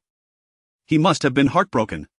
Zhou Yue quickly interjected, His Highness cares for you, Mississippi. Over the years, he has never spoken harshly to you. This time, it must be because he is upset with how you have misunderstood him. All these years, he has maintained his integrity, with no one by his side except for you. Shen Yunjie murmured in agreement, lamenting her own impatience and lack of understanding of him. His Highness would never blame you, Zhou Yue reassured her. A glimmer of excitement shone in Shen Yunjie's eyes. After a day of not eating, she felt somewhat weak and dizzy from the sudden rush of emotions. She stumbled slightly and sank into a chair, propping her head up with her hand. Zhou Yue was startled. Miss, what is wrong? Shen Yunjie, her face alight with excitement and joy, replied, I am fine, merely hungry. Please have the kitchen send some food. Zhou Yue promptly complied, bringing a small plate of pastries. Miss, His Highness said you should eat only after you come to terms with things. Now that you have, you should go see His Highness soon. Shen Yunjie's heart soared at the news, and thoughts of Yi Zhan filled her with a bashful delight. I will go, but, she glanced outside at the sky. Perhaps I shall go tomorrow. I feel a bit frail today, and I fear His Highness may not appreciate it. That night, Shin Yunjiao slept soundly. She woke early the next morning. As Jiang Suining left for the morning court, she spotted Shin Yunjiao waiting at the archway. Remembering Yi Zhan's instructions, she said directly, "You need not come again." This time, Shin Yunjiao did not react with anger but instead responded submissively, "Understood." Once Jiang Suining had departed, Zhou Yue glanced at Shin Yunjiao's expression and remarked, "Miss, His Highness is concerned for you." Shin Yunjiao smiled gently. "Let us go to the kitchen and prepare some soup. When His Highness returns, it will be ready to present to him." "Very well." Today, the morning court session went smoothly, and by the hour of Chen, Jiang Suining had returned. Not long after entering her study, there was a knock at the door. "Your Highness, it is Yunjiao." Upon hearing Shin Yunjiao's soft voice, Jiang Suining furrowed her brow. "Yunjiao has something to discuss with your Highness." After a moment's contemplation, Jiang Suining permitted her entry. She glanced at Shin Yunjiao, noting her good spirits. Though she remained uncertain of her intentions, however, she did not wish to treat her coldly, as one should not strike a smiling face. Upon seeing the softening of Jiang Suining's expression, Shin Yunjiao felt even more assured of her suspicions. She stepped inside, approached Jiang Suining's desk, and placed the soup down, speaking in a gentle tone, "Your Highness, Yunjiao has prepared a sweet soup for you to try." Jiang Suining glanced at it and replied, "There is no need. I do not care for sweet foods." Shin Yunjiao was momentarily taken aback, having never realized before that Yi Zhan disliked sweets. She quickly adjusted, saying, "Very well, I shall prepare something different next time." Jiang Suining responded, "There is no need. Such matters can be left to the kitchen. You need not concern yourself with them. Tomi, your cooking and that of the kitchen are indistinguishable, and your frequent visits may disrupt my peace." Shin Yunjiao's complexion paled, her eyes reddening, and tears began to fall. "Your Highness, I apologize. Yunjiao meant no offense. I merely hope to contribute something to you. Otherwise, being in the residence feels quite unsettling." In the past, whenever she expressed such sentiments, Yi Zhan would relent and allow her to do as she wished, offering her a few comforting words without further discussion. She yearned for him to feel guilty, to believe that her presence in the residence was unmerited without contributing something in return, thus compelling him to acquiesce to her desires. Yet today, she did not receive the desired response. Jiang Suining contemplated for a moment before saying, "If you find it uncomfortable to stay in the residence, I shall arrange for you to have another courtyard." She continued, "I will purchase one nearby, assign you 3 to 5 guards, and provide you with maids and servants. You will hang the Shin family plaque, and from now on, you shall be the young lady of the Shin family, free to live as you please." As Jiang Suining spoke, she found the idea quite reasonable and added, "In the capital, you have few acquaintances. When the opportunity arises, I shall have the deputy general's family take you to various gatherings, allowing you to meet new friends and lead an entirely different life." Shin Yunjiao's eyes widened in shock, unable to believe her ears. She never imagined Jiang Suining would utter such words. This was entirely contrary to her expectations. Chapter 61. A misunderstanding between His Highness and Miss Jiang. She gazed at the 7th prince, who was utterly serious. He was not jesting, his words were genuine. Shin Yunjiao felt as though the ground had fallen from beneath her. Instinctively, she shook her head vehemently. "No, no, Your Highness, Yunjiao will go nowhere. I shall remain by your side." She had merely spoken in jest moments ago. She implored him not to take her words to heart. Panic seized Shin Yunjiao as her previous tactics failed her. She was at a loss for what to do, resorting to outright denial. The thought of leaving the palace was unbearable. She had no desire to depart. Jiang Suining regarded her with a measured gaze. "I have often pondered this matter of late. It is indeed rather inconvenient for you to reside here. You were young before, but now you have reached the age of marriage, and it is prudent for me to consider the implications. You shall have your own abode. Should you marry, that will constitute your dowry. The palace will then become your maternal home, and should any issues arise, you may seek me out without hesitation. Fear not, for I shall ensure that your husband treats you with kindness. You have come of age, and I shall take it upon myself to find a suitable match. Once the families have agreed, we can arrange a betrothal, and after a year or 2, you may wed." Shin Yunjiao was struck dumb by the 7th prince's plans for her. She fell to her knees before him, tears streaming uncontrollably down her cheeks. "Your Highness, please do not cast Yunjiao aside. I will be obedient and will not disturb you. Please, do not abandon me." Regret gnawed at her. She had never anticipated that matters would escalate to this point. Her earlier remarks were intended merely as a means to persuade the 7th prince to acknowledge her good intentions, yet, his reaction was entirely unforeseen. She never imagined he would suggest she establish an independent household and even seek a marriage for her. Overwhelmed, Shin Yunjiao found herself at a loss, her tears flowing more freely. "Your Highness, I acknowledge my faults. I truly understand my mistakes." Jiang Suining observed her distress and furrowed his brow, contemplating that such matters could not be resolved in haste. Today's conversation served as a reminder. They must first secure a suitable residence for her, allowing her to occasionally stay there until she became accustomed to the idea of moving out entirely. "Rise," he commanded. Shin Yunjiao looked up, a mixture of fear and pity in her expression, pleading with him not to send her away. She felt that without the 7th prince, her existence would be unbearable. Jiang Suining's expression darkened at her words. "How can you say you cannot live without me? Are you implying you wish to court disaster?" Taken aback by the anger that flashed across his face, Shin Yunjiao hastily denied, "No, no, Your Highness, I am not seeking disaster. It is merely that the thought of leaving you leaves me utterly disoriented." She was bewildered, unsure of where she had gone wrong. It felt as though every word she spoke only drove a wedge between them. Previously, when she hinted at such sentiments, his demeanor would soften. Why had that changed so abruptly? In the past, he had consoled her when she cried, yet now he appeared indifferent. Jiang Suining replied, as long as you understand now, please rise and speak. Shen Yunjiao felt compelled to comply, yet her heart was heavy with anxiety and resentment. She wiped her tears, slowly rising to her feet, but the absence of his support only deepened her despair. Could it be that he was not merely trying to frighten her but truly wished to cast her aside? No, that was unacceptable. She would never depart. Steeling herself, she spoke, since your highness disapproves of my bringing you food, I shall refrain from doing so henceforth. As she spoke, she discreetly observed the seventh prince's expression. Noticing his mood had lightened slightly, she felt a glimmer of hope that her compliance had borne fruit. In truth, I came today primarily to offer my sincerest apologies. Jiang Suining replied, there is no need. I harbor no resentment, simply refrain from disturbing me in the future. Shen Yunjia shook her head vigorously. No, I must apologize. I was gravely mistaken to misunderstand your intentions and to seek out Miss Jiang. That was a grave error on my part. I even grew angry, believing you harbored feelings for her. Upon hearing the servants recount the events of the banquet, she realized that the seventh prince had no such feelings for Miss Jiang. Her assumptions had been completely unfounded, and she wished to express her contrition. As Jiang Suining observed Shen Yunjiao's tearful and fragile demeanor, his expression shifted. Initially, he thought she truly understood her misstep, but as her words continued, he discerned that her nature remained unchanged. He settled into his chair and fixed her with a steady gaze. If you have forgotten what I previously conveyed, allow me to reiterate it clearly. I hope you will heed my words this time. A sense of foreboding washed over Shen Yunjiao at his grave tone, though she could not pinpoint why. She merely sensed that what followed would not be to her liking. Jiang Suining began, let me clarify where you erred. There was never any connection between me and Miss Jiang, yet your actions have led others to believe otherwise. Everything you do outside these walls reflects upon the seventh prince's household. Others may not know who Shen Yunjiao is, but they recognize you as associated with me. Should you err, and your actions be manipulated by those with ill intent, it could spell trouble, not only for you and me but also for the entire household. Shen Yunjiao's complexion shifted, pale and anxious as the gravity of his words sank in. Is it truly that serious? Indeed, Jiang Suining affirmed. But I merely sought out Miss Jiang. It is common for young ladies to visit one another, she protested. Do not deceive yourself with excuses, he retorted. Do you truly consider her a friend? Do you believe those in court will regard your visit as a friendly chat, or will they suspect you are acting on my behalf to discuss matters better left unsaid? Biting her lip, Shen Yunjiao felt her face drain of color, yet she still sought to justify her actions. Your Highness, I am not well versed in court affairs. Jiang Suining could no longer tolerate her foolishness and raised his voice. If you lack understanding, then act with humility. How could you dare to visit the Jiang family without consulting me first? You should have approached me to seek permission rather than presumptuously taking matters into your own hands. Overcome with emotion, Shen Yunjiao began to weep. Your Highness, please do not be angry. I only misunderstood the nature of your relationship with Miss Jiang. Chapter 62 Irrelevant to you. Jiang Suining felt herself becoming increasingly exasperated. She wondered how Yi Zhan would handle the current situation if he were standing in her place. Glancing at the sobbing Shen Yunjiao, she asked, do you misunderstand that I have a connection with Miss Jiang? Shen Yunjiao responded softly, yes. Jiang Suining pressed on, even if that were true, what do you intend to do about it? From what standpoint do you act?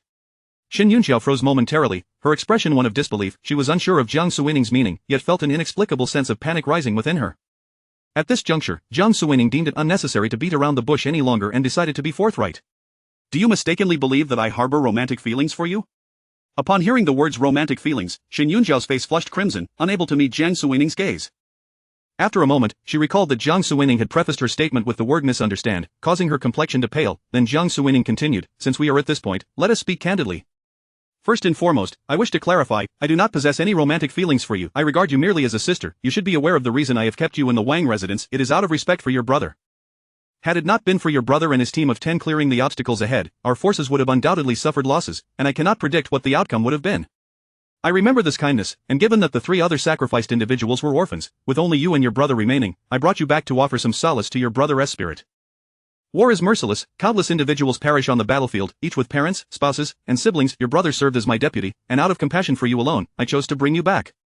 Otherwise, with so many soldiers lost, do you think I could accommodate all their families in the 7th prince's residence? There are things I hesitated to share, but it seems necessary to clarify for you to comprehend. Your brother ultimately died for the greater good of the Zhou dynasty. Had it not been for me, Yi Zhan, there would have been other commanders. As a deputy, he would have had to fulfill his duties regardless. My willingness to care for you stems entirely from a sense of duty, not because you have become a rightful occupant of this residence after a few years. Your recent actions have crossed the line. I initially believed you had come to your senses, but your words just now indicate otherwise. Shen Yunjiao listened with a countenance filled with panic. She could hardly believe the 7th prince's words. She had taken comfort in the notion that her stay in the Wang residence was justified by the prince's guilt towards her brother, but now, the 7th prince revealed that even if someone else had been in his position, the outcome would have been the same. She felt a profound sense of dread. This meant she was not special. Her presence in the seventh prince's residence, enjoying the privileges of a young lady, was inherently unmerited. She shook her head repeatedly, refusing to believe a single word. She was determined to cling to everything she possessed, unwilling to relinquish it under any circumstances. Since she occupied this residence, she felt entitled to it all. This was the wealth her brother had exchanged his life for, and she absolutely refused to return to a life of hardship. She aspired to rise to prominence, to be among the elite. She had always pursued this goal and could not afford to falter, nor allow anyone to undermine her. Your visit today was prompted by rumors of the palace banquet, leading you to believe that I have an aversion to Miss Jiang. You think you have misunderstood my feelings, correct? If I were to agree to Miss Jiang's affections and my father were to bestow a marriage upon me, what then? Would you resort to tears, tantrums, and threats? Xin Yunjiao stepped back, unsteady, colliding with the edge of the table, her legs buckling as she leaned against a chair. She gazed at Jiang Suwaning, her eyes brimming with sorrow. So this is all for Miss Jiang, is it not? Because I visited the Jiang residence and revealed your relationship, you hold me responsible for this predicament, do you? You speak these words knowing they may cause me pain, all to rid yourself of me and marry me off, simply for Miss Jiang's sake, correct? Tears streamed down Xin Yunjiao's face as she looked at Jiang Suwaning with a pained expression. Jiang Suwaning was momentarily taken aback. Despite her lengthy explanation, Xin Yunjiao still failed to comprehend the situation. I will reiterate our relationship is non-existent. Even if it were, it is of no concern to you. You are not someone significant in my life, you cannot dictate my associations, you must understand your place. I harbor no romantic feelings for you, you are merely a sister to me. However, even a real sister should not meddle in my affairs, and you certainly have no right to do so. Jiang Suwaning's words carried a weight that could not be dismissed. Matters of the heart often require a decisive approach, akin to a swift blade cutting through entanglements, rather than dragging on ambiguously. Xin Yunjiao stared at her, tears flowing freely, her sorrow palpable. It isn't like this. Your Highness was never like this before. It was Miss Jiang who prompted you to speak this way, wasn't it? She is jealous of my existence, isn't she? When I met her that day, her demeanor was hostile, filled with animosity. She told you to prevent me from staying in the Wang residence, did she not? She instructed you to marry me off, did she not? It was to clear a space for her, wasn't it? How could she do this? Does she truly resent my presence so much? Jiang Suwaning was rendered speechless. She could not fathom Xin Yunjiao's thought process. This had nothing to do with Miss Jiang. That was her message. No, your Highness would not have behaved this way before. You once regarded me highly. Jiang Suwaning was at a loss for words, gazing at Xin Yunjiao, unsure of how to respond to such self-deception. One cannot awaken someone who is merely pretending to sleep. If one party is unwilling to face reality, there is little anyone else can do. Leave now, do not return to the study. I do not require your presence, nor do I want you to do anything for me. If you wish to remain in the Wang residence, do so quietly and without interference. I will arrange a suitable marriage for you, and if you are satisfied, it can be finalized. Otherwise, I will find you a new residence, and you should prepare to move out. Xin Yunjiao hesitated, her words unspoken, before she ran out in tears. Jiang Suwaning looked at the open door, rubbing her temples. What is this nonsense? I've made everything abundantly clear, yet she remains oblivious. If Xin Yunjiao would cease her meddling, she could go wherever she pleases. However, it is evident that she not only lacks clarity but also stirs trouble. This unpredictable factor could jeopardize significant matters. She cannot allow danger to spread. Jiang Suwaning was too apathetic to write a letter and instead asked Ding Qi to relay the recent events to Yizhan. In that moment, she recognized the value of having someone with whom she could discuss matters openly and reasonably. Chapter 63 Yizhan returns to the seventh prince's residence before noon. Yizhan had already arrived. However, he staged a small performance at the entrance, deliberately gathering a crowd of onlookers to witness the spectacle. As Yizhan stepped inside, faint murmurs of discussion lingered outside the grand entrance. What a bold intrusion. Miss Jiang truly is formidable. I couldn't help but agree. It seemed the seventh prince was also taken aback. Otherwise, why would he keep them waiting outside for so long? With the growing crowd, fearing a negative impression, he finally welcomed them inside. Did you not hear Miss Jiang's maid just now? Someone remarked. She presented the invitation first, but the seventh prince did not accept it.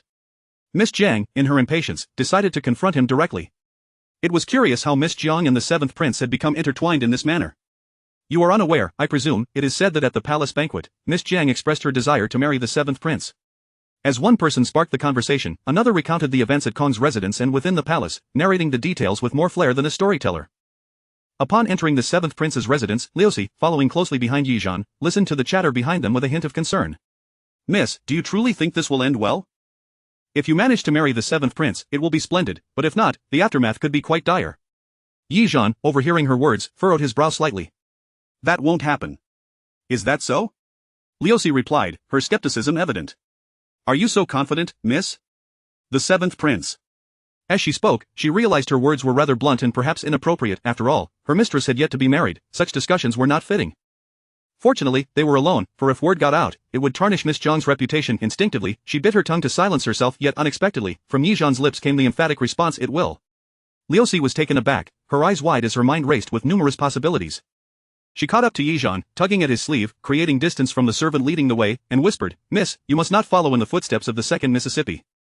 Just look at her current predicament, it is hardly a favorable outcome." Yijan's assurance sparked a troubling thought in Liusi's mind. Could it be that her mistress had engaged in some secret pact or clandestine affair, allowing her to speak with such conviction? The more she pondered, the more alarmed she became, envisioning a scenario where her mistress was taken advantage of in her absence by the seventh prince. Snapping back to reality, Yijan interrupted her reverie. "What are you thinking?" he inquired. "Am I truly that kind of person?" Liusi found herself at a loss for words, torn between affirmation and denial. She wished it were not so, yet her mistress's unwavering confidence made it difficult to dismiss her doubts. "Miss, I was merely speaking foolishly, let us move on." After saying this, she realized the servant who had been leading them had vanished, yet they continued onward. She glanced at Yijan, desiring to inquire further, but the words caught in her throat. Her mistress appeared to be quite familiar with the seventh prince's residence. This thought made Liusi gulp nervously. Could it be that, unbeknownst to her, her mistress had visited the seventh prince's residence before, and judging by the familiarity displayed, it seemed she had come more than once. Liusi was taken aback by her own thoughts, hastily shaking her head to dispel them. Yijan turned his head. "What is it, are you unwell?" Liusi quickly shook her head. No, just a mosquito." Yijan cast a dubious glance around. At the end of March and beginning of April, where would there be mosquitoes? He continued toward the study, traversing the familiar scenery and corridors, his heart a whirlwind of emotions. He longed to return to be the one shielding Jiang Suining from life's storms, rather than leaving her to face them alone. As Yijan arrived at the study, Jiang Suining dismissed the attendants and left Liusi outside. Upon seeing Yijan, Jiang Suining felt a mix of relief and despair. She sighed heavily. Why? Yijan frowned. "You have worked hard." Jiang Suining, seated in her chair, did not rise but regarded him with a languid gaze. "I thought you would arrive in a few days, or perhaps tomorrow." Yijan replied, "As soon as I heard what Shi had to say, I rushed over." In truth, he had hurried here the moment he heard the news. Jiang Suining needed him, and he was determined to assist. Jiang Suining scrutinized him further.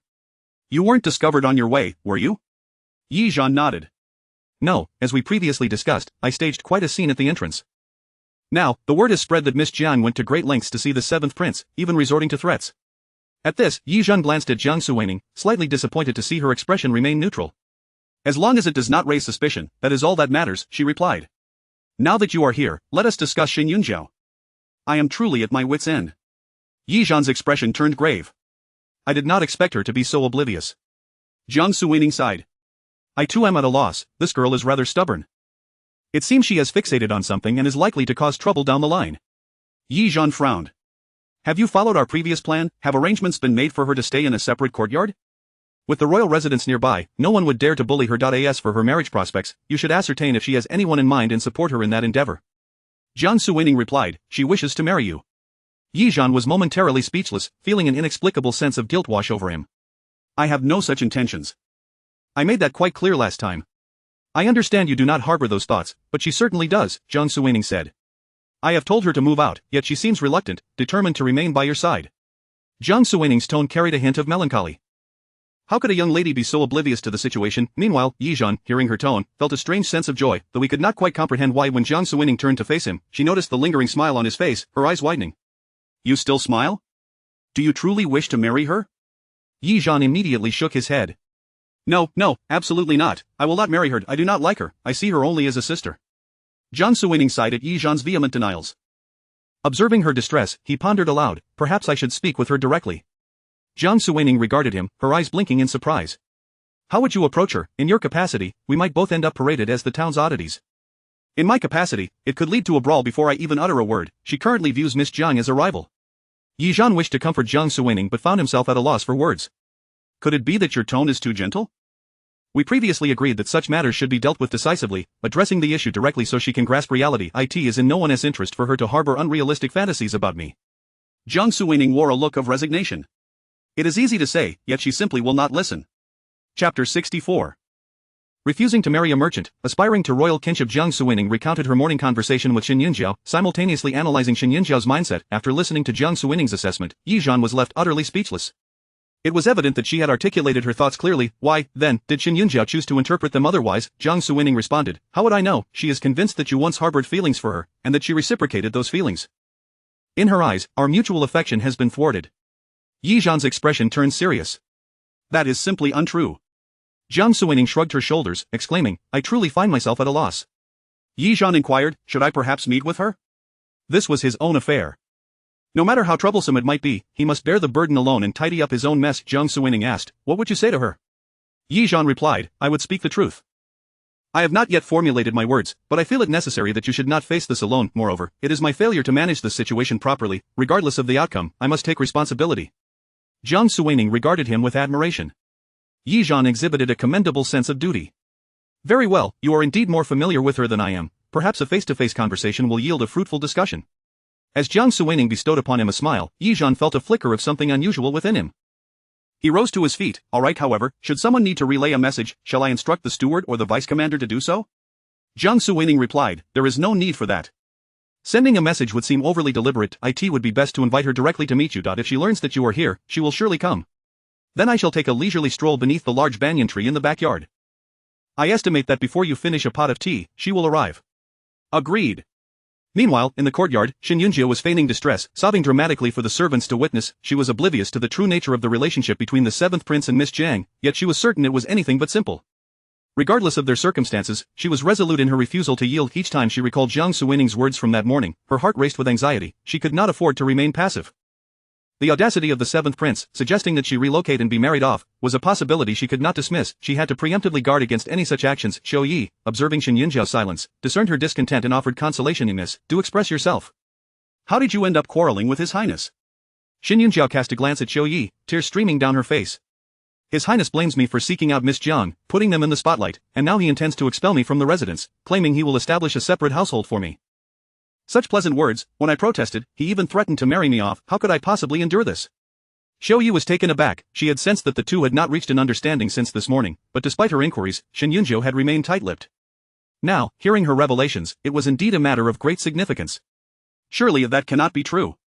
Shen Yunjiao retorted, how can it not be? He has already uttered such words. Do you suppose I am fabricating this? Xiao Yi was well regarded among the staff in the residence. Her opinions could easily sway the rumors circulating within the household. Is it possible there has been some misunderstanding? If His Highness truly harbors feelings for Miss Jiang, why did he not express his approval at the palace banquet? If he were to consent to the Emperor's matchmaking, would that not result in a mutually agreeable outcome? With tears welling in her eyes, Shen Yunjiao replied, who can say, perhaps it is Miss Jiang's ploy to feign disinterest, deliberately keeping His Highness in suspense. Or perhaps there is indeed something between them that they wish to conceal from others. Regardless, I know for certain that His Highness desires to expel me for her sake and even wishes to marry me off. Xiao Yi asked, what do you intend to do, miss? At this question, Shen Yunjiao broke into tears once more. What can I do? All I wish is to serve His Highness well, yet now he desires for me to leave. Xiao Yi, growing anxious, pressed, miss, if His Highness truly has such intentions and insists on sending you away, what will you do? Shen Yunjiao declared, then I shall hang myself with a white silk ribbon from this beam. I will not leave, no matter what. As she spoke, a fierce resolve ignited within her. Previously, she had been tormented by uncertainty regarding Yi Zhan's feelings for her and the reasons behind his behavior. Yet now, she resolved even if Yi Zhan did not harbor romantic sentiments, she would employ every means at her disposal to remain in the seventh prince's residence. With this thought, she recalled Jiang Suining's words about the multitude of sacrifices made for the nation, and how her brother was not among them. A wave of realization washed over her. In truth, she knew that her entry into the royal residence was solely due to her brother's position as a vice commander. Otherwise, as the prince had remarked, there were countless who perished on the battlefield. What made her, Shen Yunjiao, so fortunate to reside in the royal house? However, now that she had secured her place, even if she could not ascend to the status of the lady of the house, she would strive to carve out her own niche within the palace. Even if she were to become a concubine or a secondary wife, she would accept it. Just the thought of her future child's father being the esteemed seventh prince filled her with a sense of contentment, regardless of whether the child would be a legitimate or illegitimate heir. Both would be of royal blood.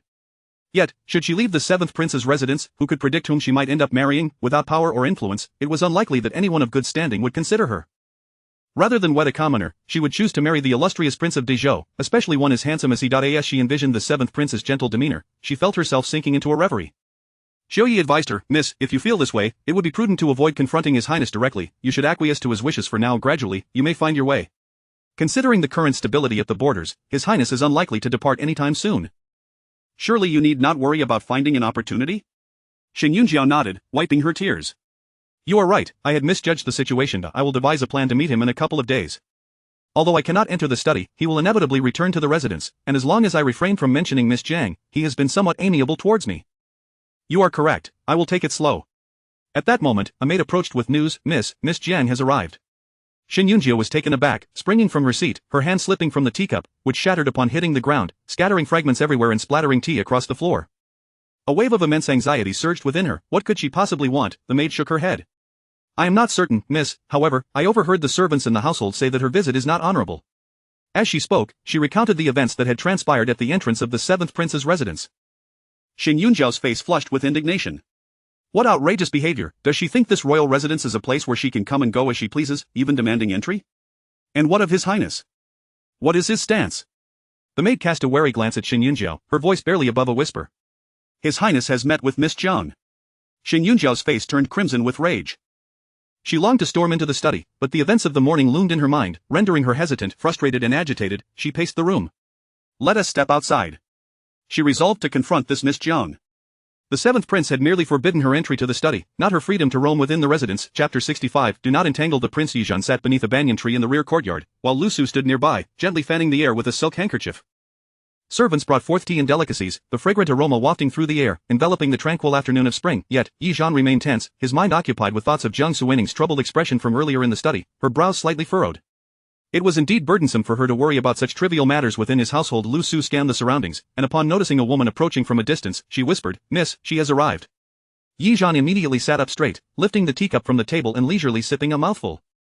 Before he could finish his tea, the figure was already before him. Seeing Shin Yunjiao like this caught him somewhat off guard. The last time they met at the Jiang residence, he had thought it unkind to treat Jiang Suwening poorly, thus he had not shown Shin Yunjiao any warmth nor paid much attention to her demeanor. Now, however, he scrutinized her anew. His impression of Shin Yunjiao had always been favorable, a delicate and gentle young lady. He had been remiss in caring for her during his absences from the household. Though she occasionally made mistakes, her nature was not malicious, and she was generally obedient and sensible. A little guidance would suffice. As he pondered how to initiate conversation, Shin Yunjiao spoke first. Miss Jiang, you possess quite the audacity, sipping tea in another's residence. Is it true that the Jiang estate lacks tea? Compared to their previous encounter at the Jiang residence, Shin Yunjiao now exuded a much bolder demeanor. This was due, in part, to recent events, and also because she was in the prince's residence, her own territory. Yizhan was momentarily taken aback. He had never encountered such an aggressive version of Shin Yunjiao. It was a stark contrast to the girl he had known before. Indeed, the tea at the 7th prince's residence is far superior, he replied. Shin Yunjiao had not anticipated his audacity, her fingers gripping the stone bench tightly as she took a seat. In that case, when Miss Jiang departs shortly, I shall have a maid prepare some for you to take back to your estate for future enjoyment. She felt no need to show kindness to the eldest daughter of the Jiang family, allowing her tone to reflect her disdain. She intended to give her a taste of her own medicine, hoping to intimidate her into retreat. Yizhan regarded Shin Yunjiao with a penetrating gaze, silently reflecting on the duality of human nature, how he had failed to perceive Shin Yunjiao's other side. Remembering the purpose of his visit, he steadied himself. Miss Shin, do you harbor significant grievances against me? Shin Yunjiao replied, Indeed, I wish for you to refrain from visiting the 7th prince's residence in the future and to cease your entanglement with him. Yizhan frowned slightly. I am not entangling myself with the prince. With a cold laugh, Shin Yunjiao retorted, Miss Jiang, your methods are impressive. Others may be oblivious, but do not feign ignorance before me. Such matters are far from concealed. Although I did not grow up alongside the prince, I have accompanied him for many years, and I understand him well. Who would not be enamored by such a person? I comprehend your feelings for him, but let me assure you, you shall not have the opportunity. Yizhan countered, To my knowledge, the 7th prince is not particularly familiar with you. He spends most of his time away at war, scarcely returning home, and in the 5 years you have been at the 7th prince's residence, the number of times you have met could be counted on one hand. Shin Yunjiao's face paled at being exposed. She could hardly believe the prince had divulged such matters to Miss Jiang, nor could she accept that their relationship was as distant as he claimed. The prince's clear delineation of their connection was undoubtedly an attempt to appease Miss Jiang. As her thoughts spiraled into jealousy and frustration, she declared, Regardless of our relationship, the prince has allowed me to reside in the palace and entrusted me with many responsibilities, thus I am of significance to him. Yizhan replied, By that reasoning, you are merely a steward. How can a steward claim to be the master of the palace? Shin Yunjiao's complexion fluctuated, and with a defiant tone, she insisted, No matter how things unfold, I am the one in charge of this residence now. Yizhan pressed his fingers to his temples, feeling a headache coming on. He had never uttered such words. Shin Yunjiao was more obstinate than he had anticipated. Taking a sip of tea to soothe his throat, he said, Have you considered that the 7th prince may not harbor any romantic feelings for you? Your persistent pursuit is detrimental to both him and yourself. How do you know he does not like me? Did he express this to you directly? Shin Yunjiao challenged. Yes, he did, Yizhan affirmed. Then he must have been deceiving you, she shot back. Why deceive yourself? Lu Su, listening to their exchange, felt utterly bewildered, struggling to comprehend how they could volley words back and forth with such ease. However, she found Shin Yunjiao's lack of decorum quite unbecoming, far inferior even to the concubine daughters of their household. Initially worried for her mistress, she now sensed her concerns were unwarranted. Indeed, ever since her mistress had recovered from her illness, she had not lost a single argument. Lu Su felt reassured and stood by to refill the tea. Shin Yunjiao glared fiercely, Whether I deceive myself is my concern. You, however, seem to believe the prince has affections for you. I assure you, that is impossible. The prince would never favor someone like you. Yi Zhan queried, what type of person does the seventh prince prefer? That is none of your business, she replied. I believe it is you who has the least say in this matter, he countered. Xin Yunjiao felt herself on the brink of madness. How could Miss Jiang exhibit such a blatant lack of shame? If it were another young lady, the conversation would have shifted at the mere mention of affection. Yet, the person before her not only remained steadfast but also used her own words against her. Frustrated, Xin Yunjiao's tone sharpened, though she deliberately lowered her voice. Let me make this clear. I will never allow the prince to develop feelings for you, even if he were to harbor genuine interest. I would never permit you to wed him unless I were to die. Upon finishing her declaration, Xin Yunjiao quickly disheveled her clothing, tousled her hair, and collapsed to the ground, shedding tears in a mix of anger and restraint, appearing pitiful. Miss Jiang, what wrongs have I committed against you? You speak a few words, and yet you are incensed. If you treat me thus within the seventh prince's residence, would you not go so far as to harm me outside? Indeed, in our Xin family, I am the sole daughter, and no one will stand up for me. Even if I endure your bullying, there will be no one to speak a word on my behalf. My life is of little worth. I can bear suffering and humiliation, but I implore you to treat the prince with kindness. If you do not favor me, I shall simply avoid you. If I am an eyesore, I shall take my leave. As she spoke, tears streamed down her face, and her demeanor was truly heart-wrenching. Yi Zhan was momentarily taken aback. What was Xin Yunjiao attempting to achieve? Her display left him at a loss. He caught a glimpse of her slightly open collar and quickly averted his gaze. Turning away, he noticed Jiang Suining being hurriedly led by a maid, rushing towards them. Chapter 66. Hand in hand. Xin Yunjiao appeared oblivious to Jiang Suining's arrival and continued, I kindly ask Miss Jiang to treat His Highness with greater consideration in the future. The deeds you have done to me today, I shall not reveal to His Highness. As long as you are good to him, I, Yunjiao, will serve you faithfully, like an ox or horse. Jiang Suining approached, casting a glance over the scene. Yi Zhan sat on a stone bench, his expression one of confusion, as he looked at her, seemingly on the verge of explaining but at a loss for words, deliberately avoiding Xin Yunjiao's gaze. Xin Yunjiao collapsed to the ground, her attire and hair disheveled, her face bearing the look of a startled fawn. Upon seeing Jiang Suining, tears streamed down her face in a display of profound grievance. The words Your Highness escaped her lips, laced with a sobbing tone that conveyed both her distress and her silent plea for understanding. Without uttering a word, she expressed everything. Yi Zhan felt an inexplicable sense of guilt, rising to his feet with difficulty to explain to the approaching Jiang Suining, I did nothing. On the ground, Xin Yunjiao gazed at Jiang Suining, her heart wrenched with sorrow, tears cascading like rain. Your Highness, I am indifferent to my own fate, but I cannot allow the reputation of the seventh prince's residence to be tarnished. Miss Jiang has just stated that she cannot permit my existence, claiming I reside in the seventh prince's residence solely because of my brother's affections. I truly have no face left to continue living. My brother is gone, my parents are gone, and no one in this world genuinely cares for me. Why life is so wretched. As Xin Yunjiao spoke, tears flowed freely, her frail demeanor betraying the immense injustice she felt. Yi Zhan observed her with furrowed brows, as though encountering her for the first time. He directed his gaze towards Jiang Suining, lips pressed together, head lowered, his emotions inscrutable. I have not uttered such words, nor have I touched her. Miss Jiang, you, Xin Yunjiao began, but Yi Zhan took a few steps back, as if she were a raging tempest. Yet he did not cast another glance her way, instead focusing intently on Jiang Suining. She has wronged me. Jiang Suining, witnessing Yi Zhan's cautious and bewildered explanation, found herself torn between laughter and tears. Despite Xin Yunjiao's imminent collapse into tears, she struggled to suppress her amusement. She had long since discerned Xin Yunjiao's character. It was evident that Yi Zhan would never utter such words. The unfolding scene before her was nothing more than a self-scripted performance by Xin Yunjiao, crafted solely for her viewing. Having witnessed the spectacle, she quickly grasped the reality. Since Xin Yunjiao stubbornly refused to believe their innocence, and rumors had already spread about their supposed relationship, it would be more prudent to simply acknowledge it. Perhaps this would prompt Xin Yunjiao to retreat in despair, allowing for an unexpected turn of events. After all, continuing to deny it would yield no results. Better to let her thoroughly abandon hope. She reached out, gently grasping Yi Zhan's hand, and in a soft voice, inquired, Are you frightened? Yi Zhan shook his head, I am frightened. Jiang Suining observed his actions, a contrast of physical denial and verbal affirmation, realizing he was utterly bewildered. Then let us go. I have instructed the kitchen to prepare your favorite 8 treasures soup. With that, Jiang Suining took hold of Yi Zhan's hand and led him forward, disregarding Xin Yunjiao entirely. Watching the scene unfold, Xin Yunjiao was left in shock. Who could explain to her how things had devolved into such a state? She had fallen, her clothing and hair in disarray, yet His Highness appeared blind to her plight. Furthermore, despite her heartfelt lamentations, he seemed deaf to her cries, turning instead to inquire if Jiang Suining was frightened. He even held her hand, speaking to her with such tenderness. Xin Yunjiao felt as if the ground beneath her had crumbled. The events before her had shattered her understanding of reality, leaving her utterly bewildered as to how it had come to this. His Highness had cast but a fleeting glance in her direction before dismissing her entirely, leaving her feeling humiliated and enraged, her fingers digging into the earth as she clenched her fists, the veins on her hands standing out starkly. The image of the seventh prince holding Jiang Suining's hand was seared into her mind, an indelible mark she could not erase. As the autumn leaves fluttered away, Jodie approached to assist her. Miss, please rise. Xin Yunjiao lay limp on the ground, unable to articulate her feelings, feeling utterly drained. Xiaoye struggled to lift her, but the buzzing in her ears drowned out any words. By the time she regained her senses, the surroundings were devoid of any presence. She turned to Xiaoye, did you see? His Highness walked away with Miss Jiang. Jiuye, bracing herself, replied, yes. Xin Yunjiao's heart ached with an unbearable pain. His Highness had assured her there was nothing between him and Jiang Suining. It had all been a deception. He simply found her an eyesore. Why had it come to this? Even so, why did he turn a blind eye to her fall? Surely, he should have inquired about what transpired, at least offered her a hand to rise, or smoothed her garments and hair.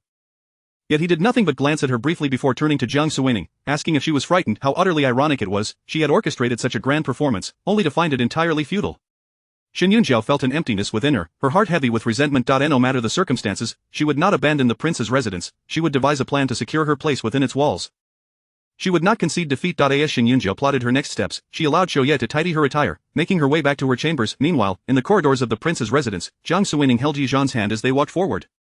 She calculated the distance to the back courtyard, wondering if Xin Yunjiao would be able to see them again. Behind her, Yi Zhan followed obediently, yet his gaze was fixed unwaveringly on their clasped hands. His heart raced wildly, akin to a multitude of fawns colliding within him. While he remained upright, he felt as if he might swoon. It was akin to the sensation of inebriation, leaving him disoriented. He even believed that were it not for Jiang Suining leading the way, he would have halted in his tracks. Jiang Suining finally came to a stop, prompting Yi Zhan to do the same. She cautiously turned her head to check if Xin Yunjiao had followed. At that moment, Yi Zhan spoke softly. We have already traversed several corridors, she cannot see us from here. Jiang Suining withdrew her gaze, responding with a couple of affirmatives before releasing his hand. Yi Zhan glanced at his own hand, only to quickly avert his eyes. Jiang Suining also realized, rubbing her hands together, her expression slightly awkward. I apologize, it was a matter of urgency.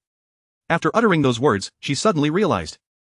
This was her own body, and she could hold hands whenever she wished, no apology necessary. Yet, considering she had already spoken, she decided to let it be. The more she explained, the more convoluted it became. Yi Zhan replied, oh, it's fine. A gust of wind blew by, carrying with it a hint of the summer's warmth. Chapter 67 of the Frontline of Gossip. Ahem. Jiang Suining coughed awkwardly twice and leaned a bit closer to Yi Zhan. Let us proceed to the front hall. We shall dine at the Wang residence. She believed in the importance of maintaining appearances, and felt it necessary to discuss this matter thoroughly with Yi Zhan, who has the luxury to accompany Xin Yunjiao on frivolous escapades daily. She had countless other affairs to attend to. Yi Zhan slightly lowered his head, his gaze fixated on his own hands, as if they had been singed by something, prompting him to hastily shift his attention to the small flowers and grasses nearby. He felt an unusual warmth in both his eyes and fingers. Instinctively, he rubbed his fingers together, contemplating something, before abruptly halting, his fingers suspended in midair, hesitant to move. Very well. Jiang Suining cast a dubious glance at him, as if she had never before witnessed such an expression on her own face. It was inexplicable, strange. She moved forward, and Yi Zhan followed suit. The two remained silent, each lost in their own thoughts. Trailing behind them was Liu Su, her inner gossip enthusiast roaring to life. What had she just witnessed? Should she have refrained from following them? The seventh prince is simply too masculine. She was left utterly dumbfounded by Xin Missa's earlier performance. When she first spotted the seventh prince, her heart skipped a beat, pondering how she would explain the situation clearly. She had assumed her mistress would be the target of Xin Missa's slander today. To her surprise, the seventh prince bypassed Xin Miss entirely and inquired whether her mistress was frightened. What a celestial response! Goodness gracious, the male protagonist from those little novels truly exists. It seems her mistress and the seventh prince indeed share something. She had suspected that such coincidences were implausible. There had been something amiss since their first meeting. The seventh prince returned to the capital without hesitation, eagerly rushing to rescue her mistress. Now, he was so protective of her, asking not about the events that transpired but only whether she was frightened. What immense trust, care, and consideration that demonstrated. Liu Su found herself at a loss for words, unable to articulate her thoughts. She was unaware of when her mistress and the seventh prince had begun their acquaintance, but that was inconsequential. What mattered was how splendid the seventh prince was. Liu Su struggled to contain her excitement, her face flushed, unable to conceal the smile that radiated from her. She trailed behind the two, glancing between Yi Zhan and Jiang Suining, relishing the moment. Indeed, her mistress and the seventh prince were quite a match, standing together in a manner that was simply delightful. They complemented each other perfectly. If they were to marry, their offspring would undoubtedly be the most adorable little ones in the capital. The more Liu Su pondered, the more exhilarated she became. Of the two in the front, lost in their silence, were oblivious to Liu Su's imaginative plans for their future children. Attire. Besides Liu Su, San in the shadows was equally frantic. He had witnessed that scene clearly, his mind ablaze with thoughts that nearly shattered the roof tiles above. Air stealthily approached. Calm down, don't get too excited, those tiles aren't expensive, but revealing ourselves would have severe repercussions. San retorted, calm down? Can you stay calm? Look at our master, he appears composed, while Miss Jiang seems rather uneasy. See how her movements are synchronized. San shook his head vigorously in excitement. No, you are mistaken. From what I know of our master, he must be inwardly frantic. This is merely a facade, his mind is likely wandering far away. As for Miss Jiang, she is a young lady. A little reaction is entirely normal. He forced himself to regain composure, but the flames of curiosity within him burned fiercely, making it difficult to maintain his calm. He had clearly observed the moment their master took Jiang Suining's hand.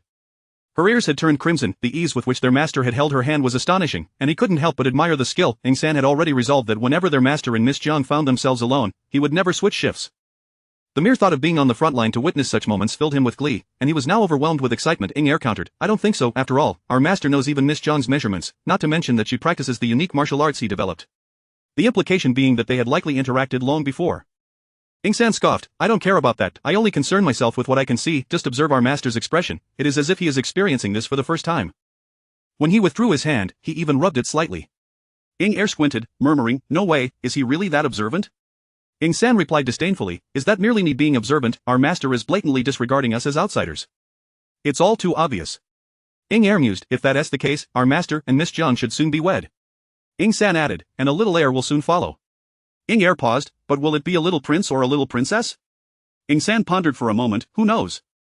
Regardless, you can take the little princess, and I'll take the little prince, I can teach him to ride horses, shoot arrows, and climb trees.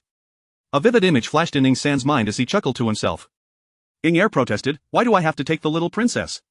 Ing San replied, because if the little girl cries, I wouldn't know how to handle it. Ing Er countered, I wouldn't know how to handle it either. After a moment of contemplation, Ing San suggested, let us pray that our master has a little prince.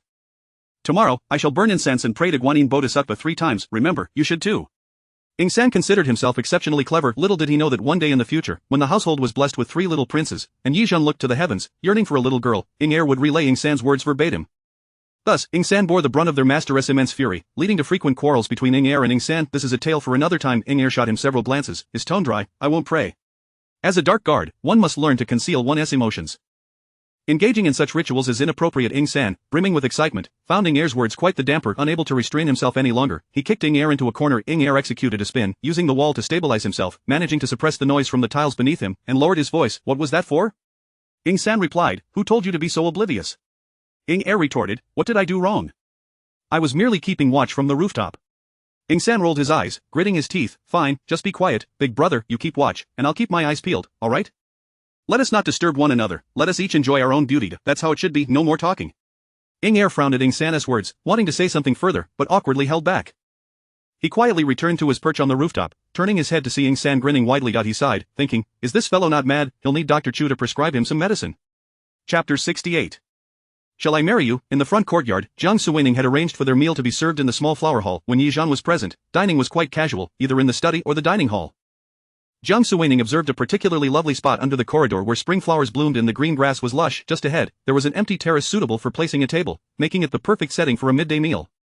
With noon approaching, she naturally thought of this place. The steward had already made the arrangements, and the lunch was being prepared, expected to be ready in about 15 minutes. The two of them sat opposite each other at the table. Lu Su, perceptive as ever, had stepped aside to wait nearby, yet her eyes and ears were wholly focused on their conversation, anxious not to miss any subtle changes. A smile lingered on her lips since she had arrived from the back courtyard. The gentle spring breeze caressed their faces, and the delightful weather infused life into the scenery around them. Yet, despite the beautiful surroundings, an inexplicable awkwardness hung in the air between the two seated on the stools. Jiang Suining did not dwell on it, but Yi Zhan's mind was flooded with various images, which he struggled to suppress, finding his gaze fixed on a particular spot, too apprehensive to look up.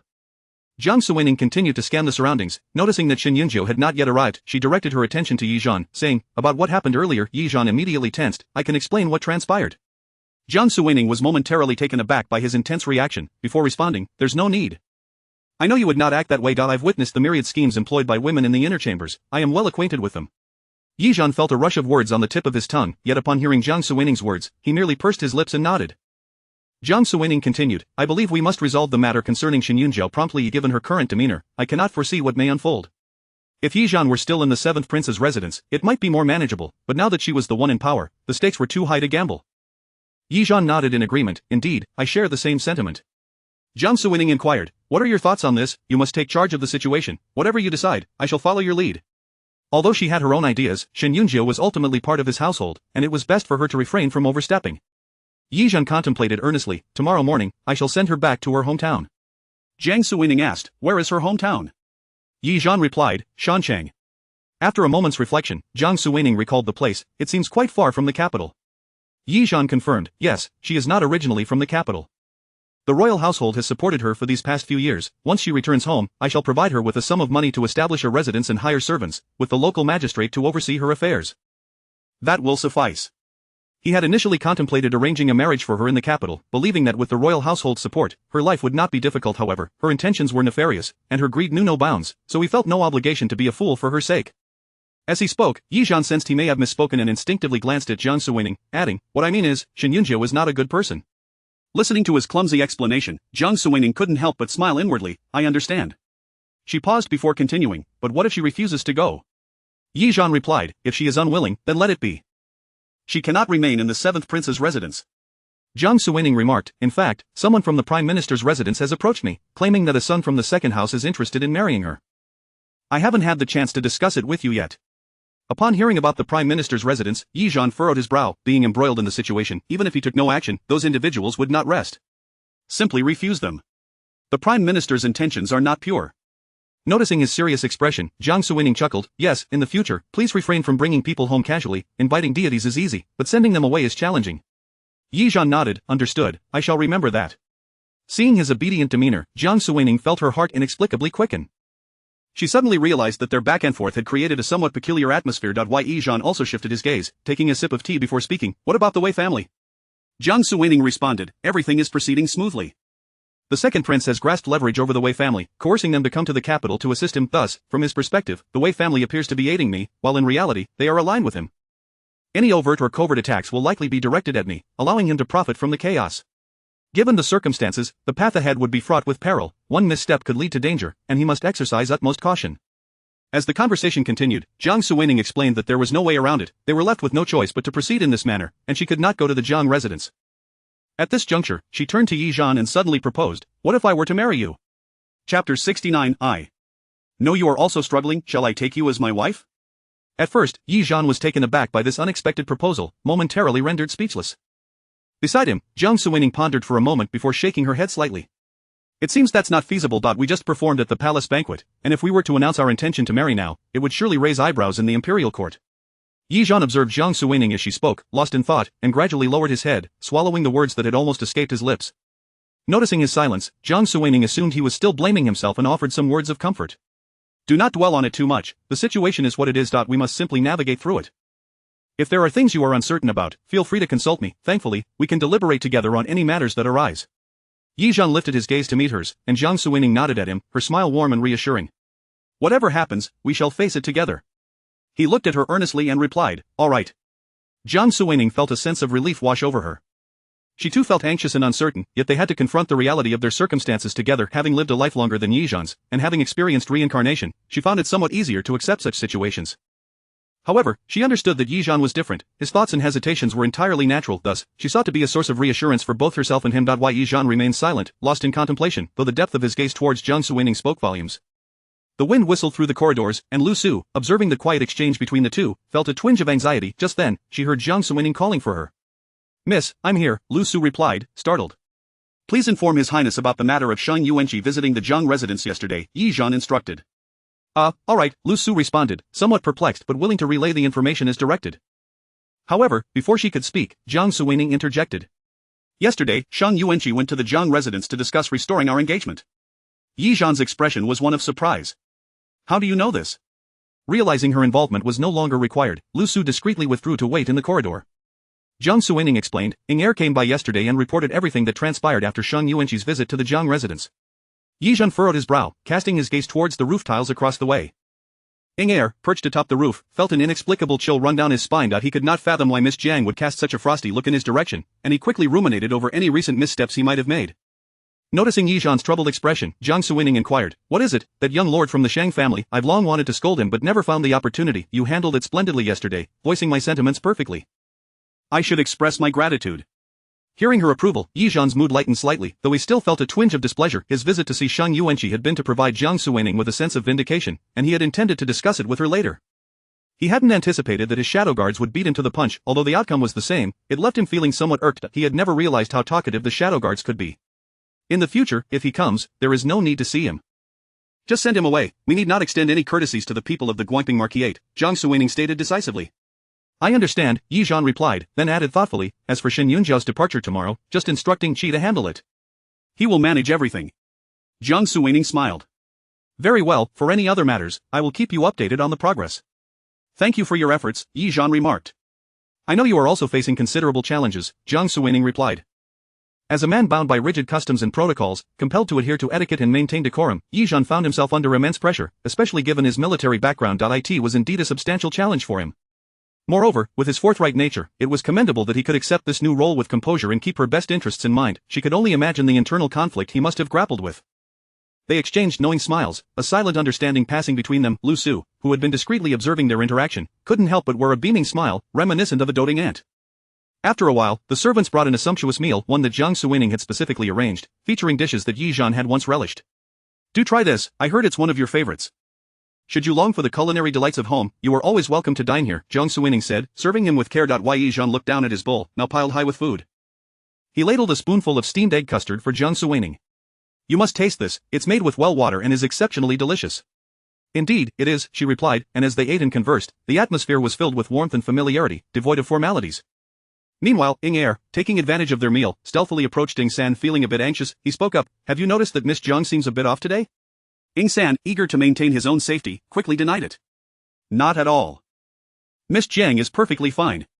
Ing Er frowned, unable to pinpoint the source of his unease, but the chill on his back lingered like a shadow. He glanced toward the two engaged in lively conversation and continued, have you observed how much Miss Jiang is eating? That bowl is piled high. Ing San rolled his eyes at him. So what if she is, our master can afford it.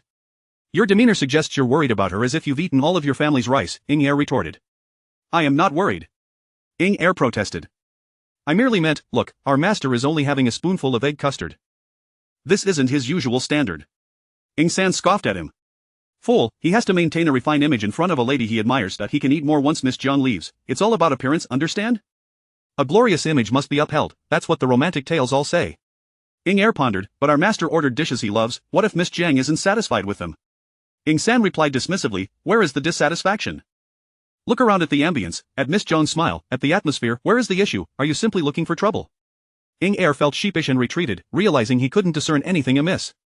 He couldn't help but recount the moment when Yi Zhan had cast a glance in his direction. Ing San laughed derisively.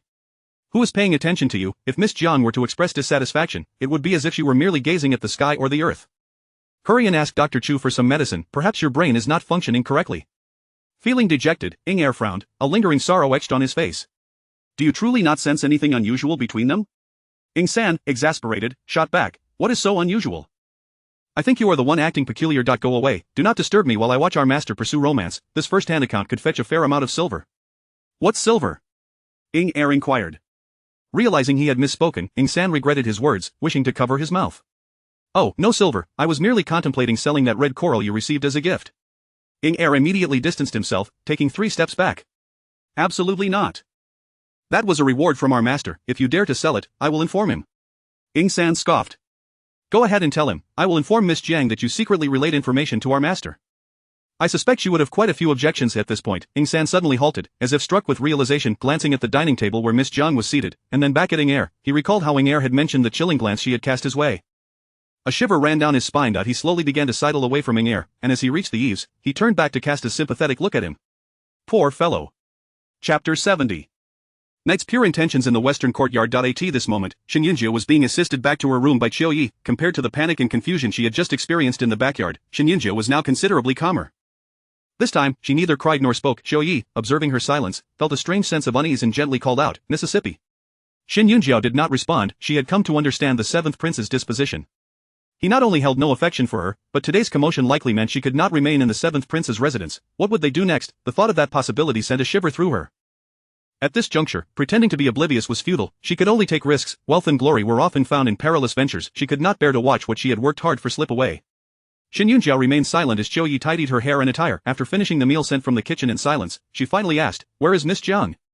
Qiu Yi, with her head bowed, replied, Miss Jiang has just departed. Shen Yunjiao inquired, what did they do afterward?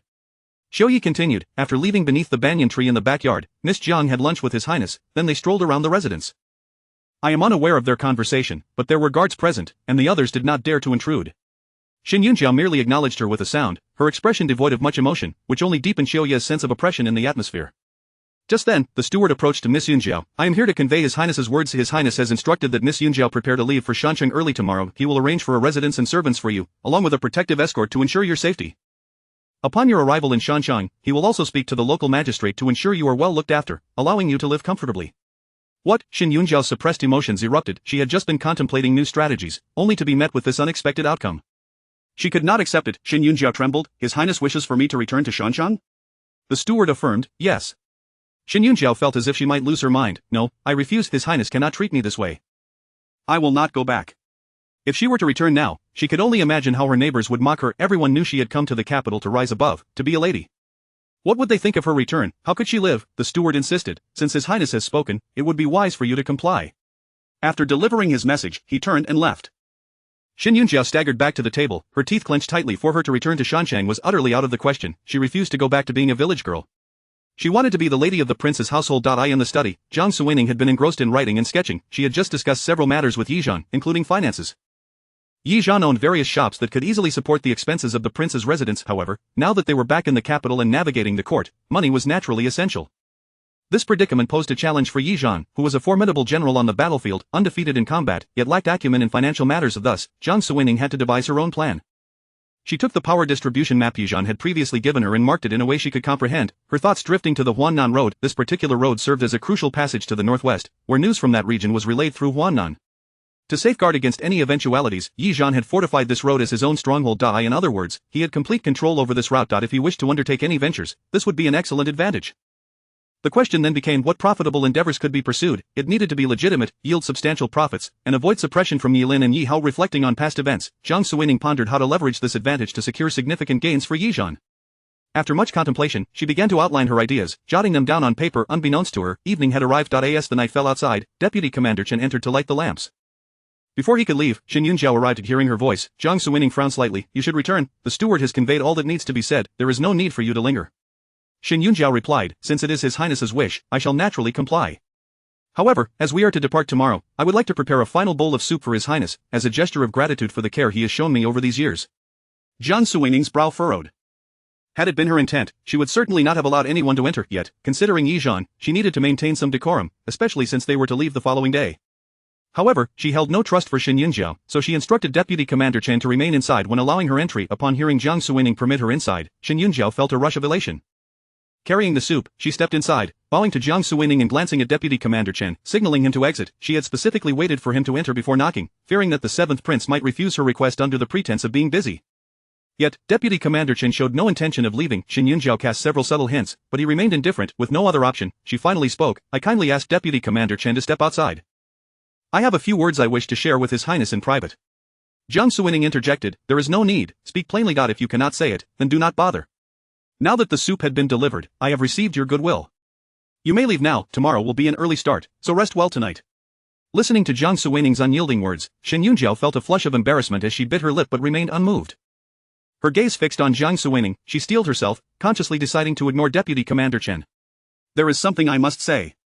With tear-filled eyes, she looked toward Jiang Suining. Over the years, I am deeply grateful for His Highness's care. I truly cannot bear to part from him. As she spoke, she edged closer, prompting Jiang Suining to instinctively move away. She had never heard of any scandal involving Yi Zhan. In fact, it was said that women were kept at a distance from him, suggesting he was exceptionally virtuous. She could not allow any transgressions to occur in her presence. Noticing Jiang Suining's retreat, Shen Yunjiao's eyes reflected hurt. Resolutely, she suddenly slipped, seemingly about to fall into Jiang Suining's embrace. Jiang Suining, startled, sprang up from her chair and sidestepped, causing Shen Yunjiao to land on the very chair she had just vacated.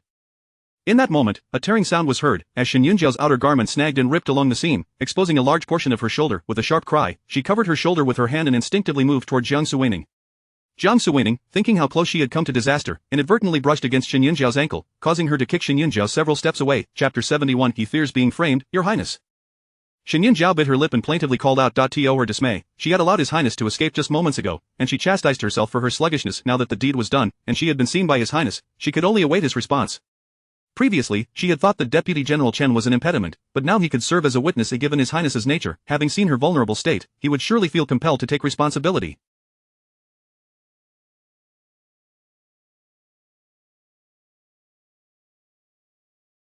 The old maid had remarked that for a pure-hearted and naive gentleman like His Highness, such tactics were particularly effective. Though she had not collapsed into His Highness's embrace, her attire was torn to perfection. Not in vain had she meticulously sewn it anew. It had ripped open at a mere pull. Shen Yunjiao, with a heart full of reckless abandon, lifted her teary eyes, yearning to find His Highness gazing at her with tender affection. Yet, in the next moment, she found herself frozen in place. Jiang Suining stood calmly by the window, her gaze filled with disdain and aversion. Will you rise on your own, or shall I summon Deputy General Chen to assist you? Deputy General Chen stepped back, his countenance one of resistance, as he looked at Shen Yunjiao, his eyes clearly conveying, it would be best if you got up by yourself. He feared being implicated. Shen Yunjiao's actions were indeed a sight to behold. Casting a glance at Jiang Suining, she noted the absence of compassion in her demeanor, her eyes devoid of any flirtatious glimmer, her face clouded with resentment. Hearing Jiang Suining suggest calling Deputy General Chen to help her only filled her with indignation. Gritting her teeth, she rose from the ground, biting her lip hard, her eyes fixed intently on Jiang Suining. "Adjust your clothing," Jiang Suining commanded. Shen Yunjiao's face flushed crimson as she hastily tugged at her attire. Jiang Suining instructed Deputy General Chen to summon 2 guards, commanding, "Escort Miss Shen back to the western courtyard. She is to remain there tonight and is not to step foot outside." "Yes," Shen Yunjiao panicked. "Your Highness, you cannot treat me this way.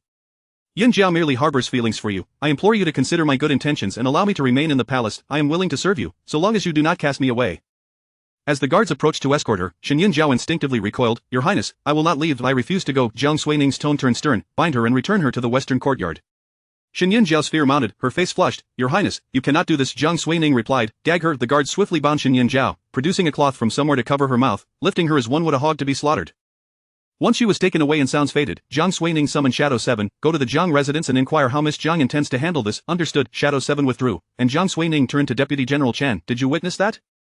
"I evaded quite adeptly." Deputy General Chen, still in shock from the earlier scene, mused that Shen Yunjiao's advances towards the prince were indeed inappropriate. Coming back to reality at Jiang Suining's question, he felt perplexed but replied honestly, "Yes, Your Highness, I saw it."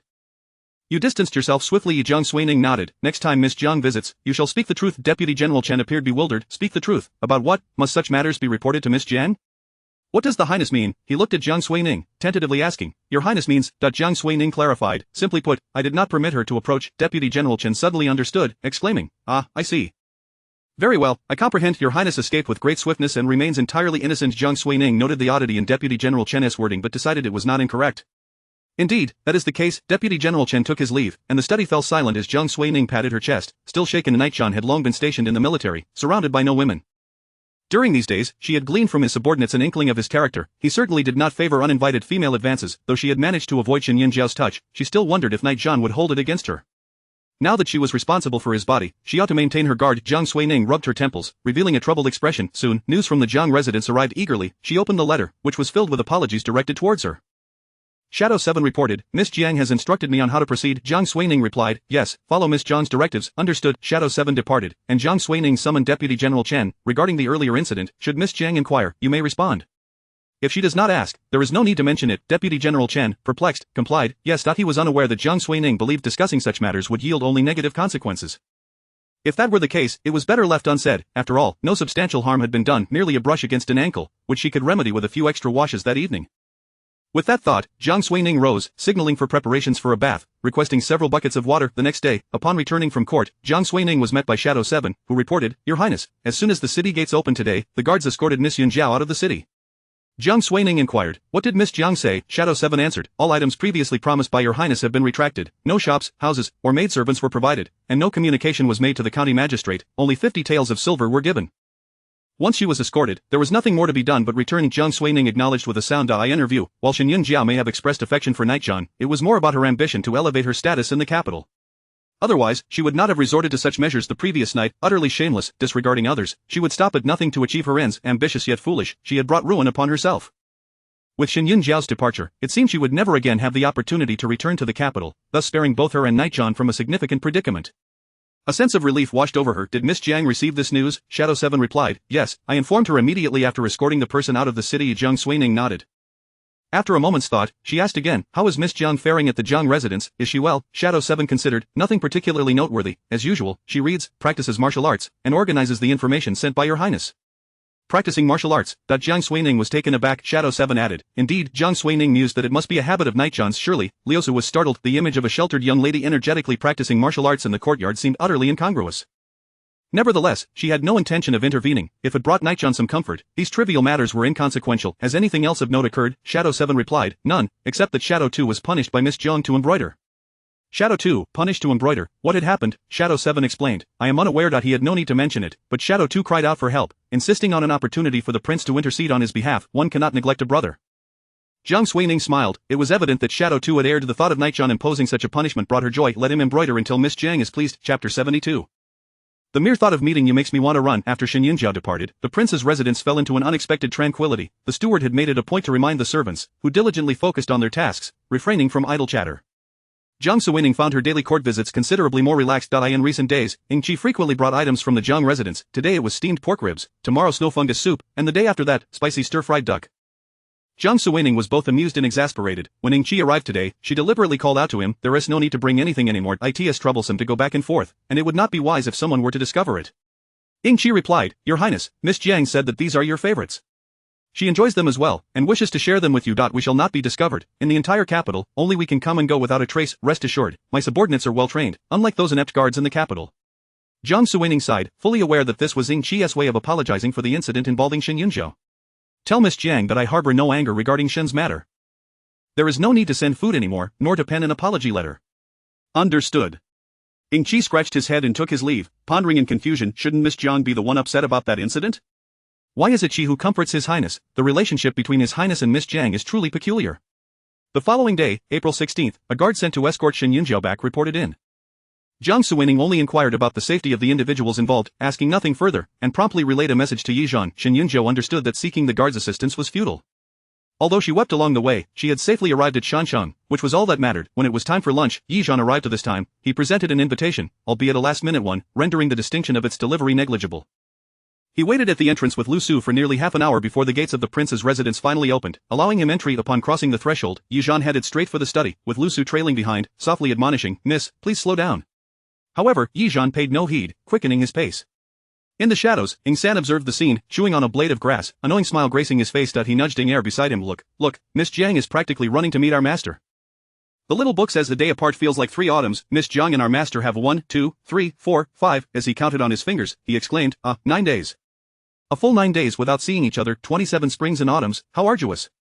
After a lengthy monologue, Ying San noticed Ying Er remained silent. Turning his head, he found Ying Er looking despondent. "What is wrong? Have you become foolish from all that embroidery?" At the mention of embroidery, Ying Er immediately raised his head, casting a mournful gaze at Ying San. Ying San, feeling guilty under his scrutiny, averted his eyes. "Why are you looking at me? It's not like I made you do it." Ying Er sank back into his gloom. The fear of punishment loomed large. What was truly terrifying was not knowing the reason behind it. This uncertainty had left him anxious and on edge, making him overly cautious in all his actions, fearful of inadvertently making another mistake. Embroidery was more daunting than confinement in a small dark room. Ying San shrugged. "Don't worry, I'll keep an eye out for you. If anything seems amiss, I'll give you a heads up." Ying Er's eyes brightened. "Really?" Ying San, feeling a twinge of guilt, replied, "Indeed." Ying Er beamed. "Then I shall treat you to a chicken leg at Zue Xian Lu next time, the latest dish." Ying San turned away. "Fine, fine." Seeing that he had agreed, Ying Er eagerly shuffled over, his spirits lifted as he gazed at Yizhan. "Why doesn't our master come out to greet us?" No sooner had he spoken than the door to the study creaked open. Jiang Suining stood at the threshold, her gaze meeting Yizhan's. They exchanged smiles in silence. Jiang Suining waved him over, and when Yizhan reached her, they entered the study together. Ying San watched intently, a broad smile on his face, already imagining a dramatic reunion filled with heartfelt confessions between the two, chuckling to himself inside the study. Yizhan, upon entering, instinctively moved a chair to sit across from Jiang Suining at the table. She poured him a cup of tea, inquiring, "What brings you here at this hour? Is there a matter of significance?" Yizhan replied, "The Wei family is coming to the capital." He had just received the news and thought it pertinent, given the Wei family's importance to her, to inform her while attending to other matters. "Really? When?" Jiang Suining's face lit up with delight. "Why Yizhan, pleased to see your joy," responded. "They have already set out. They will arrive by the end of April at the latest." "That is truly wonderful." Yizhan continued, "Can you guess who Knight Lin entrusted to handle this matter?" Jiang Suining pondered briefly. "Zhang Quan?" Yizhan's expression reflected admiration. "Yes." Knight Lin instructed Jiang Quan to submit a memorial, stating that the Wei family had been wronged in the past. As the son-in-law of the Wei family, he stands up to advocate for their vindication. Upon hearing this, Jiang Suining realized that such words were not typical of Jiang Quan. "What is the emperor's stance?" Yizhan responded, approved. A smile broke across Jiang Suining's face as she clenched her fists, exhaling a long breath. She had been following the developments concerning the Wei family closely, and it seemed that matters were finally solidifying. Knight Lin had arranged for Jiang Quan to submit the memorial privately, without discussion in the main hall. Yizhan had been vigilant, arriving to inform her as soon as he received word. Since Knight Lin had already gathered evidence, they merely needed to wait for the Wei family to arrive in the capital and follow through with the necessary procedures for the matter to be resolved. Excellent. Jiang Suining understood Knight Lin's intent to have Jiang Quan take the lead, serving as a cover for her own interests. She would not allow him to have his way in such matters. Yizhan observed her, sipping his tea, and said, "I have a concern." Jiang Suining inquired, "What is it?" Yizhan hesitated slightly. "When the Wei family returns, I will certainly attend. However, I am not accustomed to interacting with these young ladies and fear it may affect your reputation." Jiang Suining was taken aback. She had not anticipated that Yizhan's worry pertained to this. A myriad of emotions swirled within her as she recognized the gravity of the situation, especially for Yi Zhan. After contemplating, Jiang Suining suggested, perhaps you could feign illness. It would be a bit of an imposition on you, but to make it believable, you would need to remain bedridden for a few days. Yi Zhan shook his head. No, it's not that I wish to avoid it. I am more than willing to go, I simply lack the knowledge. If you would be willing to teach me, I would learn earnestly. Ah. Jiang Suining looked at him in surprise. Why? Yi Zhan coughed lightly. I find my time in the residence rather dull and think it would be refreshing to venture out. You are strategizing on my behalf, so it is only proper for me to meet my relatives and maintain connections. I just fear I might not perform well. Seeing Yi Zhan in this light, warmth flowed through Jiang Suining.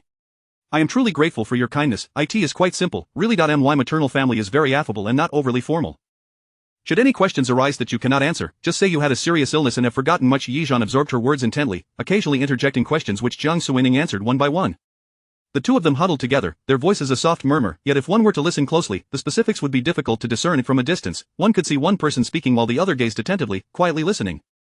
A pair of perfect companions, their scene radiated tranquility, harmony, and beauty. At noon, the room was filled with bright light. Sunlight streamed through the window, casting a mosaic of shadows across the floor, with tiny specks of dust dancing in the beams, creating a constellation of light spots. A gentle breeze wafted through, causing the shadows of the trees to sway, bringing life to the silhouettes of the two. This moment was like a painting hidden in the folds of time, colored by the passage of years, forever etched in memory. Chapter 73 Business on the South China Road. The news of the Wei family's imminent return to the capital swiftly reached the ears of the prominent factions within the city. In the residence of the fifth prince, Yi Hao was taken aback by this revelation. After all, it was his own initiative that had prompted the Wei family's departure from the capital, and their return seemed to pose a disadvantage to him. A confidant stepped forward and remarked, Your Highness, this matter has been orchestrated by the Jiang family. It is my belief that Jiang Quan seeks to pave the way for his daughter. The rumors of two princes seeking to marry during the last palace banquet have already spread throughout the capital. Jiang Quan is ambitious and wishes to elevate his daughter's status by bringing back the Wei family. Another echoed, indeed, if the Wei family re-establishes ties with the general's residence, Miss Jiang's standing will naturally rise. Your Highness, should we take the initiative and simply marry Miss Jiang ourselves? Yi Hao recalled the words of Prime Minister Su from their previous conversation and shook his head. Let the news reach my maternal grandfather first. I shall await his counsel before making a decision. He was indifferent to whom Jiang Suining married or whether he himself would wed her. His sole concern was to thwart Yi Lin's ambitions. At that moment, Elder Du slightly turned his head to glance behind him, and soon someone approached to report, Your Highness, I suspect there is more to this matter than meets the eye. I have uncovered secret intelligence indicating that while Jiang Quan may have presented the proposal, it was the second princess faction that has been advocating for the Wei family's return. Yi Hao's expression shifted. What do you mean? Has the Wei family allied with Yi Lin? The confidant replied, I cannot hastily conclude whether the Wei family has indeed aligned with the second prince. However, his agents have operated with remarkable discretion, employing only covert operatives. Had it not been for sheer coincidence, I would not have discerned this information, nor could I have unraveled the layers leading back to the second prince. Yi Hao, puzzled, turned to Elder Du. Mr. Du, could you elucidate this? Your convoluted explanation leaves me perplexed. Elder Du stepped forward. According to the evidence, the second prince has acted with such stealth that others remain unaware. Our discovery was fortuitous. Were we not privy to this information, we would have assumed a close alliance between the Wei and Jiang families, interpreting Jiang Quan's actions as a means to benefit his daughter. Additionally, Miss Jiang swore allegiance to marry only the seventh prince in the Grand Hall. Thus, it is only natural for us to align the Wei family with the seventh prince. The Wei family is not particularly amicable towards us, and their return would prompt us to be wary of them, as well as the seventh prince, leading us to confront him. However, with the newly acquired information, we now understand that the Wei family's return is a scheme orchestrated by the second prince. He would not willingly bolster his adversaries. The only plausible explanation is that the Wei family has struck a deal with the second prince. The Wei family is aligned with the second prince, but he seeks to reap the benefits without direct involvement, crafting a fate that places the Wei family in league with the seventh prince, thereby drawing our attention towards him. Elder Du's elaborate narrative was designed to convey the gravity of the situation, ultimately inciting greater ire within Yi Hao. After hearing Elder Du's lengthy exposition, Yi Hao grasped the severity of the situation, concluding with clarity. You mean to say the second prince is using me as a pawn against the seventh prince while he sits back to gain from the fallout? Elder Du affirmed. Your Highness is astute. With a resounding clap, Yi Hao slammed his hand on the table and rose from his seat, seething with indignation. Splendid. I always thought Jiang Quan was a talentless fool, yet he dares to submit such a proposal, evidently guided by someone of significance behind the scenes. How audacious. The second prince, with his nefarious intentions, seems to possess more schemes than a lotus root has holes. He believes he can outsmart me, Elder Du cautioned. Your Highness, please temper your anger. Yi Hao retorted, I shall not allow him to succeed. At the next court assembly, I will confront him, making it known that I am fully aware of his schemes, compelling him to retract his numerous deceptions. Elder Du regarded him solemnly, lowering his gaze. Your Highness, such a course of action may be unwise. Why? Yi Hao frowned and inquired. Why is that? Elder Du explained, since we have uncovered the truth, it is advisable to remain still, allowing the current to carry us. We must confound the second prince. When he believes we have fallen into his trap and intends to act, Your Highness can launch a swift counterattack, catching him off guard. At that juncture, the outcome will be dictated by Your Highness's will. Thus, all matters will lie within your highness's control. The IT shall be a game of cat and mouse, with neither party knowing who is the predator and who the prey. Upon hearing this, Yi Hao paused momentarily before bursting into hearty laughter. Excellent, excellent, how delightful, let us proceed with this plan. Yi Hao exuded enthusiasm, eager for the ensuing game of wits. Yi Lin faced setbacks would affirm his superiority. Every aspect of this strategy thrilled him. Meanwhile, Yi Lin reveled in his own scheming, believing he had cleverly ensnared Yi Zhan as an unwitting accomplice. Little did he know, his plans had already been laid bare before the other two princes. Yi Hao settled back into his chair, his spirits elevated, his countenance radiating excitement. The contest for dominance was proving to be exceedingly entertaining. Regarding the matter of the second princess' financial woes, have we uncovered any leads? The subordinates hesitated. We have not found much, only that the second prince has been actively seeking profitable ventures. Yi Hao inquired. What kind of profits does he intend to pursue? One aide responded, according to reports, he appears to be considering engaging in the grain trade. Yi Hao turned to Elder Du, seeking his perspective. Elder Du shook his head. I must confess, I am not well versed in the intricacies of commerce. Yi Hao directed his gaze to the others, and someone stepped forward to elaborate. Your Highness, it has come to our attention that the area south of Huannan Road faced flooding earlier this month, devastating numerous fertile fields. With spring planting imminent, this calamity has sparked rumors of a potential reduction in grain yield this year. Consequently, grain prices are expected to rise. However, given the vital nature of grain for the populace, the government will intervene to prevent excessive inflation.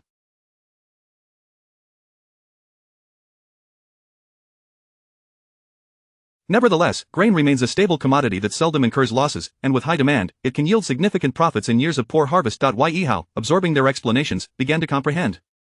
So it seems grain trade is indeed a promising venture, the aide affirmed. Indeed, engaging in grain trade is almost a guaranteed profit. Yi Hao declared. Then we must devise a plan to hinder the second princess' endeavors. We cannot allow him to reap the rewards of the grain trade so easily, Elder Du interjected. Your Highness, I believe there may be a more advantageous approach. Yi Hao encouraged. Mr. Du, please share your thoughts. Elder Du proposed. I suggest we allow the second prince to pursue the grain trade. It is widely acknowledged that while grain is a stable commodity, significant profits require substantial quantities. The second prince is currently in need of funds. Should he invest in grain, all his resources will be tied up in it, leaving him unable to engage in other ventures. This presents us with a unique opportunity. Moreover, should this year yield an abundant harvest in Huannan Road, he may find himself burdened with an excess of grain, resulting in a fruitless endeavor that costs him both time and resources. In any case, this strategy will favor our position. Therefore, I believe we should not only refrain from obstructing the second princess' grain procurement but also subtly facilitate it. Yi Hao, upon hearing this, clapped his hands in approval, his expression one of complete agreement. Brilliant, brilliant, let us proceed with this course of action. Chapter 74. Your Highness, Miss Jiang is in trouble. April 20. The second prince's residence, the aides were engaged in discussions regarding the return of the Wei family to the capital. Yi Lin was in exceptionally high spirits, having seized the Wei family's leverage, thus binding them firmly to his own interests. With Yi Zhan standing in his way, he felt secure from any potential attacks, and for a moment, he reveled in the thrill of silent yet substantial gains. This sensation enchanted him. Your Highness, in approximately 3 days, the Wei family will reach the capital, and all arrangements here are in place. One aide reported. Yi Lin nodded. Instruct Jiang Quan to be more astute and encourage Miss Jiang to associate closely with the Wei family. Understood, the aide replied. Has Miss Jiang visited the seventh prince's residence? Yi Lin inquired. Indeed, it caused quite a stir. However, the seventh prince is known for his straightforwardness, and his handling of the situation was rather inelegant. The first time, a crowd gathered to watch the spectacle, and they were reluctantly let in. The second time, Miss Jiang adopted a stance of not leaving until the door was opened, and within just half an hour, they were granted entry. A smile crept onto Yi Lin's face. The seventh prince has always been simple-minded and lacks cunning. This time, it will certainly give him a headache. Indeed, it is said that a good woman fears a persistent suitor, and a good suitor fears a tenacious woman. Your Highness, shall we take advantage of the situation? Yi Lin pondered for a moment before shaking his head. No need. The current circumstances sufficed. However, ensure that our father shields the seventh prince from any negative rumors, and should any unpleasant whispers emerge, extinguish them swiftly. Otherwise, if the seventh prince refuses to allow Miss Jiang to visit, they will sever ties, and our plan will falter. Understood. How goes the matter of grain? Yi Lin asked. For him at this moment, the most prudent strategy was to invest all his energy and resources into a single venture to maximize returns. He held a favorable view of the grain situation, considering it stable and legitimate. Should there indeed be a reduction in this year's harvest, he stood to make a considerable profit. To this end, he had dispatched several teams to verify the authenticity of the information.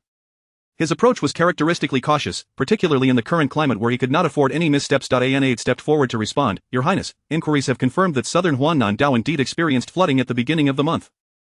The fields affected will take 1 to 2 years to recover for cultivation. Huannan Dao serves as a granary surrounding the capital. If production declines there, grain prices are bound to soar. Yi Lin remarked, if the information holds true, then consolidate all funds and invest entirely in grain. Yes, Your Highness. I believe the sooner we act, the better. Otherwise, while we may conceive of this opportunity, other merchants will undoubtedly catch wind of it as well. In business, timing is paramount. If we enter the market first, with the backing of the royal name, others will refrain from competing overtly against us, thus allowing us to seize this venture entirely. Agreed, let us proceed accordingly. Yes. Yilin commenced the grain acquisition process, and Jiang Suining learned of it promptly. The bait had been set indeed, the southern Huannandao had suffered flooding, and the fertile lands would require recuperation. However, the affected area was not extensive. Conversely, the grain yield north of Huannandao would be abundant. This information would be withheld from Yi Hao for another fortnight, first to protect Master Du, and second, to ensure that when Yilin became aware of the truth, Yi Hao would bear the brunt of the fallout. This time, Jiang Suining was poised to execute an ambitious plan. Yilin was in need of funds, and she intended to provide him with the opportunity, informing him of the impending grain shortage and the subsequent price surge. Yet, in reality, the granary in Huannandao would yield a bountiful harvest. This situation required Yi Hao to play a pivotal role. Once Yilin had amassed a sufficient stockpile, she would then release the genuine information. Yilin would undoubtedly be filled with rage upon realizing the erroneous information, prompting him to seek out buyers to mitigate his losses. The seventh prince was the most suitable target for this endeavor. By then, she could acquire the grain Yilin had painstakingly stockpiled at a minimal price. Everyone would ridicule the seventh prince for being foolish, having been sold a bill of goods while still compensating the seller. Yet, it mattered little. Who could have anticipated that starting from the first day of June, the capital would be subjected to an entire month of rain. The torrential downpour would devastate roads, cause the city moat to overflow, and necessitate the closure of the city gates, rendering the capital an isolated island. Everything would skyrocket in price: firewood, medicinal herbs, grain. That she recalled that at the peak, grain prices soared over 100-fold, yet demand still outstripped supply. Such profiteering during national calamity was not Jiang Suining's objective. Firstly, she possessed ample stored grain. If sold at exorbitant prices, it would be challenging to justify to the emperor. Secondly, sacrificing her reputation for profit was not worth it. Jiang Suining meticulously devised a plan, aiming to ensure that the seventh prince of Dezhou would win public favor while discreetly amassing immense wealth. Most importantly, this scheme would leave neither Yilin nor Yi Hao suspicious of her intentions. Aside from attributing it to mere luck, they could not lay blame at the seventh prince's doorstep. Yet, unbeknownst to them, a rift was solidifying between the two. With her preparations complete, Jiang Suining awaited Yilin's arduous efforts to gather grain, content to reap the benefits. She compiled the information and dispatched a summary to the Jiang residents, mentioning only the grain situation while omitting any reference to the impending heavy rains. Foreknowledge of such events would only serve to frighten.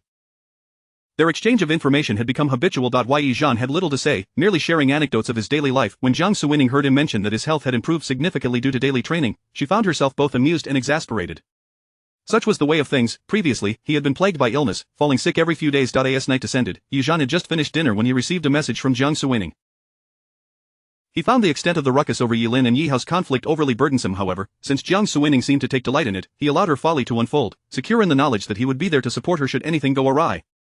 Upon reading the message, he offered no commentary and simply cast it into the fire. Rising from his seat, Yi Zhan felt the chill of the night breeze and went to fetch an outer garment. Just as he reached the screen, a sudden sharp pain gripped his abdomen, followed by a rush of warmth cascading down his leg. Instantly, he tensed, paralyzed by fear. The faint metallic scent of blood reached his nostrils, and his complexion paled, as if facing a formidable foe. Mississippi. Lu Su entered at that moment. Stay back. As he spoke, another wave of warmth surged forth, intensifying the pain in his lower abdomen, leaving Yi Zhan in a state of distress. Lu Su, startled by his pallor, quickly inquired, "Miss, what is wrong?" Yi Zhan raised a hand to signal her to remain distant. Lu Su had never witnessed this expression on Yi Zhan's face before, and it sent a jolt of alarm through her. "Miss, please do not frighten me." Yi Zhan's brow furrowed and relaxed in quick succession. He realized that any exertion would lead to complications. He struggled to control his strength, yet it seemed futile. "Leave." Lu Su hesitated but could not defy the commanding gaze directed at her by Yi Zhan. "Mississippi. I shall wait outside. Should you require anything, simply call for me." With a worried expression, Lu Su exited. Yi Zhan whistled softly, summoning Ying San observed the rigidity of Miss Zhang's form and the suppressed tone of her voice, sensing something amiss, and without a moment's delay, he vanished into the enveloping darkness of the night. Upon arriving at the seventh prince's residence, he made a beeline for the study. "Your Highness, Miss Jiang is in trouble." Jiang Suining was taken aback, immediately setting down her pen and rushing outside, followed closely by her shadow guards. In less than the time it takes to brew a cup of tea, Jiang Suining arrived at Ningxing courtyard. At that moment, the courtyard was surrounded by shadow guards, leaving no room for escape. Upon entering, Jiang Suining spotted Yi Zhan standing motionless before the screen. Seeing him in such a state startled her. "What happened?" Yi Zhan's brow was deeply furrowed. Observing his serious demeanor, filled with concern, Jiang Suining approached him. "What has transpired?" As she reached him, Yi Zhan gazed deeply into her eyes before suddenly kneeling before her with a thud, his voice thick with self-reproach. "I do not understand why this is happening. I have tried everything, yet it won't stop. I may have perished. I do not know how much longer this body can endure. I am sorry, I have failed to protect you." Chapter 75. "Do not fear, I am here." Jiang Suining was utterly terrified. What was happening? From Yi Zhan's expression, was she to die? Had someone conspired to assassinate her? Had she been poisoned? Yi Zhan was not an ignorant maiden. If there were poison, he should have sensed it. Moreover, how could the shadow guards have failed to catch even a whisper of it? Get up, speak to me, Jiang Suining urged, reaching out to assist him.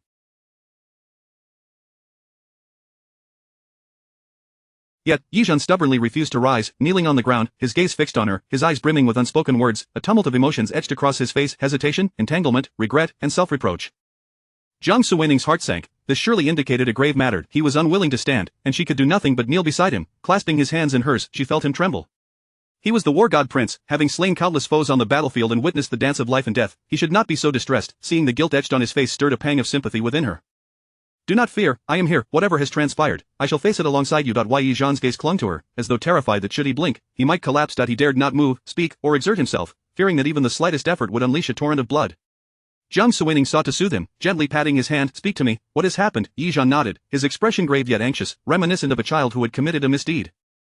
I may have been schemed against, Jiang Suining echoed. Yes, Yizhan replied tersely, unwilling to utter a syllable more. Tom, every ounce of energy conserved might mean a breath saved. Are you injured? Yes, where? Let me see. Jiang Suining's brow furrowed deeply, observing Yizhan's demeanor. She feared the worst. He remained motionless, his brow furrowing further, casting a pained glance at her as though reluctant to speak. Get up, let me see your wound. Do not shy away from the truth. Jiang Suining raised a hand to assist him. Yizhan, as though facing a formidable foe, gripped her wrist tightly. Yet, this very action caused blood to pour forth, the metallic scent saturating the air. Yizhan pressed his lips together, flustered, beads of sweat forming on his forehead. He could not fathom how he had sustained such an injury. Or perhaps, had he been poisoned? What kind of poison would cause bleeding in such a manner? He could not comprehend it, only feeling an overwhelming sense of guilt towards Jiang Suining. Lowering her gaze, she noticed Yizhan's firm grasp on her wrist. As he had slightly risen moments ago, she had drawn closer, now acutely aware of the scent of blood. This cannot be delayed any longer. If something were to happen, it concerns both of us. She softened her tone, gazing into his eyes, gently coaxing. May I take a look? Do not be so pessimistic. There may yet be hope, and delaying could lead to further complications. Upon hearing her words, Yizhan's expression eased, though he still hesitated to move. This time, it was not a rejection of Jiang Suining but rather a fear of succumbing to excessive blood loss. Kneeling on the ground, he shifted slightly, and another wave of warmth surged through him, causing his heart to race. He looked at Jiang Suining with anxious anticipation. She offered him a reassuring glance, one hand supporting his arm, the other encircling his waist. With a firm pull, she simultaneously lifted herself on him. Can you stand? Yizhan nodded. I can. Jiang Suining cautiously released her grip. Yizhan stood steadily. She dared not distance herself, scrutinizing him closely but failing to discern any obvious wounds. Remembering how agile he had seemed moments before, he did not appear to be physically injured. Tell me, where are you hurt? Yizhan's brow furrowed and relaxed, then furrowed again, his pallor alarming. It seemed he had mustered immense resolve to lower his gaze, glancing at his inner thigh before hastily averting his eyes, his lips pressed tightly together. Jiang Suining followed his gaze, stepping back to observe the bloodstains seeping through his garments, her mind reeling. Today was the 20th of April, her monthly cycle was due within a few days. Had her recent exertions caused it to arrive early? Swallowing hard, she looked at Yizhan. Steadying herself, she took a breath. Right now, do you feel as though blood is flowing from your inner thigh in warm surges? Were you worried about this? Yizhan nodded fervently, like a chick pecking at grains. Yes.Do you also feel a slight pain in your abdomen, as if someone is striking your lower belly with a hammer, intermittently pulling at it? Yizhan continued to nod vigorously. Do you feel a bit nauseous, dizzy, with a sense of weakness in your limbs? Yes, Yizhan nodded, his head nearly spinning from the motion. Jiang Suining's expression shifted, yet her heart finally found solace. She looked at Yizhan, uncertain of how to explain. After a moment's contemplation, she spoke. This is not an injury, nor have you been schemed against. Yizhan's eyes widened in confusion, yet the calmness in Jiang Suining's demeanor eased some of his tension. This is a woman's monthly cycle, also known as guishui. Yizhan's expression was one of utter bewilderment. Clearly, he had no knowledge of this phenomenon. Jiang Suining elaborated, it is a normal bodily reaction for women, occurring once a month, lasting approximately 5 days. Yizhan remained perplexed. So, I am not injured, not poisoned, and I will not die, Jiang Suining affirmed. Indeed, you are not injured, not poisoned, and you will not die. Upon hearing this, Yizhan finally exhaled a sigh of relief, his entire being relaxing. He felt the sweat on his back, a wave of gratitude washing over him, as though he had narrowly escaped a calamity. Then he began, but abruptly realized the implications of Jiang Suining's explanations. A woman's normal bodily response. Every woman experiences this once a month. Yizhan felt a wave of embarrassment wash over him, reflecting on his earlier reactions, his face turned beet red. How humiliating, he had never felt such mortification in his life, completely unaware of such a natural occurrence. He had suspected foul play and feared for his life. He had never felt so abashed, wishing he could dig a hole and hide. Bowing his head, he felt utterly ashamed, his hands nervously twisting together within his sleeves. Seeing his distressed expression, Jiang Suining hastily reassured him, this is a private matter for women. Unmarried men are generally unaware of it. It is entirely normal for you to have never heard of it. Let Liusu assist you, she will have the proper supplies, and if you feel uncomfortable, just close your eyes and do not look. Yizhan kept his head lowered, unable to meet Jiang Suining's gaze, yet the crimson flush in his ears betrayed his inner turmoil. He responded in a voice barely above a whisper, Chapter 76, Will you come to see me? Lusu stood by the window, lowering her voice as she called out to Lusu, who was waiting outside. Startled by the sound of a male voice, Lusu hurried in to check. Upon seeing Jiang Suining, she quickly bowed and greeted, "Seventh Prince." Jiang Suining nodded and approached Yizhan. Yizhan remained motionless, unable to voice his request for Lu Su to tidy up for him. With his head bowed, he resembled a drenched quail, appearing pitifully frail and helpless. Jiang Suining sighed, deeply empathizing with Yizhan's feelings. She waved to Lu Su, saying, "Lu Su, come here." Lu Su was puzzled as to why Yizhan was present. Reflecting on her earlier entry into the room, where her mistress had requested her to step outside, she assumed it was her mistress's tacit approval. Steeling herself, she approached Jiang Suining, glanced at Yizhan and then turned to Lu Su, instructing, "Your mistress has come to Kuei. Assist him in changing his attire and tidying up." Lu Su's jaw dropped in astonishment, wide enough to fit an entire egg. While it was entirely normal for her mistress to visit Kuei, the fact that it was mentioned by the seventh prince rendered it extraordinary. Suddenly realizing something, Lu Su felt a wave of dizziness. She struggled to regain her composure, her voice trembling slightly as she said, "Thank you, Your Highness, for taking care of my mistress. I kindly ask you to maintain a distance. As this is a matter concerning women, please consider the propriety between the genders." Pausing for a moment, Lu Su noticed that Yizhan did not stop her and assumed it was her mistress's unspoken wish. Thus, she added, "My mistress can be rather spirited at times, but she has always been a person of decorum. Given your esteemed status, I trust you will respect my mistress." Summoning her courage, Lu Su finished her statement, positioning herself protectively in front of Yizhan. She was unaware of the events that had transpired between her mistress and the seventh prince, nor did she comprehend the bizarre scene that had just unfolded. However, she recognized that such matters were not to be trifled with. Although she had always felt that her mistress and the seventh prince made a splendid pair, the presence of an outsider in a woman's chamber could lead to significant repercussions if discovered. Her mind was a whirlwind of thoughts, fearing that if the seventh prince were displeased, he might take offense, and as a mere maid, such disrespect would be unforgivable. Yet, for the sake of her mistress, she set aside her trepidation and awaited Jiang Suining's words. To her surprise, Jiang Suining not only refrained from reprimanding her but spoke with remarkable gentleness. "Good girl, I shall wait outside. You take care of your mistress. She is feeling unwell, and you can handle everything. I will return once you are finished. Rest assured, I will be mindful of your mistress's reputation and will not cause any scandal." After saying this, Jiang Suining stepped behind the screen of the desk in the outer room, a place she had previously secluded for contemplation, ensuring she would not be discovered.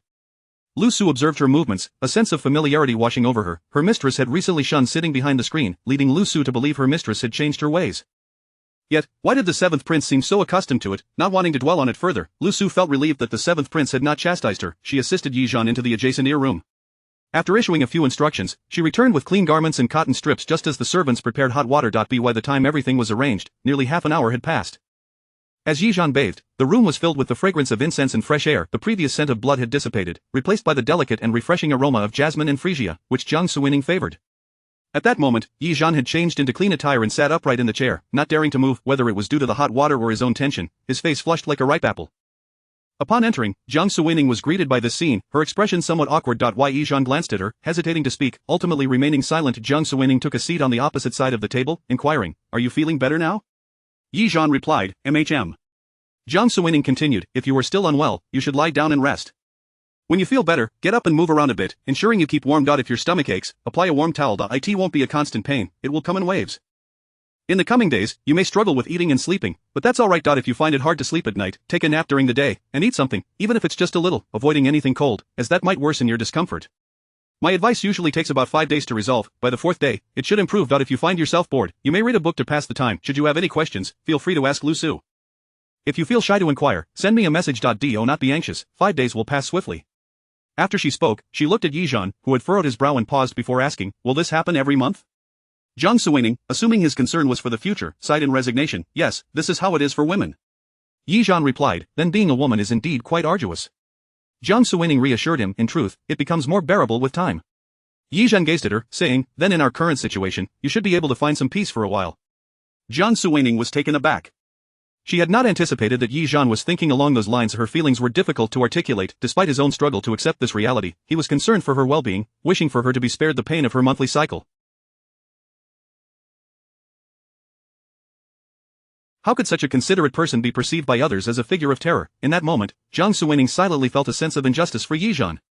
During these days, do not concern yourself with anything else.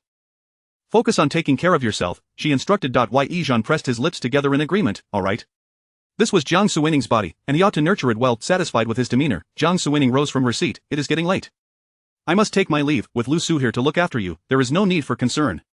Yizhan lifted his gaze, looking at Jiang Suining with uncertainty. As she reached the curtain at the door, he stood, asking, "Will you come to see me?" Jiang Suining smiled, pointing to Lu Su waiting at the entrance, teasingly replying, "Next time I come, I shall first seek Lu Su's consent." Yizhan felt a twinge of guilt, his eyes wandering. "Yes, that is only proper." He understood that he must uphold Jiang Suining's reputation. Lu Su's earlier admonition was indeed correct. Then, perhaps it is best that you do not come. I can take care of myself, and I will adapt quickly. You need not visit.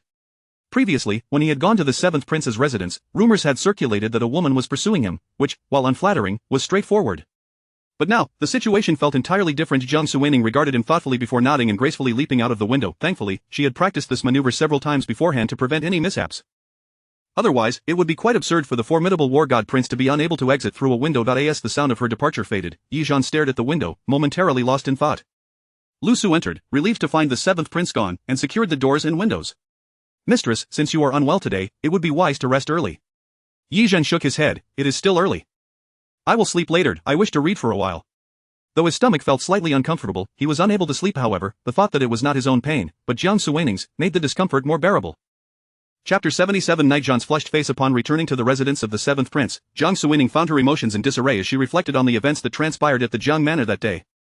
A troubling thought crossed her mind. What if Night Zhan would never regain what he had lost? The image of his sorrowful visage lingered in her thoughts. She regarded him as both innocent and pitiable, charming and amusing. Despite his apparent detachment from life, he endeavored to maintain a facade of strength, which was undeniably endearing. As the night deepened, Ying Qi approached to report that Miss Jiang was in stable condition, allowing her to finally relax and succumb to slumber. Yet, her mind remained preoccupied, preventing her from achieving a restful sleep. Of the following morning, she inquired with Ying Qi once more. Ying Qi replied that there were no significant updates, which provided her with a modicum of relief. Based on previous experience, she anticipated that the second and third days would prove to be quite difficult. She compiled a list and instructed Ying Qi to procure some nourishing items to send over. These provisions were readily available at Ningxin courtyard and were not particularly extravagant, yet she felt it was essential to express her intentions. A man, confronted with such circumstances, might succumb to despair. Thus, she believed it prudent to offer a gesture of warmth, at the very least as a form of consolation. When the items arrived at the Jiang manor, Lu Su examined each one carefully. Miss, we already possess these items at the Jiang manor. Why did the seventh prince send them over? Night Zhan replied with a slight acknowledgement. She is thoughtful. At that moment, a faint smile graced his lips, clearly indicating his improved mood. Lu Su glanced at the dried rose and ginseng in her hands, then back at Night Zhan, suggesting, shall I brew some for the miss? Night Zhan agreed, and Lu Su retreated. In the shadows, Ying San expressed his disdain. Our master is rather stingy. I wager this entire box of items does not amount to 20 taels of silver. Ying Er countered, yet, Miss Jiang seems delighted. Look at her smile. Ying San sighed. Miss Jiang is too naive. If she encounters someone opportunistic, our master will be left destitute in less than 6 months. However, judging by Miss Jiang's demeanor, supporting our master for 3 lifetimes would pose no challenge. Ying Er pondered, perhaps we should feel fortunate. Otherwise, our monthly wages might dwindle. Ying San nodded in agreement. You might even find yourself unemployed. Ying Er retorted, why should it be me and not you? Ying San, you have a record. Upon hearing this, Ying Er immediately wilted into silence. Ying San patted his arm, reassuringly stating, do not despair, Miss Jiang is easily pleased. A few dried petals and dates can elevate her mood significantly. Our master's finances are undoubtedly sufficient, so have no worries. Ying Er looked up, filled with hope. Then our master must marry Miss Jiang back to the residence. In the future, whenever our master inquires, we shall speak highly of Miss Jiang. Indeed, Ying San affirmed, thoroughly convinced. Before long, Lu Su entered with a pot of floral tea. Observing Night Zhan engrossed in a small book, she silently noted the considerable change in her miss. Setting down the tea, she poured a cup for Night Zhan, inquiring, Miss, do you feel unwell? Night Zhan placed the book aside, earnestly assessing, I am well enough. Lu Su replied, that is good. You usually must rest for the entire second day. It seems your recent exercise has greatly improved your health. Night Zhan mentally noted to incorporate archery and horseback riding into her routine. Unaware of his contemplation, Lu Su continued pouring tea. Miss, what do you think the seventh prince means by sending these gifts? He seems quite eager.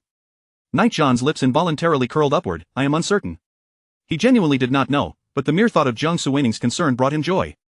Lu Su remarked, Miss, I observed the seventh prince discussing the matter of Kueishui yesterday, and he exhibited no signs of embarrassment, appearing quite adept in matters concerning women. I wonder if he possesses such experience due to the company of many women. Night Zhan turned to her, firmly stating, no, he has no women around him.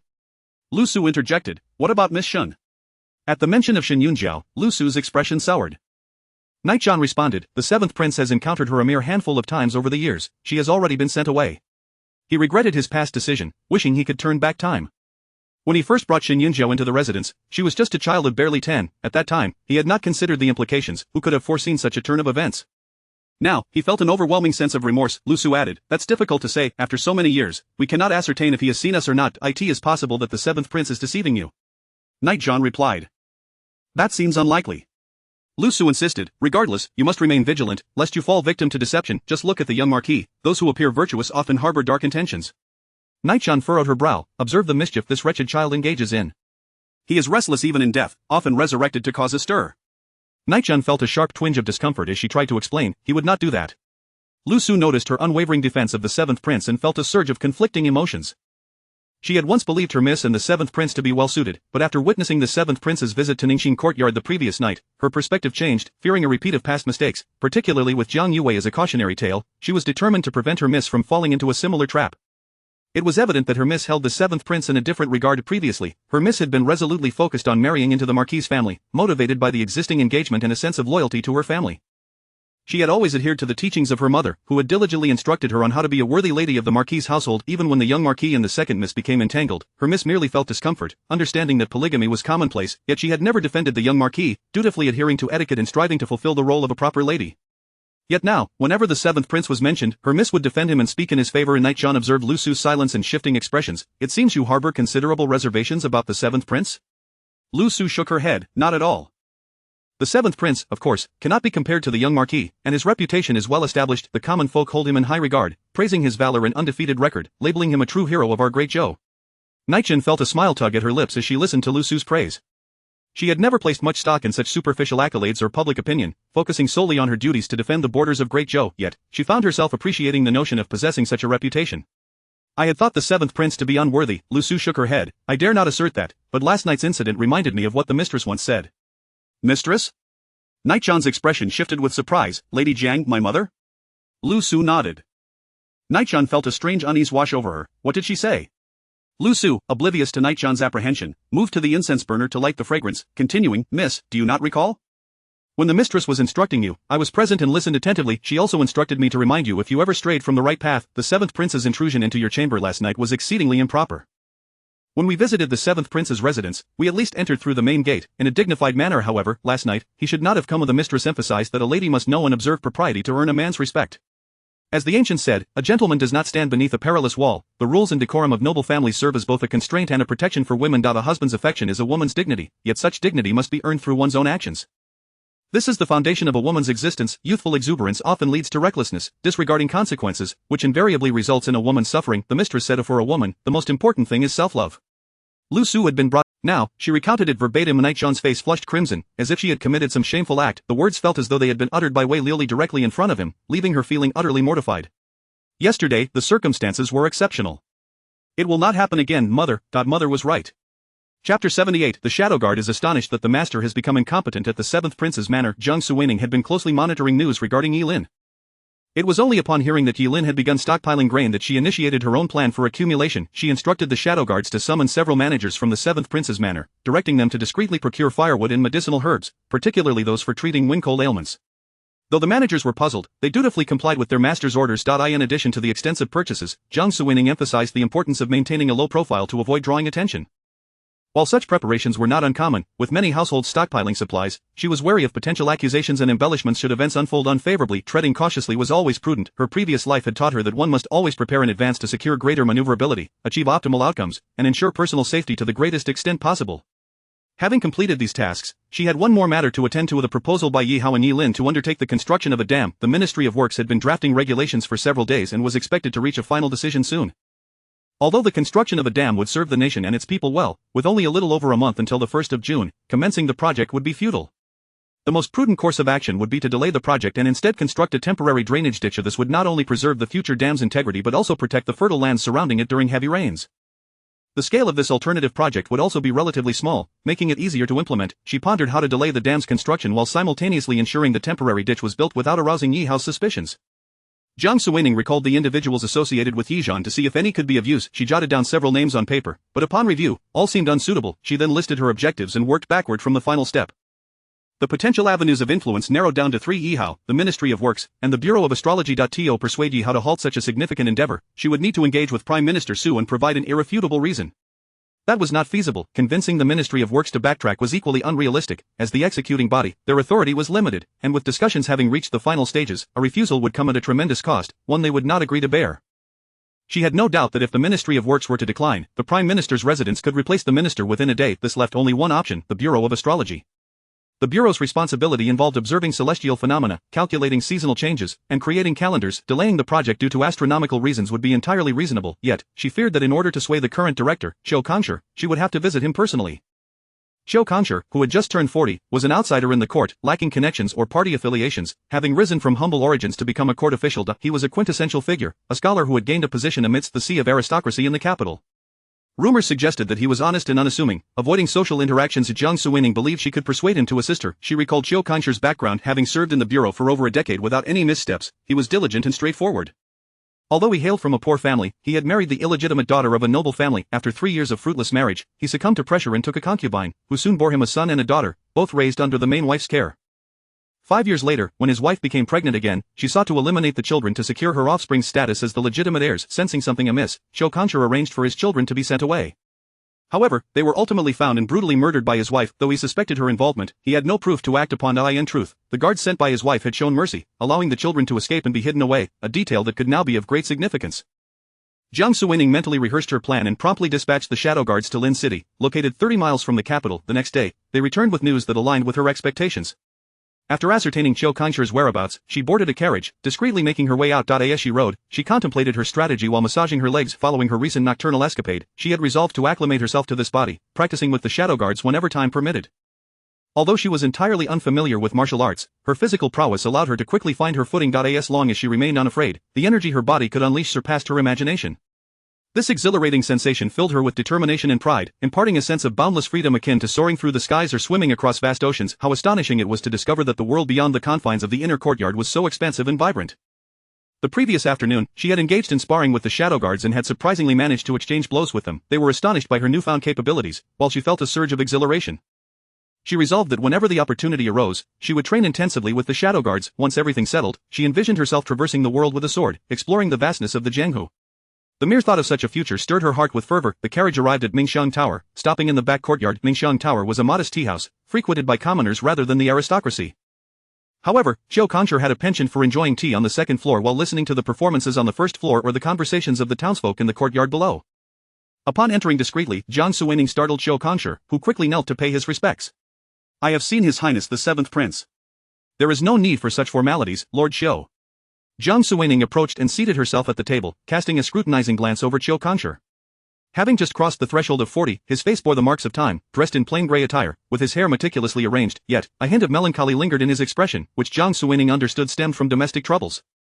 It was no wonder. Qiu Kangshi had risen from humble beginnings to wed a daughter of a prominent family. Even if she was of illegitimate birth, his wife, ruthless and cunning, had caused the demise of his 2 children, leaving him with little standing in his household. In the court, one's official position was determined either by exceptional personal capability and shrewdness or by familial connections and the support of senior figures. Qiu Kangshi possessed neither. His lack of ability coupled with his wife's cruelty meant that peace within his household was a rarity. As a 5th-rank official in the Dazhou court, Qiu Kangshi held a rather inconspicuous position, especially as the Bureau of Astrology was a typical example of a powerless institution. It seemed likely that his wife held him in little regard.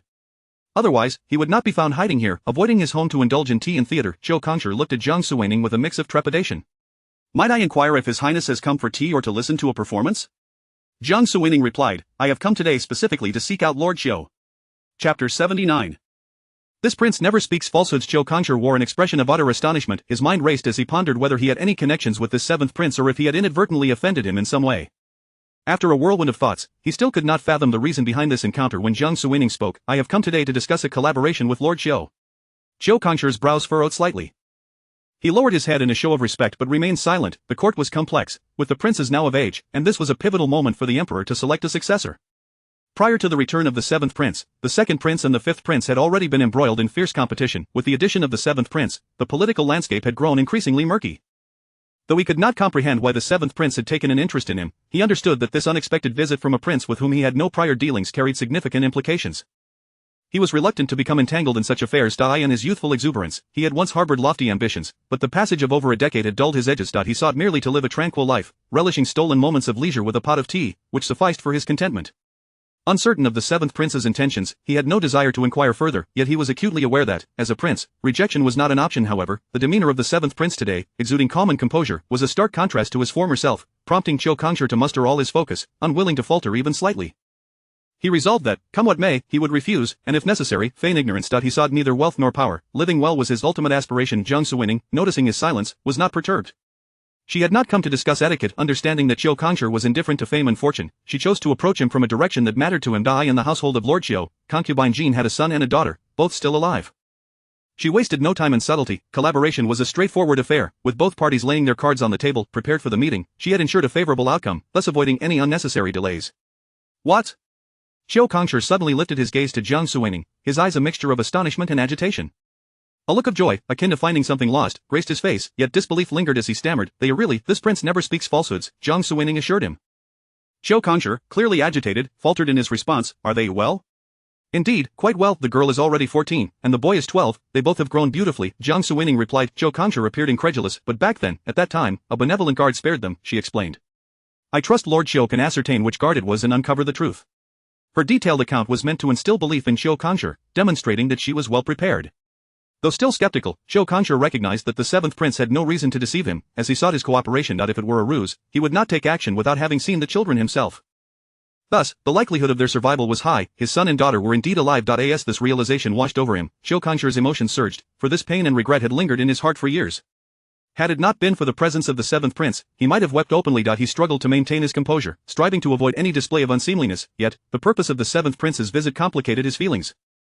The resolve he had just formed began to fracture. The seventh prince had come prepared. Did this mean he was destined to wade into murky waters? He glanced at Jiang Suining, contemplating for a long moment before cautiously masking his probing with formality. He said, Your Highness, your consideration is noted, and I appreciate you sharing this news with me. Jiang Suining's tone was steady. When I share this with you, it is, of course, with intent. Moreover, I am not one to perform acts of kindness without expectation of recompense. Qiu Kongshi was taken aback. The seventh prince was known for his straightforwardness, yet this speech was laced with a subtle sharpness that left him with no room to evade. The clarity of the seventh prince's words left him with no opportunity to feign ignorance. What if I do not consent, he asked, considering the peril of becoming embroiled in the struggle for succession merely to bring his children back.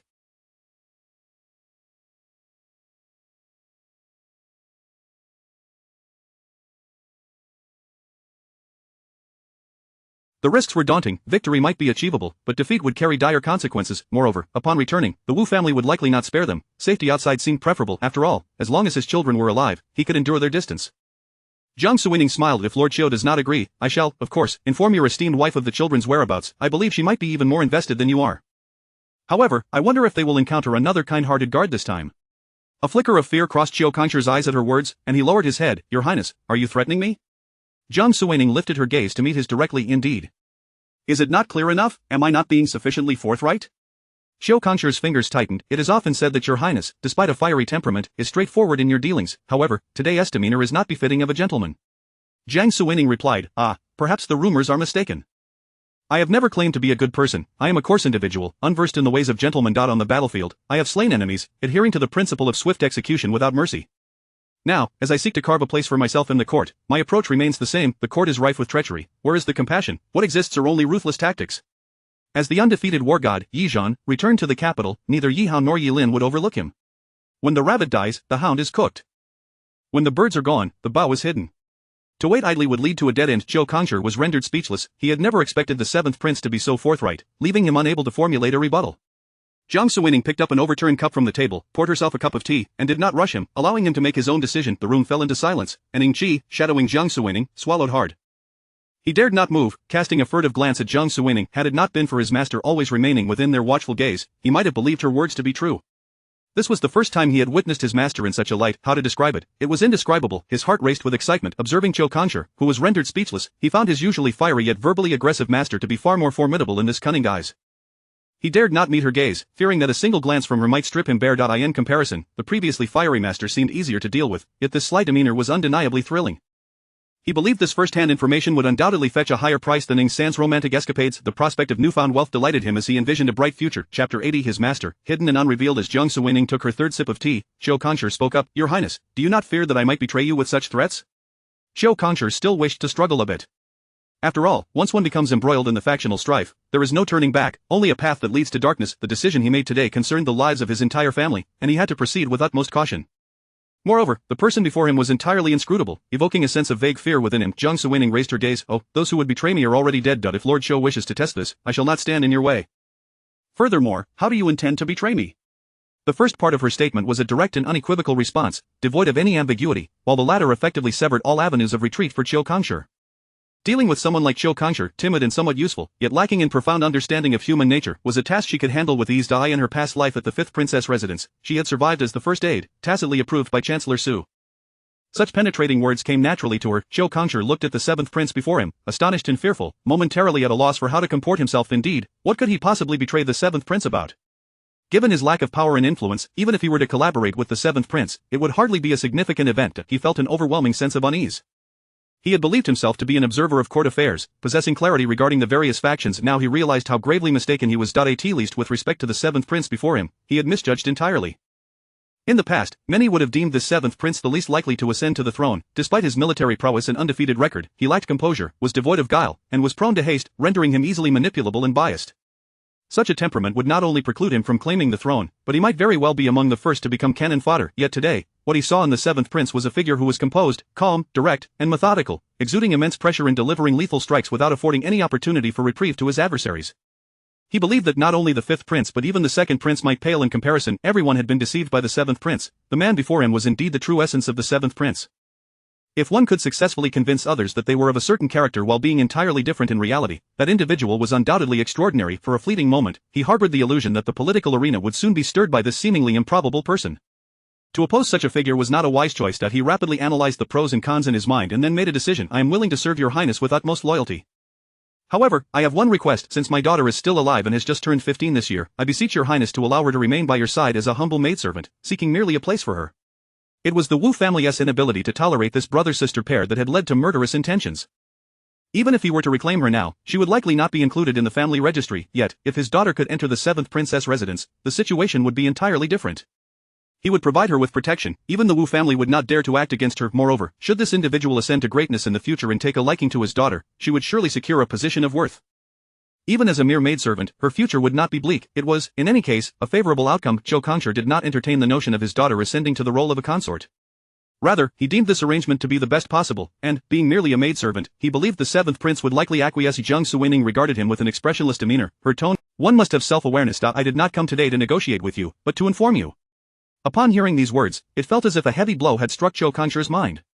Indeed, the other party was a prince, and one who concealed his true capabilities. He had no leverage to negotiate. His children were merely pawns for the seventh prince, while he possessed nothing of value. Realizing this, a warning bell rang in Zhou Kongzhi's mind. He had evidently grown rusty from a lack of dealings with others, daring to utter such presumptuous words. He knelt, bowing deeply to Jiang Suining. Your highness, forgive me. I have been foolish from this moment forth. I shall harbor no ulterior motives, only to serve you with unwavering loyalty. Pray, what would your highness have me do? I shall certainly do my utmost. Jiang Suining set down her teacup and cast him a sidelong glance, her tone remaining calm. Lord Xiu is indeed clever. Half an hour later, Ying Qi accompanied Jiang Suining as they exited the elegant chamber. Behind them, Zhou Kongzhi remained bowing deeply in reverence. Ying Qi glanced back and hurried to catch up. The preceding exchange had left him dumbfounded, a glimpse into the grand world he had witnessed. His master had managed her emotions with perfect precision, neither excessive nor insufficient, neither hurried nor slow. The words she spoke elicited admiration. He could discern how Zhou Kongzhi transitioned from initial reluctance to being coerced into compliance, ultimately yielding willingly. His master was truly a master of concealment. He needed to contemplate how to articulate this when the time came for him to report to Miss Jiang, ensuring that he highlighted his master's extraordinary wisdom and imposing presence. After pondering for some time, Ying Qi furrowed his brow. Alas, he lamented the inadequacy of his literary skills. He resolved that next time, he would have to bring along Deputy Commander Chen, who was well read. However, this would mean sharing some of his earnings with Chen. How frustrating it was to suffer the consequences of his own lack of education. Ying Qi sighed silently. In the carriage, Jiang Suining closed her eyes to rest. Zhou Kongzhi was someone she must secure. Beyond the recent dam incident, there would be many matters requiring Zhou Kongzhi's involvement. To others, the position of the Astronomical Bureau was of little consequence, and those within it were deemed unremarkable. Yet for her, it held immense value. For instance, she knew that the capital would experience a continuous downpour in June, that the southern regions would enjoy a bountiful harvest, and that there would be unrest in the north. Such information, if conveyed by others, would be deemed unconvincing, but if it were to come from the Astronomical Bureau, it would be entirely different. Not only would it carry significant credibility, but its impact would also be profound. The Astronomical Bureau was an exceptionally useful pawn. She had always believed that everyone, when placed in the right position, could be of great use. With all arrangements prepared, she now awaited the morning court session. Jiang Suining lifted the curtain and spotted a sweet wine shop on Guangrong Street, ordering 2 portions, one to take back to the residence and the other to send to the Jiang family. In the past, she had often craved this treat during her visits. She wondered if Yizhan would enjoy it. Thinking of Yizhan, a sense of concern washed over Jiang Suining as she recalled the events of that day, which also brought a hint of amusement. She pondered how he was faring now. Chapter 81 Miss Zhang's unconventional approach in the Jiang residence. Yizhan sat beneath the window basking in the sunlight. If one were to disregard the intermittent waves of warmth beneath him, life at this moment was indeed rather pleasant. Previously, he had spent most of his time at the border, returning only once every few years, and never lingering long in the capital. In those borderlands, he was occupied with inspections and training soldiers, never daring to slacken his efforts. Rare moments of respite were spent drinking and feasting with the troops, yet never had he savored such leisurely indulgence as he did now, gazing at the sky, the clouds, the flowers, and the trees. It was a pity that Jiang Suining had never witnessed the grandeur and vastness of the borderlands. How wonderful it would be if she had the opportunity to see them in the future. To ride across the grasslands, to behold the sun setting over the long river, to navigate the winding paths of the meadows, and to marvel at the boundless expanse of the Gobi Desert. He could take her galloping across the prairie, or lead her to Tianshan to pick snow lotus flowers. He knew those lands well. With him, she would never lose her way. Yi Zhan closed his eyes, envisioning a future filled with beauty. The rhythmic sound of two knocks echoed from the roof, prompting him to glance up and instruct the maidservant to leave. Soon after, Ying Qi appeared. Yi Zhan's gaze fell upon the bowl of sweet wine on the table as he listened to Ying Qi's animated recounting of the recent events at Mingxiang Building, his expression shifting with each detail. Ying Qi looked at Yi Zhan with eager anticipation. He had just wagered a tale of silver with Ying San, betting that after his narration, Miss Jiang would certainly gaze at him with admiration.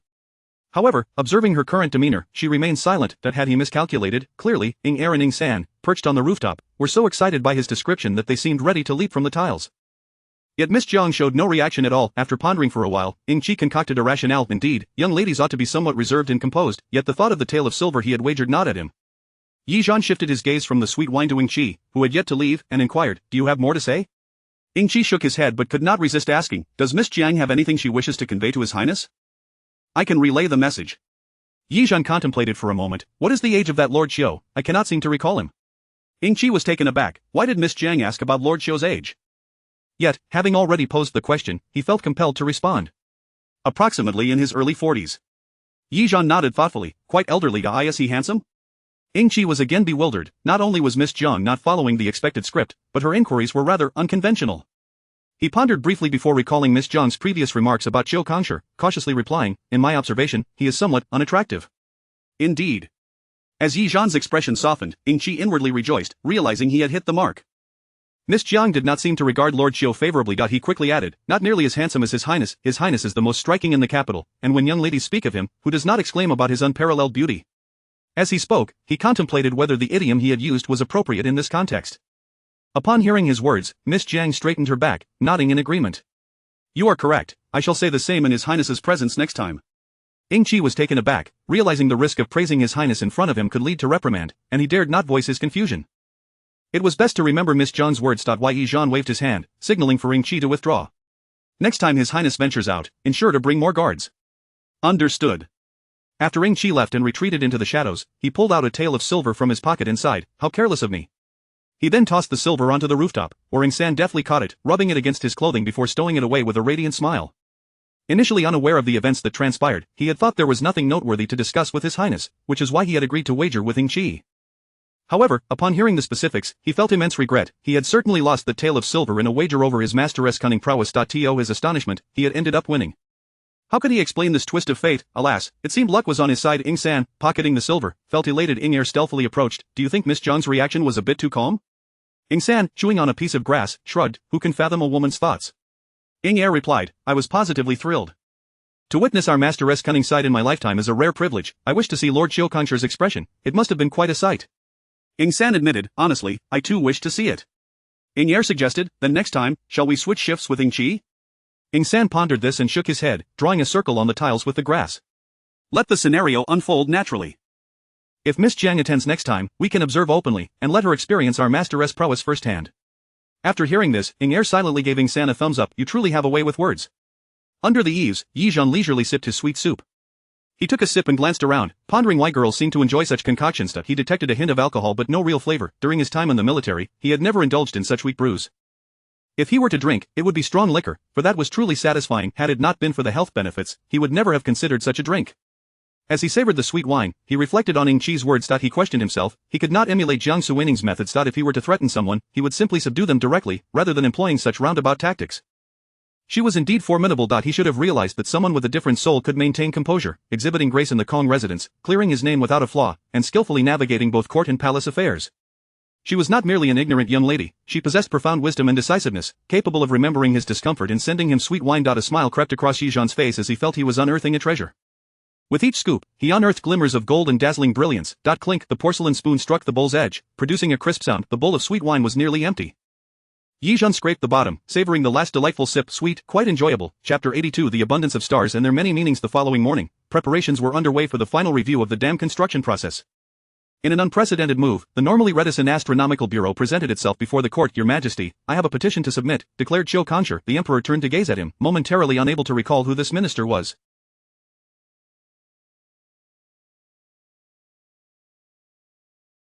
With so many ministers in attendance, and given that Chiu Kangshi seldom made his presence known, it was only natural that the emperor had grown unfamiliar with him over the years. Sensing the emperor's confusion, the eunuch Kang offered a reminder. Your Majesty, this is Lord Chiu from the Astronomical Bureau. The emperor acknowledged him with a nod and said, Please, speak, my beloved minister.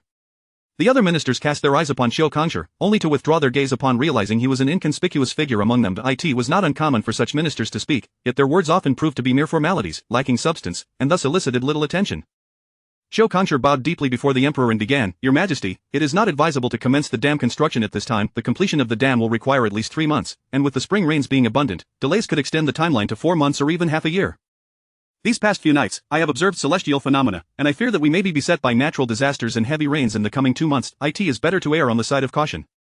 We should not let our efforts go to waste, both in terms of time and resources. I propose that we postpone any construction until after June. As Chiu Kangshi concluded, several eyes turned his way, but most remained indifferent. His remarks were conventional and lacked any particular insight, likely stemming from a reluctance to be held accountable should any misfortune arise, a tactic commonly employed by officials in various positions, and thus, it elicited little concern. However, Yi Hao furrowed his brow, regarding Chiu Kangshi with a disapproving expression. To him, it seemed that Chiu Kangshi was using his proposal as a means to oppose him. The notion of observing celestial events was utterly absurd.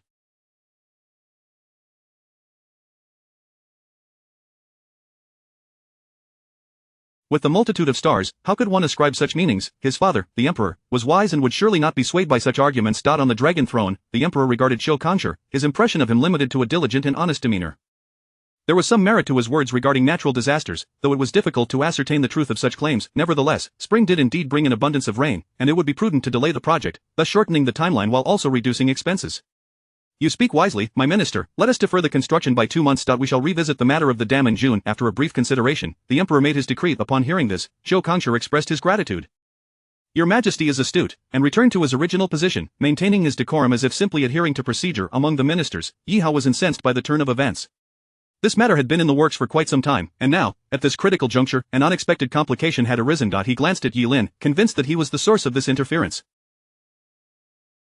It was evident that Jilin, lacking the funds, sought to delay the project. Why else would he refrain from speaking up sooner, only to object at the moment when funds were to be dispersed?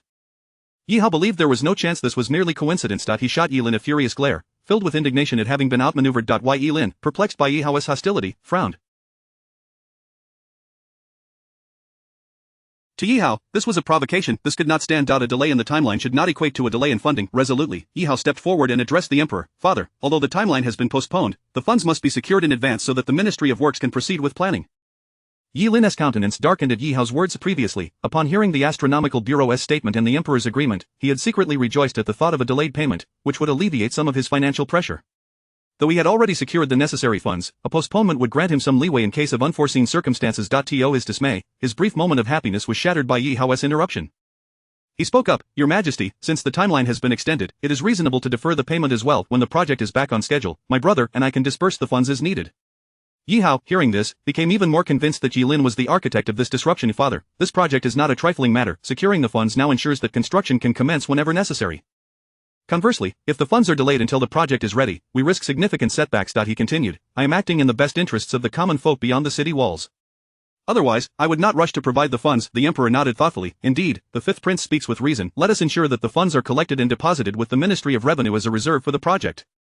When the time comes for construction, we shall proceed without delay. The emperor was astutely aware of the underlying tension between the two, yet he recognized that both Yi Hao's willingness to contribute and Yi Lin's financial capacity were advantageous for the people, and he welcomed their rivalry as a means to serve the public good. Upon hearing the emperor's decision, Yi Hao raised an eyebrow at Yilin, a victorious smile gracing his face. He bowed to the emperor, Your Majesty is wise, the common people will undoubtedly be grateful. At this juncture, Yilin found himself with no choice but to acquiesce, though he felt as if he had swallowed a fly. If it were not for the pressing matter at hand, he would have scoffed at the mere 20,000 taels. Stealing a glance at Yi Hao, Yilin silently seethed with frustration. Observing Yilin's vexation only served to heighten Yi Hao's satisfaction. How delightful it was to know that Yilin was in dire straits financially. He smirked inwardly, contemplating how, once the project commenced, he could frequently visit the second princess residence to request funds, ensuring that Yilin would have no respite. As the court adjourned, the ministers made their way towards the palace gates. Yilin hastened his steps, as if a great flood were pursuing him. His mood soured further. The 20,000 taels for the project had been cobbled together by his subordinates, and he was now out of funds. In pursuit of his grain business, he had sold several of his private properties to secure the capital. He had pinned all his hopes on this venture, convinced that grain was a stable investment with little risk of loss. Now, he could only hope for a substantial profit. Behind him, Yi Hao's voice echoed, prompting him to quicken his pace. Observing Yi Lin's retreating figure, Yi Hao sighed. Truly, the teachings of brotherly respect seemed to have been lost on him. Even exchanging a few words was an arduous task. Unable to engage Yi Lin in conversation, Yi Hao's gaze shifted to Jiang Suining, and he approached her, lowering his voice to speak discreetly. Have you noticed, seventh sister, that second brother appears to be in dire need of funds? Jiang Suining replied dismissively. Why should I care? Yi Hao, unfazed by her brusque demeanor, retorted. Do you believe it? He will soon find himself in even greater need. Jiang Suining shot him a skeptical glance, feigning contemplation. Really, I don't believe you. Yi Hao shrugged, his eyes sparkling with mischief as he pointed to the ground with his index finger. Just wait and see, I possess inside information. With that, he clasped his hands behind his back and strode away with an air of confidence, reminiscent of a proud rooster. Chapter 83 His Highness sets his sights on Miss Jiang. Jiang Suining returned to the royal residence. The first matter she inquired about was the stockpiling of medicinal herbs and firewood. Ying Qi reported diligently, item by item. They had all complied with His Highness's instructions and discreetly accumulated supplies, filling both warehouses of the shop to capacity. Jiang Suining nodded in approval. Yes, ensure we have enough firewood for 2 months for our people and procure more materials for treating typhoid. Let's prepare an additional warehouse for the medicines. Ying Qi's eyes widened in astonishment. He thought to himself, is she planning to use medicine as sustenance? It now struck him that not only was Miss Jiang unpredictable, but His Highness's actions were also quite perplexing. Understood, Your Highness. After a moment's contemplation, Jiang Suining added, have Mr. Do oversee the excavation of the drainage ditches. They must be constructed with quality materials. We cannot afford to have a shoddy project. I want him to supervise personally. The dam at Foamling Lake outside the city could not be repaired, but the ditches must be dug. When the torrential rains arrive in June, the water from Shijin Lake in the capital will flow into the moat, ultimately draining into Foamling Lake. Such a considerable influx of water would undoubtedly inundate vast acres of fertile land. If the ditches downstream of Foamling Lake are robust, they could drain a significant portion of the water, thereby saving many fields. It was too late to repair the dam now. This was the best way to mitigate losses to Ai in her second life. While she could not claim to defy fate, she hoped to do what she could for the common folk. This task would be handled by Yi Hao, and she felt reassured by entrusting it to Mr. Duing. Qi took note and withdrew, while Jiang Suining summoned Deputy General Chen. By the end of May, she needed to reclaim the grain from Yi Lin, which would require money. Upon seeing Jiang Suining, Deputy General Chen recalled her previous admonition. If Miss Jiang inquires, report truthfully. I have not been apprehended. He felt somewhat unable to meet the gaze of such a master. Bowing his head, Jiang Suining asked, how much available money do we have? Deputy General Chen replied, currently, there are approximately 20,000 taels of silver on hand. Jiang Suining was taken aback. The entire royal residence possessed only 20,000 taels of silver? Was the residence truly so impoverished? Deputy General Chen explained, Your Highness, the funds have been allocated to the military salaries, and the compensation for the fallen brothers was also doubled by the residence. Jiang Suining murmured in realization, mentally giving a thumbs up to Yi Zhan. The general had truly upheld the honor of a prince. Deputy General Chen inquired, Your Highness, what are your intentions? A few days prior, His Highness had instructed the procurement of firewood and medicinal herbs, allocating 100,000.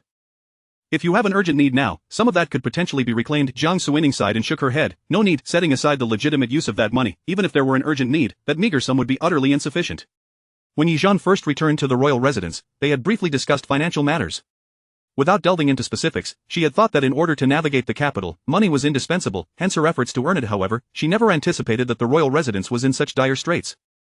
She had just mocked Yi Lin during morning court sessions, unaware that they were all equally lacking. I recall that on that day at the Kong residence, the Kong family and the Ho family compensated a substantial amount. The Kong residence had paid 30,000 taels in silver, while the Ho family had compensated 20,000 taels in gold.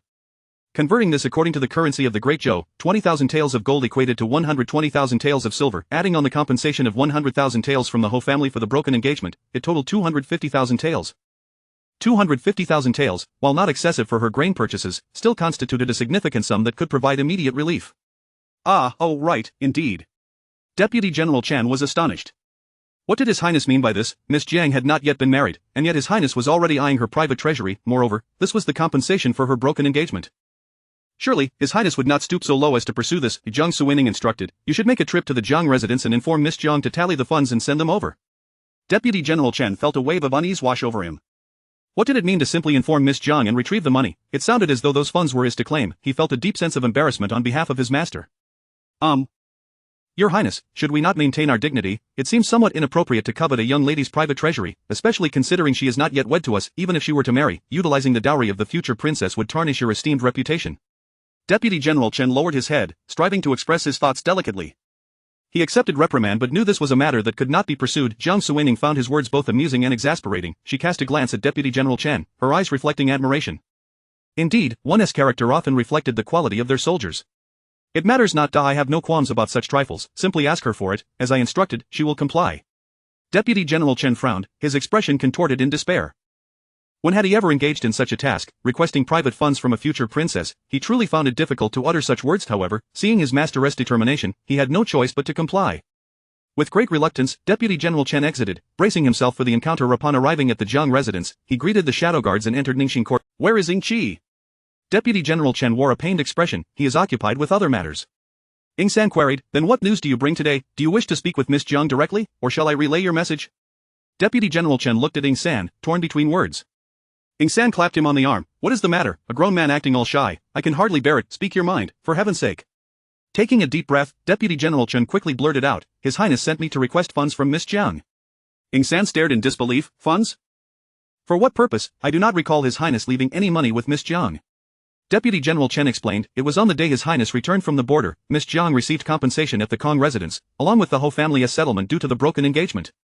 He lowered his head, feeling a sense of shame as he spoke. Ying San's eyes widened, his mouth agape, capable of holding an egg. Has our master lost his senses? He is actually targeting Miss Jiang's private treasury. Moreover, this money is compensation from other residences. To be candid, His Highness's actions in this regard are rather shameless.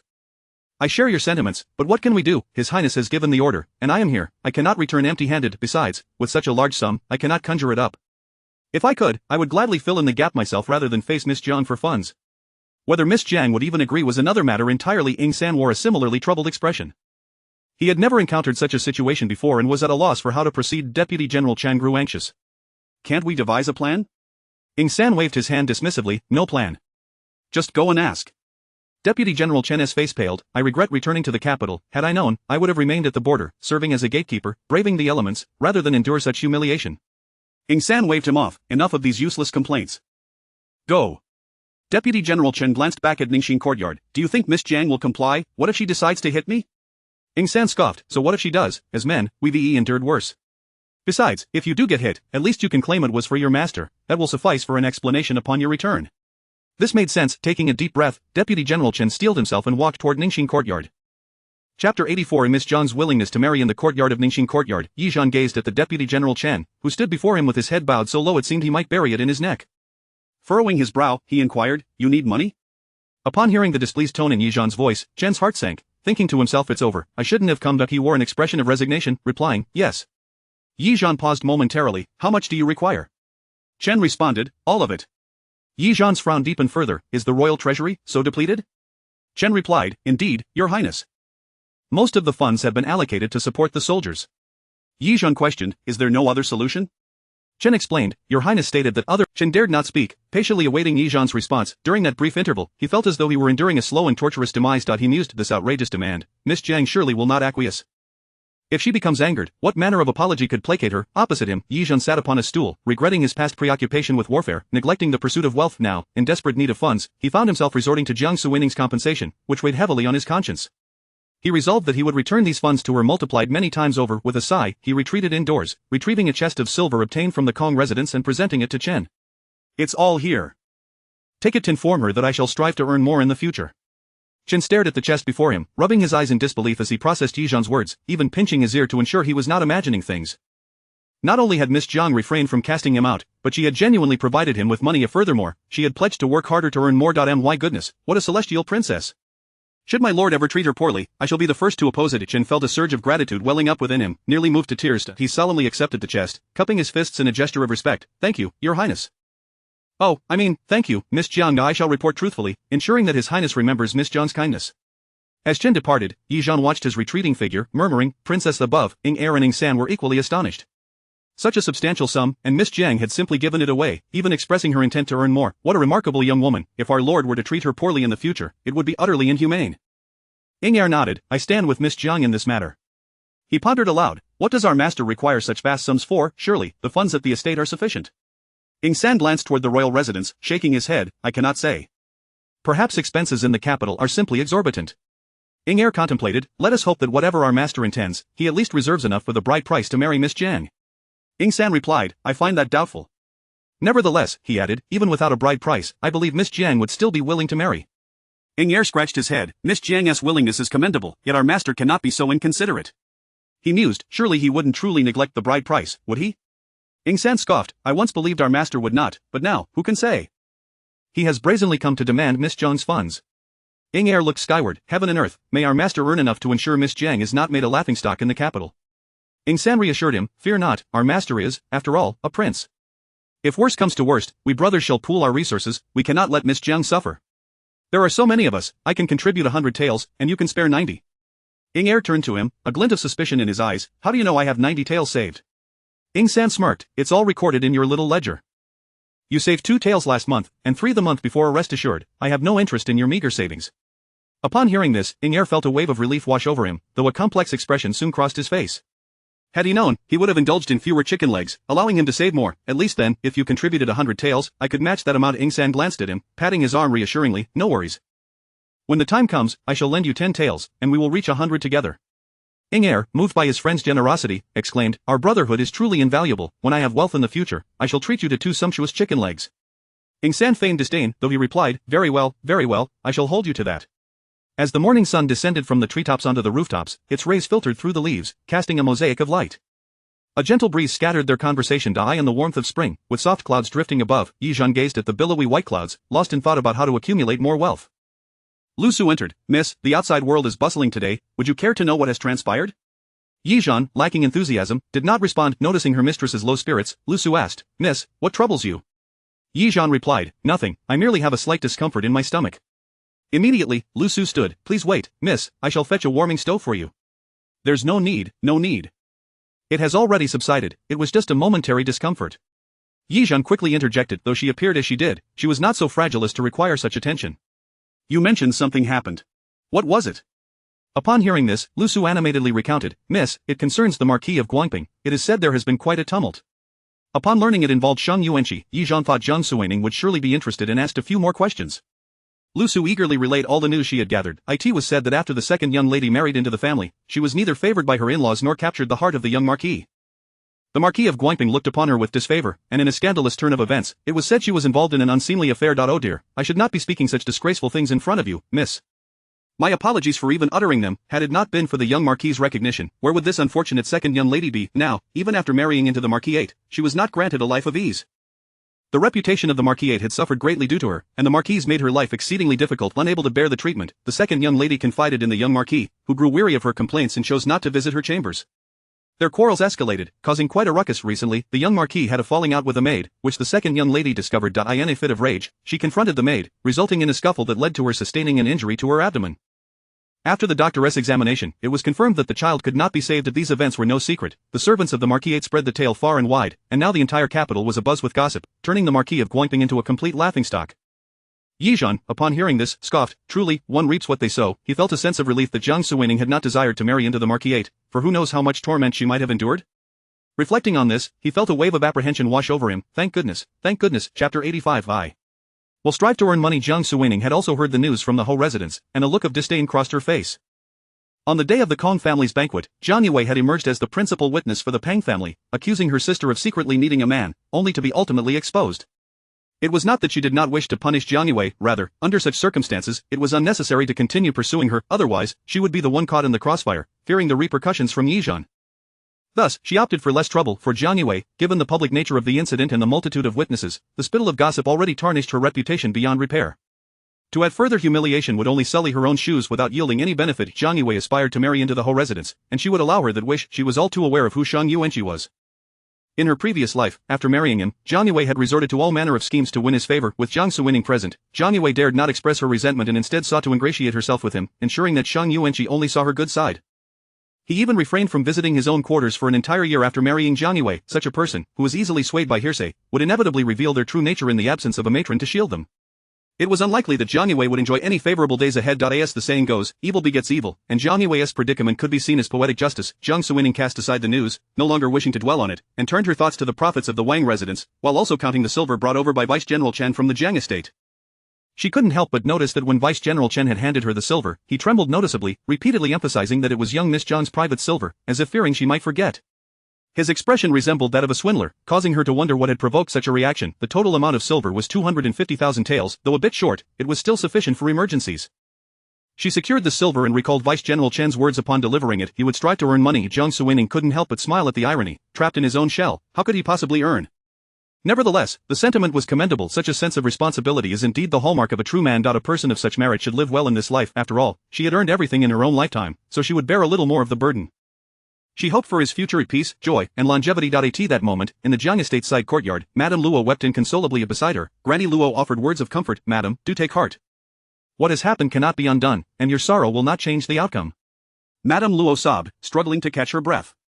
Wife, she is unmarried yet already with child, and now she is looked down upon. Had the child been born, it would have been a source of support. Now that the child is gone and the family is displeased, how shall we survive? Young Miss is still so young, with such a temperament. The young Marquis is of age to wed, and with more women in the household, where will Liwei find her place? Granny Luo, hearing this, quickly reassured her. Do not fret, madam.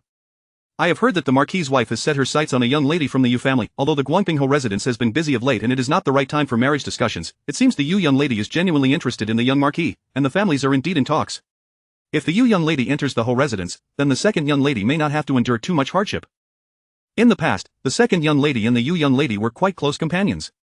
Madame Luo continued to cry. What good is it to become friends before marriage, who would wish to share the same husband? Moreover, at the last banquet, I heard that the Yu young lady was present, witnessing the entire affair at the Kong residence. Who knows what her attitude towards Liwei is now? Being a concubine is already a humble existence. Otherwise, why would I have gone to such lengths to ensure she could be a legitimate wife? If she could become a legitimate wife and win the young Marquis's favor, what trouble could she not overcome?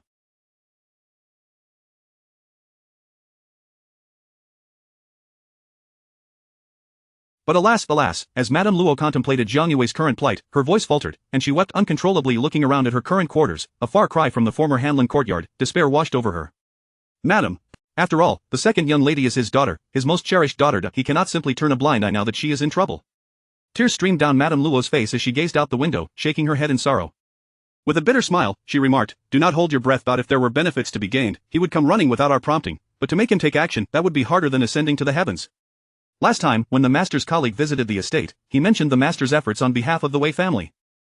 It seems the master is not entirely heartless. He must have seen some profit in it or felt compelled to act, otherwise, he would not have interfered. I have come to see through the master's intentions over these past few days. Madame Luo sighed deeply. Let us not dwell on these futile matters.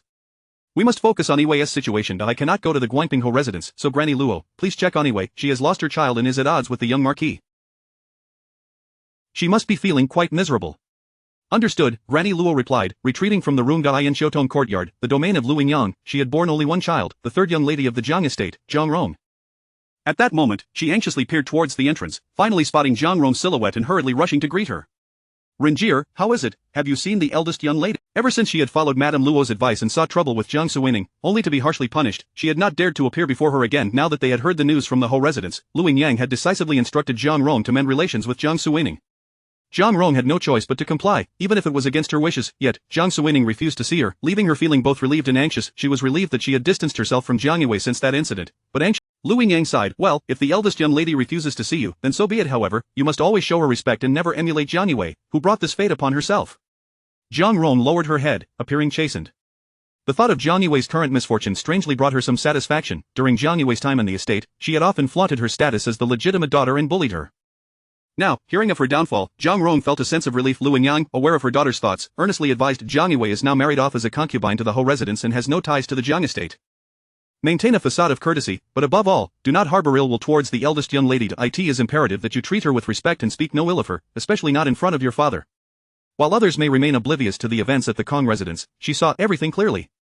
Although the seventh prince claimed to be forced into making a judgment, it was evident that Jiang Suining had benefited in every regard. If anyone were to believe that the seventh prince held no interest in Jiang Suining, she would vehemently disagree. She could not fathom the specifics of their relationship, nor would she dare to speculate, but it was clear that fostering goodwill would be wise. Lu Yingyang refrained from mentioning this directly and instead focused on the pragmatic aspects for her daughter. When she heard that Madame Luo had fainted from crying in the side courtyard, her expression remained largely unchanged. Over the years, the two of them had endured considerable hardship under Madame Luo's influence, performing many actions against their better judgment. While she could somewhat avoid the worst, Zhang Rong found it much harder to escape. This mother-daughter duo had finally faced their comeuppance, a result Lu Yingyang found quite agreeable. She contemplated that, should the opportunity arise, she would certainly take the chance to undermine Madame Luo in front of Jiang Quan. Chapter 86 Miss Jiang, truly enchanting. On April 26, the Wei family returned to the capital. As soon as Jiang Suining concluded her court session, she received news from Shadow 7, and shortly thereafter, Shadow 2 conveyed updates from the Jiang residence. Yi Zhan inquired whether he should go to the city gate to welcome them. After a moment of contemplation, Jiang Suining responded accordingly. Upon reading the letter Jiang Suining had sent, Yi Zhan instinctively let out a sigh of relief. Lu Su entered with tea, aware of Yi Zhan's concerns regarding the Wei family, and asked, "Miss, I heard from the head steward that the Wei family relatives will arrive in the capital in about an hour. Should you go to the city gate to greet them?" The matter concerning the Wei family was ostensibly raised by Jiang Quan, which is why he had been closely monitoring the Wei family's developments, ensuring that any news reached Ningxin courtyard. Previously, Jiang Suining had conferred with Yi Zhan regarding this issue. Upon the Wei family's return, Jiang Quan would certainly urge her to maintain frequent contact with them, thereby binding the Wei family to the 7th prince's household. Understanding these dynamics, Yi Zhan was somewhat prepared. Although the truth about the Wei family's situation had been revealed, having suffered collateral damage, their affairs would require some time to navigate through the Dali Temple's procedures, leaving them quite occupied. Let us wait 3 days before we visit. For now, prepare the gifts according to this list. Once the Wei family arrives in the capital, send these gifts to them, explaining that I shall call upon them on the 29th, Yi Zhan instructed, handing Lu Su the list Jiang Suining had drafted. Lu Su reviewed the list and replied, "Yes, I shall take care of it immediately." Over the next 2 days, Yi Zhan discreetly gathered information regarding the Wei family through various channels. To avoid any potential embarrassment that might implicate Jiang Suining, he diligently prepared himself. During this time, Jiang Quan sent several messages, yet Yi Zhan showed no inclination to visit Jiang Quan. Upon learning that Yi Zhan was prepared to visit once the Wei family settled, he acquiesced, for the directive simply required Jiang Suining to maintain close ties with the Wei family, without any further instructions. He was also reluctant to engage extensively with his daughter, who could be rather intimidating. As for the Wei family, due to covert actions by Yi Lin, their affairs proceeded swiftly, and Wei Shu fortuitously filled the vacancy of the Minister of War. Upon arriving in the capital, Wei Shu immediately assumed this position, prompting various noble households to send congratulatory gifts to the Wei family. Once the Wei family received these gifts, they promptly drafted invitations to host a banquet, scheduled for the 2nd of May. Yi Zhan inquired of Jiang Suining, "Should I visit the Wei family tomorrow, the 29th, as originally planned, or wait for their welcoming banquet on the 2nd of May? Jiang Suining suggested, it would be best to visit them tomorrow. As the Wei family's only granddaughter, she could not be treated as an ordinary guest. Upon receiving this news, Yi Zhan felt a wave of anxiety wash over him. He had never experienced such nervousness, even in battle. The thought of visiting the Wei family the next day unsettled him, affecting his appetite. Lu Su, noticing his restlessness, remarked, "Miss, it has been several years since you last saw your relatives from the Wei family. Are you not a little excited about tomorrow's visit?" Yi Zhan sighed, her brow furrowed. She found it challenging to articulate that she wasn't excited but rather anxious. That night, Yi Zhan tossed and turned, struggling to find rest. When morning arrived, she appeared somewhat despondent. Her attire and jewelry had long been prepared. Once everything was in order, Lu Su brought in breakfast, which Yi Zhan consumed without enthusiasm. Seeing her pallor, Lu Su reassured her, "If there are individuals you do not recognize, I will remind you. Do not worry, after your serious illness, you may have forgotten many things, but your cousins will certainly not mind." Yi Zhan nodded, took a deep breath, and steeled her resolve, arranging her appearance before the mirror. It suddenly struck her that, aside from the first day, she had not truly taken the time to examine herself. She had been subconsciously neglecting her own body, making it easier to accept the reality of not being herself. This realization was both peculiar and somewhat embarrassing. Setting aside this thought made her feel a touch lighter. In these past days, she had maintained such a demeanor. As she gazed into the mirror, her mind wandered to Jiang Suining in the Wang residence, stirring a surge of indescribable emotions within her that she could not articulate. Facing the mirror's reflection, with features akin to a delicate lotus, all her feelings ultimately distilled into a single thought: "Miss Jiang, you are truly enchanting." She had never realized that a woman's— Yi Zhan snapped back to reality, withdrawing her gaze, and couldn't help but steal another glance at her own reflection, feeling inexplicably guilty. Yet, she quickly reminded herself that this was her current self, and she could observe as she pleased, relishing in a newfound sense of joy. With thoughts of returning early today, she declared, "Let us go." Lu Su complied, following Yi Zhan out of the gates of Ningxin courtyard. The carriage had long been prepared. Jiang Quan, aware of his daughter's visit to the Wei residence, had arranged a generous gift that filled an entire carriage. Yi Zhan smiled upon seeing it. Jiang Quan was indeed willing to spend. Previously, he had reclaimed the dowry of Jiang Madame Wei Liuli, and over the years, he had endeavored to compensate for the expenditures of the Jiang residence, though it still fell short of the total amount. Jiang Suining had instructed Jiang Quan to repay gradually, hinting at the burdens he bore. Nevertheless, the substantial gifts prepared indicated that Yi Lin had contributed significantly. With someone willing to be the benefactor, he naturally took on the role of supporting Jiang Suining. Lu Su gazed at the carriage filled with items, her expression one of astonishment. "Miss, this is the first time the master has prepared such lavish gifts for your visit to the Wei family. It is truly incredible." Lu Su pondered for a moment before settling on that word, underscoring the complexity of Jiang Quan's feelings toward the Wei family. Yi Zhan offered no comment, simply urging, "Let us go." As the carriage departed the Jiang residence, Jiang Quan discreetly sent a message to Yi Lin. Upon reading it, Yi Lin turned to his aide and inquired, "Is it true that the young lord of the Guanping Marquisate regrets marrying Zhang's illegitimate daughter and wishes instead to wed Miss Jian?" The aide respectfully replied, indeed, on the day of Jiang Er's wedding, the young lord of the Shang family specifically sought out Miss Jiang, expressing his deep regret. Yi Lin's eyes glimmered with interest. What does Miss Jiang have to say about this? The aide responded. Miss Jiang firmly rejected him with harsh words. However, it appears that the young lord of Shang is not easily dissuaded, as he has sent several invitations to the Jiang residence afterward, all of which were declined by Miss Jiang.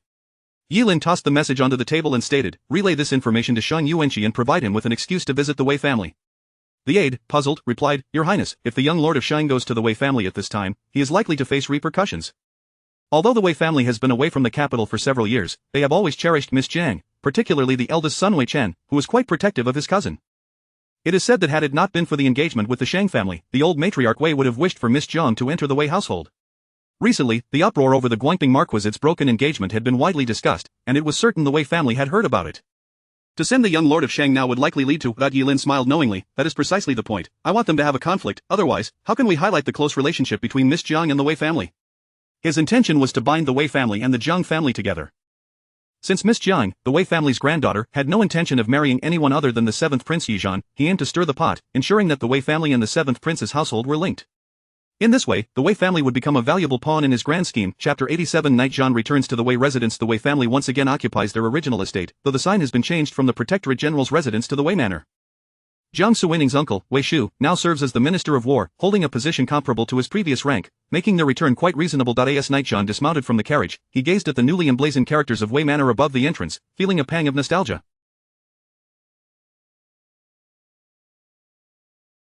In his youth, the Northwest was safeguarded by the Wei family, and he had heard many tales of their valor in battle. Later, accusations were leveled against the Wei family for their military might, prompting their return to the Now, encountering the Wei family in such a manner seemed almost theatrical. Seeing him lost in thought before the entrance, Lu Su inquired, Miss, what troubles you?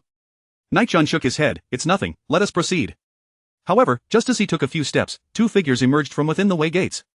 Is that you, Sister Ning? You finally arrived. I've missed you dearly. Have you thought of me at all over the years? The girl speaking was around 13 or 14, clad in a flowing gown of soft yellow, her hair styled in twin buns, and her fair, plump face beamed with brightness. She halted before Knight Zhan, scrutinizing him with wide-eyed wonder, exclaiming, Wow, Sister Ning, after all these years, you've grown to resemble a celestial being. At first glance, I could see a hint of your former self, but upon closer inspection, you've changed so much that I fear I might not recognize you were it not for the carriage of the Jiang family. Schwer, do not be disrespectful, interjected a young man behind her, dressed in a simple blue robe, tall and well-built, with well-defined features and a bright demeanor. He clasped his hands in salute to Knight Zhan, Sister Suwaining. Knight Zhan inhaled deeply, unsure of where to place the handkerchief he held. He attempted to apply the etiquette he had learned from Lu Su over the past few days. Sister Suwaining has met cousin before. He then turned his gaze to the girl beside him, forcing a somewhat cordial smile. Schwer has grown so much. Upon hearing her name, Wei Shue's eyes sparkled with joy. How wonderful. Sister Ning remembers me. Brother, you've lost the bet. Sister Ning recognized me at first sight. That painting of fishing in your study is now mine. Wei Chen chuckled. Very well, I shall have someone deliver it to you shortly. Wei Shui clenched her fists against her chin, bouncing with glee. Thank you, brother. Wei Chen smiled with a hint of helplessness, then turned his attention to Knight Zhan, his expression laden with unspoken emotions that made Knight Zhan feel uncomfortable. He glanced at Lu Su as if seeking refuge, but she sensed the shift in atmosphere and promptly intervened. Young Master Wei, she began, my lady fell into the water recently and suffered a serious illness, causing— It's my fault for neglecting my cousin. How is she now? Is there any discomfort? What did the doctor say? Is she injured anywhere?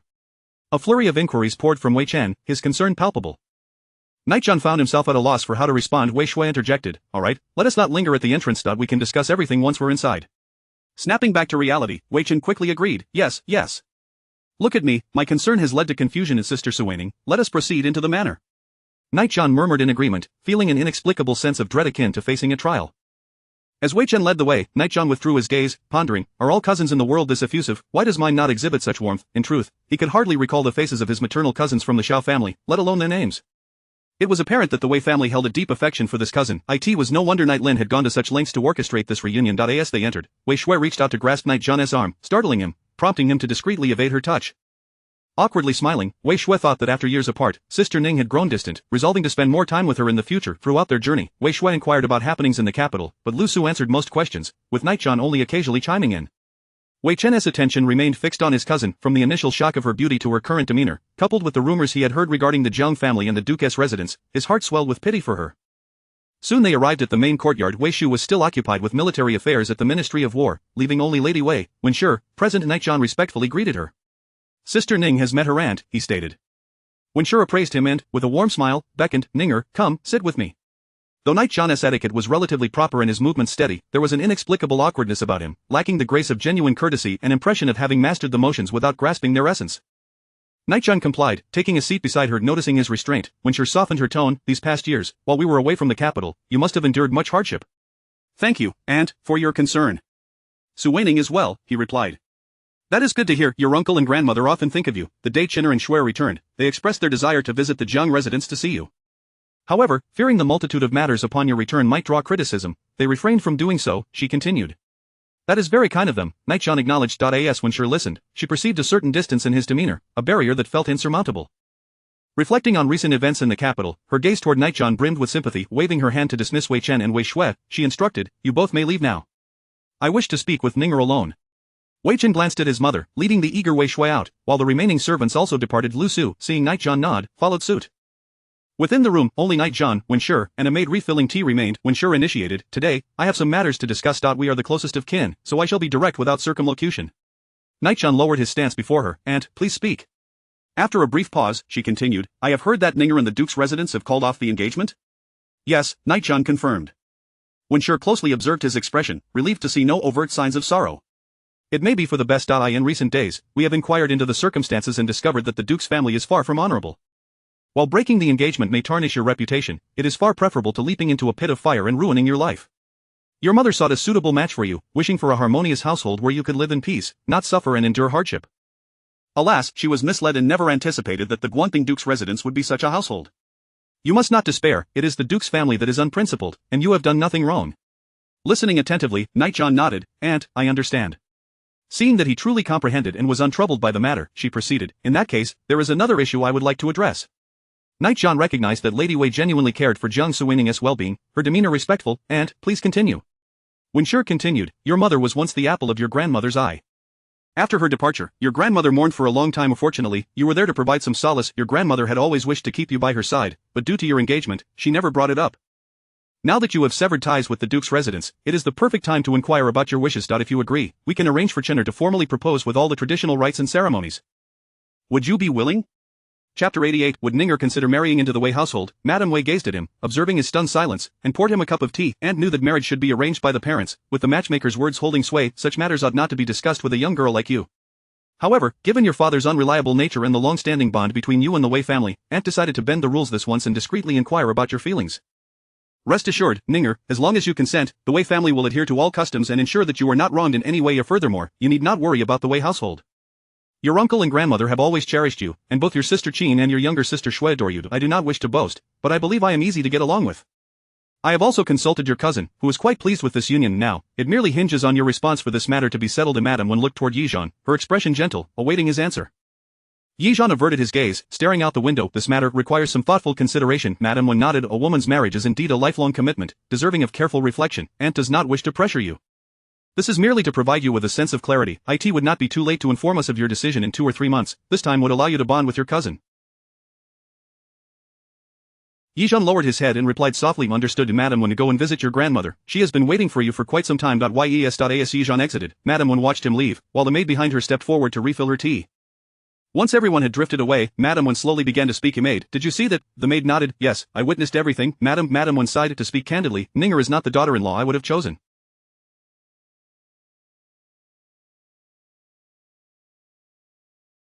As Chenner navigates the political realm, I hope to find him a wife who would benefit his future. Yet I am aware that both the master and mistress are fond of Luli, and consequently, they also care for Ninger.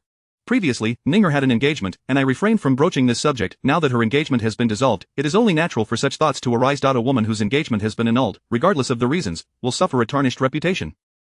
Jiang Quan is precisely that sort of individual, and the Jiang family holds such prestige. Ninger may struggle to find a suitable match. Ninger has grown up under my watchful eye, and Luli has educated her well. Yet as a mother, I harbor my own selfish desires. If there were even a slight chance, I would strive to secure someone more advantageous for Chenner. However, now that the master consents, the mistress agrees, and even Chenner himself has taken an interest, expressing his desire to marry Ninger. I also wish for Chenner to have a good life. Since he is genuinely invested in Ninger, I shall allow him this indulgence. Life often presents circumstances beyond our control. If one can find a good partner to accompany them through life, it is a consolation. As for Ninger, I simply hope she harbors feelings for Chenner, that they may be harmonious as husband and wife, resonating like the strings of a zither, and perhaps bear a son or daughter together. This would be splendid. The maid replied, Madam, Miss Ninger is indeed a good choice. Madam Wen nodded, recalling her initial impression. She is fair of face, gentle in disposition, and knows her manners, though she seems somewhat unfamiliar with the intricacies of etiquette. The maid remarked, indeed, these are secondary matters. Once she enters the household, she can be gradually taught. The most important aspect is her good character and kind heart. Madam Wen agreed, that is precisely my thought. Meanwhile, Yi Zhan felt a tumult of emotions as he was led by Wei Chen and Wei Shui to the courtyard of the old matriarch. Upon seeing him, the matriarch grasped his hand and wept. Yi Zhan could discern that she genuinely cared for her granddaughter. Not only the matriarch, but the entire Wei household truly regarded Jiang Suining as family. He felt he should be joyous, yet an inexplicable heaviness settled in his heart. After leaving the matriarch's courtyard, Wei Chen accompanied him for a while in the garden. Wei Shui, sensing some tension, refrained from approaching. Yi Zhan felt utterly uncomfortable, as if sitting on pins and needles.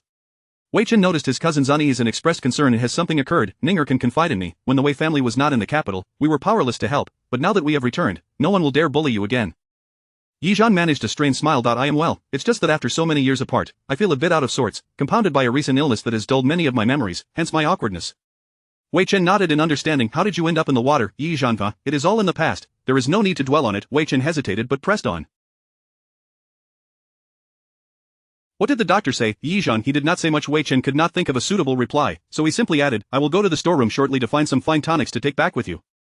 Yi Zhan instinctively wished to decline, but remembering that it was for Jiang Suining, he reluctantly accepted. Thank you. Seeing him soften, Wei Chen smiled. Our relationship need not be so distant. This mention of our relationship, Yi Zhan recalled Madame Wen's earlier comments.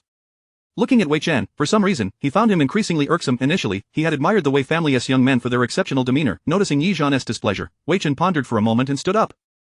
Is Ninger feeling uncomfortable speaking with me alone? I apologize for my oversight. A young lady's reputation is of utmost importance. Though I am your cousin, it would be inappropriate for us to spend so long in private, as it may reflect poorly on your name. I shall take my leave now. May I send Xin and Shui over shortly? Ninger should feel at ease in their company. Yi Zhan wanted to express that he was the one feeling awkward, especially in the presence of his two younger sisters. However, he felt compelled to maintain decorum, regardless of his discomfort. Very well, thank you. Wei Chen acknowledged him with an and cast a final glance at his cousin before departing. He contemplated how to cultivate a closer relationship with his cousin, lest she refuse to agree to marriage. Not long after Wei Chen's departure, Lu Su observed the two young ladies approaching, surrounded by their maids, and hurriedly informed Yi Zhan, Miss, this is Wei de Xiajie, Wei Qin. The other is the second young lady of the Wei family, Wei Shui, whom you just met. Yi Zhan nodded and stood to greet them. Wei Qin and Wei Shui approached from a distance. Wei Qin exclaimed, I thought I was seeing things. It turns out to be Sister Ninger, a celestial beauty indeed. As she spoke, Wei Qin, who was half a year older than Jiang Suining, resembled her closely. Wei Shui, younger and more vivacious, contrasted with Wei Qin's composed demeanor. Yi Zhan did not scrutinize them closely. Qin, Sister Qin, Shui, Sister Shui, greetings. As he spoke, Wei Qin and Wei Shui had already reached him. Wei Qin looked at him and smiled. After several years apart, it's true that we hardly recognize each other. I can hardly say Sister Qin without stumbling over my words. Chapter 89. A severe beating for Sheng Yuanqi. As she spoke, she gently assisted Yi Zhanshu in taking a seat. Upon hearing that you had fallen into the water and suffered a severe illness, losing many memories, is it truly so? Yes. Yi Zhan nodded. He answered all of Wei Qin and Wei Shui's inquiries one by one. After exchanging several pleasantries, Wei Qin exchanged a knowing glance with Wei Shui. Wei Shui hurriedly rose and bowed to the two. Sister Ningjia, you two continue your conversation. I shall check on the bird's nest in the small kitchen to see if it is ready. Once it is, I will bring it to you. Ningjia, these are from the merchants we encountered in Yuqing, who brought them from the south. Today, mother specifically selected a few large ones for you to taste. Yi Zhan offered a slight nod, striving to maintain his composure. Thank you, aunt. Your kindness is greatly appreciated. Wei Shui smiled, returned a bow, and withdrew. Once she had departed, Wei Qin instructed the maid to step back before quietly speaking. Ninger, I have heard about the situation at the Kong residence. It was indeed perilous that day. The wife of the Marquis of Guangping claimed to have been intimate friends with your aunt in their youth, yet it appears she was merely eyeing the gates of the general's residence. How dare she strike a guest in front of so many people? The Kong family has lost all sense of propriety, and the Marquis of Guangping's household is utterly shameless. Wei Qin's expression was one of indignation, unable to fathom how she would extricate herself from such a predicament. Yi Zhan remarked, it was merely a manifestation of bullying someone who had no protector. Wei Qin looked at him with concern. You have suffered a great injustice. If only the Wei family were present, if only aunt were here, or if only uncle could demonstrate some resolve, you would not have had. You must have been terrified, were you not? Yi Zhan, feeling a bit shy, nodded. Yes, a little. I had never witnessed such a scene before. Wei Qin reassured him. Do not worry. Such incidents will not recur. The Wei family in the capital will surely protect you. In a few days, there will be a banquet hosted by our family, not only to engage with the ministers but also to bolster your standing. Father and grandmother wish to support you. We have invited all the prominent families in the capital, except for the Marquis of Guangping and the Kong family, along with their closely associated households. Initially, no one from the Kong family was to be invited, but grandmother insisted that those are merely fair-weather friends. It is essential they witness that, despite your surname being Jiang, you are not without protection. We wish to instill in them a sense of insecurity, so they dare not fabricate stories about you in the future. Yi Zhan noted her words, preparing to share them with Jiang Suining, who would undoubtedly be pleased. Please extend my gratitude to uncle and grandmother, and thank you as well. Having addressed this matter, Wei Qin glanced around before inquiring, what is the nature of your relationship with the 7th prince? Yi Zhan's heart raced. What do you mean? Wei Qin continued. In recent days, I have heard numerous rumors that I dared not believe until I could hear it from your lips. I heard that it was the 7th prince who came to your aid that day at the Kong residence. Furthermore, it was he who witnessed your engagement annulment with the Marquis' household. Yi Zhan merely acknowledged her with a sound, yet did not elaborate, primarily because she was unsure of how to respond. While she had anticipated that the Wei family might inquire about this topic, she had not expected Wei Qin to ask so directly. Seeing his reticence, Wei Qin decided to be forthright. Those are trivial matters. What I truly wish to know is, at the palace banquet, you declared that you would only marry the 7th prince, yet he subsequently rejected you. You later visited the 7th princess residence several times. What is truly going on between you? Yi Zhan found herself at a loss for words. She could not disclose the nature of their exchange. Other matters eluded her as well. Should she claim that it was merely an urgent situation, with Miss Jiang and the 7th prince having no connection, or should she suggest that there indeed existed mutual affection between them? As these thoughts crossed her mind, Yi Zhan felt an inexplicable flutter in her heart, her thoughts swirling chaotically, leaving her bewildered. Wei Qin observed her silence and evasive gaze, and a realization began to dawn on her. It seemed her cousin had genuinely developed feelings for the 7th prince. This was quite concerning. At Ningera's age, it was not uncommon to develop such feelings given the circumstances at the Kong residence, and the 7th prince's heroic appearance to rescue her. It was understandable that Ninger might harbor some sentiments for him. However, should it come to marriage, the 7th prince was far from an ideal choice, not to mention, the little princess of the northern town marquis was entirely devoted to the 7th prince. It was evident that becoming a royal bride was no easy feat. Ninger, being so astute, surely understood her implications. Wei Qin chose her words carefully, articulating only the essentials without further elaboration. She hoped her elder brother would take more care in courting her cousin and bring her back to the Wei family, ensuring everyone has happiness. Noticing her cousin deep in thought, Wei Qin sighed, if you cannot come to a conclusion, then do not dwell on it. There is no rush. Yi Zhan lifted her gaze, her expression complex, and nodded to Wei Qin, sought to instill a sense of presence in her elder brother, adding, when we were in Yuqing, my brother spoke of you frequently. Upon learning of your arrival today, he rose early to wait at the door. You must have seen him today. Yes, at the mention of Wei Chen, an uncomfortable sensation washed over Yi Zhan.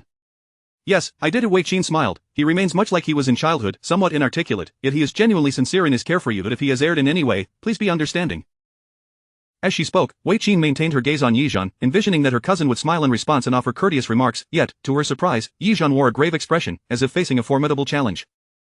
Seeing her cousin's demeanor, Wei Qin inwardly acknowledged that she had been too hasty. With her aunt's early departure, it was likely that no one had guided her cousin in such matters, and this sudden inquiry may have caught her off guard. With this thought in mind, Wei Qin naturally shifted the topic. If father has not seen you for quite some time and has mentioned you often, however, he has just returned to the capital and is quite busy.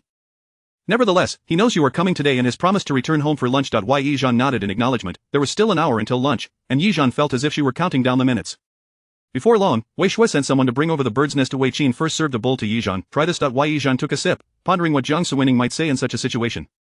She nodded and offered a terse. It is quite delicious. Wei Qin beamed. If it is good, then that is all that matters. I feared you might not enjoy it. The three had just finished their bowl of bird's nest when a maid hurriedly rushed in from outside.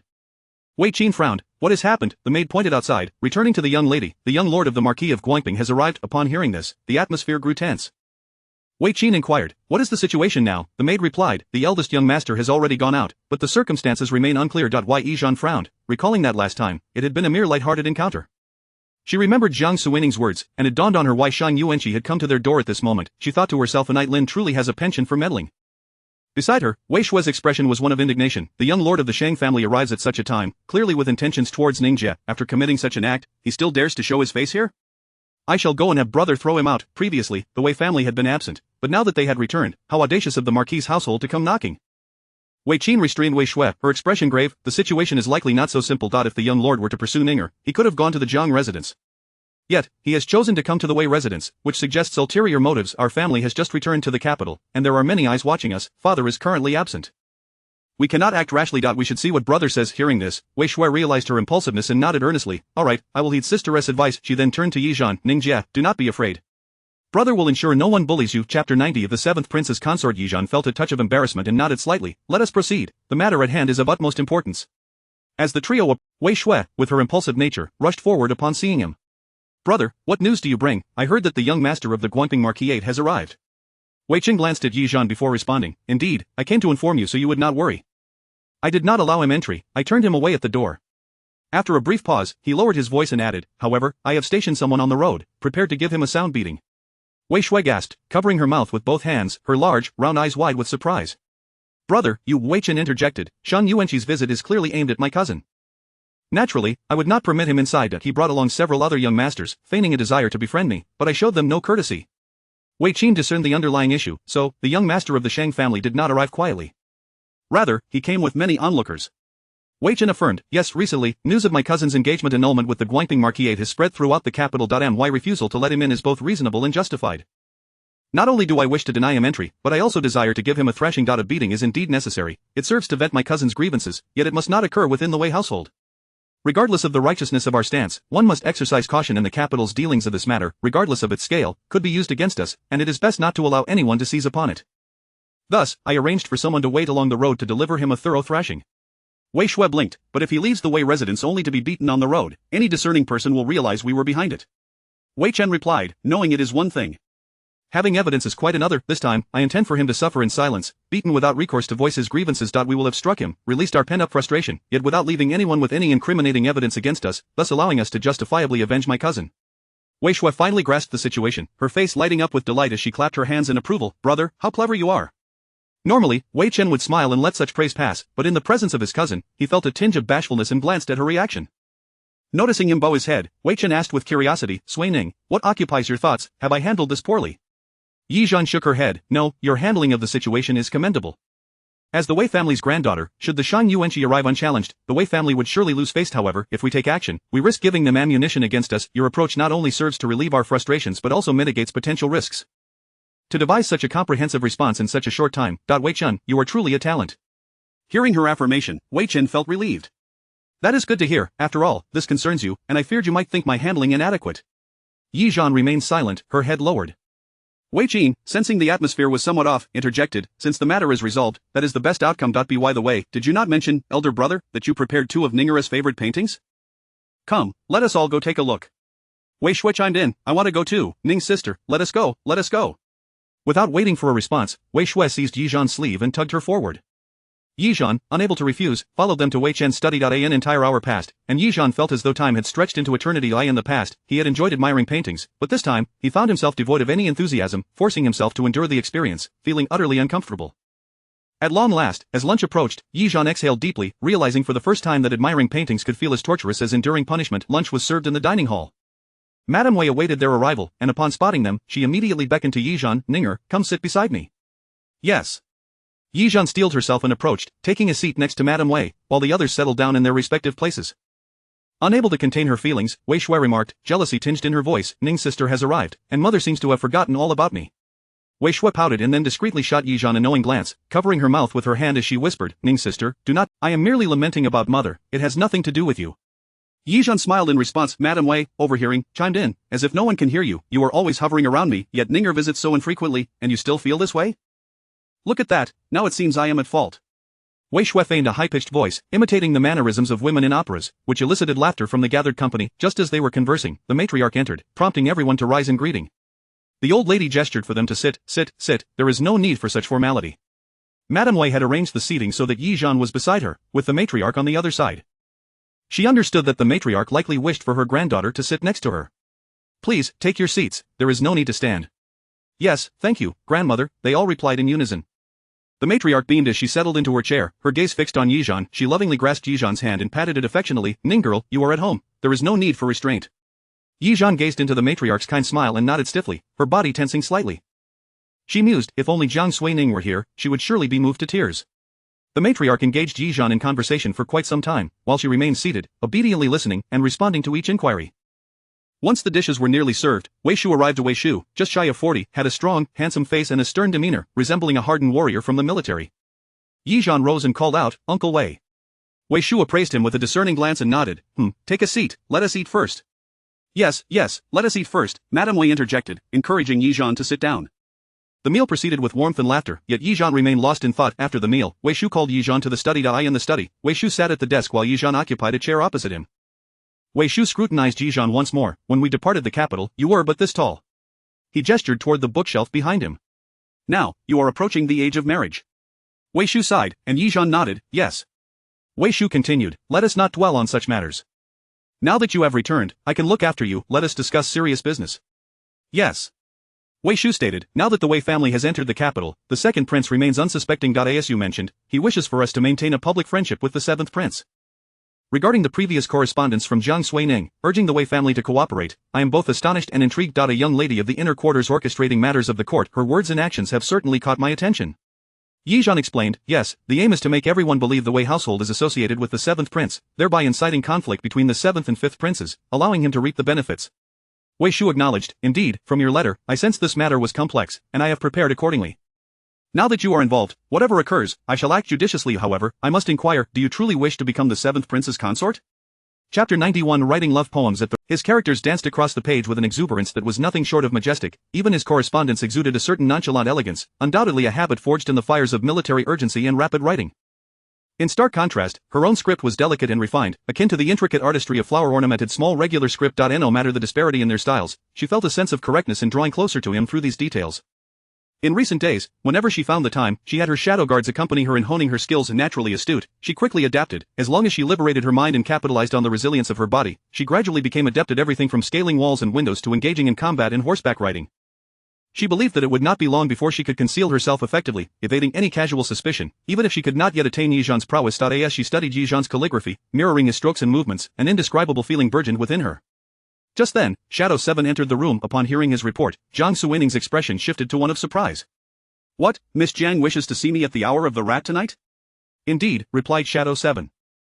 Jiang Suining lowered her gaze in contemplation. They had previously agreed that any matters requiring discussion would be conveyed through the shadow guards. Should a meeting be necessary, they would arrive directly with Lu Su.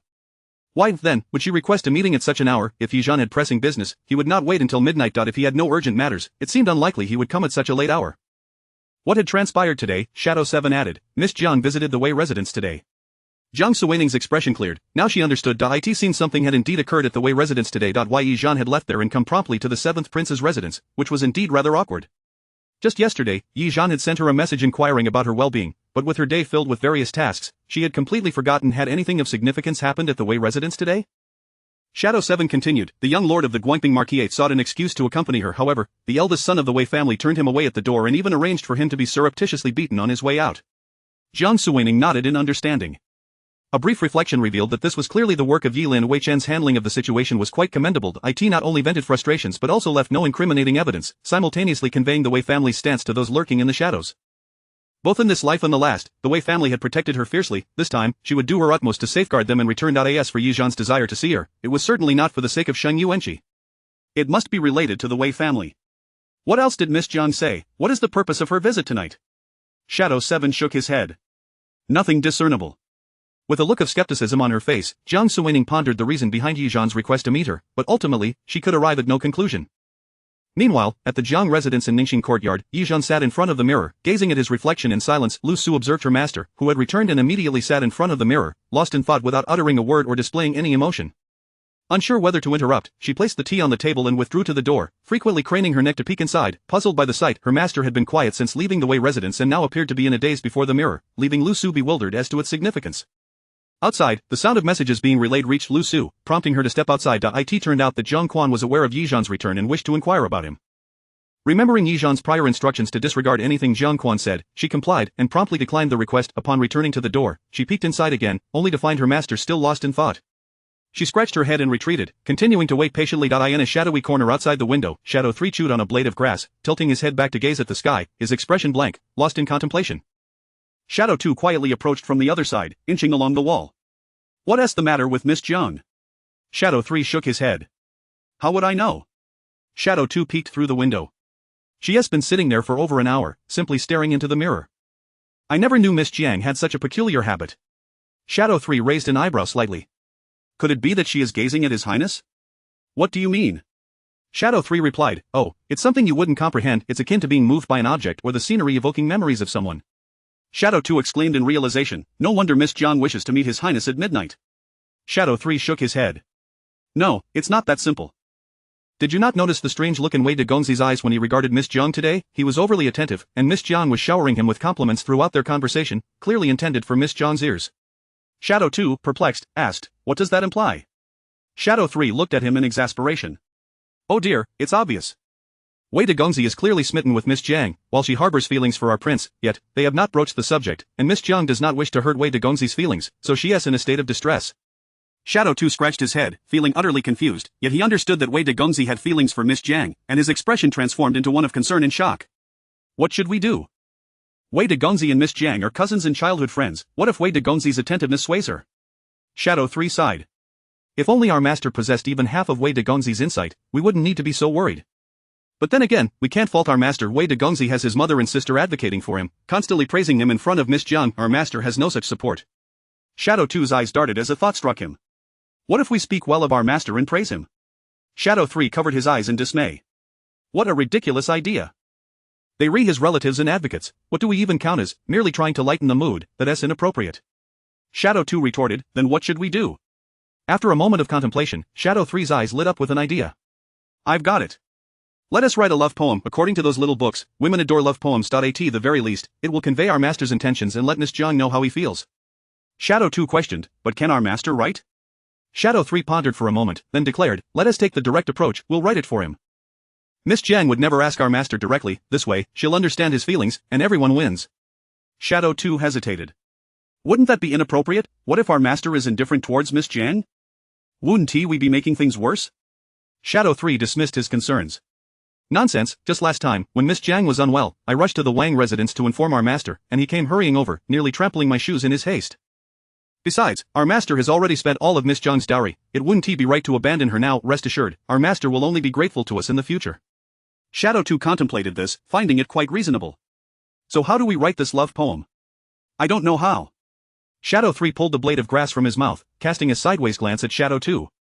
If only you read more books instead of sleeping, we wouldn't be relying on me at this critical moment. As he spoke, Shadow 3 produced a few small booklets from his pocket. Shadow 2 leaned in to look, the overbearing shopkeeper and the beautiful young lady, the miss who captivates the city, the general sweet madness after marriage. Shadow 2 withdrew his gaze and silently gave Shadow 3 a thumbs up. You truly are remarkable.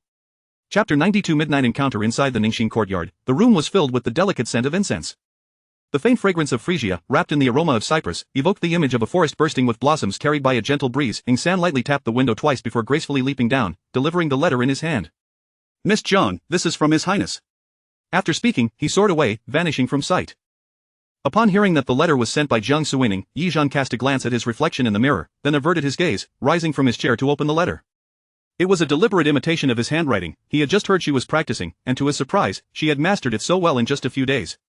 May our words harmonize with virtue, hand in hand we shall walk. Should we be unable to fly, it will lead to my demise. A single glance in this lifetime, enduring for years to come, our faithful encounter fulfills my wishes. With your hand in mine, my sleeves carry the fragrance of 3 years. Wealth may depart, power may falter, but you alone must not be forsaken. Yi Zhan read it again, puzzled by the message Jiang Suining intended to convey. Never mind, he would inquire tonight. The mere thought of their meeting made him feel anxious and restless. He endeavored to calm himself, then sat before the mirror once more, gazing at his reflection in silence. He was far too tense. In the shadows, Ing Er and Ing San huddled together, peering through a small gap in the window. What is Miss Jiang's reaction? Ing Er inquired. She seems to be perplexed. Ing San furrowed his brow, utterly bewildered. That can't be. Miss Jiang is quite learned, well-versed in poetry. These lines are among the most annotated love poems, subtle yet beautiful, neither too abrupt nor lacking in sentiment. Surely, Miss Jiang comprehends them. Could it be that she is shy? Ing Er suggested. Unlikely, Ing San retorted. Are you certain your little book isn't a mere copy, perhaps misinterpreted? I sense that Miss Jiang simply doesn't grasp it. Impossible, Miss Jiang is no dullard like His Highness. While His Highness may lack understanding, Miss Jiang undoubtedly comprehends. Then what does it mean? Ing San scratched his head, squinting as if deep in thought.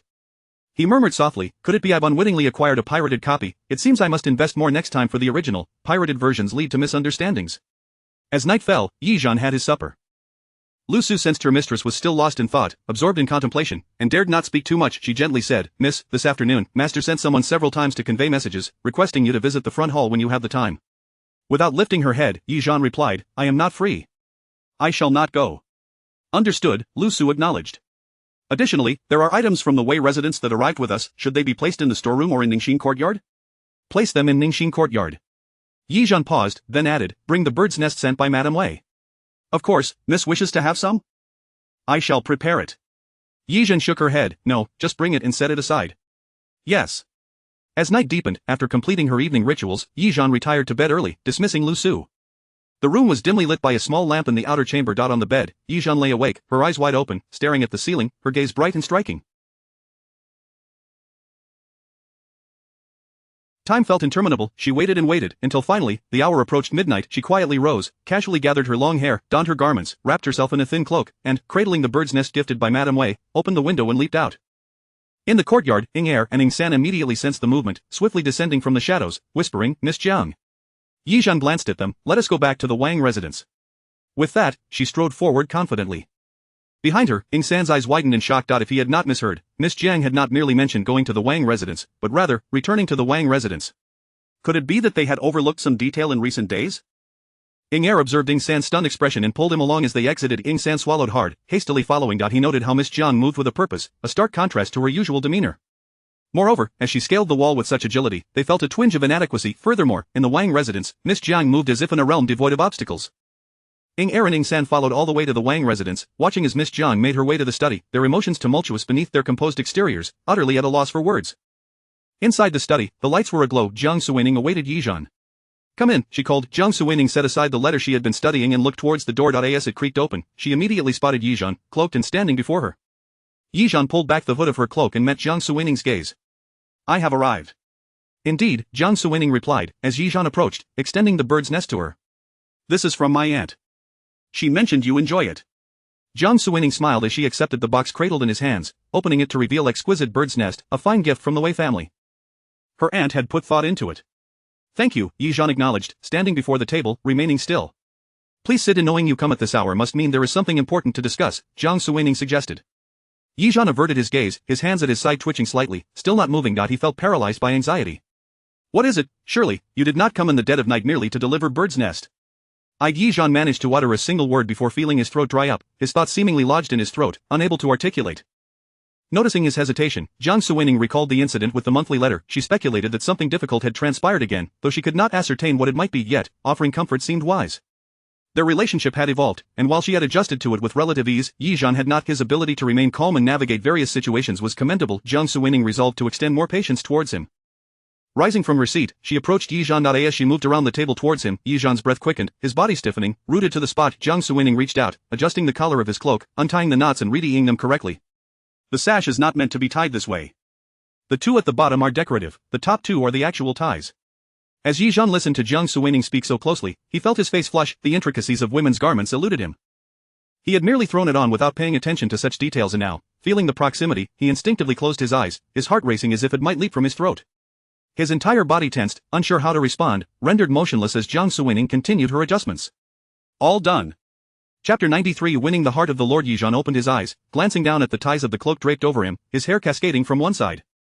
Jiang Suining tugged at his sleeve and approached. "Allow me to style your hair into a bun, it will surely look neater when we return." Zhan was unfamiliar with fastening a woman's attire, let alone styling her hair. He had merely gathered his long tresses carelessly behind him upon stepping out. As Jiang Suining pulled at his sleeve, he obediently followed her and sat down on a chair. She returned to the table, picked up a pen, and began to smooth his hair.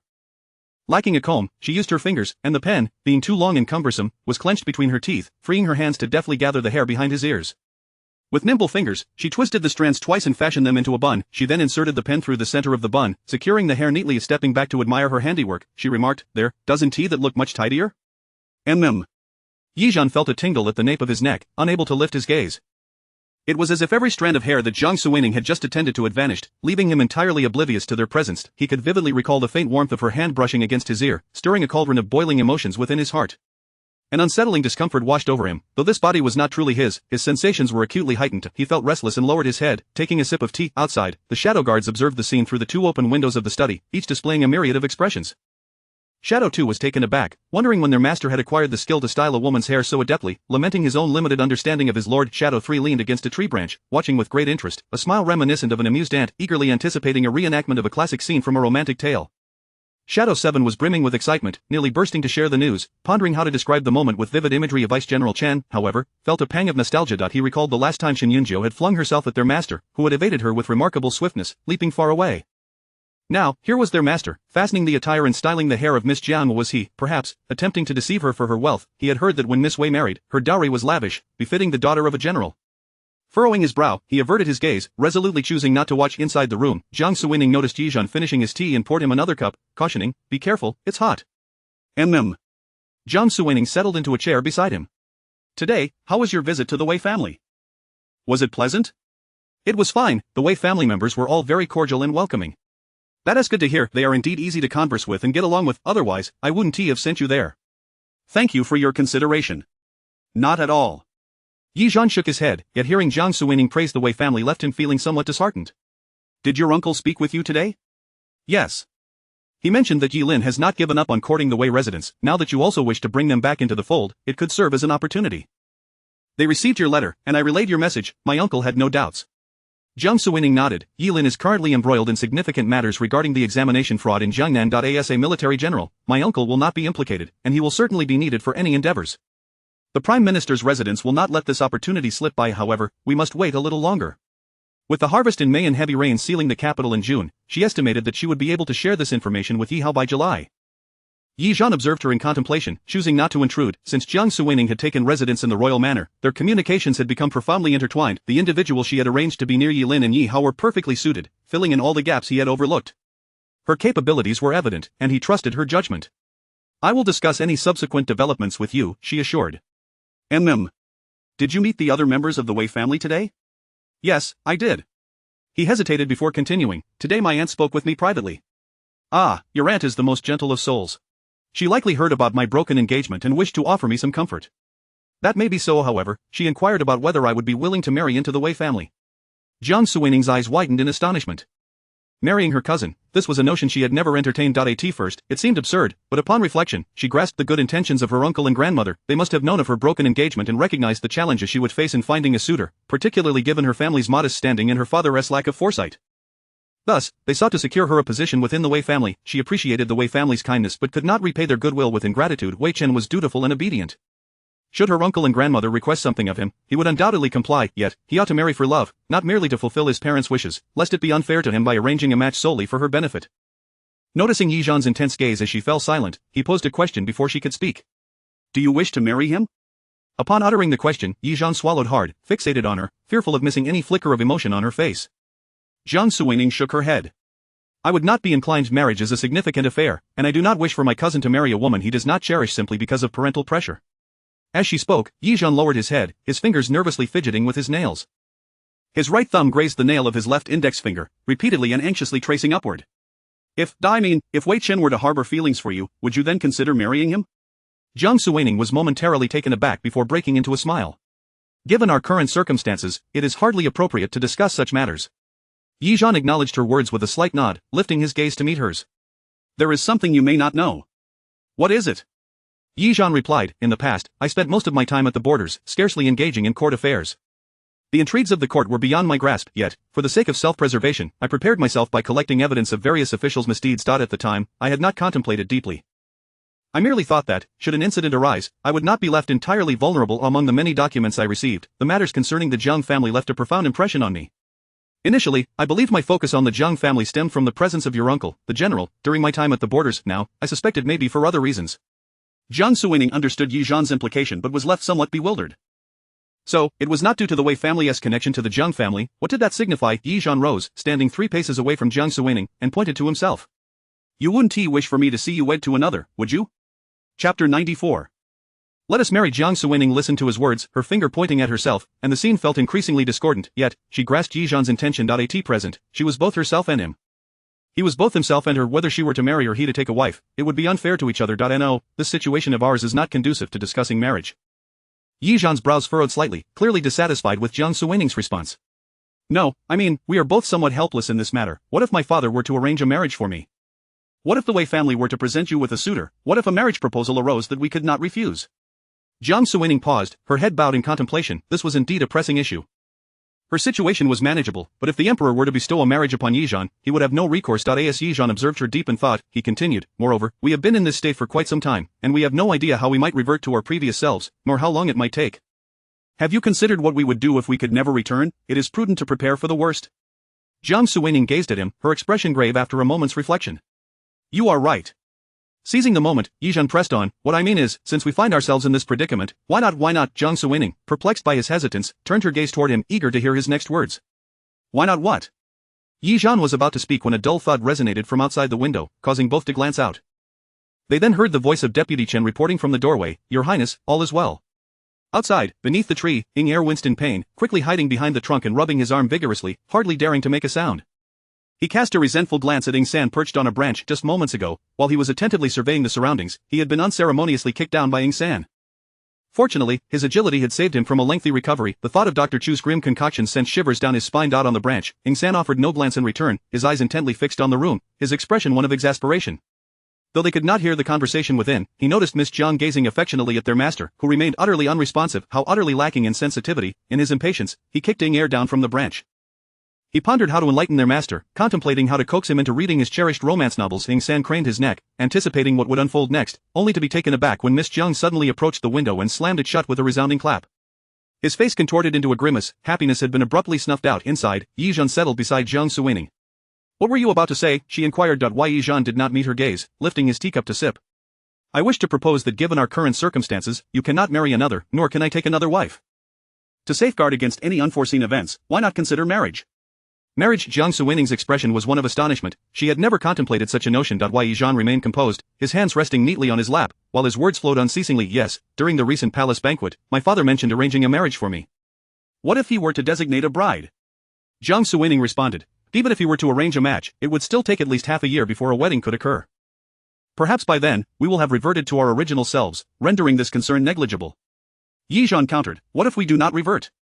Jiang Suining's brows knitted together. "You make a valid point." Seeing her thoughtful demeanor, Yi Zhan bit his lip, suppressing an involuntary smile, then continued, "Additionally, considering how long we have been in this situation, you have seen me entirely. Shouldn't you bear some responsibility?" As he spoke, he furtively gauged Jiang Suining's reaction, relieved to find her listening intently, devoid of anger. He then cast a glance back at her. Jiang Suining's eyes widened, her mouth slightly agape, displaying a look of shock. She swallowed hard, surveying Yi Zhan from head to toe, her meaning unmistakable. "I have yet to voice my thoughts, yet you have fully taken in my appearance." Upon meeting her scrutinizing gaze, Yi Zhan understood her implication and quickly raised his hands in protest. "I assure you, I did nothing. It was all Luoshu's doing. Look, I don't even know how to properly dress myself, nor can I style my hair." Jiang Suining furrowed her brows, her expression shifting. When framed this way, it did seem that Yi Zhan bore the brunt of the situation. With Luoshu at his side, she was unable to summon a servant to assist her, yet, she could not fully endorse his assertions. Normally, it was acceptable. With Luoshu tending to her needs, it sufficed, but... Suddenly, a thought struck her, and she quickly averted her gaze, her cheeks flushing as she lowered her head, too embarrassed to let Yi Zhan see. Contemplating the matters that others could not assist with, Jiang Suining found herself at a loss for words. While she could typically choose to overlook certain things, addressing them openly left them with no avenue for retreat. In truth, they shared the most intimate of connections. Was it truly so sudden to consider marriage? Seeing her silence, Yi Zhan pressed his hands against his knees, gently applying pressure to ease his own anxiety. "You will be responsible for me, won't you?" Jiang Suining's lips quivered as she opened her mouth, wanting to speak, yet finding Yi Zhan's words difficult to refute. "I too am in a position of constraint. It took me considerable time to acclimatize. Do you believe me when I say I have not touched you?" Yi Zhan shook his head earnestly, responding with unwavering certainty, "I do not believe you." Noticing his adamant belief that she had engaged with him in some manner, a troubled expression crossed Jiang Suining's face. This was indeed a matter that was difficult to clarify. Rising from her chair, she began to pace the room, her agitation palpable. Why Yi Zhan observed her, his gaze shifting, then spoke. "I am not one to welcome the company of women. At present, I find it impossible to confront my own self, let alone accept the presence of another woman by my side. I am uncertain of how to proceed." Jiang Suining regarded him thoughtfully, finally managing to articulate, "You do not welcome the company of women? What of Xin Yunjiao?" Yi Zhan replied, "I can count on one hand the number of times I've met her. In the past 5 years, I have returned only twice, and I have never shared a meal with her. I deeply regret my past decisions, but what has transpired has already occurred. Further justification holds no value. I acknowledge my mistakes, and I shall not repeat them." Jiang Suining found his words peculiar. Why the need for assurances? This was his residence, he could invite whomever he wished. What of the female physician in your military camp? When you returned, you sought her assistance as you were unable to undress in the presence of men. Yi Zhan appeared puzzled, contemplating for a moment before recalling what Jiang Suining referred to. "That was due to our victory. Many soldiers were injured, and some insisted on sending women my way, intending to place them in my care. I planned to send them away upon my return to the capital, yet you happened upon one."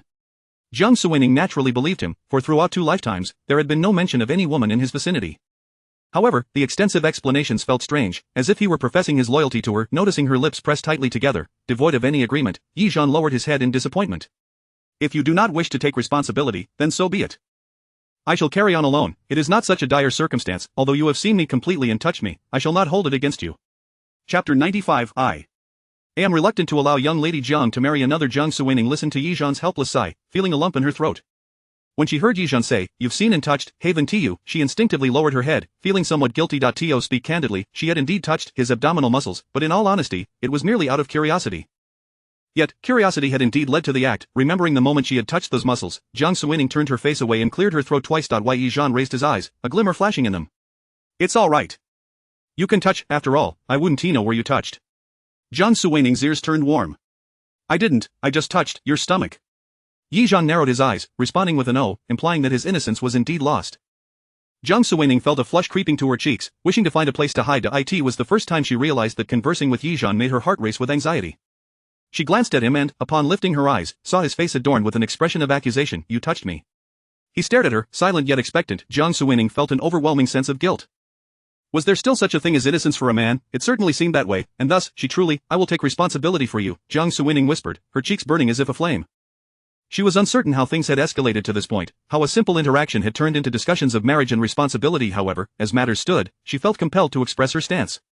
Yi Zhan appeared so pitiable, clearly uncomfortable with a woman's proximity, yet now he found himself in this very situation. It was a dilemma for him, undoubtedly. After all, having lived a second life, everything felt like a gain. Whether to marry or not had not previously crossed her mind, but if it could ease Yi Zhan's heart, she was willing to entertain the idea. Moreover, through their time together, she had come to realize that Yi Zhan was genuinely a wonderful person, thoughtful, gentle, responsible, and noble, a general renowned for his invincibility in battle. The thought of marrying such an individual filled her with an inexplicable sense of fortune. Yet, with this realization came another wave of guilt. She kept her head down, unable to meet Yi Zhan's gaze. Unbeknownst to her, Yi Zhan was struggling to suppress a smile. He endeavored to maintain a calm demeanor, pressing his lips together to hide the upward curve of his mouth, but the amusement in his eyes betrayed him. The room was enveloped in silence, the warm light casting a gentle glow as time flowed quietly. A soft breeze drifted through the window, causing the candle flames to flicker, their dancing light illuminating the faces of the two, animating their expressions. Yi Zhan gazed at Jiang Suining, then glanced at himself, unable to contain the smile. He could only try to keep his head down, preventing Jiang Suining from noticing. Jiang Suining, not hearing him speak, quietly raised her eyes and found him lost in thought. Yi Zhan extended his hands to cradle her face, making an effort to restore his expression before lifting his gaze to meet hers. Jiang Suining, seeing him holding his own face, felt an unfamiliar emotion welling up within her, her heart racing uncontrollably. She could not articulate her feelings at that moment, both shy and vexed, yet unsure of the source of her embarrassment or annoyance. She regretted having agreed to this request. What did a man require of innocence and responsibility? She had no idea what had compelled her to think so earlier, yet now that the conversation had been spoken, it could not be retracted. With Yi Zhan remaining silent, she felt utterly mortified. You seem not to need my responsibility. Upon hearing the irritation in Jiang Suining's tone, Yi Zhan immediately lifted his head, eager to explain. No, I absolutely do need it. I was momentarily taken aback. I was just afraid you wouldn't agree, for if you didn't, I would have to live alone, which would be so lonely. Thankfully, Jiang Suining was both amused and exasperated to hear the mighty warlord express such fears of solitude. Noticing her expression soften, Yi Zhan felt a surge of relief. Since you are responsible for me, then we shall indeed be marrying, correct? Jiang Suining pondered for a moment before nodding, though her demeanor remained somewhat bashful. Yi Zhan's lips curled upward, his tone imbued with a hint of excitement. Then the seventh prince will not marry anyone else, and Miss Jiang shall not marry another. Jiang Suining responded with a simple Yi Zhan continued, then let us agree on this. Jiang Suining replied, agreed. A wave of joy surged within Yi Zhan, filling his heart to the brim with indescribable happiness, as if he were floating on clouds, weightless and unburdened. Meanwhile, Jiang Suining, contemplating something, remarked, however, on the day of the palace banquet, we rejected the marriage proposal in the grand hall. It may not be so easy to reconsider marriage afterward. Yi Zhan, confident, replied, it's all right, that's simple. At that time, we were not well acquainted. The seventh prince's rejection of Miss Jiang was entirely reasonable, but if we spend some time together and find each other agreeable, I believe my father will certainly support us. As Jiang Suining listened to the words Yi Zhan used, we, each other, together, a warm current flowed through her heart. Yes, that makes sense. Then let us wait for a suitable opportunity. All right, Yi Zhan responded obediently. Jiang Suining observed the unrestrained smile on his face and felt a strange sensation, a sense of being outwitted, as if he had succeeded in his scheme. What are you laughing at? Yi Zhan, realizing her embarrassment, made an effort to suppress his smile, adopting as light-hearted a tone as possible. Nothing, I merely think that imperial marriages and external appearances are trivial matters. What truly matters is that you are willing. Jiang Suining was taken aback, not expecting Yi Zhan to articulate such thoughts. Then she watched as Yi Zhan rose and approached her. He stopped before her, extending his hand to draw forth the dark golden pendant that hung around her neck, delicately pulling it from her collar. After unfastening a button, he held the pendant in his palm, looking at Jiang Suining. His expression turned serious and earnest. I am a prince, born into royalty, and inevitably entangled in the intrigues of the court. This is my lineage, a reality I cannot escape. I once thought I could live as a leisurely prince, detached from it all. However, after being struck by an arrow on my return to the capital, I understood that as long as I live, I am a threat to them. If we marry, it will draw you into my faction. I have wrestled with the morality of this decision for some time. I do not wish to place you in danger, yet, we are now bound together, sharing both honor and disgrace, life and death. Moreover, I am unwilling to see Miss Jiang wed to another. Thank you for your willingness. I may not be adept at the machinations of the court, but I know that absolute strength can crush all obstacles. I command an army, well-supplied and well-equipped due to certain officials embezzling military funds. I have cleverly concealed and organized a vanguard unit to mislead the enemy. I had initially intended to report this to the court upon my return, but I now have no intention of doing so. I offer it to you though I am a prince and embroiled in the struggle for royal power. I will protect you, this is my promise, and it is the utmost sincerity I can offer you. Chapter 96. Aining. Nightjan spoke slowly, carefully choosing his words to avoid startling Jiang Suining. After finishing his sentence, he solemnly placed the ink-gold pendant into the palm of her hand. Jiang Suining looked down at the object resting in her hand, and a tempest of emotions surged within her. While others were oblivious to its significance, she recognized it all too well. The Crimson Feather Army. In her past life, this illustrious army had been renowned, a formidable force of 10,000 elite soldiers that had swept through the palace with ease. This ink-gold pendant was the insignia of the Crimson Feather Army, and now, Nightjan was entrusting it to her. This was his life-preserving trump card, and he was giving it to her without hesitation. She gazed at Nightjan, shock evident in her eyes, and shook her head. I cannot accept this. Nightjan replied, if not for the seventh prince, it serves no purpose in your hands, Miss Jiang. Jiang Suining understood the implication behind his words. She lowered her gaze to the ink-gold pendant. The central ring was crafted from white jade, intricately carved with eagle feathers, encased in a closed loop of ink gold. The coolness of the ink gold against her palm contrasted sharply with the overwhelming heat and intensity she felt at that moment. This was Nightjan's fate. After much contemplation, she wrapped her fingers around the pendant, clutching it as one would hold a flickering flame. She looked at Nightjan, her tone resolute. I will do everything in my power to protect us. Nightjan smiled, then I shall rely on you, Miss Jiang. For reasons unknown, he felt an unprecedented sense of satisfaction and joy. The indescribable feeling surged within him, a torrent of emotions that transcended language. May I call you Aining? Aining. Nightjan gazed at her with a smile, while Jiang Suining dared not meet her own eyes. I shall take my leave now, he said, fearing she might change her mind. All right. Jiang Suining responded, somewhat dazed. Nightjan turned to leave, but paused at the door to look back. Jiang Suining stood illuminated by the warm light, their eyes meeting. Will you attend the banquet at the Wei residence? I surmise that Knight Lin will surely have your uncle extend an invitation to you.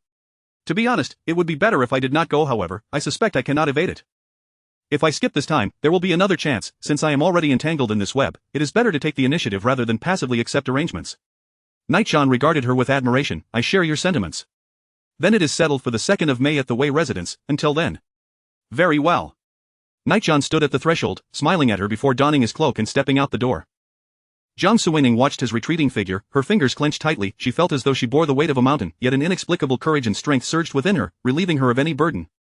After a considerable time, Deputy Commander Chen approached. My lord, Miss Jiang has departed. My lord, it is late, perhaps you should rest. Jiang Suining paused, walking towards her writing desk as she instructed Deputy Commander Chen, tomorrow morning, once Miss Jiang awakens, have her check the dowry left by Madame Wei. With a loud bang, Deputy Commander Chen shut the door. He had heard nothing. As long as he heard nothing, the matter had not occurred. My lord, I have fallen ill today and my hearing is impaired. I shall seek Dr. Chu for some medicine. With that, Deputy Commander Chen swiftly fled. Heaven above, his master was truly shameless. He had seen men who lived off women, but never one who so brazenly took advantage. It was one thing to empty Jiang Suining's private treasury, but now he intended to seize Madame Wei's dowry as well. Just moments ago, he had wondered why his master was so attentive to Miss Jiang, only to discover that it was all part of this scheme. Shamelessness, truly shameless. He, Chen, would not stoop to such depths. Even if punished and confined to a small darkroom, he would accept it, but he would never partake in such actions. Deputy Commander Chen was filled with indignation, lamenting, Miss Jiang has truly drawn the short straw to encounter my lord. He felt that it would not be long before not only Miss Jiang's private treasury and Madame Wei's dowry were emptied, but the Wei family would also face the same fate at the hands of his master. He had never imagined that his master could stoop to such levels. It was one thing to commit such acts, but to do so without a shred of shame, believing himself entirely justified, was beyond comprehension. With that self-righteous expression, one might think the Jiang family were his assets. Unable to bear the sight, Deputy Commander Chen covered his eyes and fled the courtyard with haste. As Jiang Suining observed Deputy Commander Chen's departure, she pondered whether he had been overworked lately and if she should grant him a day off. She then summoned Shadow 7 and issued her instructions. Shadow 7 was straightforward. He followed her directives without question. Though he sensed something was amiss, his thoughts were occupied with how to articulate his message to Miss Jiang in a cultured manner when he visited her the next day. After Shadow 7 left, Jiang Suining retrieved the documents on various officials in the capital. She prepared to reorganize this information based on her memories from her previous life. However, as she sat down, her mind became chaotic, overwhelmed by Nightjan's earlier words. She felt an underlying dissonance, yet could not articulate what it was given their current situation. Marriage indeed seemed to be the best course. It would keep others from becoming entangled and make it less likely for their secret to be discovered, allowing them to collaborate more effectively. However, despite the marriage, Nightjan had entrusted her with the Crimson Feather Army. She understood the significance of an army to a general, and even more so the weight the Crimson Feather Army bore for Nightjan. Yet, he had given it to her without a second thought. He had bestowed upon her his utmost trust. In comparison, the meager dowry her mother had left her paled in significance. While her mother's dowry might not be utilized, it was prudent to assess how much liquid capital could be drawn from it. Should the need arise, her fingers brushed against the ink-gold pendant hanging from her neck, and she recalled Nightjohn's words. Her heart raced, beating faster than before. Jiang Suining rose and approached the window, opening it to let in the cool night breeze, which swept away some of her restlessness. Only then did she realize her cheeks were flushed. She raised her hand to press against her face but abruptly withdrew it, glancing at her hand, her face turning crimson. Meanwhile, Nightjohn made his way back to the Jiang residence. Upon entering his room, he wiped his hands with a damp cloth, then slipped off his shoes and climbed into bed without changing out of his cloak. He caressed the ties of his cloak, fingers gently tracing the fabric, memories of Jiang Suining fastening his clothing and styling his hair flooding his mind. A smile crept upon his lips without his realizing it. In that moment, he no longer felt the need to restrain his emotions as he had in the Wang residence. His smile was unrestrained, his eyes shimmering like stars in the night. With every recollection of the moment spent with her, he felt an overwhelming joy, tossing and turning in bed like a 500-year-old caterpillar. He was immensely happy. Outside, in the shadows of Ningxin courtyard, Shadow 2 whispered to Shadow 3, "Have you noticed how exceptionally cheerful Miss Jiang is? Throughout the journey, her smile has not faded." Shadow 3 shot him an exasperated glance. "Do you even need to mention it? It's obvious enough."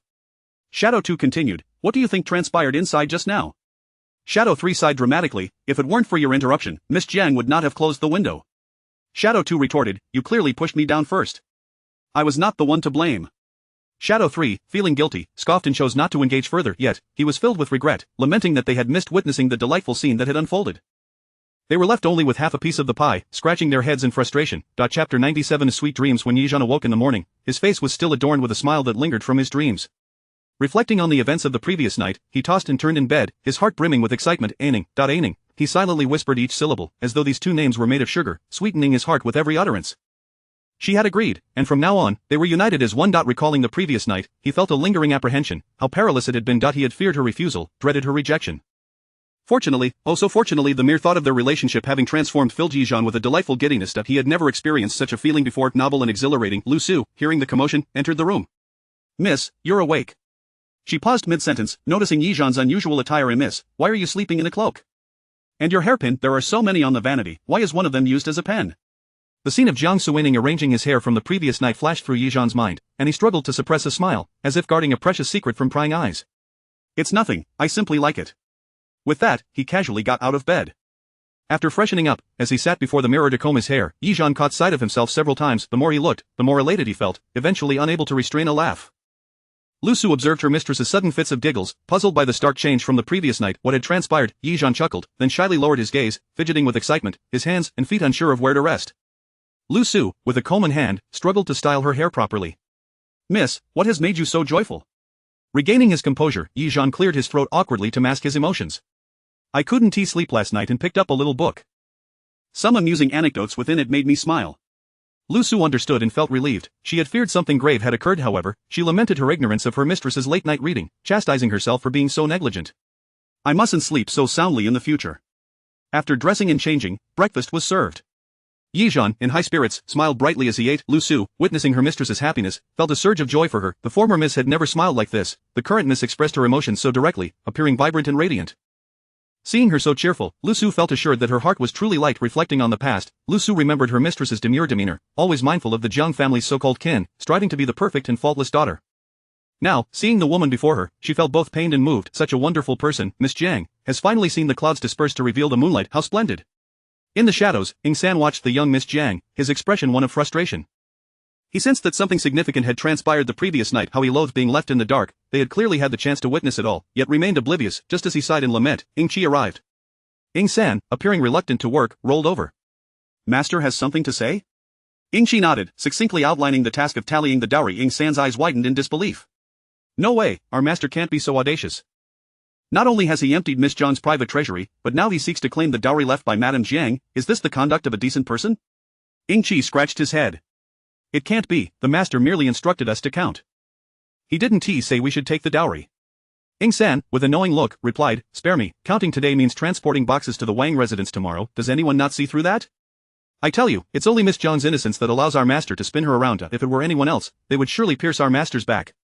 In Chi's mind, his master retained an admirable image, and he refused to believe San's words. "Surely it's just a simple tally." San shook his head, incredulous at Chi's naivety. If he had no such intentions, why would he concern himself with Miss Jiang's dowry? What does the dowry left by Madame Jiang have to do with him? Is it that the Jiang family can't count, or is it that they are incapable of handling such matters?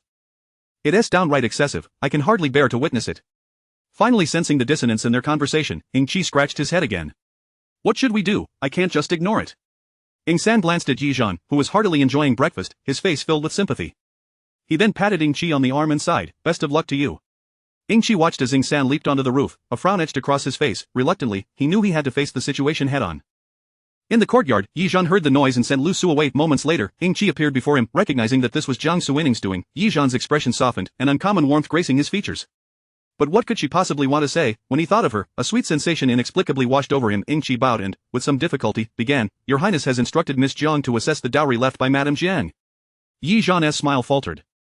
Was the Wang residence in need of funds again? As he spoke, a profound sense of guilt and remorse welled within him that he truly was impoverished, and regrettably so, for not having earned more. Ing-chi, striving to mitigate his master's concerns, explained, Not exactly, the prince is preparing for a certain matter and fears a lack of funds later on, hence the need for an inventory.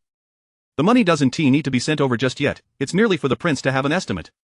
Hearing this, Yi-jeon breathed a sigh of relief that he had feared the Wang residence was on the brink of financial ruin. For a young lady to come to his home and contribute her private treasury and dowry, as well as her late mother's belongings, was utterly unreasonable. I understand, you may leave. Ing-chi, unable to look up, acknowledged with a quick yes and hurriedly departed. Yi-jeon gazed at the food before him, his appetite vanishing. The thought of Jiang Suining worrying about money in the Wang residence extinguished any desire to eat. He rose, retreated to his room, sat for a moment, then moved to the courtyard, taking a seat on a stone bench. He was troubled, pondering how to earn money. However, after some contemplation, he realized he had no means of making substantial income. This realization left him feeling profoundly despondent. On the rooftop, Ing-er stealthily approached. Is Miss Jiang upset with the master? No family, no matter how wealthy, can bear the master's whims. Ing-san shook his head. I don't think so. Miss Jiang doesn't seem angry, but rather worried. Ing-er, puzzled, asked, worried at this time? Is she lamenting her lack of wealth? Ing-san replied, what other explanation could there be? Last time, when Deputy General Chen came and emptied Miss Jiang's private treasury, she vowed to earn more. This time should be no different. Ing-er paused, deeply moved. Miss Jiang is truly wonderful. If the master treats her poorly in the future, it would be a grave injustice. Regardless, if the master and Miss Jiang argue, I shall side with her. Ing-san cast another sympathetic glance at Yi-jeon, who paced anxiously within the room, on the verge of expressing his agreement, when he suddenly heard two sharp whistles from inside. Instantly alert, he leaped down and bowed to Yi-jeon. Miss Jiang? Yi-jeon turned his gaze toward him, his expression shifting. Are you extorting me? Chapter 98 Miss Jiang is unbelievably fierce. Extortion. Ing-san was taken aback. What did Miss Jiang mean by that? He was uncertain whether to respond affirmatively or negatively. If he said yes, would it tarnish his master's image in Miss Jiang's eyes, leading her to believe they were merely engaged in petty thievery and brawls outside? Although he felt his master had recently strayed far from propriety, he still believed it was his duty to defend him in times of trouble. Conversely, if he said no, might that suggest he lacked competence in his duties? He quickly pondered the matter and replied, I have not engaged in such activities, but I am willing to learn. Yi-jeon nodded approvingly. Very well. After he spoke, he approached the desk, picked up a pen, and prepared to write. As he began to write, he glanced at Ing-san, realizing his handwriting would be recognized that he needed to alter it slightly. With a swift flourish, he completed the task and handed the large sheet of paper to Ing-san. Upon his first glance, Ing-san couldn't help but marvel internally. Miss Jiang was undoubtedly under his master's influence, evident even in her handwriting. Though there were slight discrepancies, the essence was strikingly similar. His master must have been extraordinarily fortunate in his past life to encounter such a remarkable lady in this one. As Ing-san pondered this, Yi-jeon continued, instructing him to collect money according to the details written above. First, there was Zhang Kensi from the Ministry of Revenue, a minor official with a wealthy background. His business had evaded half of its taxes for 5 years. Extort him for 100,000 taels. Next, seek out the grandson of the second branch of the Grand Scholar's residence. He had given a royal gift to the courtesan of Yenlai Tower, who subsequently lost it. Threaten him, his family is affluent, and he would surely hesitate to inform them. Demand 200,000 taels. At the residence of Inspector Zhang, Madame Zhang indulged her nephew, who had seized land on the outskirts of the capital and even injured someone. This year, Inspector Zhang's performance review was critical. Ask him for 50,000 taels, but not too much. Too high a demand might provoke desperate measures. As for the others, proceed methodically according to the list. Yi-jeon had selected those whose crimes were not severe yet were capable of paying. He refrained from targeting those with fatal vulnerabilities, believing they might be useful to Jiang Suining in the future and should not be squandered on trivial matters. Yi-jeon was quite satisfied with his arrangements. Ing-san, however, was left in a state of shock after hearing Yi-jeon's instructions. He quickly reviewed the information in his mind, swallowing several times. Was Miss Jiang truly this formidable? While it was one thing to extort minor officials, how could she dare to involve the Grand Scholar's residence and the Grand Tutor's residence? Miss Jiang was audacious indeed, yet, how could she possess such knowledge? He recognized many of these individuals, recalling that his master had previously gathered evidence against them in the capital. Had his master disclosed all this information to Miss Jiang, listening to such bold declarations as just collect the money, it sounded as simple as harvesting cabbages. Should he inform his master? No, it would be best to remain silent. Miss Jiang acted for his master's benefit, and they, as subordinates, should preserve her gentle and dignified image. Not only should he refrain from speaking, but he must also find ways to keep it a secret. Resolute in his thoughts, Ing San committed everything Yi Zhan had said to memory. What if they refuse to pay? Yi Zhan replied confidently, report to the authorities. Ing San gazed at Miss Jiang's imposing demeanor and instantly envisioned his master sweeping across the battlefield with unparalleled might. He mused indeed, prolonged association with another can lead to a certain level of assimilation. However, this also involved the grand scholars and grand tutors' residences. Yi Zhan declared, report it, the Jingzhaoyin wouldn't dare intervene, simply deliver it directly to Lord Gao of the Dali Temple. In the illustrious realm of the Great Zhou, how can one harbor filth and corruption? Having spoken justly, he turned to Ing San and added, report discreetly, do not let them discover our involvement. Have everyone rise and prepare the evidence from various locations. First, make a copy and deliver it to the main family. If they pay, all is well. If they do not, simply copy it again and send it to Lord Gao at the Dali Temple. The process is straightforward and easy to execute. Ing San, bewildered by Miss Jiang's demeanor, thought what if those being threatened decided to report to the authorities? Yi Zhan reassured him, they would not dare. We are not acting overtly, it is merely a case of black eating black. Our demands are reasonable, within their capacity to bear. With admiration, Ing San looked at Miss Jiang. Indeed, I shall proceed immediately. Yi Zhan nodded in satisfaction. The thought of soon accumulating a considerable sum to present to Ning filled him with delight, and he felt a surge of joy. Having set his mind at ease regarding the money-making endeavor, Yi Zhan returned to the desk and began to write down the heartfelt words he had heard from the Wei family the previous day, expressing their concern for her. He imagined how pleased she would be upon reading them. As he reminisced, his writing slowed, and recalling Jiang Suining's imitation of his handwriting, he decided to learn from her style as well. He retrieved an old copybook of her calligraphy from the bookshelf. After perusing a couple of pages, he nodded repeatedly, impressed by the beauty of her script. He had never realized how exquisite the small characters of Zhanhua could be, each letter blooming like flowers on rice paper. The ink splashes formed a picturesque background, resembling a painting. He wrote slowly and attentively, transcribing the affectionate sentiments expressed by the matriarch of the Wei family, along with Wei Qin and Wei Shui's assurances of support, leaving out some of the remarks from Madame Wei and Wei Chen for brevity. By the time he finished, it was nearly noon. Lu Su entered, intending to prepare bird's nest soup for her young lady, but after searching, she found nothing. Puzzled, she recalled that it had been placed on the table the previous day. How could it have vanished now? How strange. Meanwhile, in certain corners of the capital, chaos was already brewing. First, there was Zhang Kensi from the Ministry of Revenue. Though a minor official, he hailed from a prosperous merchant family. At this moment, he stared in panic at the items before him, beads of sweat streaming down his face. Where had these come from? The steward quivered. Sir, I do not know. Should we report to the authorities? This is extortion. Zhang Kensi angrily smashed a cup, causing a loud crash, leaving the steward trembling in silence. The evidence was indisputable. Would reporting to the authorities lead to his capture or that of the steward? The steward lowered his head, shaking, too fearful to respond. Zhang Kensi paced anxiously in the room, the identity of the assailants shrouded in mystery. Yet, one thing he could confirm was their singular motivation.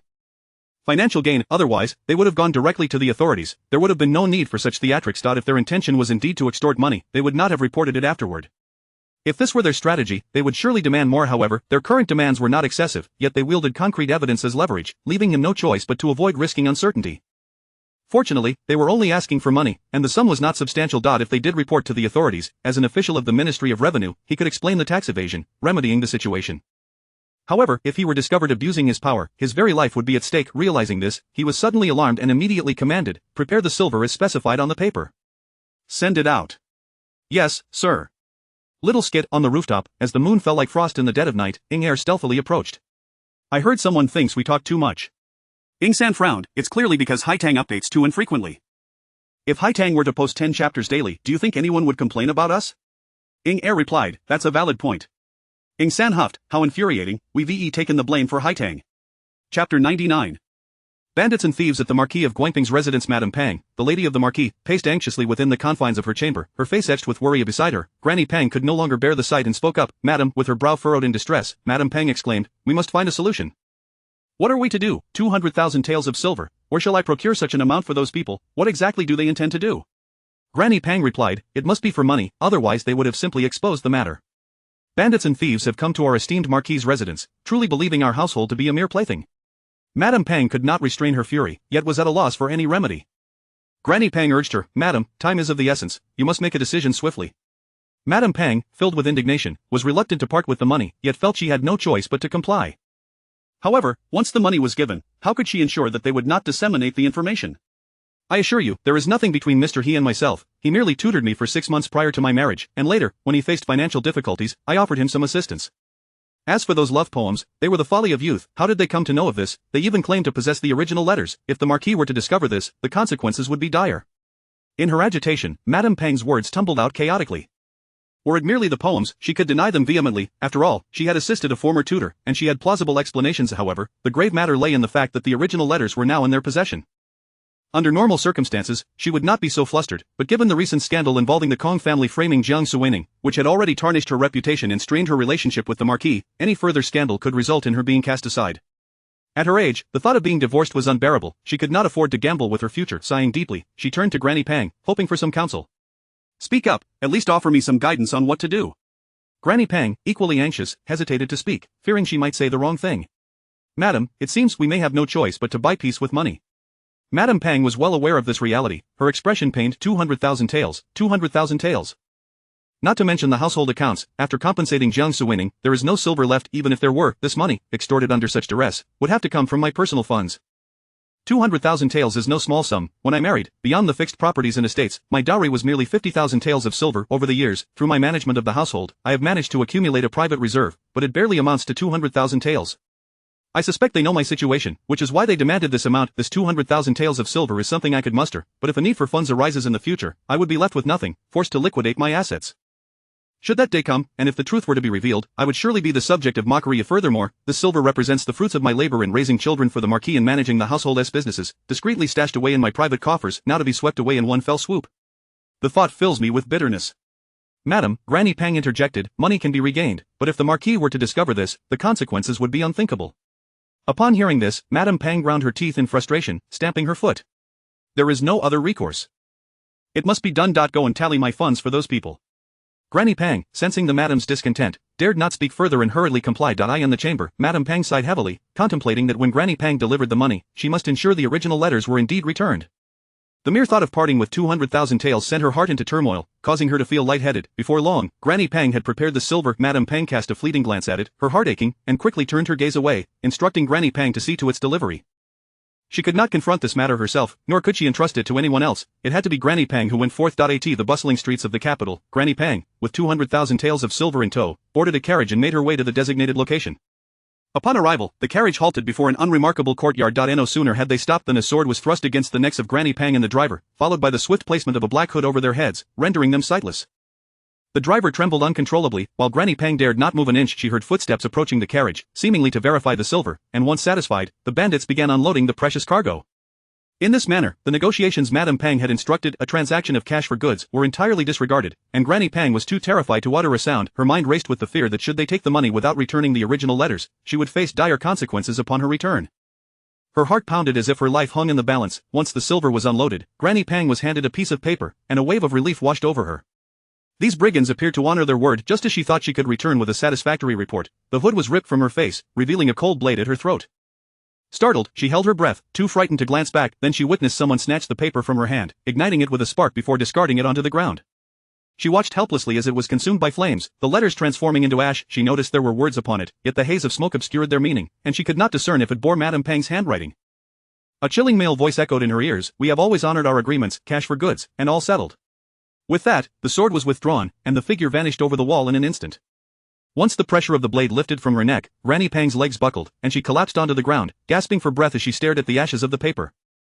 Tears threatened to spill, yet none came. Summoning her courage, Granny Pang rose, carefully retrieving a handkerchief to gather the remnants of ash before urging the driver to return to the Marquis of Guangping's residence. Back in the main courtyard, Madame Pang, filled with trepidation, awaited Granny Pang's return. As soon as she appeared, Madame Pang hurriedly inquired, "What transpired? Did you manage to retrieve it?"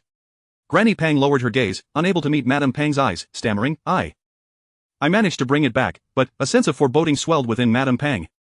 "But what?" With trembling hands, Granny Pang revealed the handkerchief, unveiling the blackened, crumbled remains of paper. Madame Pang's expression turned to one of disbelief. "What is this? 200,000 taels exchanged for this?" Granny Pang sank to her knees. "Madam, they would not allow me to take it. It had to be destroyed on sight." "Did you see clearly? Were those my letters?" Granny Pang, sensing Madame Pang's urgency, steeled herself to respond, yes, I have seen them. It was indeed your handwriting, and those were the letters. The destruction occurred before my very eyes. I can assure you, they were incinerated, without a doubt." As she spoke, Granny Pang had already resolved to seize the opportunity to escape the Marquis's residence in a few days. After years of service, she had earned her freedom, and now it seemed prudent to flee. She was privy to Madame Pang's secrets, and she knew that Madame Pang would not pursue her too vigorously. It was far preferable to live in fear of discovery by remaining close, for should there be another incident, she would find it impossible to conceal the truth. Hearing Granny Pang's words, Madame Pang exhaled a sigh of relief, oblivious to Granny Pang's planned escape. Since it has been burned and you have confirmed it, then all is well. Even if rumors arise, I shall deny them, and no blame shall be cast upon me. Granny Pang quickly replied, indeed, indeed. Chapter 100 His people dare to bully at the entrance of the small courtyard on Fong Street. After Lady Pang departed in her horse-drawn carriage, another carriage emerged from the back gate. It was laden with chests of silver, unmistakably the very same that Lady Pang had just delivered. The drivers were Shadow 2 and Shadow 3. The wife of the Duke of Guangping was indeed being vastly underestimated with the sum of 200,000 taels. Had it not been for our masteress' timely intervention at the Kong residence, Miss Jiang would have faced dire straits. I later learned that the Pang matriarch could spin tales so convincingly that the deceased might be spoken of as if alive. Frightening, indeed. Shadow 2 remarked, indeed, I heard the situation was perilous. Shadow 3 added, quite so, thankfully, our master played the hero and rescued the damsel in distress. No wonder Miss Jiang harbors such deep affections for him. There are always traces to follow. Furthermore, Miss Jiang instructed that this time, we should extract every last coin from the Duke's wife, and next time, we would seek out the Duke himself.